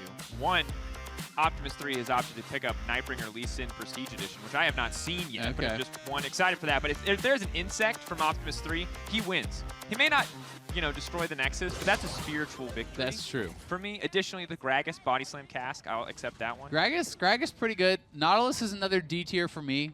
E and W, come on, bro. You're just pressing them on cooldown. Look, it's... Some people, play to have fun. Some people play to win. Yeah, we got a lot of tryhards this year. Yeah. So I would give it to Blitz and Lee Sin are by far the two coolest, I would say. Gragas is maybe up there, but as far as skill shot-based champions that are really difficult to perform in tandem, those are the two I'm giving it to. So I think blue team's already won. You're calling it now. I'm calling it. We'll go next. I don't think you can lose when you picked Blitzcrank and the other team picked Yuumi. I mean, doesn't matter which Nexus explodes. We're not talking about that. We're talking about who's the winner in your heart. You know? Yeah, I mean, the Lee Sin is always the winner in my heart. Exactly. It's very hard. They have Lee and Blitz. Those are both so hard. Yeah, but like Gragas is kind of difficult. Gragas is kind of difficult. Gragas is like, a B or an A tier. Diana That's pretty is cool. safely C, because while I think the W and E are obviously pretty free, like obviously landing the Q, getting the dash. Q is, there's some stuff there. Yeah. And also, it's going to be a lot harder, I think, to play Diana into the Darius than it is vice versa, right? Yeah. Darius seems like pretty set up to do well in that one, considering you picked one of the easiest champions in the game that has really no skill shots. We're not counting the E. I'll count the E. No, we'll give we're him a not little bit of counting credit here. No. A quality leash here. I'm making a judgment call on this one. I think the Darius E, we're not calling a skill shot. I think Tandem would be better if each team... This is a level 2 gang. Oh, levels. Okay, Lee Sin. I respect it. Optimus 3. I want a flash hook from Blitz. And then they for sure won. Flash hook. Where's it going to go? Will the Sonic Wave connect? The hook does not connect. There is no flash burn. Not quite in range. No. Respect the attempt, though. So MF has, I guess MF has some skill shots, kind of. Yeah, I mean, not really. landing the cube actually, how difficult is that? Well, I mean, you kind of It's mostly mouse. It's still yeah. mostly mouse. Yeah, it's mostly mouse. I feel like the person playing the MF keyboard, you're mostly just mashing Q, and you press W when you start fighting. Kind of E and alt when they tell you, but mostly you're just kind of pressing Q on cooldown during a team fight. That one's not as difficult. Aphelios, I honestly don't really know because I haven't played enough Aphelios to really have a good understanding of how difficult this would be to do with one person, let alone tandem. Okay, yeah. So the thing is, I don't think either player has understood probably understands Aphelios at a very high level. I can't be certain. You never know. Is there a lot of skill shots? There's a decent amount of skill shots, but Sonic Wave going to get flashed away in the mid lane. Decent amount of skill shots, but also you need to swap between guns and use gun buttons at the right time, and swapping. Okay, so there's some timing there. Well, yeah, and one of the guns, the rifle specifically has 100 extra range. So imagine you're trying to kite a guy away, and he swaps away from the gun, and he's like, barrel went behind. He tried. It's an effort. It's a mouse. The hook. A mouse Mang. communication. Yumi's not even attached. Free, running for the hills, but he's just going to get right-clicked down. The power of the right-click is overwhelming in tandem mode. The Yuumi pushing single buttons at a time. Get in there, Sneaky Taylor. Ooh. Sneaky Taylor not going to find it. That is going to be first blood for G-Fox. Yeah, Mang going to be able to... Oh, no, it wasn't Mag. Excuse me. I just assumed it was because there's Jin mid lane. Of course. Yeah. So G-Fox is going to be able to grab that FOMO up here on the top side. Did use the Ghost on the roam, but get him poked down here. We'll see how No Man's Knight can do. Now, he's under the tower. And Darius again. Oh, the skill shot! Will he get it? Dash is in. And this is apparently, this is rework Diana, because she just dashed in, and I don't know really what the rework is. I think the dash is I on was E really now. confused. I was like, why did he just ult at level 4? Luckily, I have the client up, and I will inform, maybe. If I have not played. I've been actually playing a lot of old Diana on live now, so I was like, oh, I can talk all about it. And then she ulted at level 4, and I was lost. Yeah, so all you guys really need to know, E and Alt are flipped, the same refresh mechanic, and the Alt is, the pull-in now does damage, so they've shifted some of the damage away from... That seems like you'd have a lot more early game power. Yeah, so maybe it's not a bad matchup anymore. Yeah, I was really confused how Diana was winning that one at all, but now that makes a lot more sense. Yeah. All right, let's watch it one more time. Got him down pretty low. Does get a couple tower shots down, but with the E dash available, gonna be able to grab the kill. It's in a trade. But still pretty good. If you have the wave of your opponent's turret, you're going to be feeling pretty good about that dive. Checking in. CS obviously always going to be a bit of a struggle in tandem, I feel like. Shouldn't be, but a lot of people use those abilities. Depends on the character, I guess, right? Yeah. Aphelios starting to build a small lead on the bottom side. I think Yumi's going to make that one even easier. I want to see some body slam flash. Predator active, body slam flash, ultimate from Chippy Ann. Chippy Ann? Yeah, Chippy Ann. That's really what we're holding out for. Look at that. Bam. That's the skill shot we were waiting for. That other one, though, definitely not quite as much.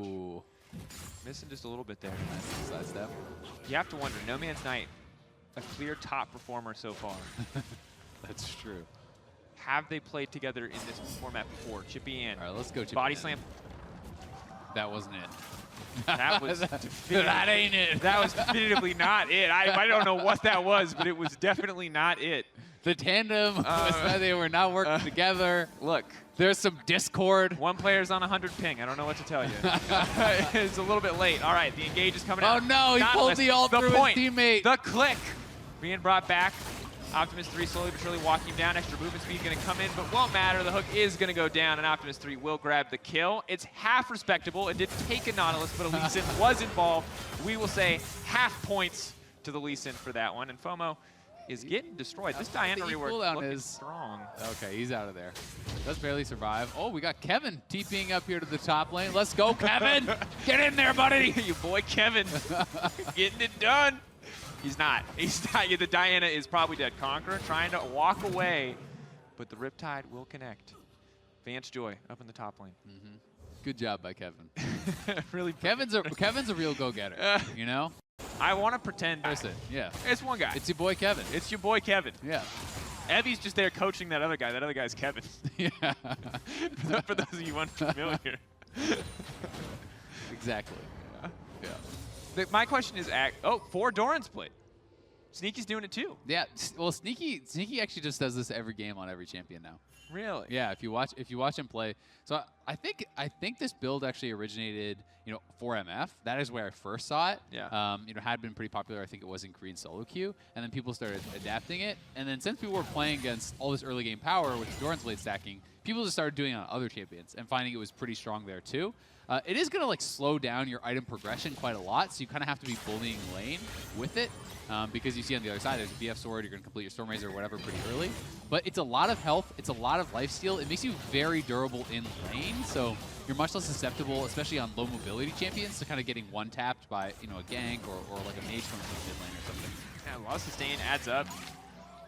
And we're just waiting for that hook to connect for the Blitzcrank. The Nautilus being on the mid lane, Kevin making it happen. The slow with the bleed there, not going to be quite enough. Here we go, body slam flash, Chippy in. You're finally going to land it. Nope. But the barrel went in the right direction, and he got the flash. It's slow, so steady Chippy in is scaling. Yeah. Clear example. And Kevin remains a top performer so far. That's true. Which is technically Kane and Evie, I have been informed. I don't believe it. Yeah, and you can see here, the second they stopped being Kevin and started being Kane and Evie, everything fell apart. And now Nick has to run for the hills. He does have CC there, but cannot get his skills out in time. And Shiv stuck now with his decisions under the tower. we're going to finally get to see if the cat has 9 lives. No one wants to die this Yumi, but I feel like they should, as just to send a message. Yeah, you gotta send a message. Don't ever pick that cat in my tandem mode again. They're doing pretty well so far, though. Nice plays on the bottom side there. You know, Fuende able to land that hook, and Chippy Ann, they're going to be heading down to the bottom side, looking to make a play here. Does have flash. I could look for a body slam flash play, but might want to try to farm to 6 here first. It's unclear to me how much of the decision-making is really that collaborative when one person controls the mouse, the sole source of movement. So I'm wondering... They could go rogue. They could, yeah. Your teammate could just refuse to use abilities. Go to the jungle now, or I'm not pressing buttons. What can you do? And that's so the we're going to have to get a mic check on it, you know? That would be the tandem mic check, I think, is what I'll look forward to the most. We got to see how these teams are working well together. Because 10 people talking is way too much. 5 people talking is already way too much. Chippy Ann. Chapter. Chippy Ann knocks him to the wall. Body slam. No. They're looking for the play on the bottom side. It was a pretty well-placed ult. The next level play would have been, you know, getting that body slam flash in there to get the extra range. But Kevin, they're moving down to the bottom side. Kevin's domination will not be stopped. The knock will come through. Gragas, body slam to escape. Hasn't hit one on the way in, but getting that one on the way out is important. Meanwhile, top side, this is probably going to be it here. Diana going to try to outplay this one. Big bit of damage there coming in from the new Diana ultimate, or the switch to Diana ultimate. So it will be a 1-for-1. Yeah, that was really well played there by No Man's Night. They're able to take down Lee Sin. They got the flash out of Lee too. Almost took down FOMO, but do end up going down as Fluende maybe looking for a hook here. Ever since you said like Blitzcrank is here, I'm just waiting for the moment, you know? Yeah. We're in the training arc, I feel like, right now. Like eventually they're gonna pop off. But we're still waiting. Yeah, Lee Sin has the highest potential to look really cool, but also the highest potential to do nothing. So that's a risky pick. That's why I respect Optimus 3 here, you know? If you pull off a perfect insect, the game is just won. Yeah. You've won the game. Imagine watching... There's no way someone else can look cooler than you pulling off a flawless insect. No. I don't know, man. I'm really looking forward to these Yumi prowling projectiles. Really You're the only person. Yeah, the peak of collaborative effort between mouse and keyboard. Between mouse and mouse, I think is what you mean. Yeah. Question is, are they allowed to change the binds? Can they just put skills on the mouse? Just pressing mouse 4. Look, you're in charge of the heal and the ult. I'll take the Q, okay? Yeah. It's fine. It's pretty funny, you know, talking to some of the players in the past who have been playing, especially cross-language, you know, where there's some communication issues. You know, I remember hearing some stories about players just like really aggressively just yelling out the button press. You know, people feeling pretty intimidated, like they don't want to let them down. You know, it's like Q, Q. Oh, Greg nice hooked hook. in. There's the connect. Instantly goes down. Lost after though a bit more damage. Let's see. Going to be able to do it. Belios throwing a lot down here. Has Severum, has the lifesteal. Can follow up with a little bit of CC here if they get their button presses down. But will not happen as Lee Sin goes back in. The healing is there. The Yumi damage, however, is not. And Sneaky Taylor will grab the final kill. Sneaky Taylor and Optimus 3, they're slinking away with just a little bit of health. Barely able to survive. And while we have not seen an insect yet, they are 4-1-2. They're popping off. Oh. That's a mouse mistake there. You can't put that one on the keyboard. Keyboard can't. What if he had safeguard available? That's a good question. There you go. Nope. All right. FOMO. Make it out. One more shot. Ooh. Sniper. Nice aim there from G-Fox. Taking down FOMO. I thought that the step back was going to get him. For sure. Yeah. But I didn't think they'd anticipate. Darius is a chonky boy, you know? He is. Big hitbox. Big ol' hitbox. Doesn't skip leg day, you know? No, no. He's reconsidering it now. Yeah. Is the stamina worth it? It's a tough price to pay, you know? And so far, it's hard to know how much the game state is actually advanced. It doesn't feel like anything super consequential has happened. It is hard to know. It's a good way of putting it. But the Blitzcrank landed a few more hooks here and there. The Severum active, throwing down a lot of damage and a good amount of lifesteal. Fluende, they're going to grab that kill. Sneaky Taylor fishes for the follow-up. Yeah, another kill there. The Doran's Blade build, you're just kind of outstatting them, running them down here. Sneaky Taylor working in tandem. This is the Axe What's Your Move replay. Fluende, Sneaky Taylor, and Optimus 3 all combining here to take down Mang. And this is a nice little kick. Kicks him in, hits the Q onto Mang, takes him out, and Shiv just did not have enough damage to take down Optimus 3, who's going to be able to slink away, and it looks like it's more action down here on the bottom side. All-in comes out, but that's yet another double kill. Dropping on the opposite side, being traded back and forth here. 13-7 now the kill score, as No Man's Knight is just on a mission. Does not want to land against the Darius any longer. So just continuously going to the bottom side. And it's interesting, I feel like a lot of people are falling behind an XP this game, and now the Lee Sin mechanics. Let's go. Oh, he died. Oh, I thought he, never mind. I was like, is that some interaction I don't know about with Pelios, where he just, you know, hurts himself when he attacks? That's gonna be a 4th shot. Kevin! Oh, Kevin, Can't do it! That would be quite the ability. You know, Philios just takes damage to himself randomly. If you click on your own character, there's an interesting new mechanic where you shoot yourself. You know, shoot yourself in the foot. He trips and falls. Really just the ultimate test. People have said Osu's an important skill, you know, or a game to play if you want to get good at League of Legends. And that is further doubling down on that idea. You know what else I'm really liking here? I realized Optimus 3 has Dark Harvest. So that they were planning to get all these kills. They were confident that they would have these 11 Dark Harvest stacks pre-15 minutes. And you can see the conversation happening. The level of communication between these two is incredible. Stupendous. No Man's Knight. Knockup's gonna come Let's down. go. Silence is Let's there. go. They're juking. Oh. Look at the moves. There's the MasterCard gold graph coming up as No Man's debating whether or not he wants to go back in. Come on, Greg, this is your time. Chip your hands. Get in the midst of it. With the flash out. No, the smite. Oh, it's embarrassing, but the Diana is strong enough to live a few seconds longer before Darius gets a double kill. That was not Is strong enough to survive. Absolutely slammed by the Darius. Slam a jam. FOMO hitting him with the dunk on the Darius. It looked really good for the No Man's Knight duo at the start of the game with the Diana mini rework. But Darius eventually conquers all, I think is the lesson. Yeah, Darius is a really strong kind of outstat you type champion. So how many kills do we think each kill's worth for Darius in Tandem Mode? Because it's definitely less than 1. It's definitely less there's than like 1. a multiplier. If we too, call, right? yeah, so Blitzcrank, or so Lee Sin is 1, if not more, if we can go Lee Sin's got to 1. be above. Lee Sin's above, because that's a really cool champion. So like, Lee and Blitz are definitely a positive multiplier. Yeah. Some of these champions get a negative multiplier. Darius is probably at 50%. Yumi's like in the gutter along with Twitch. It's actually impossible to go You positive actually JDA. can't get points. You just points can't, like points. you can help get your allies assists, but you can't actually earn points for yourself. It's a very support-like mentality. And now, Kevin in trouble. Kevin is A conky. big knockup. Maybe going to be able to get one down. The auto's not quite fast enough. No Man's Knight will be able to survive.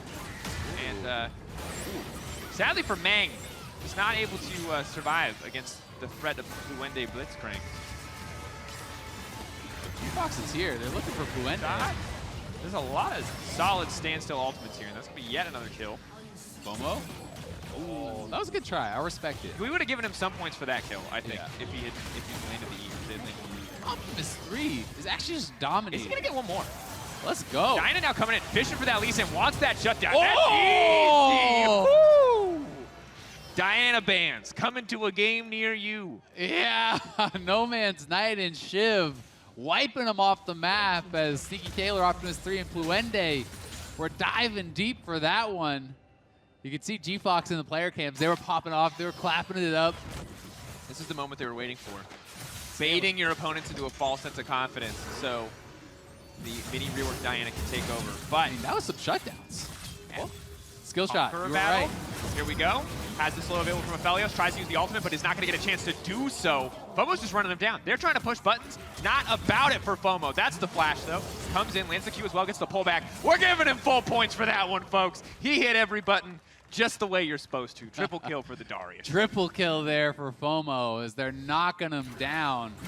No Man's Knight, though, but not only did they get a triple kill, No Man's Knight got a lot of shutdowns. Got a couple shutdowns. That was the first death for Sneaky Taylor. It was also a shutdown, I think, on Optimus 3, who had a good streak going. So it's a full death cap buy for No Man's Knight, who is going to have to put on the carry pants. Going to be difficult, though. on the outside, because of course you do have a decent amount of MR stacked up on the Darius, so always going to be tough to sit there. The Nautilus as well, getting the Abyssal Mass, but there's the hook we were waiting for. The follow-up is there as well for the down. The Cat is next on the menu, but they will deny it. Chakram out from Meng. He wants to get close and personal. Can't suggest it against the Darius. Oh, Sneaky Taylor. They are doing some damage here. Chippy Ann is very, very squishy at this point. And I know this isn't the best game to take definitive opinions from, but I'm not minding the 4 Doran's Blade start. It's looking good. Optimus, a clean kick, not gonna find the insect, gets to the backside. 2 easy pickups, takes out the Cat, takes out the Gragas. Diana next on the list. An easy kill pickup there as well. And really, the coordination between these 10 on the blue side is just outpacing the opposition on the red. Yeah, they are looking good, roaming around as a squad. They've got a lot of CC there between the Nautilus and the Blitzcrank, locking them up for some really fed carries here.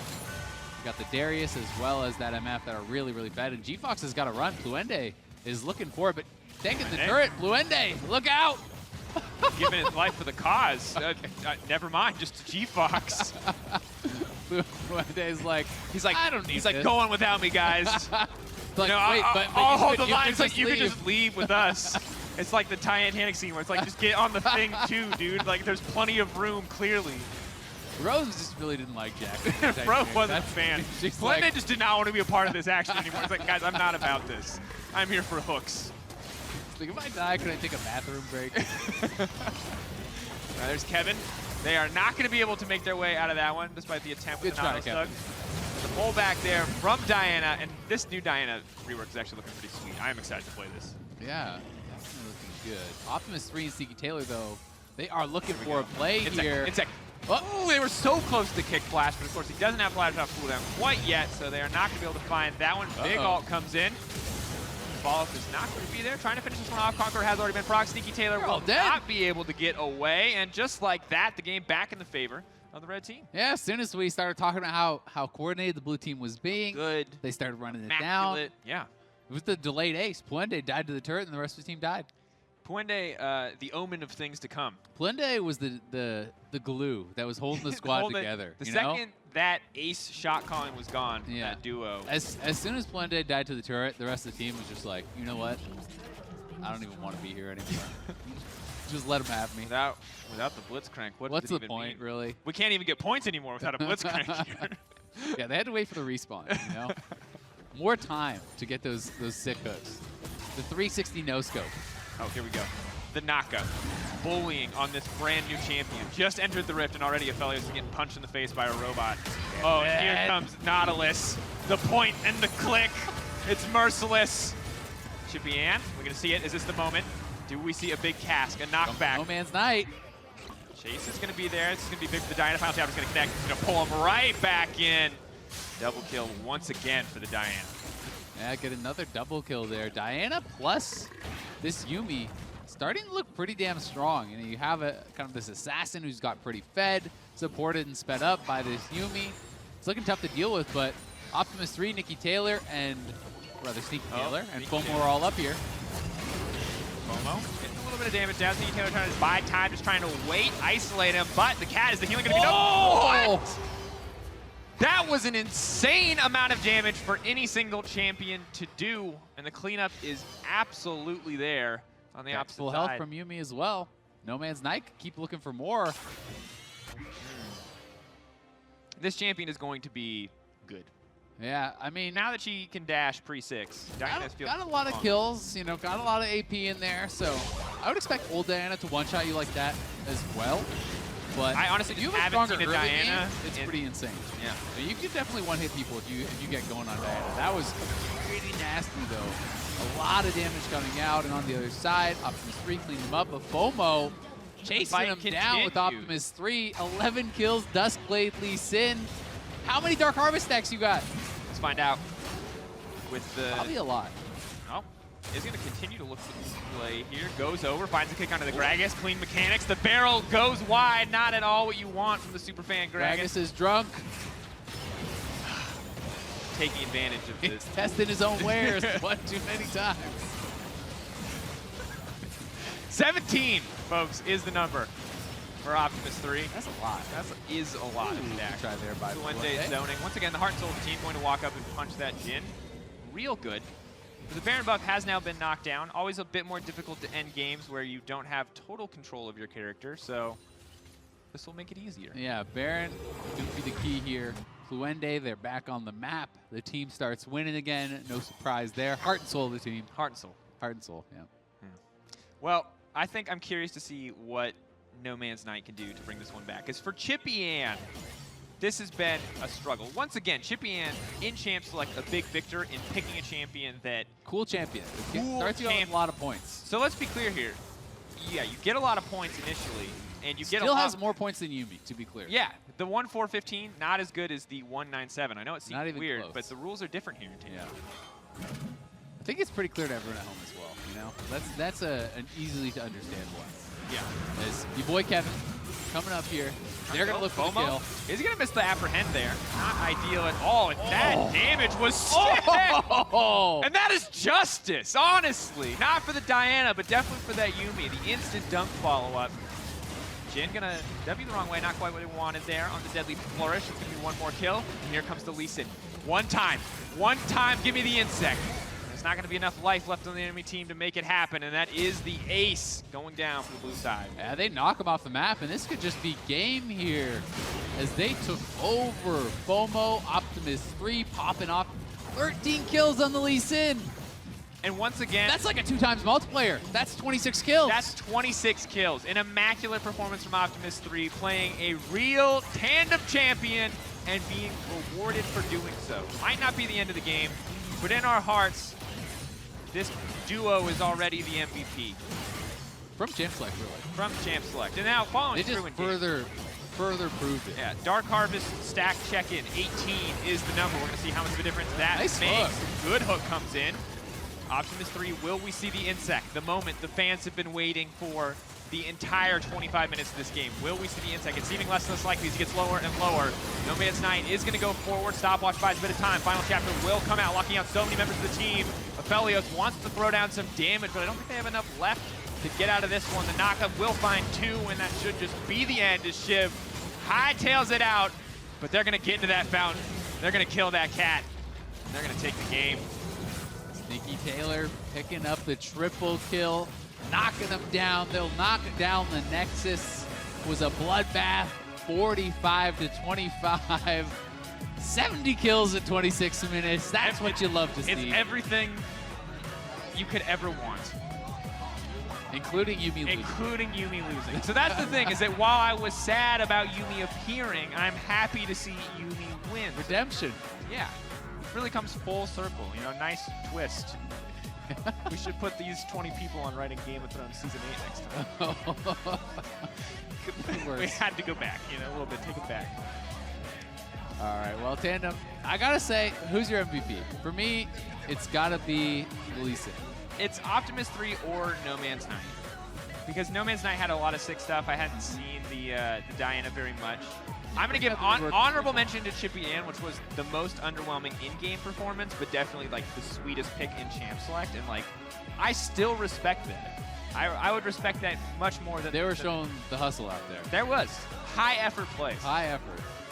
Not necessarily, you know, good results. But when you look back at Tandem, the two moments you're going to look at are the highly mechanical moments where two players are functioning perfectly in sync, and the moments where both players... Champ Select. Just like at Worlds, to be honest. Really, you know? Really, the game and Champ Select are always the most important. No, the moments where it all falls apart and people are throwing skill shots in random direction, your Gragas is flashing out as they clearly try to throw the cask, and those are my personal favorites. Is where it all falls apart in the old communication structure. Those are the ones that'll stick with you. Yeah, it's relatable, you know? I'm like, two people couldn't do it. That's why I can't do it as one. They have twice the people. They have 4 hands. These guys can't do it. What are they even trying? You know what the funny thing is? Every year at Tandem Mode, there's a tandem that plays Lee Sin, and they always do it better than I can play Lee Sin by myself. I'm like, yep, that's why I don't pick it. It's so sad, but it's so true. Well, to hear from the most skilled duo to hit the riff, let's send it back to the State Farm analyst desk where Shox is standing by with Tyler1 and Yasuo. Thank you so much, Dracos. Indeed, I am here to break down the epic clash alongside two of the most epic competitors to grace the Rift ever. What a title. Yasuo and Tyler1. Before we get into the analysis of that game, yesterday there was a bit of animosity, of course. Tyler basically threw you under the bus. After the loss, I mean, you can say You want to go first? Yeah, Okay. go ahead. Ivern ADC. Like, what do you want me to do? cry about Solo it, killed dude. No Way twice. You know, I was on the map. I was doing stuff. He was inting. I don't know who? Man, Quit saying that. I got inted by my team. I picked a hard carry, and you were unable to carry with the assistance I gave you. You were false.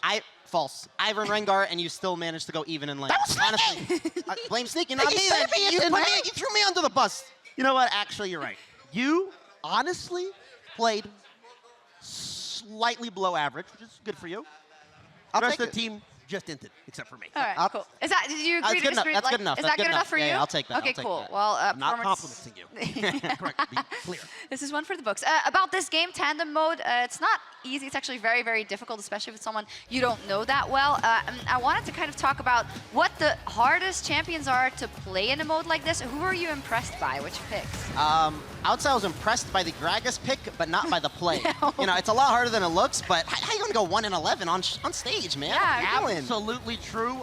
I was gonna flame the same player, honestly. Yeah. They were lagging. I don't know if there's computer malfunction or what, Maybe. but probably one of the most skilled champions is obviously the Lee Sin. Yeah. It's fun, man. Yeah, it's fun. But usually people don't do that well, even though better than the Zale always. But yeah, Kevin was also very good on Nautilus, but then with the point and click alt, I mean, like, it isn't the highest skill cap. We don't need to flame it. See, No, we're not flaming. Here's the hard part in it. Yeah. You gotta learn who takes control. So one player has to drop the ego and just play it out. I think the player with the mouse is the player with the brain. With the brain. And can he have ego as well or not? I mean, yeah, he's in control. He's the person that's supposed to do better. Yeah, we'll see. Diana was also absolutely popping off. And I believe that you guys played earlier as well. How did that go? See, you know, like the show match, I had to carry Tyler1, but, you know, I think they're going to show some highlights of Later, yeah. I don't want to spoil it yet, but, you know, that's why he's talking about the whole mouse thing. We saw the Nautilus build. I'm not going to lie.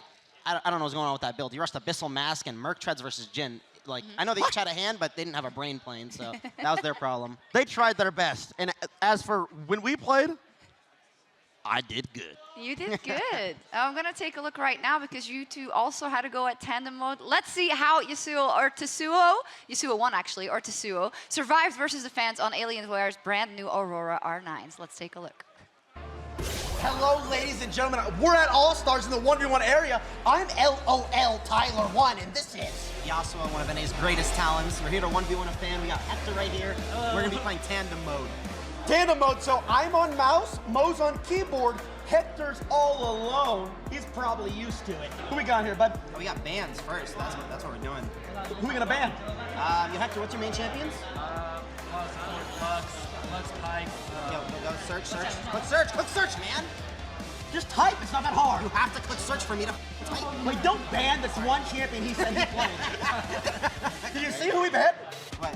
Dude! What's wrong with you, man? Medusa, come on. Absolute snake. Get hyped up, Hector. This is the greatest moment of your life.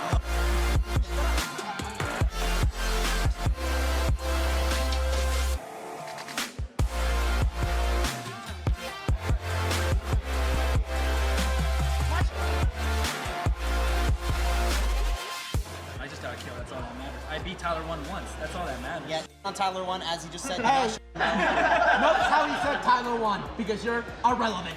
No, he said Tyler1 because he's on you. Irrelevant.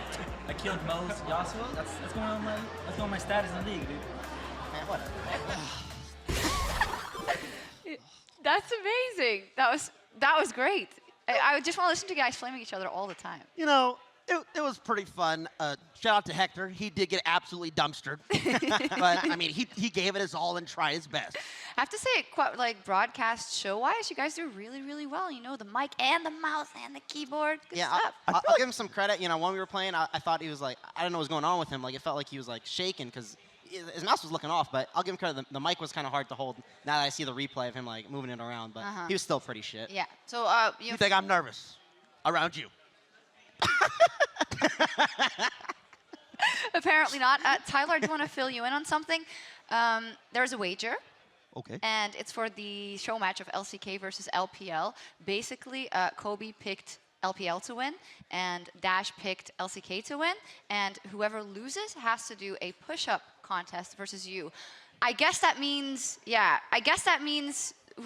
whoever falls down the first loses. You're telling me that somebody is gonna have a push-up contest with me?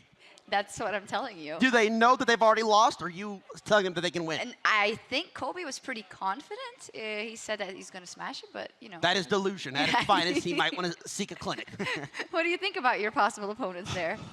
You know, they have been hitting the gym. It's true. Dash is looking barely bigger than he was last year. Barely. Either... Who cares, dude? They're going to get smashed. Yeah, I think so, Honestly, too. I think so, too. I'm trying to hype him up here. I have nothing else to say for him. It was going to be entertaining in any case. Mo, do you think you could beat Tyler in You know, any physical competition? I'm not gonna lie. I showed Tyler a picture of me working out yesterday. He actually did. Yeah? He didn't have a shirt on. I was He showed- shirtless. he was He said I look bragging. pretty. He said, I quote, "You look pretty good." Wait, so you're going around, you're sending shirtless workout pictures to no, Tyler? He's going around with his phone in his pocket, showing I look everybody in the good. venue. Yo, I'm proud of myself. You know, if you're doing work, you gotta show it off. I agree with you. Don't show it here, though. We're going to take a break. Thank you guys Good idea. very much for joining me. Awesome stuff, as always. But we will take a small break. When we come back, though, Freak and Zale Everyone. bring us into the next leg of the 1v1 tournament. See you soon. I'm here. The W 出来了。 I have W in 2, 1. Okay, nice. W. There we go. 不要放他，不要放他。 Let's go. Come on.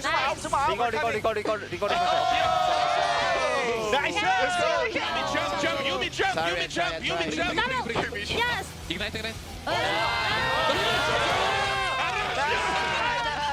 Tenemos para comprar uno, ¿no?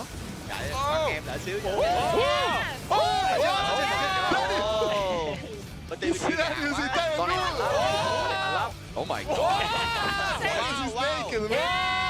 Getting there. I have W. 2, 1. W. Nice. Well played. You're top guy.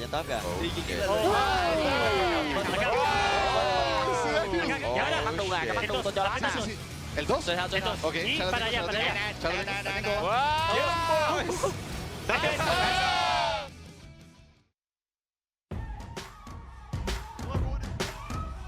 Back here for the 2019 All-Star event, where we're jumping into the next leg of the 1v1 tournament. I am David Freak Turley, joined once again by my 1v1 cohort, Isaac Azale Cummings Bentley. You know, you're always thanking everyone else for joining you, but I Yeah. want to thank you for joining me. Oh, thanks so much. I think you're underappreciated.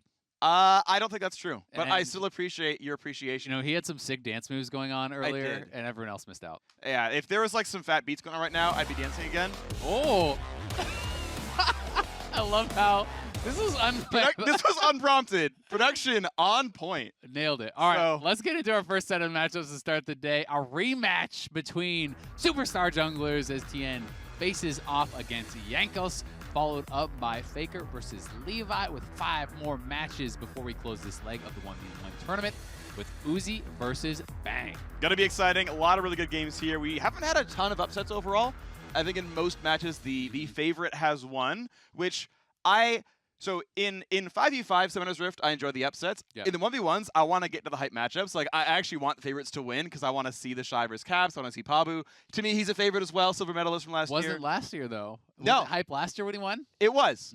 Because he made the run, right? If he, like, beat Faker, then dropped, it was like, okay, well, that's nice, whatever, but, you know, on goes Rookie. But the fact that he made it all the way up was actually pretty hype. So now I've got the expectations. Yeah, I mean, and we've had some really close ones. Yeah. I mean, Uzi was 1 auto away from actually getting knocked out in the first round, so it was pretty crazy. Yanko's going to be looking for a little bit of a revenge against Tien, who, let's just say, got the better of him at Worlds. Yeah, it's kind of recently. Yeah. You might have seen it, World Finals. Not a very close matchup. No, it wasn't. Seconded only by G2 versus TL. But, you know, Tien has been monstering everyone. In the first round, he already played against another jungler. He slammed Peanut in the Sin mirror. That was not close whatsoever. He was way up in farm. He got 2 kills to 0. So we'll see if Jankos can do any better. And I'm interested to see if it's going to be another kind of agreed upon mirror match like we have between Tien and Peanut, or if Jankos will try to get the better of him, maybe with a more clever pick. Pike mirror? Pike mirror would be pretty hype. Braum mirror.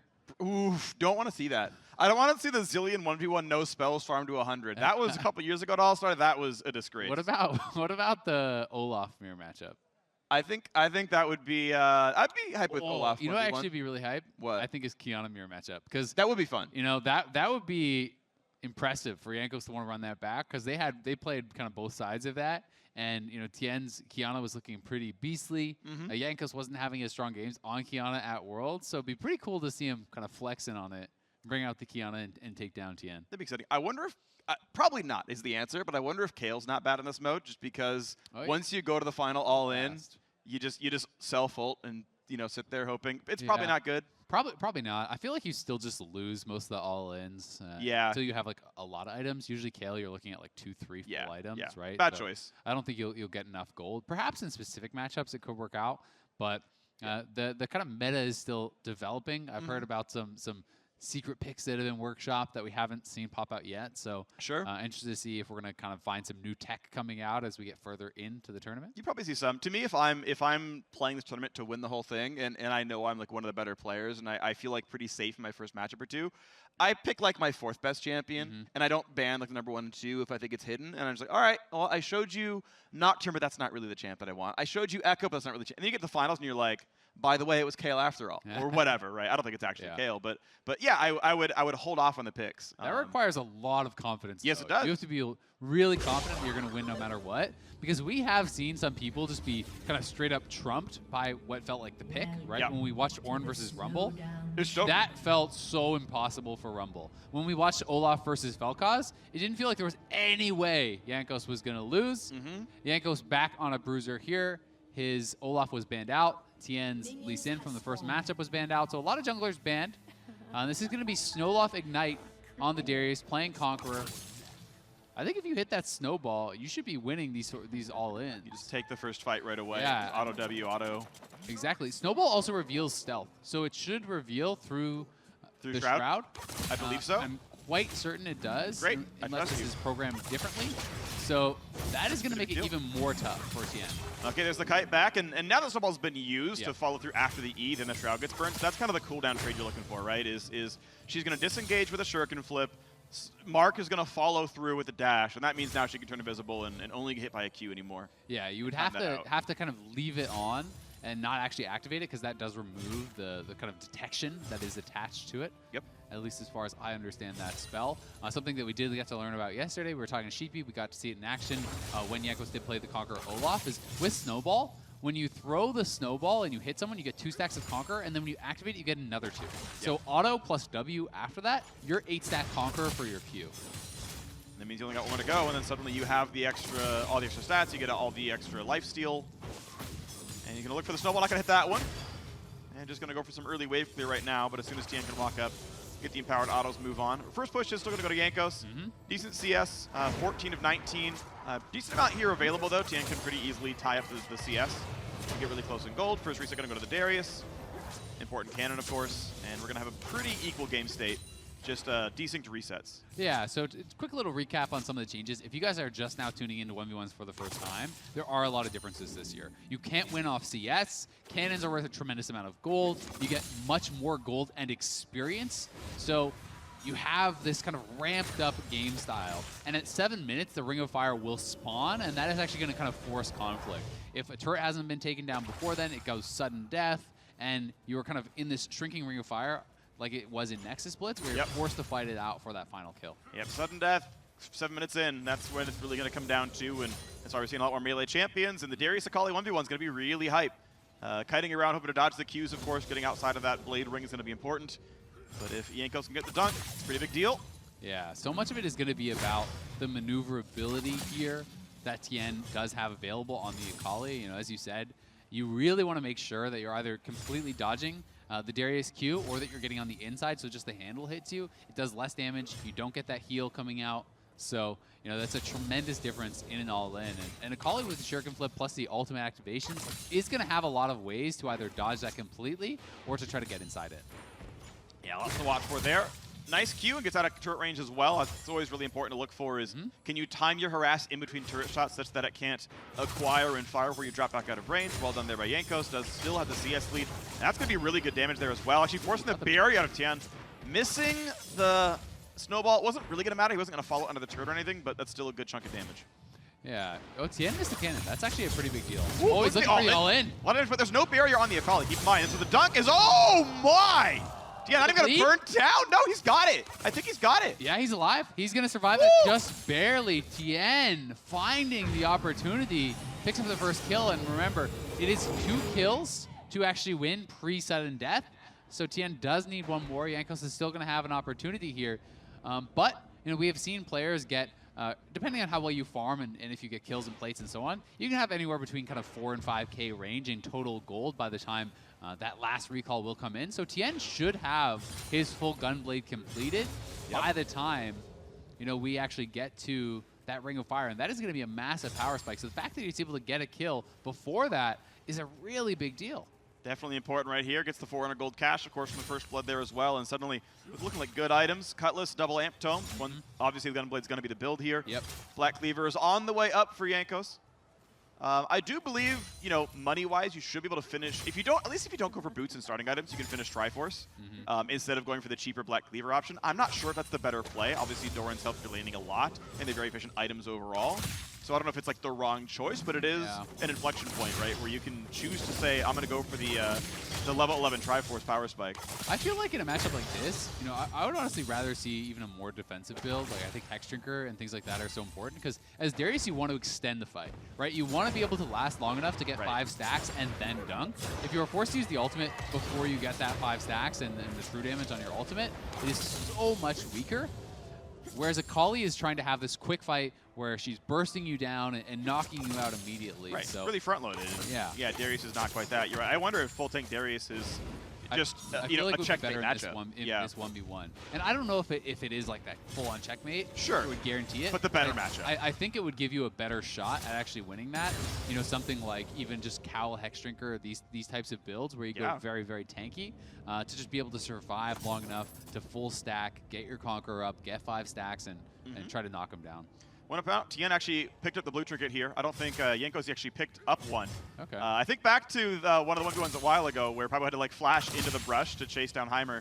And it's like, oh, actually blue trinket would help you, chase that one out. So yeah, that's worth really noting. Interesting. A lot of players are going trinkets. In the previous 1v1 for All-Stars, it was always you could only go sweeper. There was no blue trinket, if I'm recalling correctly. So maybe players aren't just even knowing. And it's actually pretty smart. We see a Potion of Wrath up there. So that elixir is very, very gold efficient. It's much more than 500 gold with the stats, generally speaking. So should be pretty powerful for the potential 1v1. And players will have one final chance to recall here if they want to. The Ring of Fire going to spawn in about 20 seconds. Once that countdown ends, it's not best of 3 kills anymore. It's simply first kill wins. And so the lead that Tien got was simply one of XP and gold. That kill itself won't mean anything for the end game state. And as 10 seconds tick down, no longer time to reset. And we'll get into the final battle. Ranked world what's available. Gunblade done.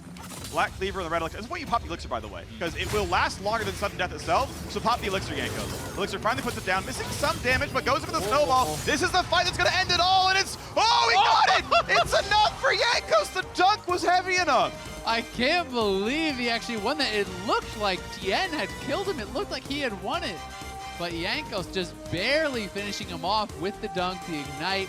Tien not able to survive long enough. And Jankos found that window of opportunity to just force the fight immediately. I think Tien wanted to kind of slow play it a little bit more and wait till he had the proper setup, but Jankos able to find it here. Tien was just looking to kind of push in, looking for a bit of harass. But as he stepped forward here, Jankos lands the outside of the Q, and then notice how he saved the snowball till after Shroud was down. The snowball revealed Tien in stealth there, so he had to back up, and despite the fact that the Q did not hit on the outside, Jankos started the fight with a Q, so he was able to stack up to 5 stacks before that dunk went down, and that is why he was able to turn it around so heavily. That's a 5-stack true damage dunk. And Jankos playing the start of that fight perfectly, landing the outside of the queue, snowball save for the Shroud to reveal him, chases him down, finishes him off. Really well played. There's a minor point I want to bring up, which is if you buy the Elixir, just chug it immediately. It lasts 3 minutes. The game state does not go for 3 more minutes. And so the beginning of that trade was without Could've Elixir been on. even better, So he's missing 15 attack damage. He's missing 10% physical damage to champion Vamp for spells as well. So it's like, okay, in a world where he loses that fight by 50 health, which is totally possible, that difference would have been made by the Elixir. I want to point out, though, the Elixir that he bought in and of itself is probably the reason that he won the fight. So still credit where it's due for buying the item. It was incredibly close, and he did pop it before the fight ended, of course. Yeah.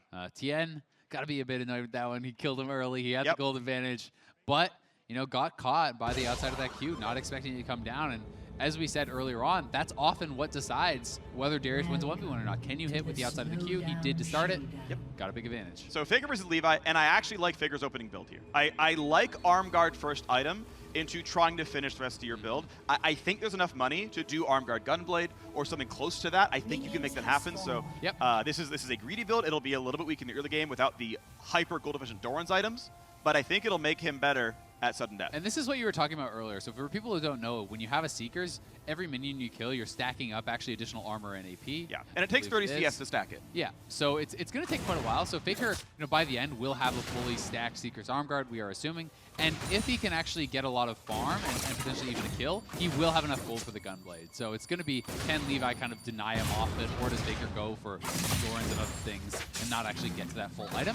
But this is going to be really interesting. Levi, double combat summoners here. They're both playing Barrier and Ignite.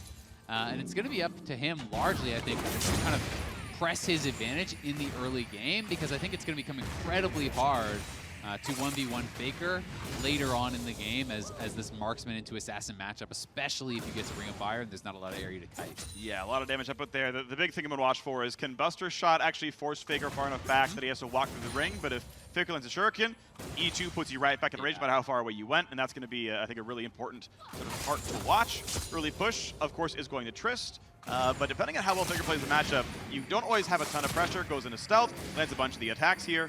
And you can see that, only 2 charge E doesn't do all that much damage, and Faker is pretty healthy. And there's no snowball to reveal, so there's no actual way for Levi to fully reveal Faker. Yes, you can hit him with some sort of AoE damage from Explosive Shot or your W to actually see where he is, but you can't target him, right? And that was such a big difference maker in the last one for Jankos, having that snowball in the final all-in to actually reveal.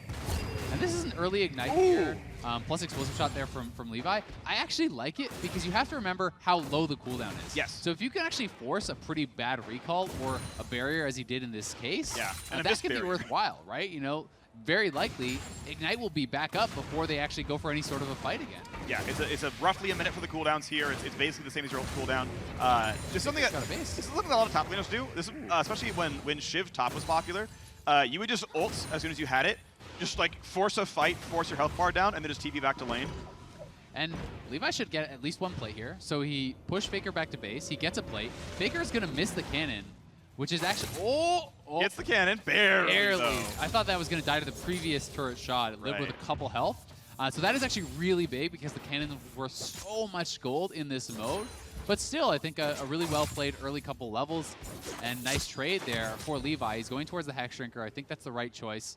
Faker picks up Boots as well as the Amp Tome. So the fact that he has Boots as well as are available outside of that, he's going to need a lot of gold to complete the Seekers, plus Gunblade combo. So we'll see if he can farm well enough or even get some plates or a kill to make sure he gets there before Ring of Fire. Could be tough. Yeah, it'll be interesting if he goes for some kind of secondary build instead, if it is a bit too expensive to get all of them. Trust me, could have really good CS, but as we saw from the beginning of the matchup, you can't get all of them in this matchup. So we'll see what the gold ends up being. That's, I think, a really big part of this mode is kind of identifying what your end game build is going to be. Yeah, and I mean, if you can't get access to plates because of the matchup, and if you can't get an early kill, then you may just not actually get that much gold, right? Because Seekers is 1,100 now, I do believe. Gunblade, I think, is 3,100. So that's already, you need 4,200. Boots is another 300, you're at 45. 150 for a fillable, you're at 4,600. The high end of what we've seen people get, I think, is around 4,800. And I want to say that was with plates and maybe a kill. I'm not exactly sure on how their CS was, but that's the high end of gold you can achieve. Yes. Of course, it's Faker. He could do it. Yeah. But it's not guaranteed. 3,400 gold earned right now. He's level 8. Again, final death pretty much happens at level 11 or 12 if you got perfect XP. Yeah. So a bit of time to go, but you can see how the build is progressing. He's 2/3 the way to the money needed. And he is, of course, going towards Gunblade. That wasn't the surprise, but just in case he had other ideas, you can see the components there. It's interesting because you're never sure how much they've calculated it out in a mode like this. And Faker did actually miss a cannon there, so I think he's for sure going to need a kill or plates now to actually achieve that much gold, especially because he bought boots. Yep. The boots theoretically could be the difference between actually having the Gunblade completion or not. And normally in an SR game, a trade like that makes a lot of sense because you're kind of zoning him off, and yeah, you miss a CS or two, but it's not a big deal. When cannon is worth so much damn gold, those trades can be kind of harder to calculate. Yep. So again, Levi burning through some cooldowns, getting some decent damage there on a Faker, putting a half HP. But you can see that Faker's feeling pretty confident now with just the the fully stacked arm guard and the revolver. He's actually pushing Levi around quite a bit, and it's pretty hard for the Trist. Look how defensive this Levi build is. He's actually stopwatch plus Hex Drinker. One of my concerns is just, are you going to have enough damage to actually kill him, or are you just all in on the fact that you could Buster Shot him out into the Ring of Fire? Because you still have to kill this guy. Yeah. And Faker is going to have lifesteal if there's minions around and you go into stopwatch, and you can potentially spell vamp a little bit with the Gunblade. So it is a bit risky. Oh, Faker going for big damage. Doesn't force everything out just yet. Watch out for ult 2, and there's stopwatch, and that could mean 400 gold. That's going to be a trade. It's 1 for 1. And so stopwatch basically, yeah, I mean, not the worst thing in the world there. No, not the worst, but it's on cooldown, and he still died. Yeah. You're not going to get another use out of it, so I would actually say it's really bad at this point because Faker got first blood, got the stopwatch out. Yeah, sure, Levi can sell it, but it's for a pittance of what you actually put in. The resale is very, very low. Basically spent 400 total gold and still went down 100 from the trade. Exactly. So I think Faker is way ahead now, and I do like that he was able to aggressively trade out on a play like this. And with that first blood gold, guess what? He's got his Gunblade, so he has the perfect build here. 4,900 for Faker, Gunblade in, arm guard on top, and again, next kill outright wins. If Faker does misstep, the game is over and he dies in the short or whatever. Sudden death, obviously his next kill wins as well, but this is now, kill ends the game, 30 seconds till the sudden death happens as well. The other wrinkle that we have to look at, Akali may not have ultimate before the game actually ends. So if this is a no ult Akali, 98 second on the ult, doesn't have it. No, so he's not, just straight up. That is tough, unless you can wait until the ring is fully closed, because it doesn't go smaller than 500 units, but at that point you're probably forced to into a You're fight. just autoing each other on, And Trist's ultimate cooldown is a lot lower, so Buster Shot will be available, and Levi potentially can actually knock Faker out of the ring. But Tabby's Gunblade Seeker is very efficient build here for Faker. He may be able to win, but being down ultimate is actually a really big deal, and that's something that I hadn't really considered when he got that first kill, is would the ultimate be back up for this final sudden death, and that's where we are. So if Levi gets the next kill, that'll be that. Yep. One thing to point out, the ring is slower in Spectator than it is for the actual players and the actual game mechanics. The fight's going to happen right now. No ult for Faker, but he's invisible. Levi attacking, going back and forth, but he's going to hold the ult. He's going to hold the ult until the actual ring itself. The minimap icon of the ring is accurate. That red ring is really close to them right now. There's not a lot of room left for them. Ignite's going to go on. Faker gets the E off. Still no ult for him, but has his own barrier and Ignite. And he's out the edge of the ring. He can't go any farther back, so the damage is going to come across. Barrier is on. Going to Buster Shot him, and he's going to be almost putting down, but not quite. He's still in the middle there. That Buster didn't do a whole lot for him. Trying to delay till his ultimate. This is as small as the ring gets, I think. So you can look at the minimap. It doesn't seem to be really moving much anymore. Though. Invisible. He's going to get the auto attack here. There's nowhere to really go. Mine's popped. The E's going to wait out most of that cooldown. This is big damage. And Levi shuts down Faker. Levi able to get the kill there. Faker couldn't get the ultimate back, and without that, despite the fact that he was up gold, had better itemization, the ultimate really made the difference. He just didn't have enough damage to push through the mod, to push through the double Doran's blade without having that. And Faker going to be knocked out early here by Levi. And props to Levi. That's all you can really say. He played it really, really well. And I don't know if he planned to force the tower dive or not, but ult difference, certainly a big deal here. It really was.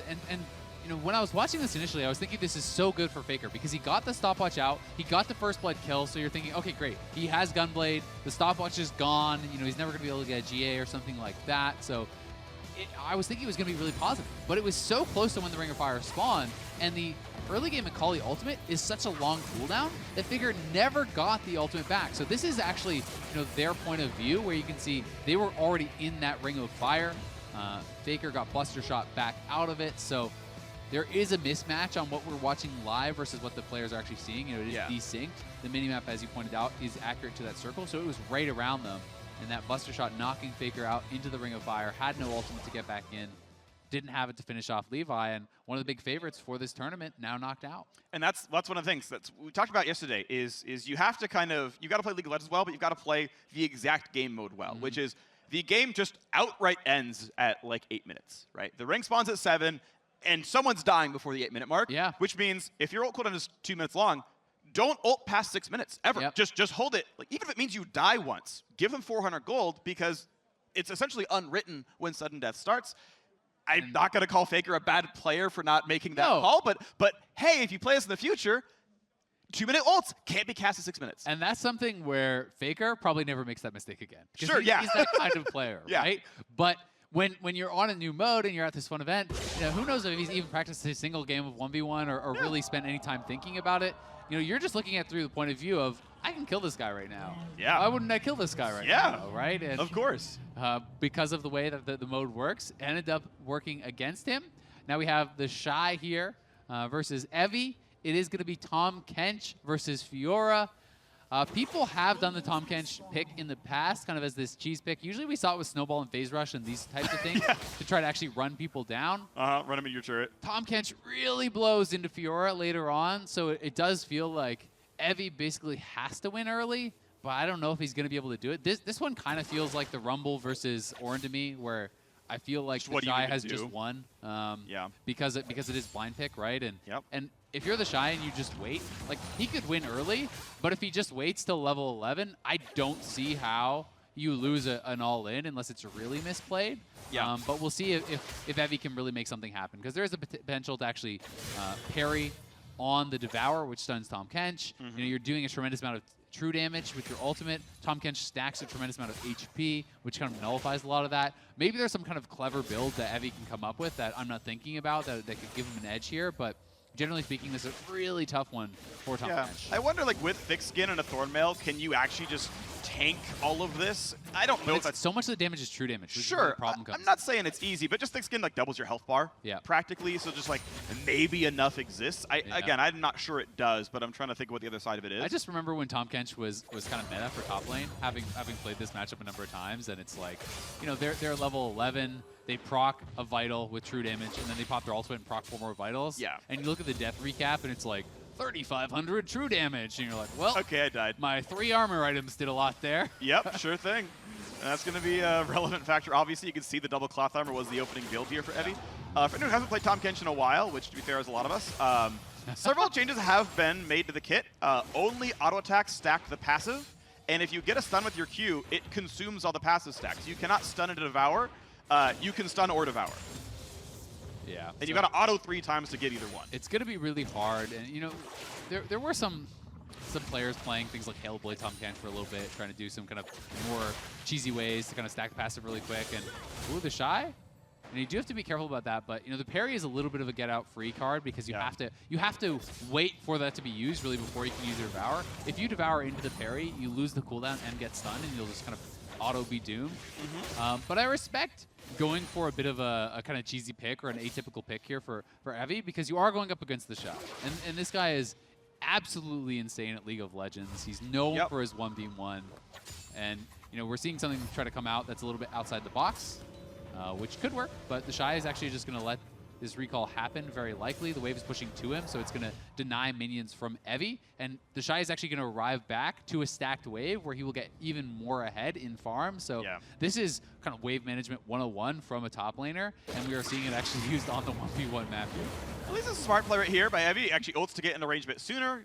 This but look at how much there is to farm. Saves him a bit of XP. Yeah, he, man, I mean, the entire wave technically is there, right? He got 2 melees. He's in range for the 3rd to at least get experience. The cannon is going to go to him as well. So he didn't miss any of this specific wave, but he's missed a lot of the cannon. Other. Oh, Devour was too late. Oh, really? It was late. Oh, I thought he actually grabbed it. Yeah, I think the animation started, but I think it died while he was kind of doing the chomp. That's a big deal then. Yeah, that's hundreds of gold missing. This one he plays around well if he can get the Devour, but he's not in range. The slow is enough.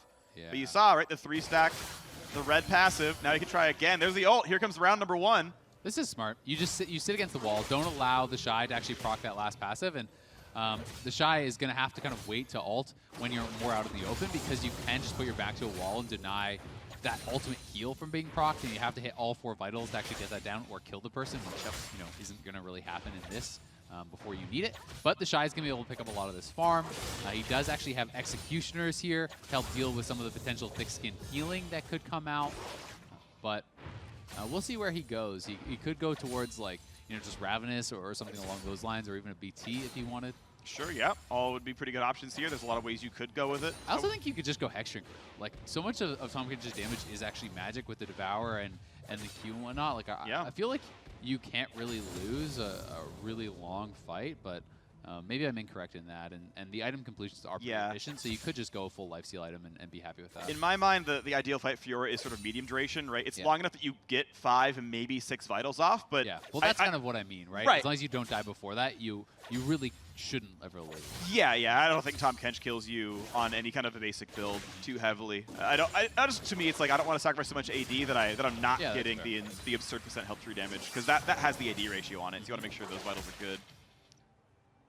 And thus far, we are not seeing it actually turn into a Bramble Vest or anything like that. And maybe Evie wants to make sure that the Shy is going to kind of commit to oh, he's going Bloodthirster, now I'll get a Bramble Vest or something like that. But Fiora, regardless, has a ton of healing in the kit.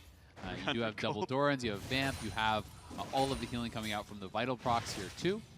Yep. And it is going to be Conqueror, which is even more healing. It becomes very difficult for tanks to kind of deal with the amount of sustain that Fiora just has throughout the kit. Yep. That cannon, by the way, being worth 300 gold means that Evie is down about 1,500. If you're getting, 150-ish from the cannon itself, and then 10% of missing is another 150, it's like, yep, that's how much you're down right now. You can see 3,700 gold onto him. He's, so after the catch-up gold, down around 1K still. Yeah, but that's kind of how the math works out for you.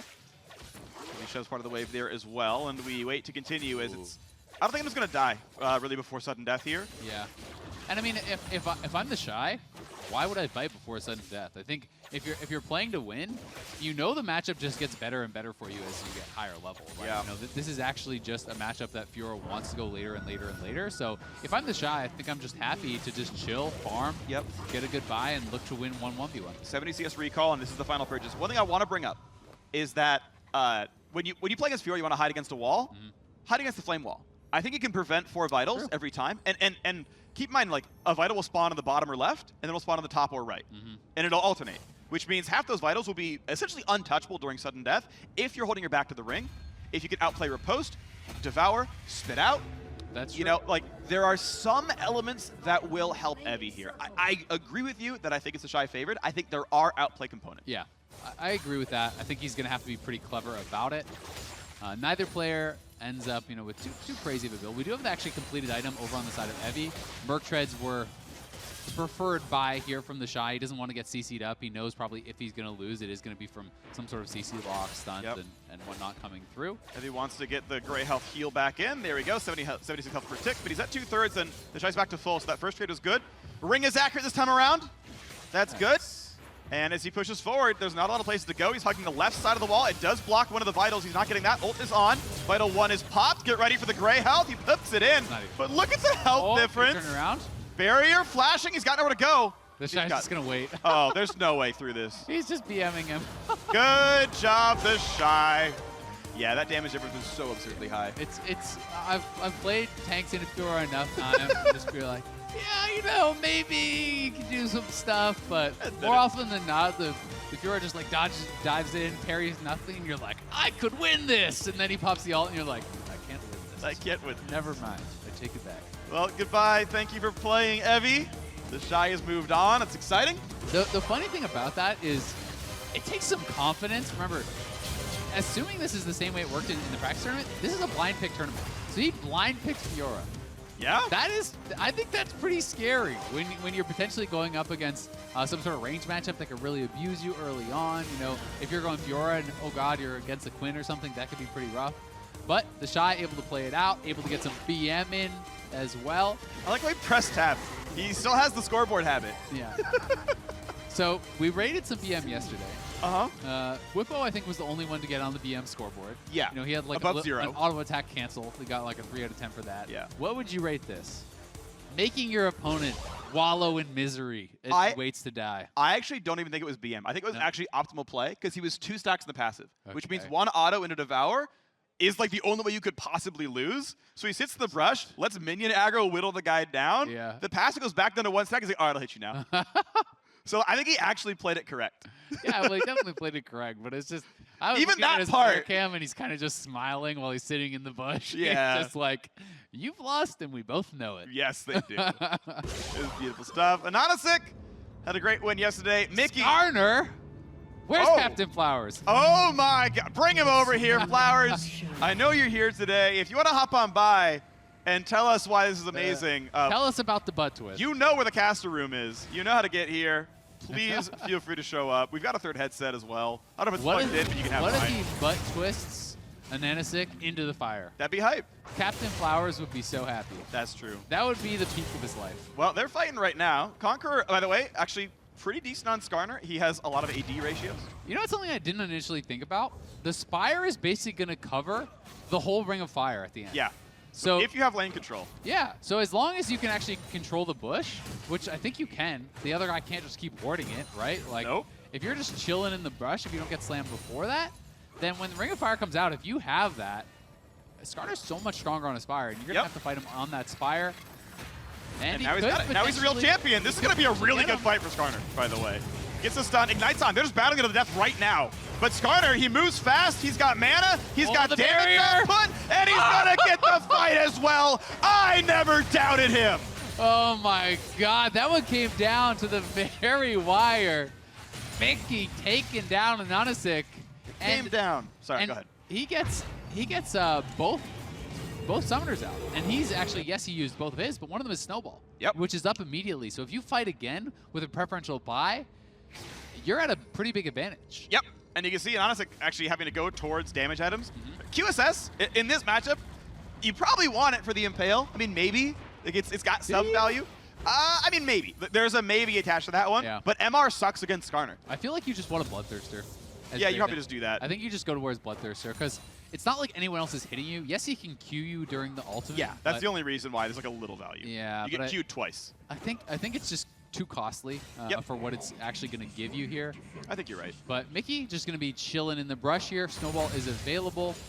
And you know, there's a couple ways the ultimate could be used pretty intelligently. There is the potential of a butt twist into the fire, which would be pretty funny. So this is something Captain Flowers talks about a lot. If you haven't heard it, what you can basically do with the ultimate is actually, you know, at the end of the ultimate, you could drag them towards something, and then you move command the other way essentially, and Skarner turns, and you create more distance with the ultimate. Yeah, you have to get them behind you. Yeah. They've updated your model position. You've now gone the other way. Exactly. Now they're in the fire. You're not. You already eat them. Now they're stunned. They're still in the fire. You win the fight. Yeah. So potentially you could do that. There is also the danger for Ananasik of if you get too close to the turret and he has ult, he could pull you into the turret and that sort of play. So Ananasik is going to have to be pretty careful, especially because he has no flash, right? So if you get pulled into that bad spot under the turret, you have to fight and you're probably just doomed. But that being said, Ananasik can kind of force Mickey off the Spire by shoving the wave, and that's what he's going to do, right? He's got wave control. He's going to push Mickey in. He's going to take the Spire back, and Mickey will have to kind of farm it out over here. He's got his own under his own turret at least, so he can defend himself. You can see them kind of dotted around, you know, down the line. Snowballs in for some CS. He can at least clear the wave, and we'll see what the next wave looks like. But yeah, I think we might just see Ananasik really heavily play for the minion wave, go to knock down the casters, keep it under his opponent's turret. As long as he has enough sort of bodyguards to play around the pull into the turret kind of game plan, this can look very Draven flavored, or favored even, because yeah, I don't like flavored as well. It's probably pretty Draven flavored. I don't know what salty flavor that is. Salty. Yes, that's exactly what it is. Definitely true. It's definitely true. Tastes like protein powder, I'm pretty sure. All right. All right, moving on. Yeah, that's as far as I'm going on that one. Mickey X, he's got level 7, so he can potentially look for it, but both the summoners are back for Ananasik. Remember, it is the reduced summoner spell cooldown, so he was able to delay for that, so there is no more kind of summoner spell advantage there for Mickey. And Ananasik's going to play it pretty carefully. You know, we have seen the trend of when someone loses the first fight, they're often going to just try to wait for the sudden death and then try to go for their big fight there. That can be scary because, you know, you are up against a melee champion who is going to have the entire Ring of Fire covered by the Spire. Yeah. So I think that could be pretty tough for Ananasik. But he did go QSS, so yeah. he does elect to spend the gold there. really being worried about that. Perhaps you can play more aggressively as a result, but I still feel it's so much I don't money think he to capped spend. it. I don't think he was able to cap the Spire. He was a quarter second away, but he couldn't quite get it. Yeah, full Overkill Scimitar is not horrible. Like, you get some of the stat efficiency back of the QSS. It's not as good as BT. Like, it's not just close. Complete it. He'll be able to eventually, right? Like, that money's gonna be there almost no matter how bad you lane. But it'll be worse stats than BT. Yeah, I just meant, you maybe complete that instead of trying to go towards a BT plus QSS, Yeah. which he shouldn't have gold for because he probably has too many basic items, and Yeah, I QSS think is so. pretty expensive. But we did see Faker get a pretty large item build because he CS really well, right? He had Tabbies, Seekers, Gunblade, and a refillable or something along those lines. So And maybe boots. possible. Yeah, and we'll tap. Or yeah, sorry, I misheard you. You were right. Well, so see that comes through. But right now, on a 6 still farming pretty well, 57 to 37. Sheen's in there, so it's Flower's favorite build. It's Triforce. Some Chad Skarner. Yep. And I guess it could be Ice Bomb, but that'd be random. Yeah, I don't think Crystal you do has that. got to be a Phage. He's probably going for Triforce. Makes sense. Totally. I mean, you're 1v1ing. You're Conqueror, right? Like, you have to kill that guy dead, and that means you want the move speed, you want the damage, you want Don't the kill CDR. him alive. Kill him dead. Kill him dead. If I I'm just Mickey, kill him twice. I'm feeling really good. I think the fact that You you can get take the fight. bullied early, you are just chilling, right? Like You can ult this. You're happy to actually just wait. That was almost a doable fight. Now the Spire's back on the other side. That's going to make it really hard for Mickey to fight yet again. Nana6 got a pretty good spot, and we're still a little bit to go. We're going to get the warning pretty soon. We're maybe 45 seconds or so, maybe a minute from the Ring of Death spawning. And you need to get that Spire back in time, otherwise it's very Draven favored. Yeah, both players will probably look for a recall. We'll see how quickly Mickey can kind of push it out. He's going for it now, and this is the thing. You can actually cap it from the brush on ARAM. So Nanatic would have to face check him to actually go for the fight. And stun, decent damage. Does he ult it? Ooh. He doesn't actually use it, but he did use his Ignite. Yep. So Mickey, the Ignite, I guess there's potential for it to come back up, because I think it might come back up at some point during the sudden death ring. It depends when the fight will happen. But if the fight is forced without that Ignite, that is actually quite big, especially because Draven has a fair bit of lifesteal. He is waiting in base, so I'm not sure if he's going to have enough. That's going to be for BT then, to actually get BT or maybe a Rage Pod or something. But BF Sword doesn't build into Mercurial Scimitar. No, It's a pickaxe build. yeah. So yeah, he's waiting for PT money. He doesn't have it, so he must have just bought a pod or something, because he's just moving out now. Okay. Yeah, he has a Rage Pod. So that's what he was waiting for. Okay. So he does buy that. He pops it. There is going to be an elixir on the other side here too for Mickey. Remember, watch the minimap. Sometimes it is out of sync with the actual screen. The minimap line is accurate to where the ring of fire is. Mickey's got to get in there and protect this. Spire on for Skarner. This is a lot of damage. Ult comes across. Q has a little bit late, but the damage is so high from the Skarner. Even without the Ignite, he's running him down. Barriers on the turret. Okay, it still goes to Mickey. 2 kills. The second one during sudden death knocks him down. Nicely done by Mickey. Really smart pick. And I know the G2 guys have been prepping for this. Caps and Mickey have been doing a lot of 1v1s. I heard them talking. They did a bunch of hours of 1v1. Yep. So some of the preparation paying off. Is actually a really smart pick, it seems like. With the Spire controlling so much of the space, with the fact that you cap the Spire from the brush here, Mickey just looking to contest this. And what is your answer, right? I guess you could go Blue Trinket and try to Blue Trinket him and then harass him to prevent the cap, but Mickey just straight up takes the fight here against Ananasik, and he was catching all the axes throughout the fight. This was really, really close. Came down to that last auto, and Mickey barely survived with the Triumph coming through, which he had. Interestingly, Triumph was actually a useful rune in that one. Didn't give Gruna gold back. Yeah, and this wasn't even close. Mickey just slammed him, fighting him on the Spire, and having the confidence to wait out the barrier, save his auto attack, save his E till after the barrier fell, lands those, knocks down Ananasik, and Mickey will move on. Yeah, I'm not certain on the math. My instincts tell me Mercsim was a better buy than straight BF Sword. Probably. And maybe had the money for it. I'm not 100% certain, right? Like, there's no guarantee it's perfect, but... I also feel like BT would have just been much better than the QSS. And just not in even the first QSS, place, because really, what did the QSS do? He didn't even QSS that quick, so he maybe saved himself like 1 free Q of damage. 1 Q, yeah. Because you're not actually getting auto attack during that. There is some value perhaps to the fact that he can't just kind of for free wait for his cooldowns during that or something. The W or E come back up, but like I feel like, especially because Mickey didn't have Ignite for the all-in, BT could have been really big. Either way, it is Pabu versus Whippo. And this one's going to be hype. This is an aggressive matchup. Yeah. Zed on a horse versus Olaf. Where did that come from? I don't know, but it's been said. I Googled it. I saw nothing. Okay. Because when I was on Rick Fox's charity stream and I played some Kled support with him. Yeah. And a lot of people in chat were spamming Zed on a horse. And I'd never heard that before. And maybe we're just too much of boomers to, to be in on the. I do have the brain. No, the brain of a lizard. I have the body of a boomer. But I'm it's quite the combo. I'm usually a bit up to date on meme culture. This one I don't have. None of the casters do. So yeah. I don't know if it was just one guy started it and then it just popped off, or if we're all out of the loop. But anyway, we got Kled versus Olaf here. I've been informed. Okay. By our boomer producer, Arthur, the mayor, that Rick Fox was calling the champion Zed. Just outright, just mispronouncing the name. And they're like, well, it's Zed on a horse then. Okay. I like it. Yeah, I dig it. Thanks, Rick. All right. So that is where that started. Makes a lot of sense now. So this one I think is going to be pretty tough for Pabu. I think this is actually a really, really difficult matchup for Kled. We'll see how he can actually play it out. Most Kled matchups depend on, can you actually live long enough to get the remount, right?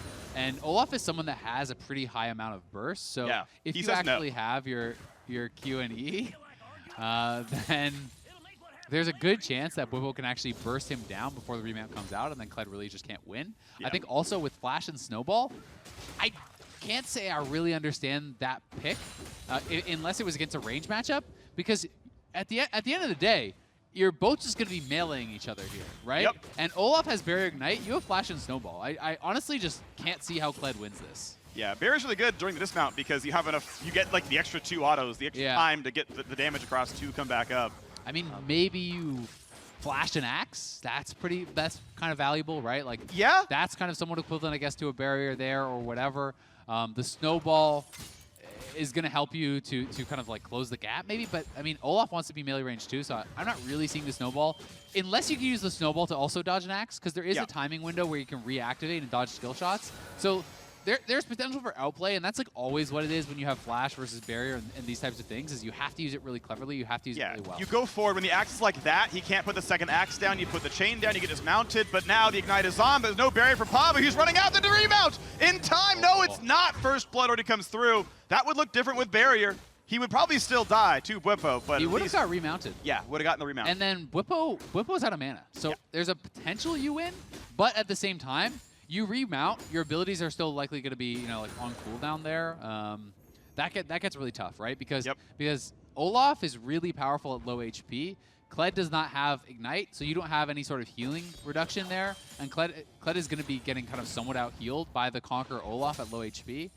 W active, a lot of health will be coming back for Olaf, and that's pretty tough, but we'll see if he can play it out. You did see Pabu play it pretty intelligently, though. He actually was saving his W active. Well, it's not an active, it's passive, but the use of that for when he actually got dismounted to try to get the quickest possible remount, and you have to do that to have any chance of remounting. But really, it's going to be tough. I struggle to see how he'll win if he didn't win the first one. I think Olaf's ultimate is much more useful in the 1v1 than Kled's. I think the combat summoners are so much easier to use. Yeah. I feel like Pabu kind of checkmated himself. Is he gonna fight this? His summoner choice. If he lands his Axe, I think he could have chased it down, but not going to land it. Still a level lead for Voyboy. Heal comes through for Pabu, but this is looking pretty grim for our poor Weiss Garner. Yeah, this is looking rough. I'm trying to think, is there some clever way you could win this? Ult's on. He's not going to get chained backwards. This is going to be the Flash Force. Next Q should land. Not going to chase this one down, though. Doesn't want to go for round 3. Ult for Flash, though, really good for Voyboy. So, I mean, if you actually fight on your next ultimate cooldown, there's going to be no Flash available, and it's going to be Barrier Ignite versus a Snowball. Yeah. 68 seconds on the Olaf ult right now. Just over a minute. Yeah. But maybe I'm overestimating Olaf's damage, and maybe Kled could remount. And if you can get a remount, I think it becomes a much more competitive fight, right? That is where you have a chance to actually take down the Olaf. You do, to be fair, I said he didn't have the healing reduction, but on the second part of your Q, the pull does apply grievous wounds for a small amount of time. Really heavy one. It's 60% or something. Yeah, so there is that, and I am discounting that a little bit. So perhaps you can't just kind of like get life drain tanked by this Olaf, but we'll see what Pabu can make happen. Got to get that cannon. Didn't get it. Oof. So when you miss the cannon, you're down already 20 plus CS and a kill. You're going to be so far down. Yeah, that's probably like a 400 gold cannon, so let's see. If Voyboy can actually deny this cannon as well, but no, he's just going to reset. Q's most of the wave.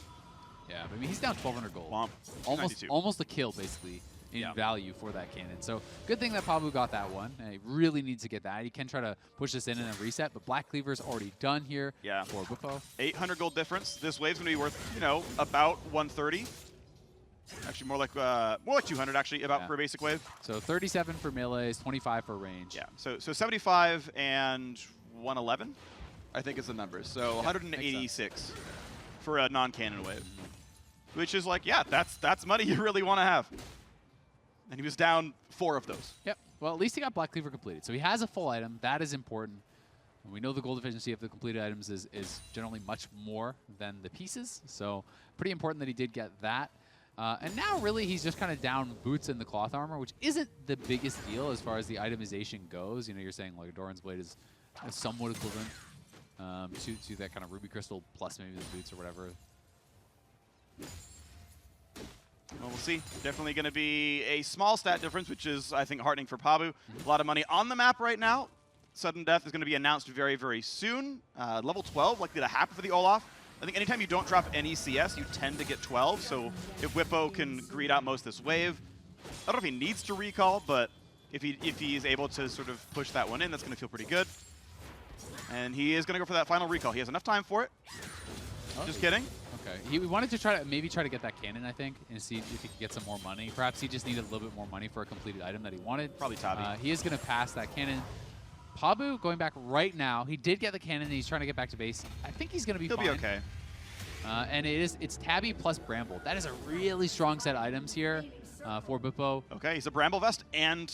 Basically a Bramble Vest. Yeah, Bramble Vest up because, one Doran's Blade is basically Ruby Crystal on the other side. Doran's a little bit better, obviously, than a Ruby Crystal, but the itemization here, much better for Bwipo. He does have the double combat sums. It's got to be some sort of a sick outplay from Pabu. And the other thing with the Kled Ultimate is it does way more when you're doing it from further away. Right, so he needs to back up. Exactly. So if you wait until the ring is closed, you're going to get a lot less value out of that ultimate, which is already going to be here, you'd like run back to the ring, ult forward. Gets a very small shield, misses the Q, ults on, and that's a lot of damage coming across. He dances back and forth.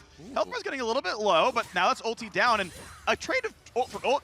Oh, that's that a good heal. actually went a lot better for Pabu than I thought it was going to, given that he missed the Q, and it was a trade of ults, which I think is positive for him. Bwipo still does have both the combat sums, but now that's not going to be second half of Q, so the heal's going to be back now for him, dodging back and forth, flashing away. Conqueror's on. Him down. Pretty good damage. Now, what about the chain? What about the remount? Is it going to be enough damage? Big damage from Bwipo. A single auto puts him out. Well done. At least he pushed the second player at a top 8. Yeah, Bwipo actually played that really intelligently. So notice how he backed off when Kled was just about to dismount. So I believe he was actually waiting for his spell cooldowns to be up to dismount him with an auto attack and then have the Q and E readily available to kill off Kled to prevent the remount. So that is the kind of play you want to see. Bwipo playing this out really well. I think did have the advantage in both of his matchups with the pick, but he has had some intelligent picks and he has played it out very well both on the Ornn and here too. So this was that first kill once again. Remember, Pabu wasn't auto-attacking because he wanted to save all the 4 quick auto-attacks here for the fast remount. He shot backwards and he remounts in time. Yeah, that is just the delay on the remount. Almost had it. Now this was after a trade, actually, of those ultimates had come down. Bwipo, so he's backing off. He's trying to wait for the axe to come back up, and then does actually just straight up burst him down before the Kled remount can come through. And without that Kled remount, probably not going to stand much of a chance. So a disappointing exit for him in the 1v1 after having made it all the way to the finals last year, but very well played by Bwipo. Yep. Has been doing great so far. The Ornn into the Rumble crushed it, and Olaf into Kled crushed it again. Yeah, and again, it's 3 bans each, blind pick. Yep. And then once you both lock in, you see the champs, you then pick summoners and runes, so you can, like, you're not running MR against Caitlyn, you get that space, but the champion itself is blind pick, and again, you can call it coin flips, you can call it a read, whatever you want. Did find 2 good matchups, and I'll call that a skill. Yeah, and I do think also, had he actually had double combat sums, I don't know if he wins the sudden death fight, but I will say I think with Ignite Barrier, he wins that first 1v1. And then maybe the game looks different, right? Because he would have gotten the remount, and with the Ignite and Bwipo being out of mana, maybe then you just win that, right? Yeah. And maybe it looks different enough that you have the itemization advantage and then you win that potential 1v1. But Flash and Snowball, I don't think worked out at all.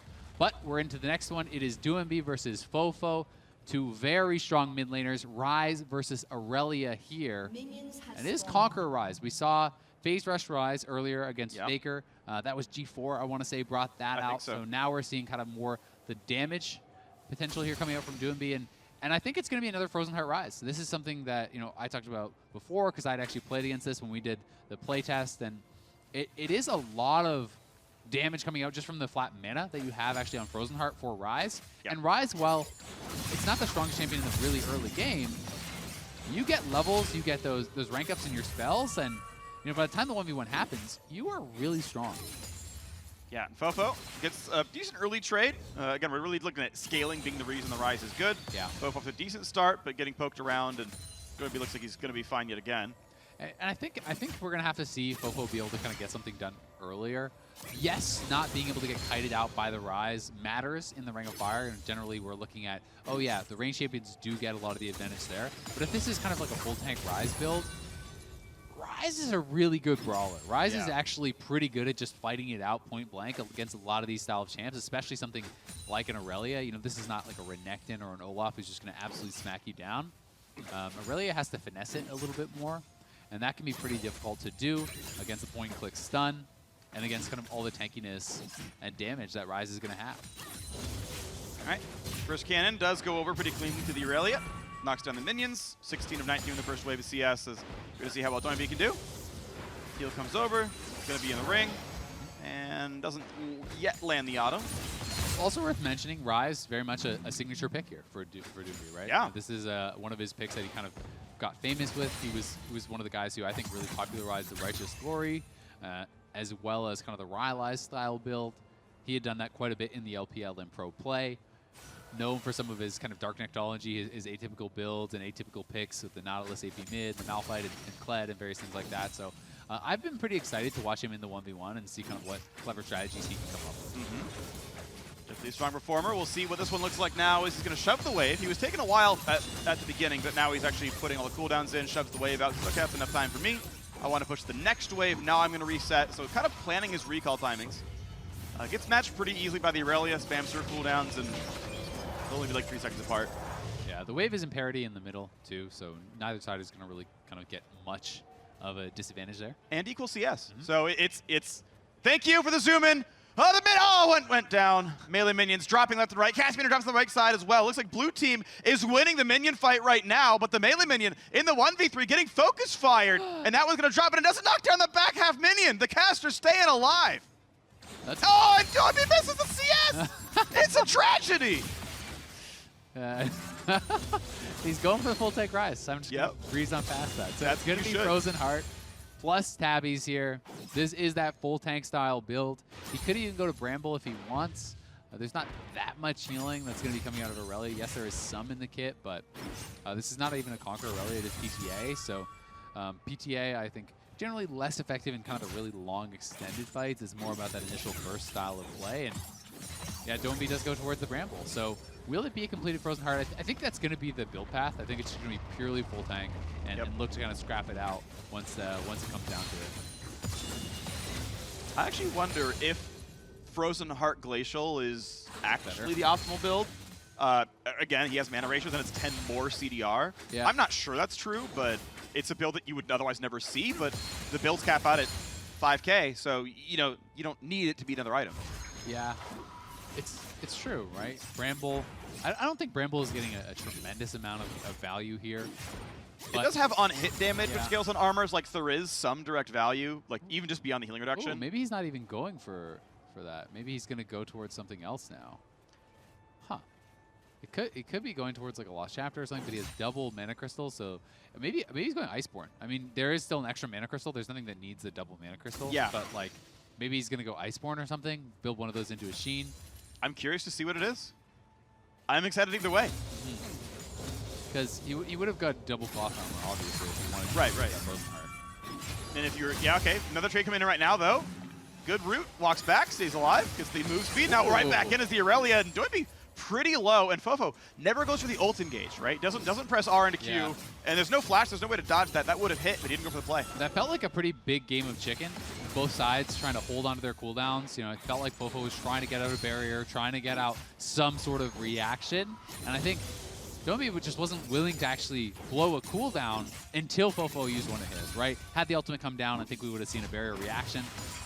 But both sides holding on to those cooldowns, and as a result, we are going to just be sitting at parity here. Yep. Talk briefly about the Aurelia builds. Hexdrinker, of course, in. Executioner's calling because of Conqueror. There's really not a lot of lifesteal otherwise in this build. And secondary could potentially be Ravenous or something along those lines. It's not massive. Zero stack Ravenous is pretty crap. Maybe. Yeah. I don't know what his secondary is. Maybe we've already seen bone plating. And just missed it, yeah. Which I haven't really been thinking about. I would expect either way, that. I think it's not a bad buy.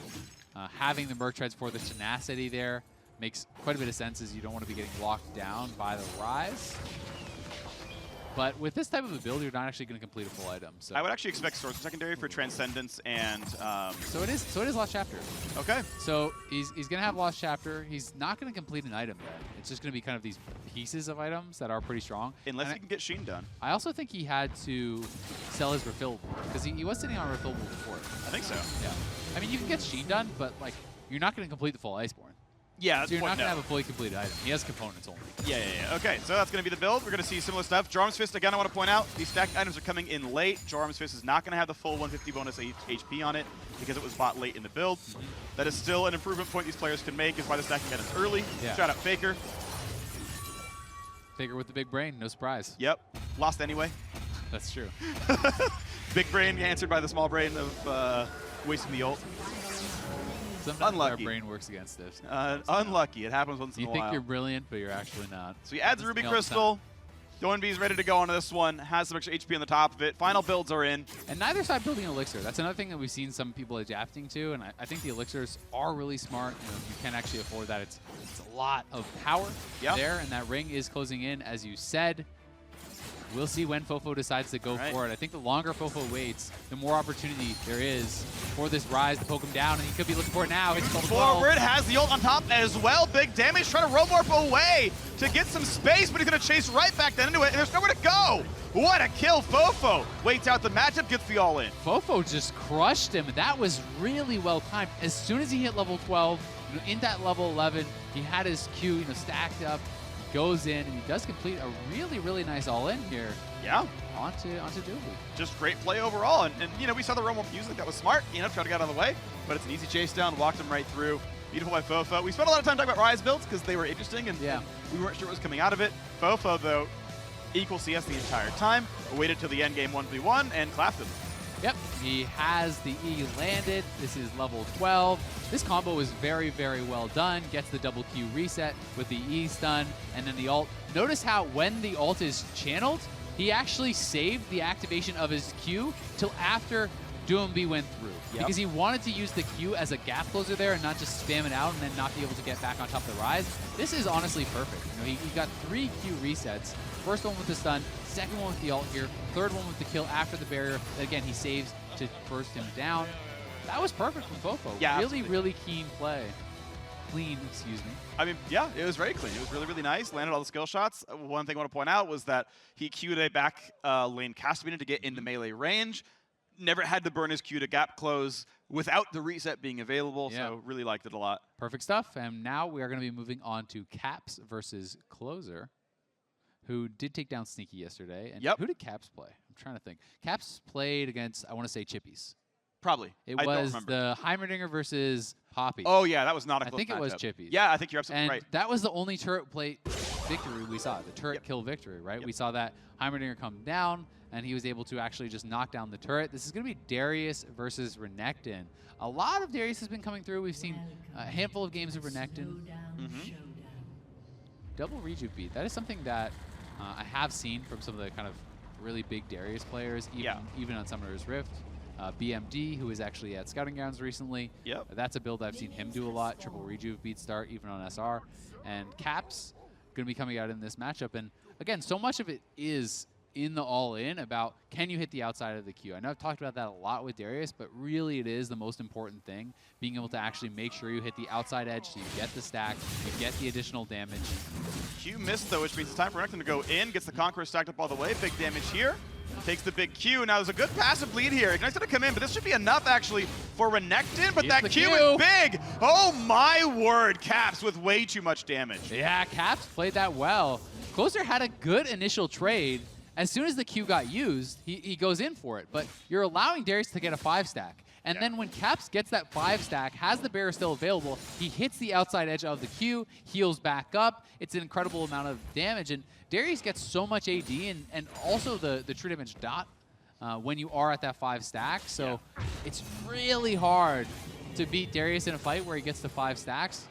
Closer just needed to take the initial trade and save likely the dice to get out. You can slice in on top of him, use your stun, auto Q, and then dice back out. Yeah. But if you stay on top of him for kind of a 100-0 fight, despite the fact the first Q missed, you're probably not going to win. Yeah, and so Caps gets a very early lead, full Kindle Gem bot now as well. Sure, the CS can be answered, but obviously better items in the inventory, so Caps can take any fight. Knows that if he burns Apprehend early, you just kind of slice the dice back away. It doesn't get all that much done, but they trade their auto resets, and it's Closer having to run away. That's gonna be tough for Closer, right? You know, you don't actually have your summoners up right now, and in that extended fight, Darius likely will win. So being down on summoners means Caps can bully pretty heavily here. You just kind of have to keep looking for these trades where you go in, get as much damage as you can, and kind of dash out, hopefully before Caps can actually return fire when he comes out of your stun. The one thing that's nice is you do have the PvE sustain on Renekton. Empowered Q is quite a lot of health against minions. Obviously a lot more against champions, but that's just kind of what it is. Uh-oh, 6. Yep. And that means you have to respect that up until this comes through. Now, in general, the amount of damage dealt by Darius ult is higher than the amount of health gained by Renekton ult. So you have to basically say, okay, well, in terms of health versus health, that's better.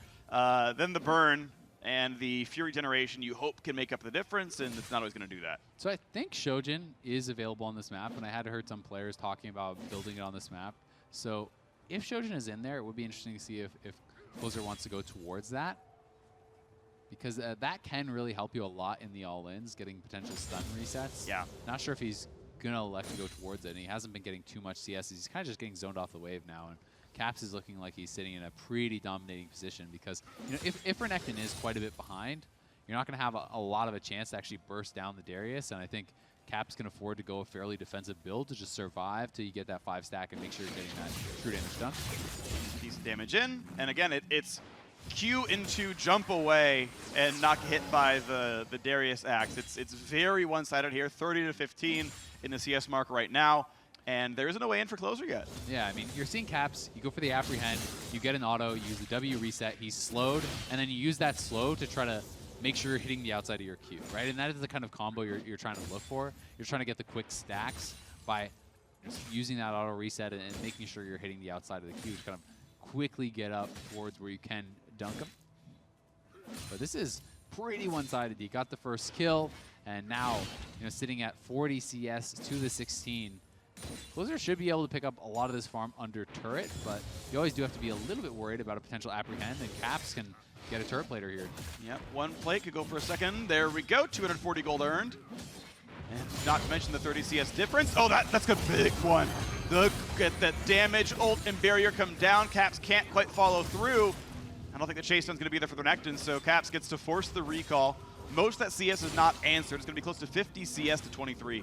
Yeah, Caps goes for the early dunk there, thinking he might have had enough damage, but the ultimate from Closer plus the barrier does help him survive through the ignite as well as that bleed.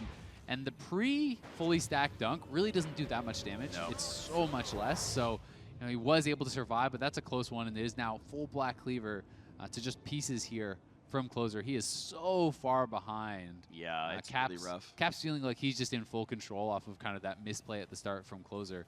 It's a 2,000 gold. Like, you start with 1,350. Yeah. So he's earned 3K to earning 1,500. He's actually doubled the income of the guy. Yeah, that's tough. Maybe you can catch up a little bit picking up some of these cannons, but... Sure. Again, big damage coming across, and it's just very easy. Gets the hit. There's the pullback in. This could be enough damage. Oh, he doesn't have dunk, but the bleed. That's going to be enough with the Q. There's the kill. Caps taking names. Yeah, Caps just destroyed that 1v1. That is 2 back-to-back dominant performances from him, playing this out very, very well, punishing so heavily on a mistake from Closer. You could tell, you know, he's not as comfortable in these types of matchups. Of course, you know, he is a jungler. He's going up against Caps. A G2 member, which means he plays everything. Exactly. You have to play it all to be able to be on that squad. And this was the initial fight. And the start of the trade was great from Closer, but as we saw in the last all-in, again, he kind of stays a little bit too long, right? Yeah. And you're kind of getting baited. You're feeling like, oh, I'm winning this. But the fact is, if Darius is going to get to 5 stacks, the fight turns so heavily. And when Caps is able to hit 5 stacks and then the outside of the queue turnaround there is so big. And again, Closer is looking for these sorts of trades, and when he doesn't use the dice and slice to actually get out, you've got to actually use one of them to go in and get the reset when you're hitting Darius, stun, get your auto trade out, and then use the second activation to get out before the apprehend can grab you. And that is the sort of play you're looking for, where you're trying to get these quick trades, rot down Darius a little bit, and then potentially go for an all-in. But he's overstaying a bit, greeding out for a bit more damage, and Darius hits 5 stacks, and it's going to punish that every time. Well done by him. So now we get a battle of the AD carries. So the bot laners is Uzi versus Bang. And I mean, 2 years ago, these were like the 2 players on the top of their roles in the world, like undisputed, right? It was Uzi and Bang. And they're still incredible players, but there's been overtaking, right? It's that weren't Uzi at the helm. And it's like, you're still an amazing player. But like as the league moves on and as players get better, win MSI. Yeah, I mean, again, incredible players. Bang's got 2 world championships still. Like you can't discount that stuff. We actually but it's interesting to note. Yeah, it is. We talked about this a little bit yesterday, kind of in the caster room. And Bang is probably, if you're just looking at straight up achievements, still probably the most successful AD carry of all time. Yes. Right? The LCK championships, I believe he won MSI, he won 2 world championships. And then Uzi on the other side is the guy that most people would look at as the highest level performance of all time. Maybe the best AD carry of all time. Exactly, right? Yeah. Doesn't have as many achievements, but when you look at his individual performances over the years, he's been so incredibly dominant, so famous for his laning phase. People always giving credit to how difficult it is to actually play against this guy in lane. And we are getting to see Varus, which was a real popular pick in the previous format, because Varus could have pressure, could CS well, could pressure the turret. Yep. And, I'll be interested to see how Uzi can actually play this out. I don't know how comfortable Bang is on the Yasuo, but Yasuo bot is not something that is that rare these days, so I would assume Bang has a fair bit of comfort on the pick. And, if it goes later on, I think it's going to be pretty damn hard for Uzi, in a full-on all-in, in a small space where you also have to deal with wind wall. But that being said, Uzi is so great at punishing, so maybe he can create enough of an advantage or just close out the game before it even gets there. The one nice thing for Varus is the Q is so fast that you can usually get it out before your opponent, no matter how good you are, can wind wall on reflex. Yeah. So there's, the E can be done, the R can be done. Like that's not that hard to do when you're a player of Bang's level. But the actual piercing arrow, you can actually land that fairly reliably in short range fights. Yeah, that is very true. But even just when players are kind of almost like self-windwalling and playing back and forth through it, that can be really, really difficult, as we've all seen those players do in jungle corridors. And the Ring of Fire is kind of creating a pseudo little corridor because you're kind of stuck in this small space where wind wall is going to be very, very effective. Bang, though, getting poked down, bullied out, as we are expecting in this range versus melee matchup. And honestly, as we're expecting from Uzi, this guy is just so good at pressing advantages and so good at punishing any little mistake from his opponents in laning phase. Sadly missed the cannon, but not the end of the world. He's still got way better CS. A lot of that wave's going to get lost. Well, maybe the cannon gets lost. He'll get XP, but probably not gold here. Oh, yeah. Yeah, all right. Oh, they both missed cannon. I wouldn't have blamed him if he flashed for it. I actually think it would have been correct to. As funny as it is, it's like a kill of gold when you're down. Yeah. Like, I would flash for 200 gold every time. Yeah, unless you think that Uzi can actually kill you during that kind of disadvantage. I'll bet you Uzi wasn't watching at that point in time. He was like I'm shopping not gonna bet for on that. This is a really good player. I'm just thinking it was as he recalled. There's a chance he's grabbing the cutlass. Uzi sees all. He just has the senses, Exactly. He's got the 5-head. He can see everything. All right. He's got the map downloaded. You're probably right. Yeah. He just plays so zoomed out that it's just the entire Rifted every time. Just has like that a tiny speck on the map. Yeah. Kiting That's what forth. players are to him, and just tiny specks. Like, they're not even humans. It's Uzi and just some little specks. Pieces of sand. Yeah. His feet. And they're coarse. They get everywhere. He hates them. All right. Well, we'll see if Uzi can continue to bully this. Working towards the Blade of the Rune King. It is going to be Zerkers as the start for Bang. I do think, going for something like Zerkers plus PD is going to be a pretty damn nice little set of items. And that shouldn't be that hard to get here for Bang as long as he can pick up a decent amount of farm, get most of the cannons. he should be able to work towards that sort of a completed set, which I think is going to be pretty damn effective for a potential all-in 1v1. Definitely agree. I think PD is a really, really good item in this overall map. The shield is just great, right? Yeah. And we all know how much Yasuo loves the stats on that item anyway, so. Yep. I think it's good, by the way, that Varus is not going Rage Blade. This is not the game state where you really get the time to stack it up. I'm glad we haven't seen any of that. We've seen a few marksmen, but none of them have been going for that item, which is good. Little knock-up lands right there. The C is getting a bit closer. Within 10 is not too bad, and the wave's fairly close to equal. I mean, this is something we have also kind of talked about and heard some pros talk about, is the fact that the worst parts of the range versus melee matchups and these marksman matchups is actually the first couple levels, right? And people start at level 3 now, so you're skipping the whole 1 to 3 basically entirely, and there's more experience injected in. So we're a couple minutes in, and it's a level 9 Yasuo, which all of a sudden is very scary. So you don't just get the ability now as Uzi, kind of just step up in his face and auto attack, right? Yep. Like, he can actually just go in on you and mess you up if you're not careful. And so. Fang has landed like 5 knockups in a row. Like, he's actually landed 5 straight tornadoes. Everyone's aimed at Uzi is hitting. Now, when the all-ins actually happen during the Ring of Fire, he'll probably flash that, but we're going to see, you know, the tornado flash game, right? EQ flash, and Uzi may or may not flash that. Yeah, especially if you're able to kind of do it a little bit tricky. You know, you maybe dash out from the bush with the EQ and then flash it on top of him. Yeah. Those sorts of plays are possible. But Bang looking like he's in a pretty damn good spot now. Blade of the Ring King was completed, so this is a strong point here for Uzi because he didn't go for boots. He's going to have a lot of combat stats right now. We'll see how much gold Bang has in his pocket, if he can get towards that full PD or if it's just going to be pieces. Only 300 gold down now, so honestly not too bad. And when we get a look at that buy, we'll get a better idea of how close. Yep. So full PD, Doran. This is great. Bang is honestly in a really strong spot, I think, at this point. Yeah, and he should have time, I believe, to clear 1 or 2 more waves, buy another Cloak of Agility for 50 more crit chance, and then say, okay, I'm 100% crit Yasuo, let's do the last fight. Yeah, that's a really good point. You know, you can get to that 100% crit mark so much more easily now with Yasuo's passive doubling the crit. The new crit cloak item gives you 25%, so yeah, they just got more makes efficient. 100. It was a straight buff, so it's very, very, very good. Another knock-up lands. He's just not going for the all-in, right? He's only playing for the sudden death 1v1. He's down some CS, and if Uzi wasn't going to recall, you could greed this wave out. But because Bang's supposed to recall, Uzi can greed the wave out. Get a slightly heftier recall. Okay, couldn't afford the cloak, so I like this. Right, get the red elixir. Yeah, if you can't afford the cloak, the red elixir is definitely going to be more effective. Uzi's going to get a turret play. Is he going to go for 2 and then base? I don't know if he has time to. Bang could potentially stop your recall. Yeah, I think Uzi is not getting... How much gold does Uzi have? 900, probably. A lot. Maybe over 1,000. I feel like you're gonna be your items are so much more efficient on the side of Bang now.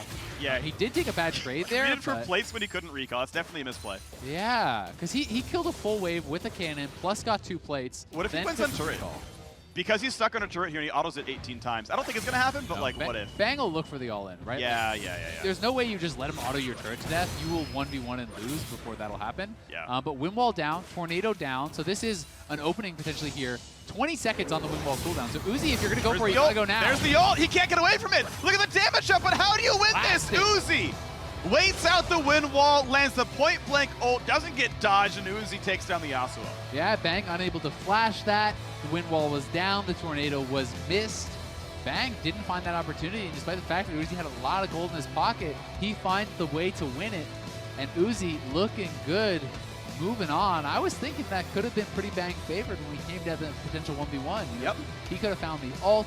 He had the elixir. He had everything available, good to go. But as soon as that wind wall got used, Uzi knows there's an opening here. So he just walks past the mini wave. Bang tries to step up, but I mean, that is a point blank ultimate, sidesteps the Q, and you just get roasted 100 to 0 pretty much during that ultimate. That was perfectly played by Uzi, and Bang, one small mistake really cost him the entire game here. It's just as soon as that wind wall is down, you can see he's stacking the passive. Color for the slow means he can't, walk to dodge anymore. It had to be predictive flash. At that range, it's got to be a pretty much predictive flash. It's hard to tell the ult animation from the auto tech animation. And I mean, he even maximized his damage efficiency. He actually procced his pressy attack before ulting and using Blade Rune King, Ignite, all these things, right? So he really maximized damage there. to make that look pretty easy. And believe me, I don't think that's an easy 1v1 to win, especially from the stage that they were at and the items that they were sitting with. But Uzi made it look easy, and that is something that he has been doing for many, many years in League of Legends. The Made it guy look easy. Is just too good. And it's nowhere close to that easy. Even the beginning of that fight, at the very, very beginning, he sidesteps the wind wall. Right? Or sidesteps the tornado cast through the wind wall. Right? Bang was trying to hide the animation by sort of queuing through the wind wall and, like, oh, don't worry, it's just offensive. Ha! And just off to the side, perpendicular, no knockup. Because if he hits that, I think that's you all in. Right? PD's done. There's no more buys. You have the red elixir. That would have been Yasuo ult into melee range fight, and that's a whole lot harder to deal with. He's dodging through you. You can't guarantee the ult lands. That fight's very different. That sidestep made it look easy. It really did, and all the little things there. Even having the presence of mind to make sure to step back. During the ultimate, even when he's rooted, to make sure you can't actually get queued. You're not too close in melee range. Uzi did it all perfectly, and that's the performance we expect. Good job, Uzi. Let's head back to the State Farm Analyst Lounge, where Golden Glue joins Dash and Kobe for a breakdown of the 1v1s. Thank you very much, gents. That's right. Golden Glue is joining us to break down some more incredible 1v1s. I am absolutely loving these rule changes and how much action it is forcing. Yeah, it's so exciting. I mean, I'm used to like watching Zillions with no items, like farm to 100 CS, and now we're just watching like these bloody battles with this giant like ring of fire circling them. So it's been really fun watching this All-Stars event. And we've had a whole host of different champions coming out, and you can kind of see maybe there's a bit of a trend or a meta developing. I'm loving the elixirs that are now starting to come in as people see the sudden death timer ticking down. But in general, just a lot of ingenuity here, and continues to develop over the days. I really like some of the diversity that we're seeing, right? Snowball is a useful summoner spell here, especially because here it was a hugely useful This is summoner actually spell. probably the best case that we've seen, because you can use it. He reveals the Akali in the Shroud. Use it for the gap closer as well. It's really given a lot more power to the Bruiser champions this time around. Yeah, we're actually not seeing as much Snowball as I would think. And this was such an insane upset by Fofo. He played it really well, and the whole game was really close, and it just came down to Tristan in the 1v1. This one didn't. This game didn't really seem super fair. The Tom Kench was an interesting pick, to say the least. The funniest part in the Shy's matches have been his facial expressions. He's like taking his hands off the keyboard. Oh man! Half the times he's like scratching. Oh, this was super interesting. We've been hearing kind of rumblings behind the scenes of the Skarner, and it might be a sleeper OP. It comes out, gets the early kill at level 3, and then the second one to finish it off here at the end. Yeah, that early kill was really exciting, and at this point, it just seems like it kind of ran him over. Yeah, if you can stack Conqueror quickly, then use that Bruiser champion. Skarner and Olaf both get to do that. All right, Olaf Feetkled. Unfortunately, Pabu does get knocked out of the tournament. Did check Twitter, though. He says he forgot to change his summoner spells, which is why I was he about had to say. Flash. Okay, I was about to say, like, I really didn't like the Snowball Flash choice. I thought he was trolling from that, but that was obviously just a mistake from him. But Bwipo does move on to represent EU. Move right along to Doingby versus Fofo. This was a big one here. Woo! Oh, it was close for the world champion. What a clean Irelia. But the Irelia comes through. This was a little sad. The first fight was really close, but then Darius with 5 stacks with his bleed on, it's just really hard to duel when he's doing so much true damage, and can't really get away from him once he's this far ahead and has Black Cleaver. How much you can do. Versus Bramble Best is rough. Yeah, I think Caps did a really good job keeping distance too, using Darius's slow and pull. That's our defending 1v1 world champion. That's moving on to the semifinals. Uzi, though, taking on Bang. The Varus versus Yasuo matchup. We heard Azael say it. He felt like maybe when you get down to the 1v1 in sudden death, it could be Yasuo favored, but Uzi finds the moment. Look at that. Bang doesn't even touch Uzi. Literally doesn't even get to touch him. That's cool to watch. It was, that was painful because he just hits him with the slow from Bork and then lands the ultimate there. No flash from Bang coming out. This brings up an important question, because I know that you were talking to us before we went on air that you were warming up some of the guys in the 1v1s, but in getting asked for maybe some opinions on which champion should be played, it's not necessarily a question of what's the best champion in the 1v1. Sometimes it's what are you the best at? Yeah, exactly. When you're going versus all these, I mean, these are all like world-class players, right? You're not just going to first time a new champion and be able to do well. You need to be able to express your skill, be practice on a champion, know like what the outplay potential is. That's why the junglers are always the underdogs here. They are. Now Olaf is rising to the top, so like we got some jungle champions to give these guys a chance here. You know, see Yankos, Levi moving on through. You just got to look at the bracket. I wonder if we could pull that up once again to take another look at how this tournament is developing, because there are some really interesting matchups that are forming just ahead of us. The one that jumps out in particular to me is Caps and Uzi on the bottom half of the bracket there again. Uzi's the only two-time 1v1 winner in All-Star history. He did it 2 years in a row. Caps is on the verge of doing it again. So they run into each other here in the quarterfinals. It's going to be an interesting one to say the least. Yeah, that's gonna be really cool to watch, because Uzi is like obviously, you know, one of the most insane AD carry players mechanically. The most mechanical abilities, and Caps really just plays so much different things. Right. What is Caps going to pull out? Like, you know what Uzi's going to pull out. He's going to pull out some AD carry. What is Caps' strategy going to be to counteract that? He had the Heimer just yesterday. Yeah. Today he has the Darius. Where does he go next? Of course, within that, you saw Levi still in there, Fofo still in there, Bwipo, Mickey X. Like, there's a lot of really interesting players that, you know, maybe weren't seen in years past that are still in the run for it. Yeah, I mean, we have the clash of Uzi and Caps on the bottom side. On the top side, the Shy is up there, and he's just been cruising through. So I feel like whichever one wins the Uzi Caps clash might be facing the side or the Shy there in the end of it all. Okay, so now I come back to you, Golden Glue, since you have had a little bit of experience with the, you know, the setup in terms of going through the champion select itself. I know that there's been some adjustments made. How do you feel, or how would you maybe attack these next couple rounds in terms of champion that you pick and strategy going into it? So you basically should look at what the your opponent most recently banned. So that's really important to see, like, that's what that player is afraid of, and that's not what he doesn't want to play against. And then you have to very, very much think about what you want to ban and what you think he's going to pick with your bans. And it's a lot about mind games, you know, like, because you're blind picking both your champions, right? Sometimes you can straight up lose from the champion pick. So I'm imagining they're probably going to try to pick something that's safe, something they're comfortable on, and it'll be good versus multiple matchups. But for each player, it's different, right? So Uzi's safeness is an AD carry, right? Where Bwipo, you know, he wants to pick Olaf, he wants to pick some kind of bruiser. Now, there's one pick that we've already seen, but I think both of us are aligned that we'd like to see it again and maybe use to a little bit more success, and that's Poppy. Yes. Yes. I want to see the Poppy. Yes. I want to see someone just get, like, shot out of the ring of fire. That pick only gives you the one moment at the very end, though. But it is the best highlight moment you could absolutely ask for. Golden Glue, thank you so much for helping us out to break down some of these 1v1s. We're going to step away before we jump into our next TFT match, but let's tune into this edition of Mic Check, which recaps the day one action. Take a look. So usually I go lethal tempo on Ivern. Should I not do that this game? Let's do lane caps. All right, great. So if you go Lee, should I go something? What's good with Lee? Oh, Akali. I will go Akali, I think. Oh, Akali's great. So we fight level 1? Hell yeah. They'll face it, they'll face it. They are? Oh. Oh, here, here. Yeah. Oh. Oh, no. No. Help him. Oh, no. Nice, Caps. Oh my God, Caps, so good. Good job, man. Good job, guys. You know how I play, man. Never seen me play solo queue before?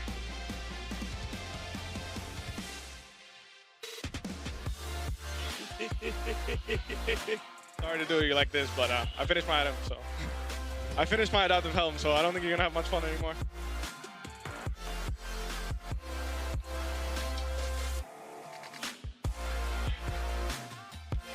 Okay, I didn't see what happened, but by the fan reactions and your reaction, I assume you just used ult, didn't you? Oh, that's not good news, my friend! I kind of want to keep Soraka in over Jonna. Well, Jonna just keeps dying. Becca, as an entertainer, you gotta go 8 out of 9. I'm here for the win, dude. No. You're gonna win, but it's way better to win in style. Sayujana. I have no Becca, style. Sayujana. Trust me. Everyone's gonna remember this as the ultimate BM. Oh God. No, I'm scared, no. Okay, and use your items. Use your items on the side. Yeah. Oh, that flex! What the? That flex! Is this super BM? Okay, you told me to do it. You're gonna win. There's no way you can lose this. No. Yep, here comes the Skarner, slowly walking up. Sad face. Go Skarner. All right, so usually I go lethal tempo on Ivern. Should I not do that this game? Okay. What is this? He's a flash. No, let's go. He's dead. Let's kill him. He's dead. Give it to me. Give it to me. Nice. Whoa! Hey! Listen, guys. Nice, guys. Good job. Good job. Yeah, kill him too. Kill him. Kill him. Oh, get him. Good job. Let's go, dude. Good shit. Dude, we got Ocean Dragon, Rengar, Ivern. This is you, Sneaky. It's actually perfect. Yeah. The perfect map. This is actually you. I got a really big ult, really big ult. Okay, let's go. Nice. Let's go first. You want to BN them or what? Yeah. Minions though. My turret might kill it. Nexus. One hit. No, let me kill Caps it. control. Caps. Oh, well, that wasn't good. GG.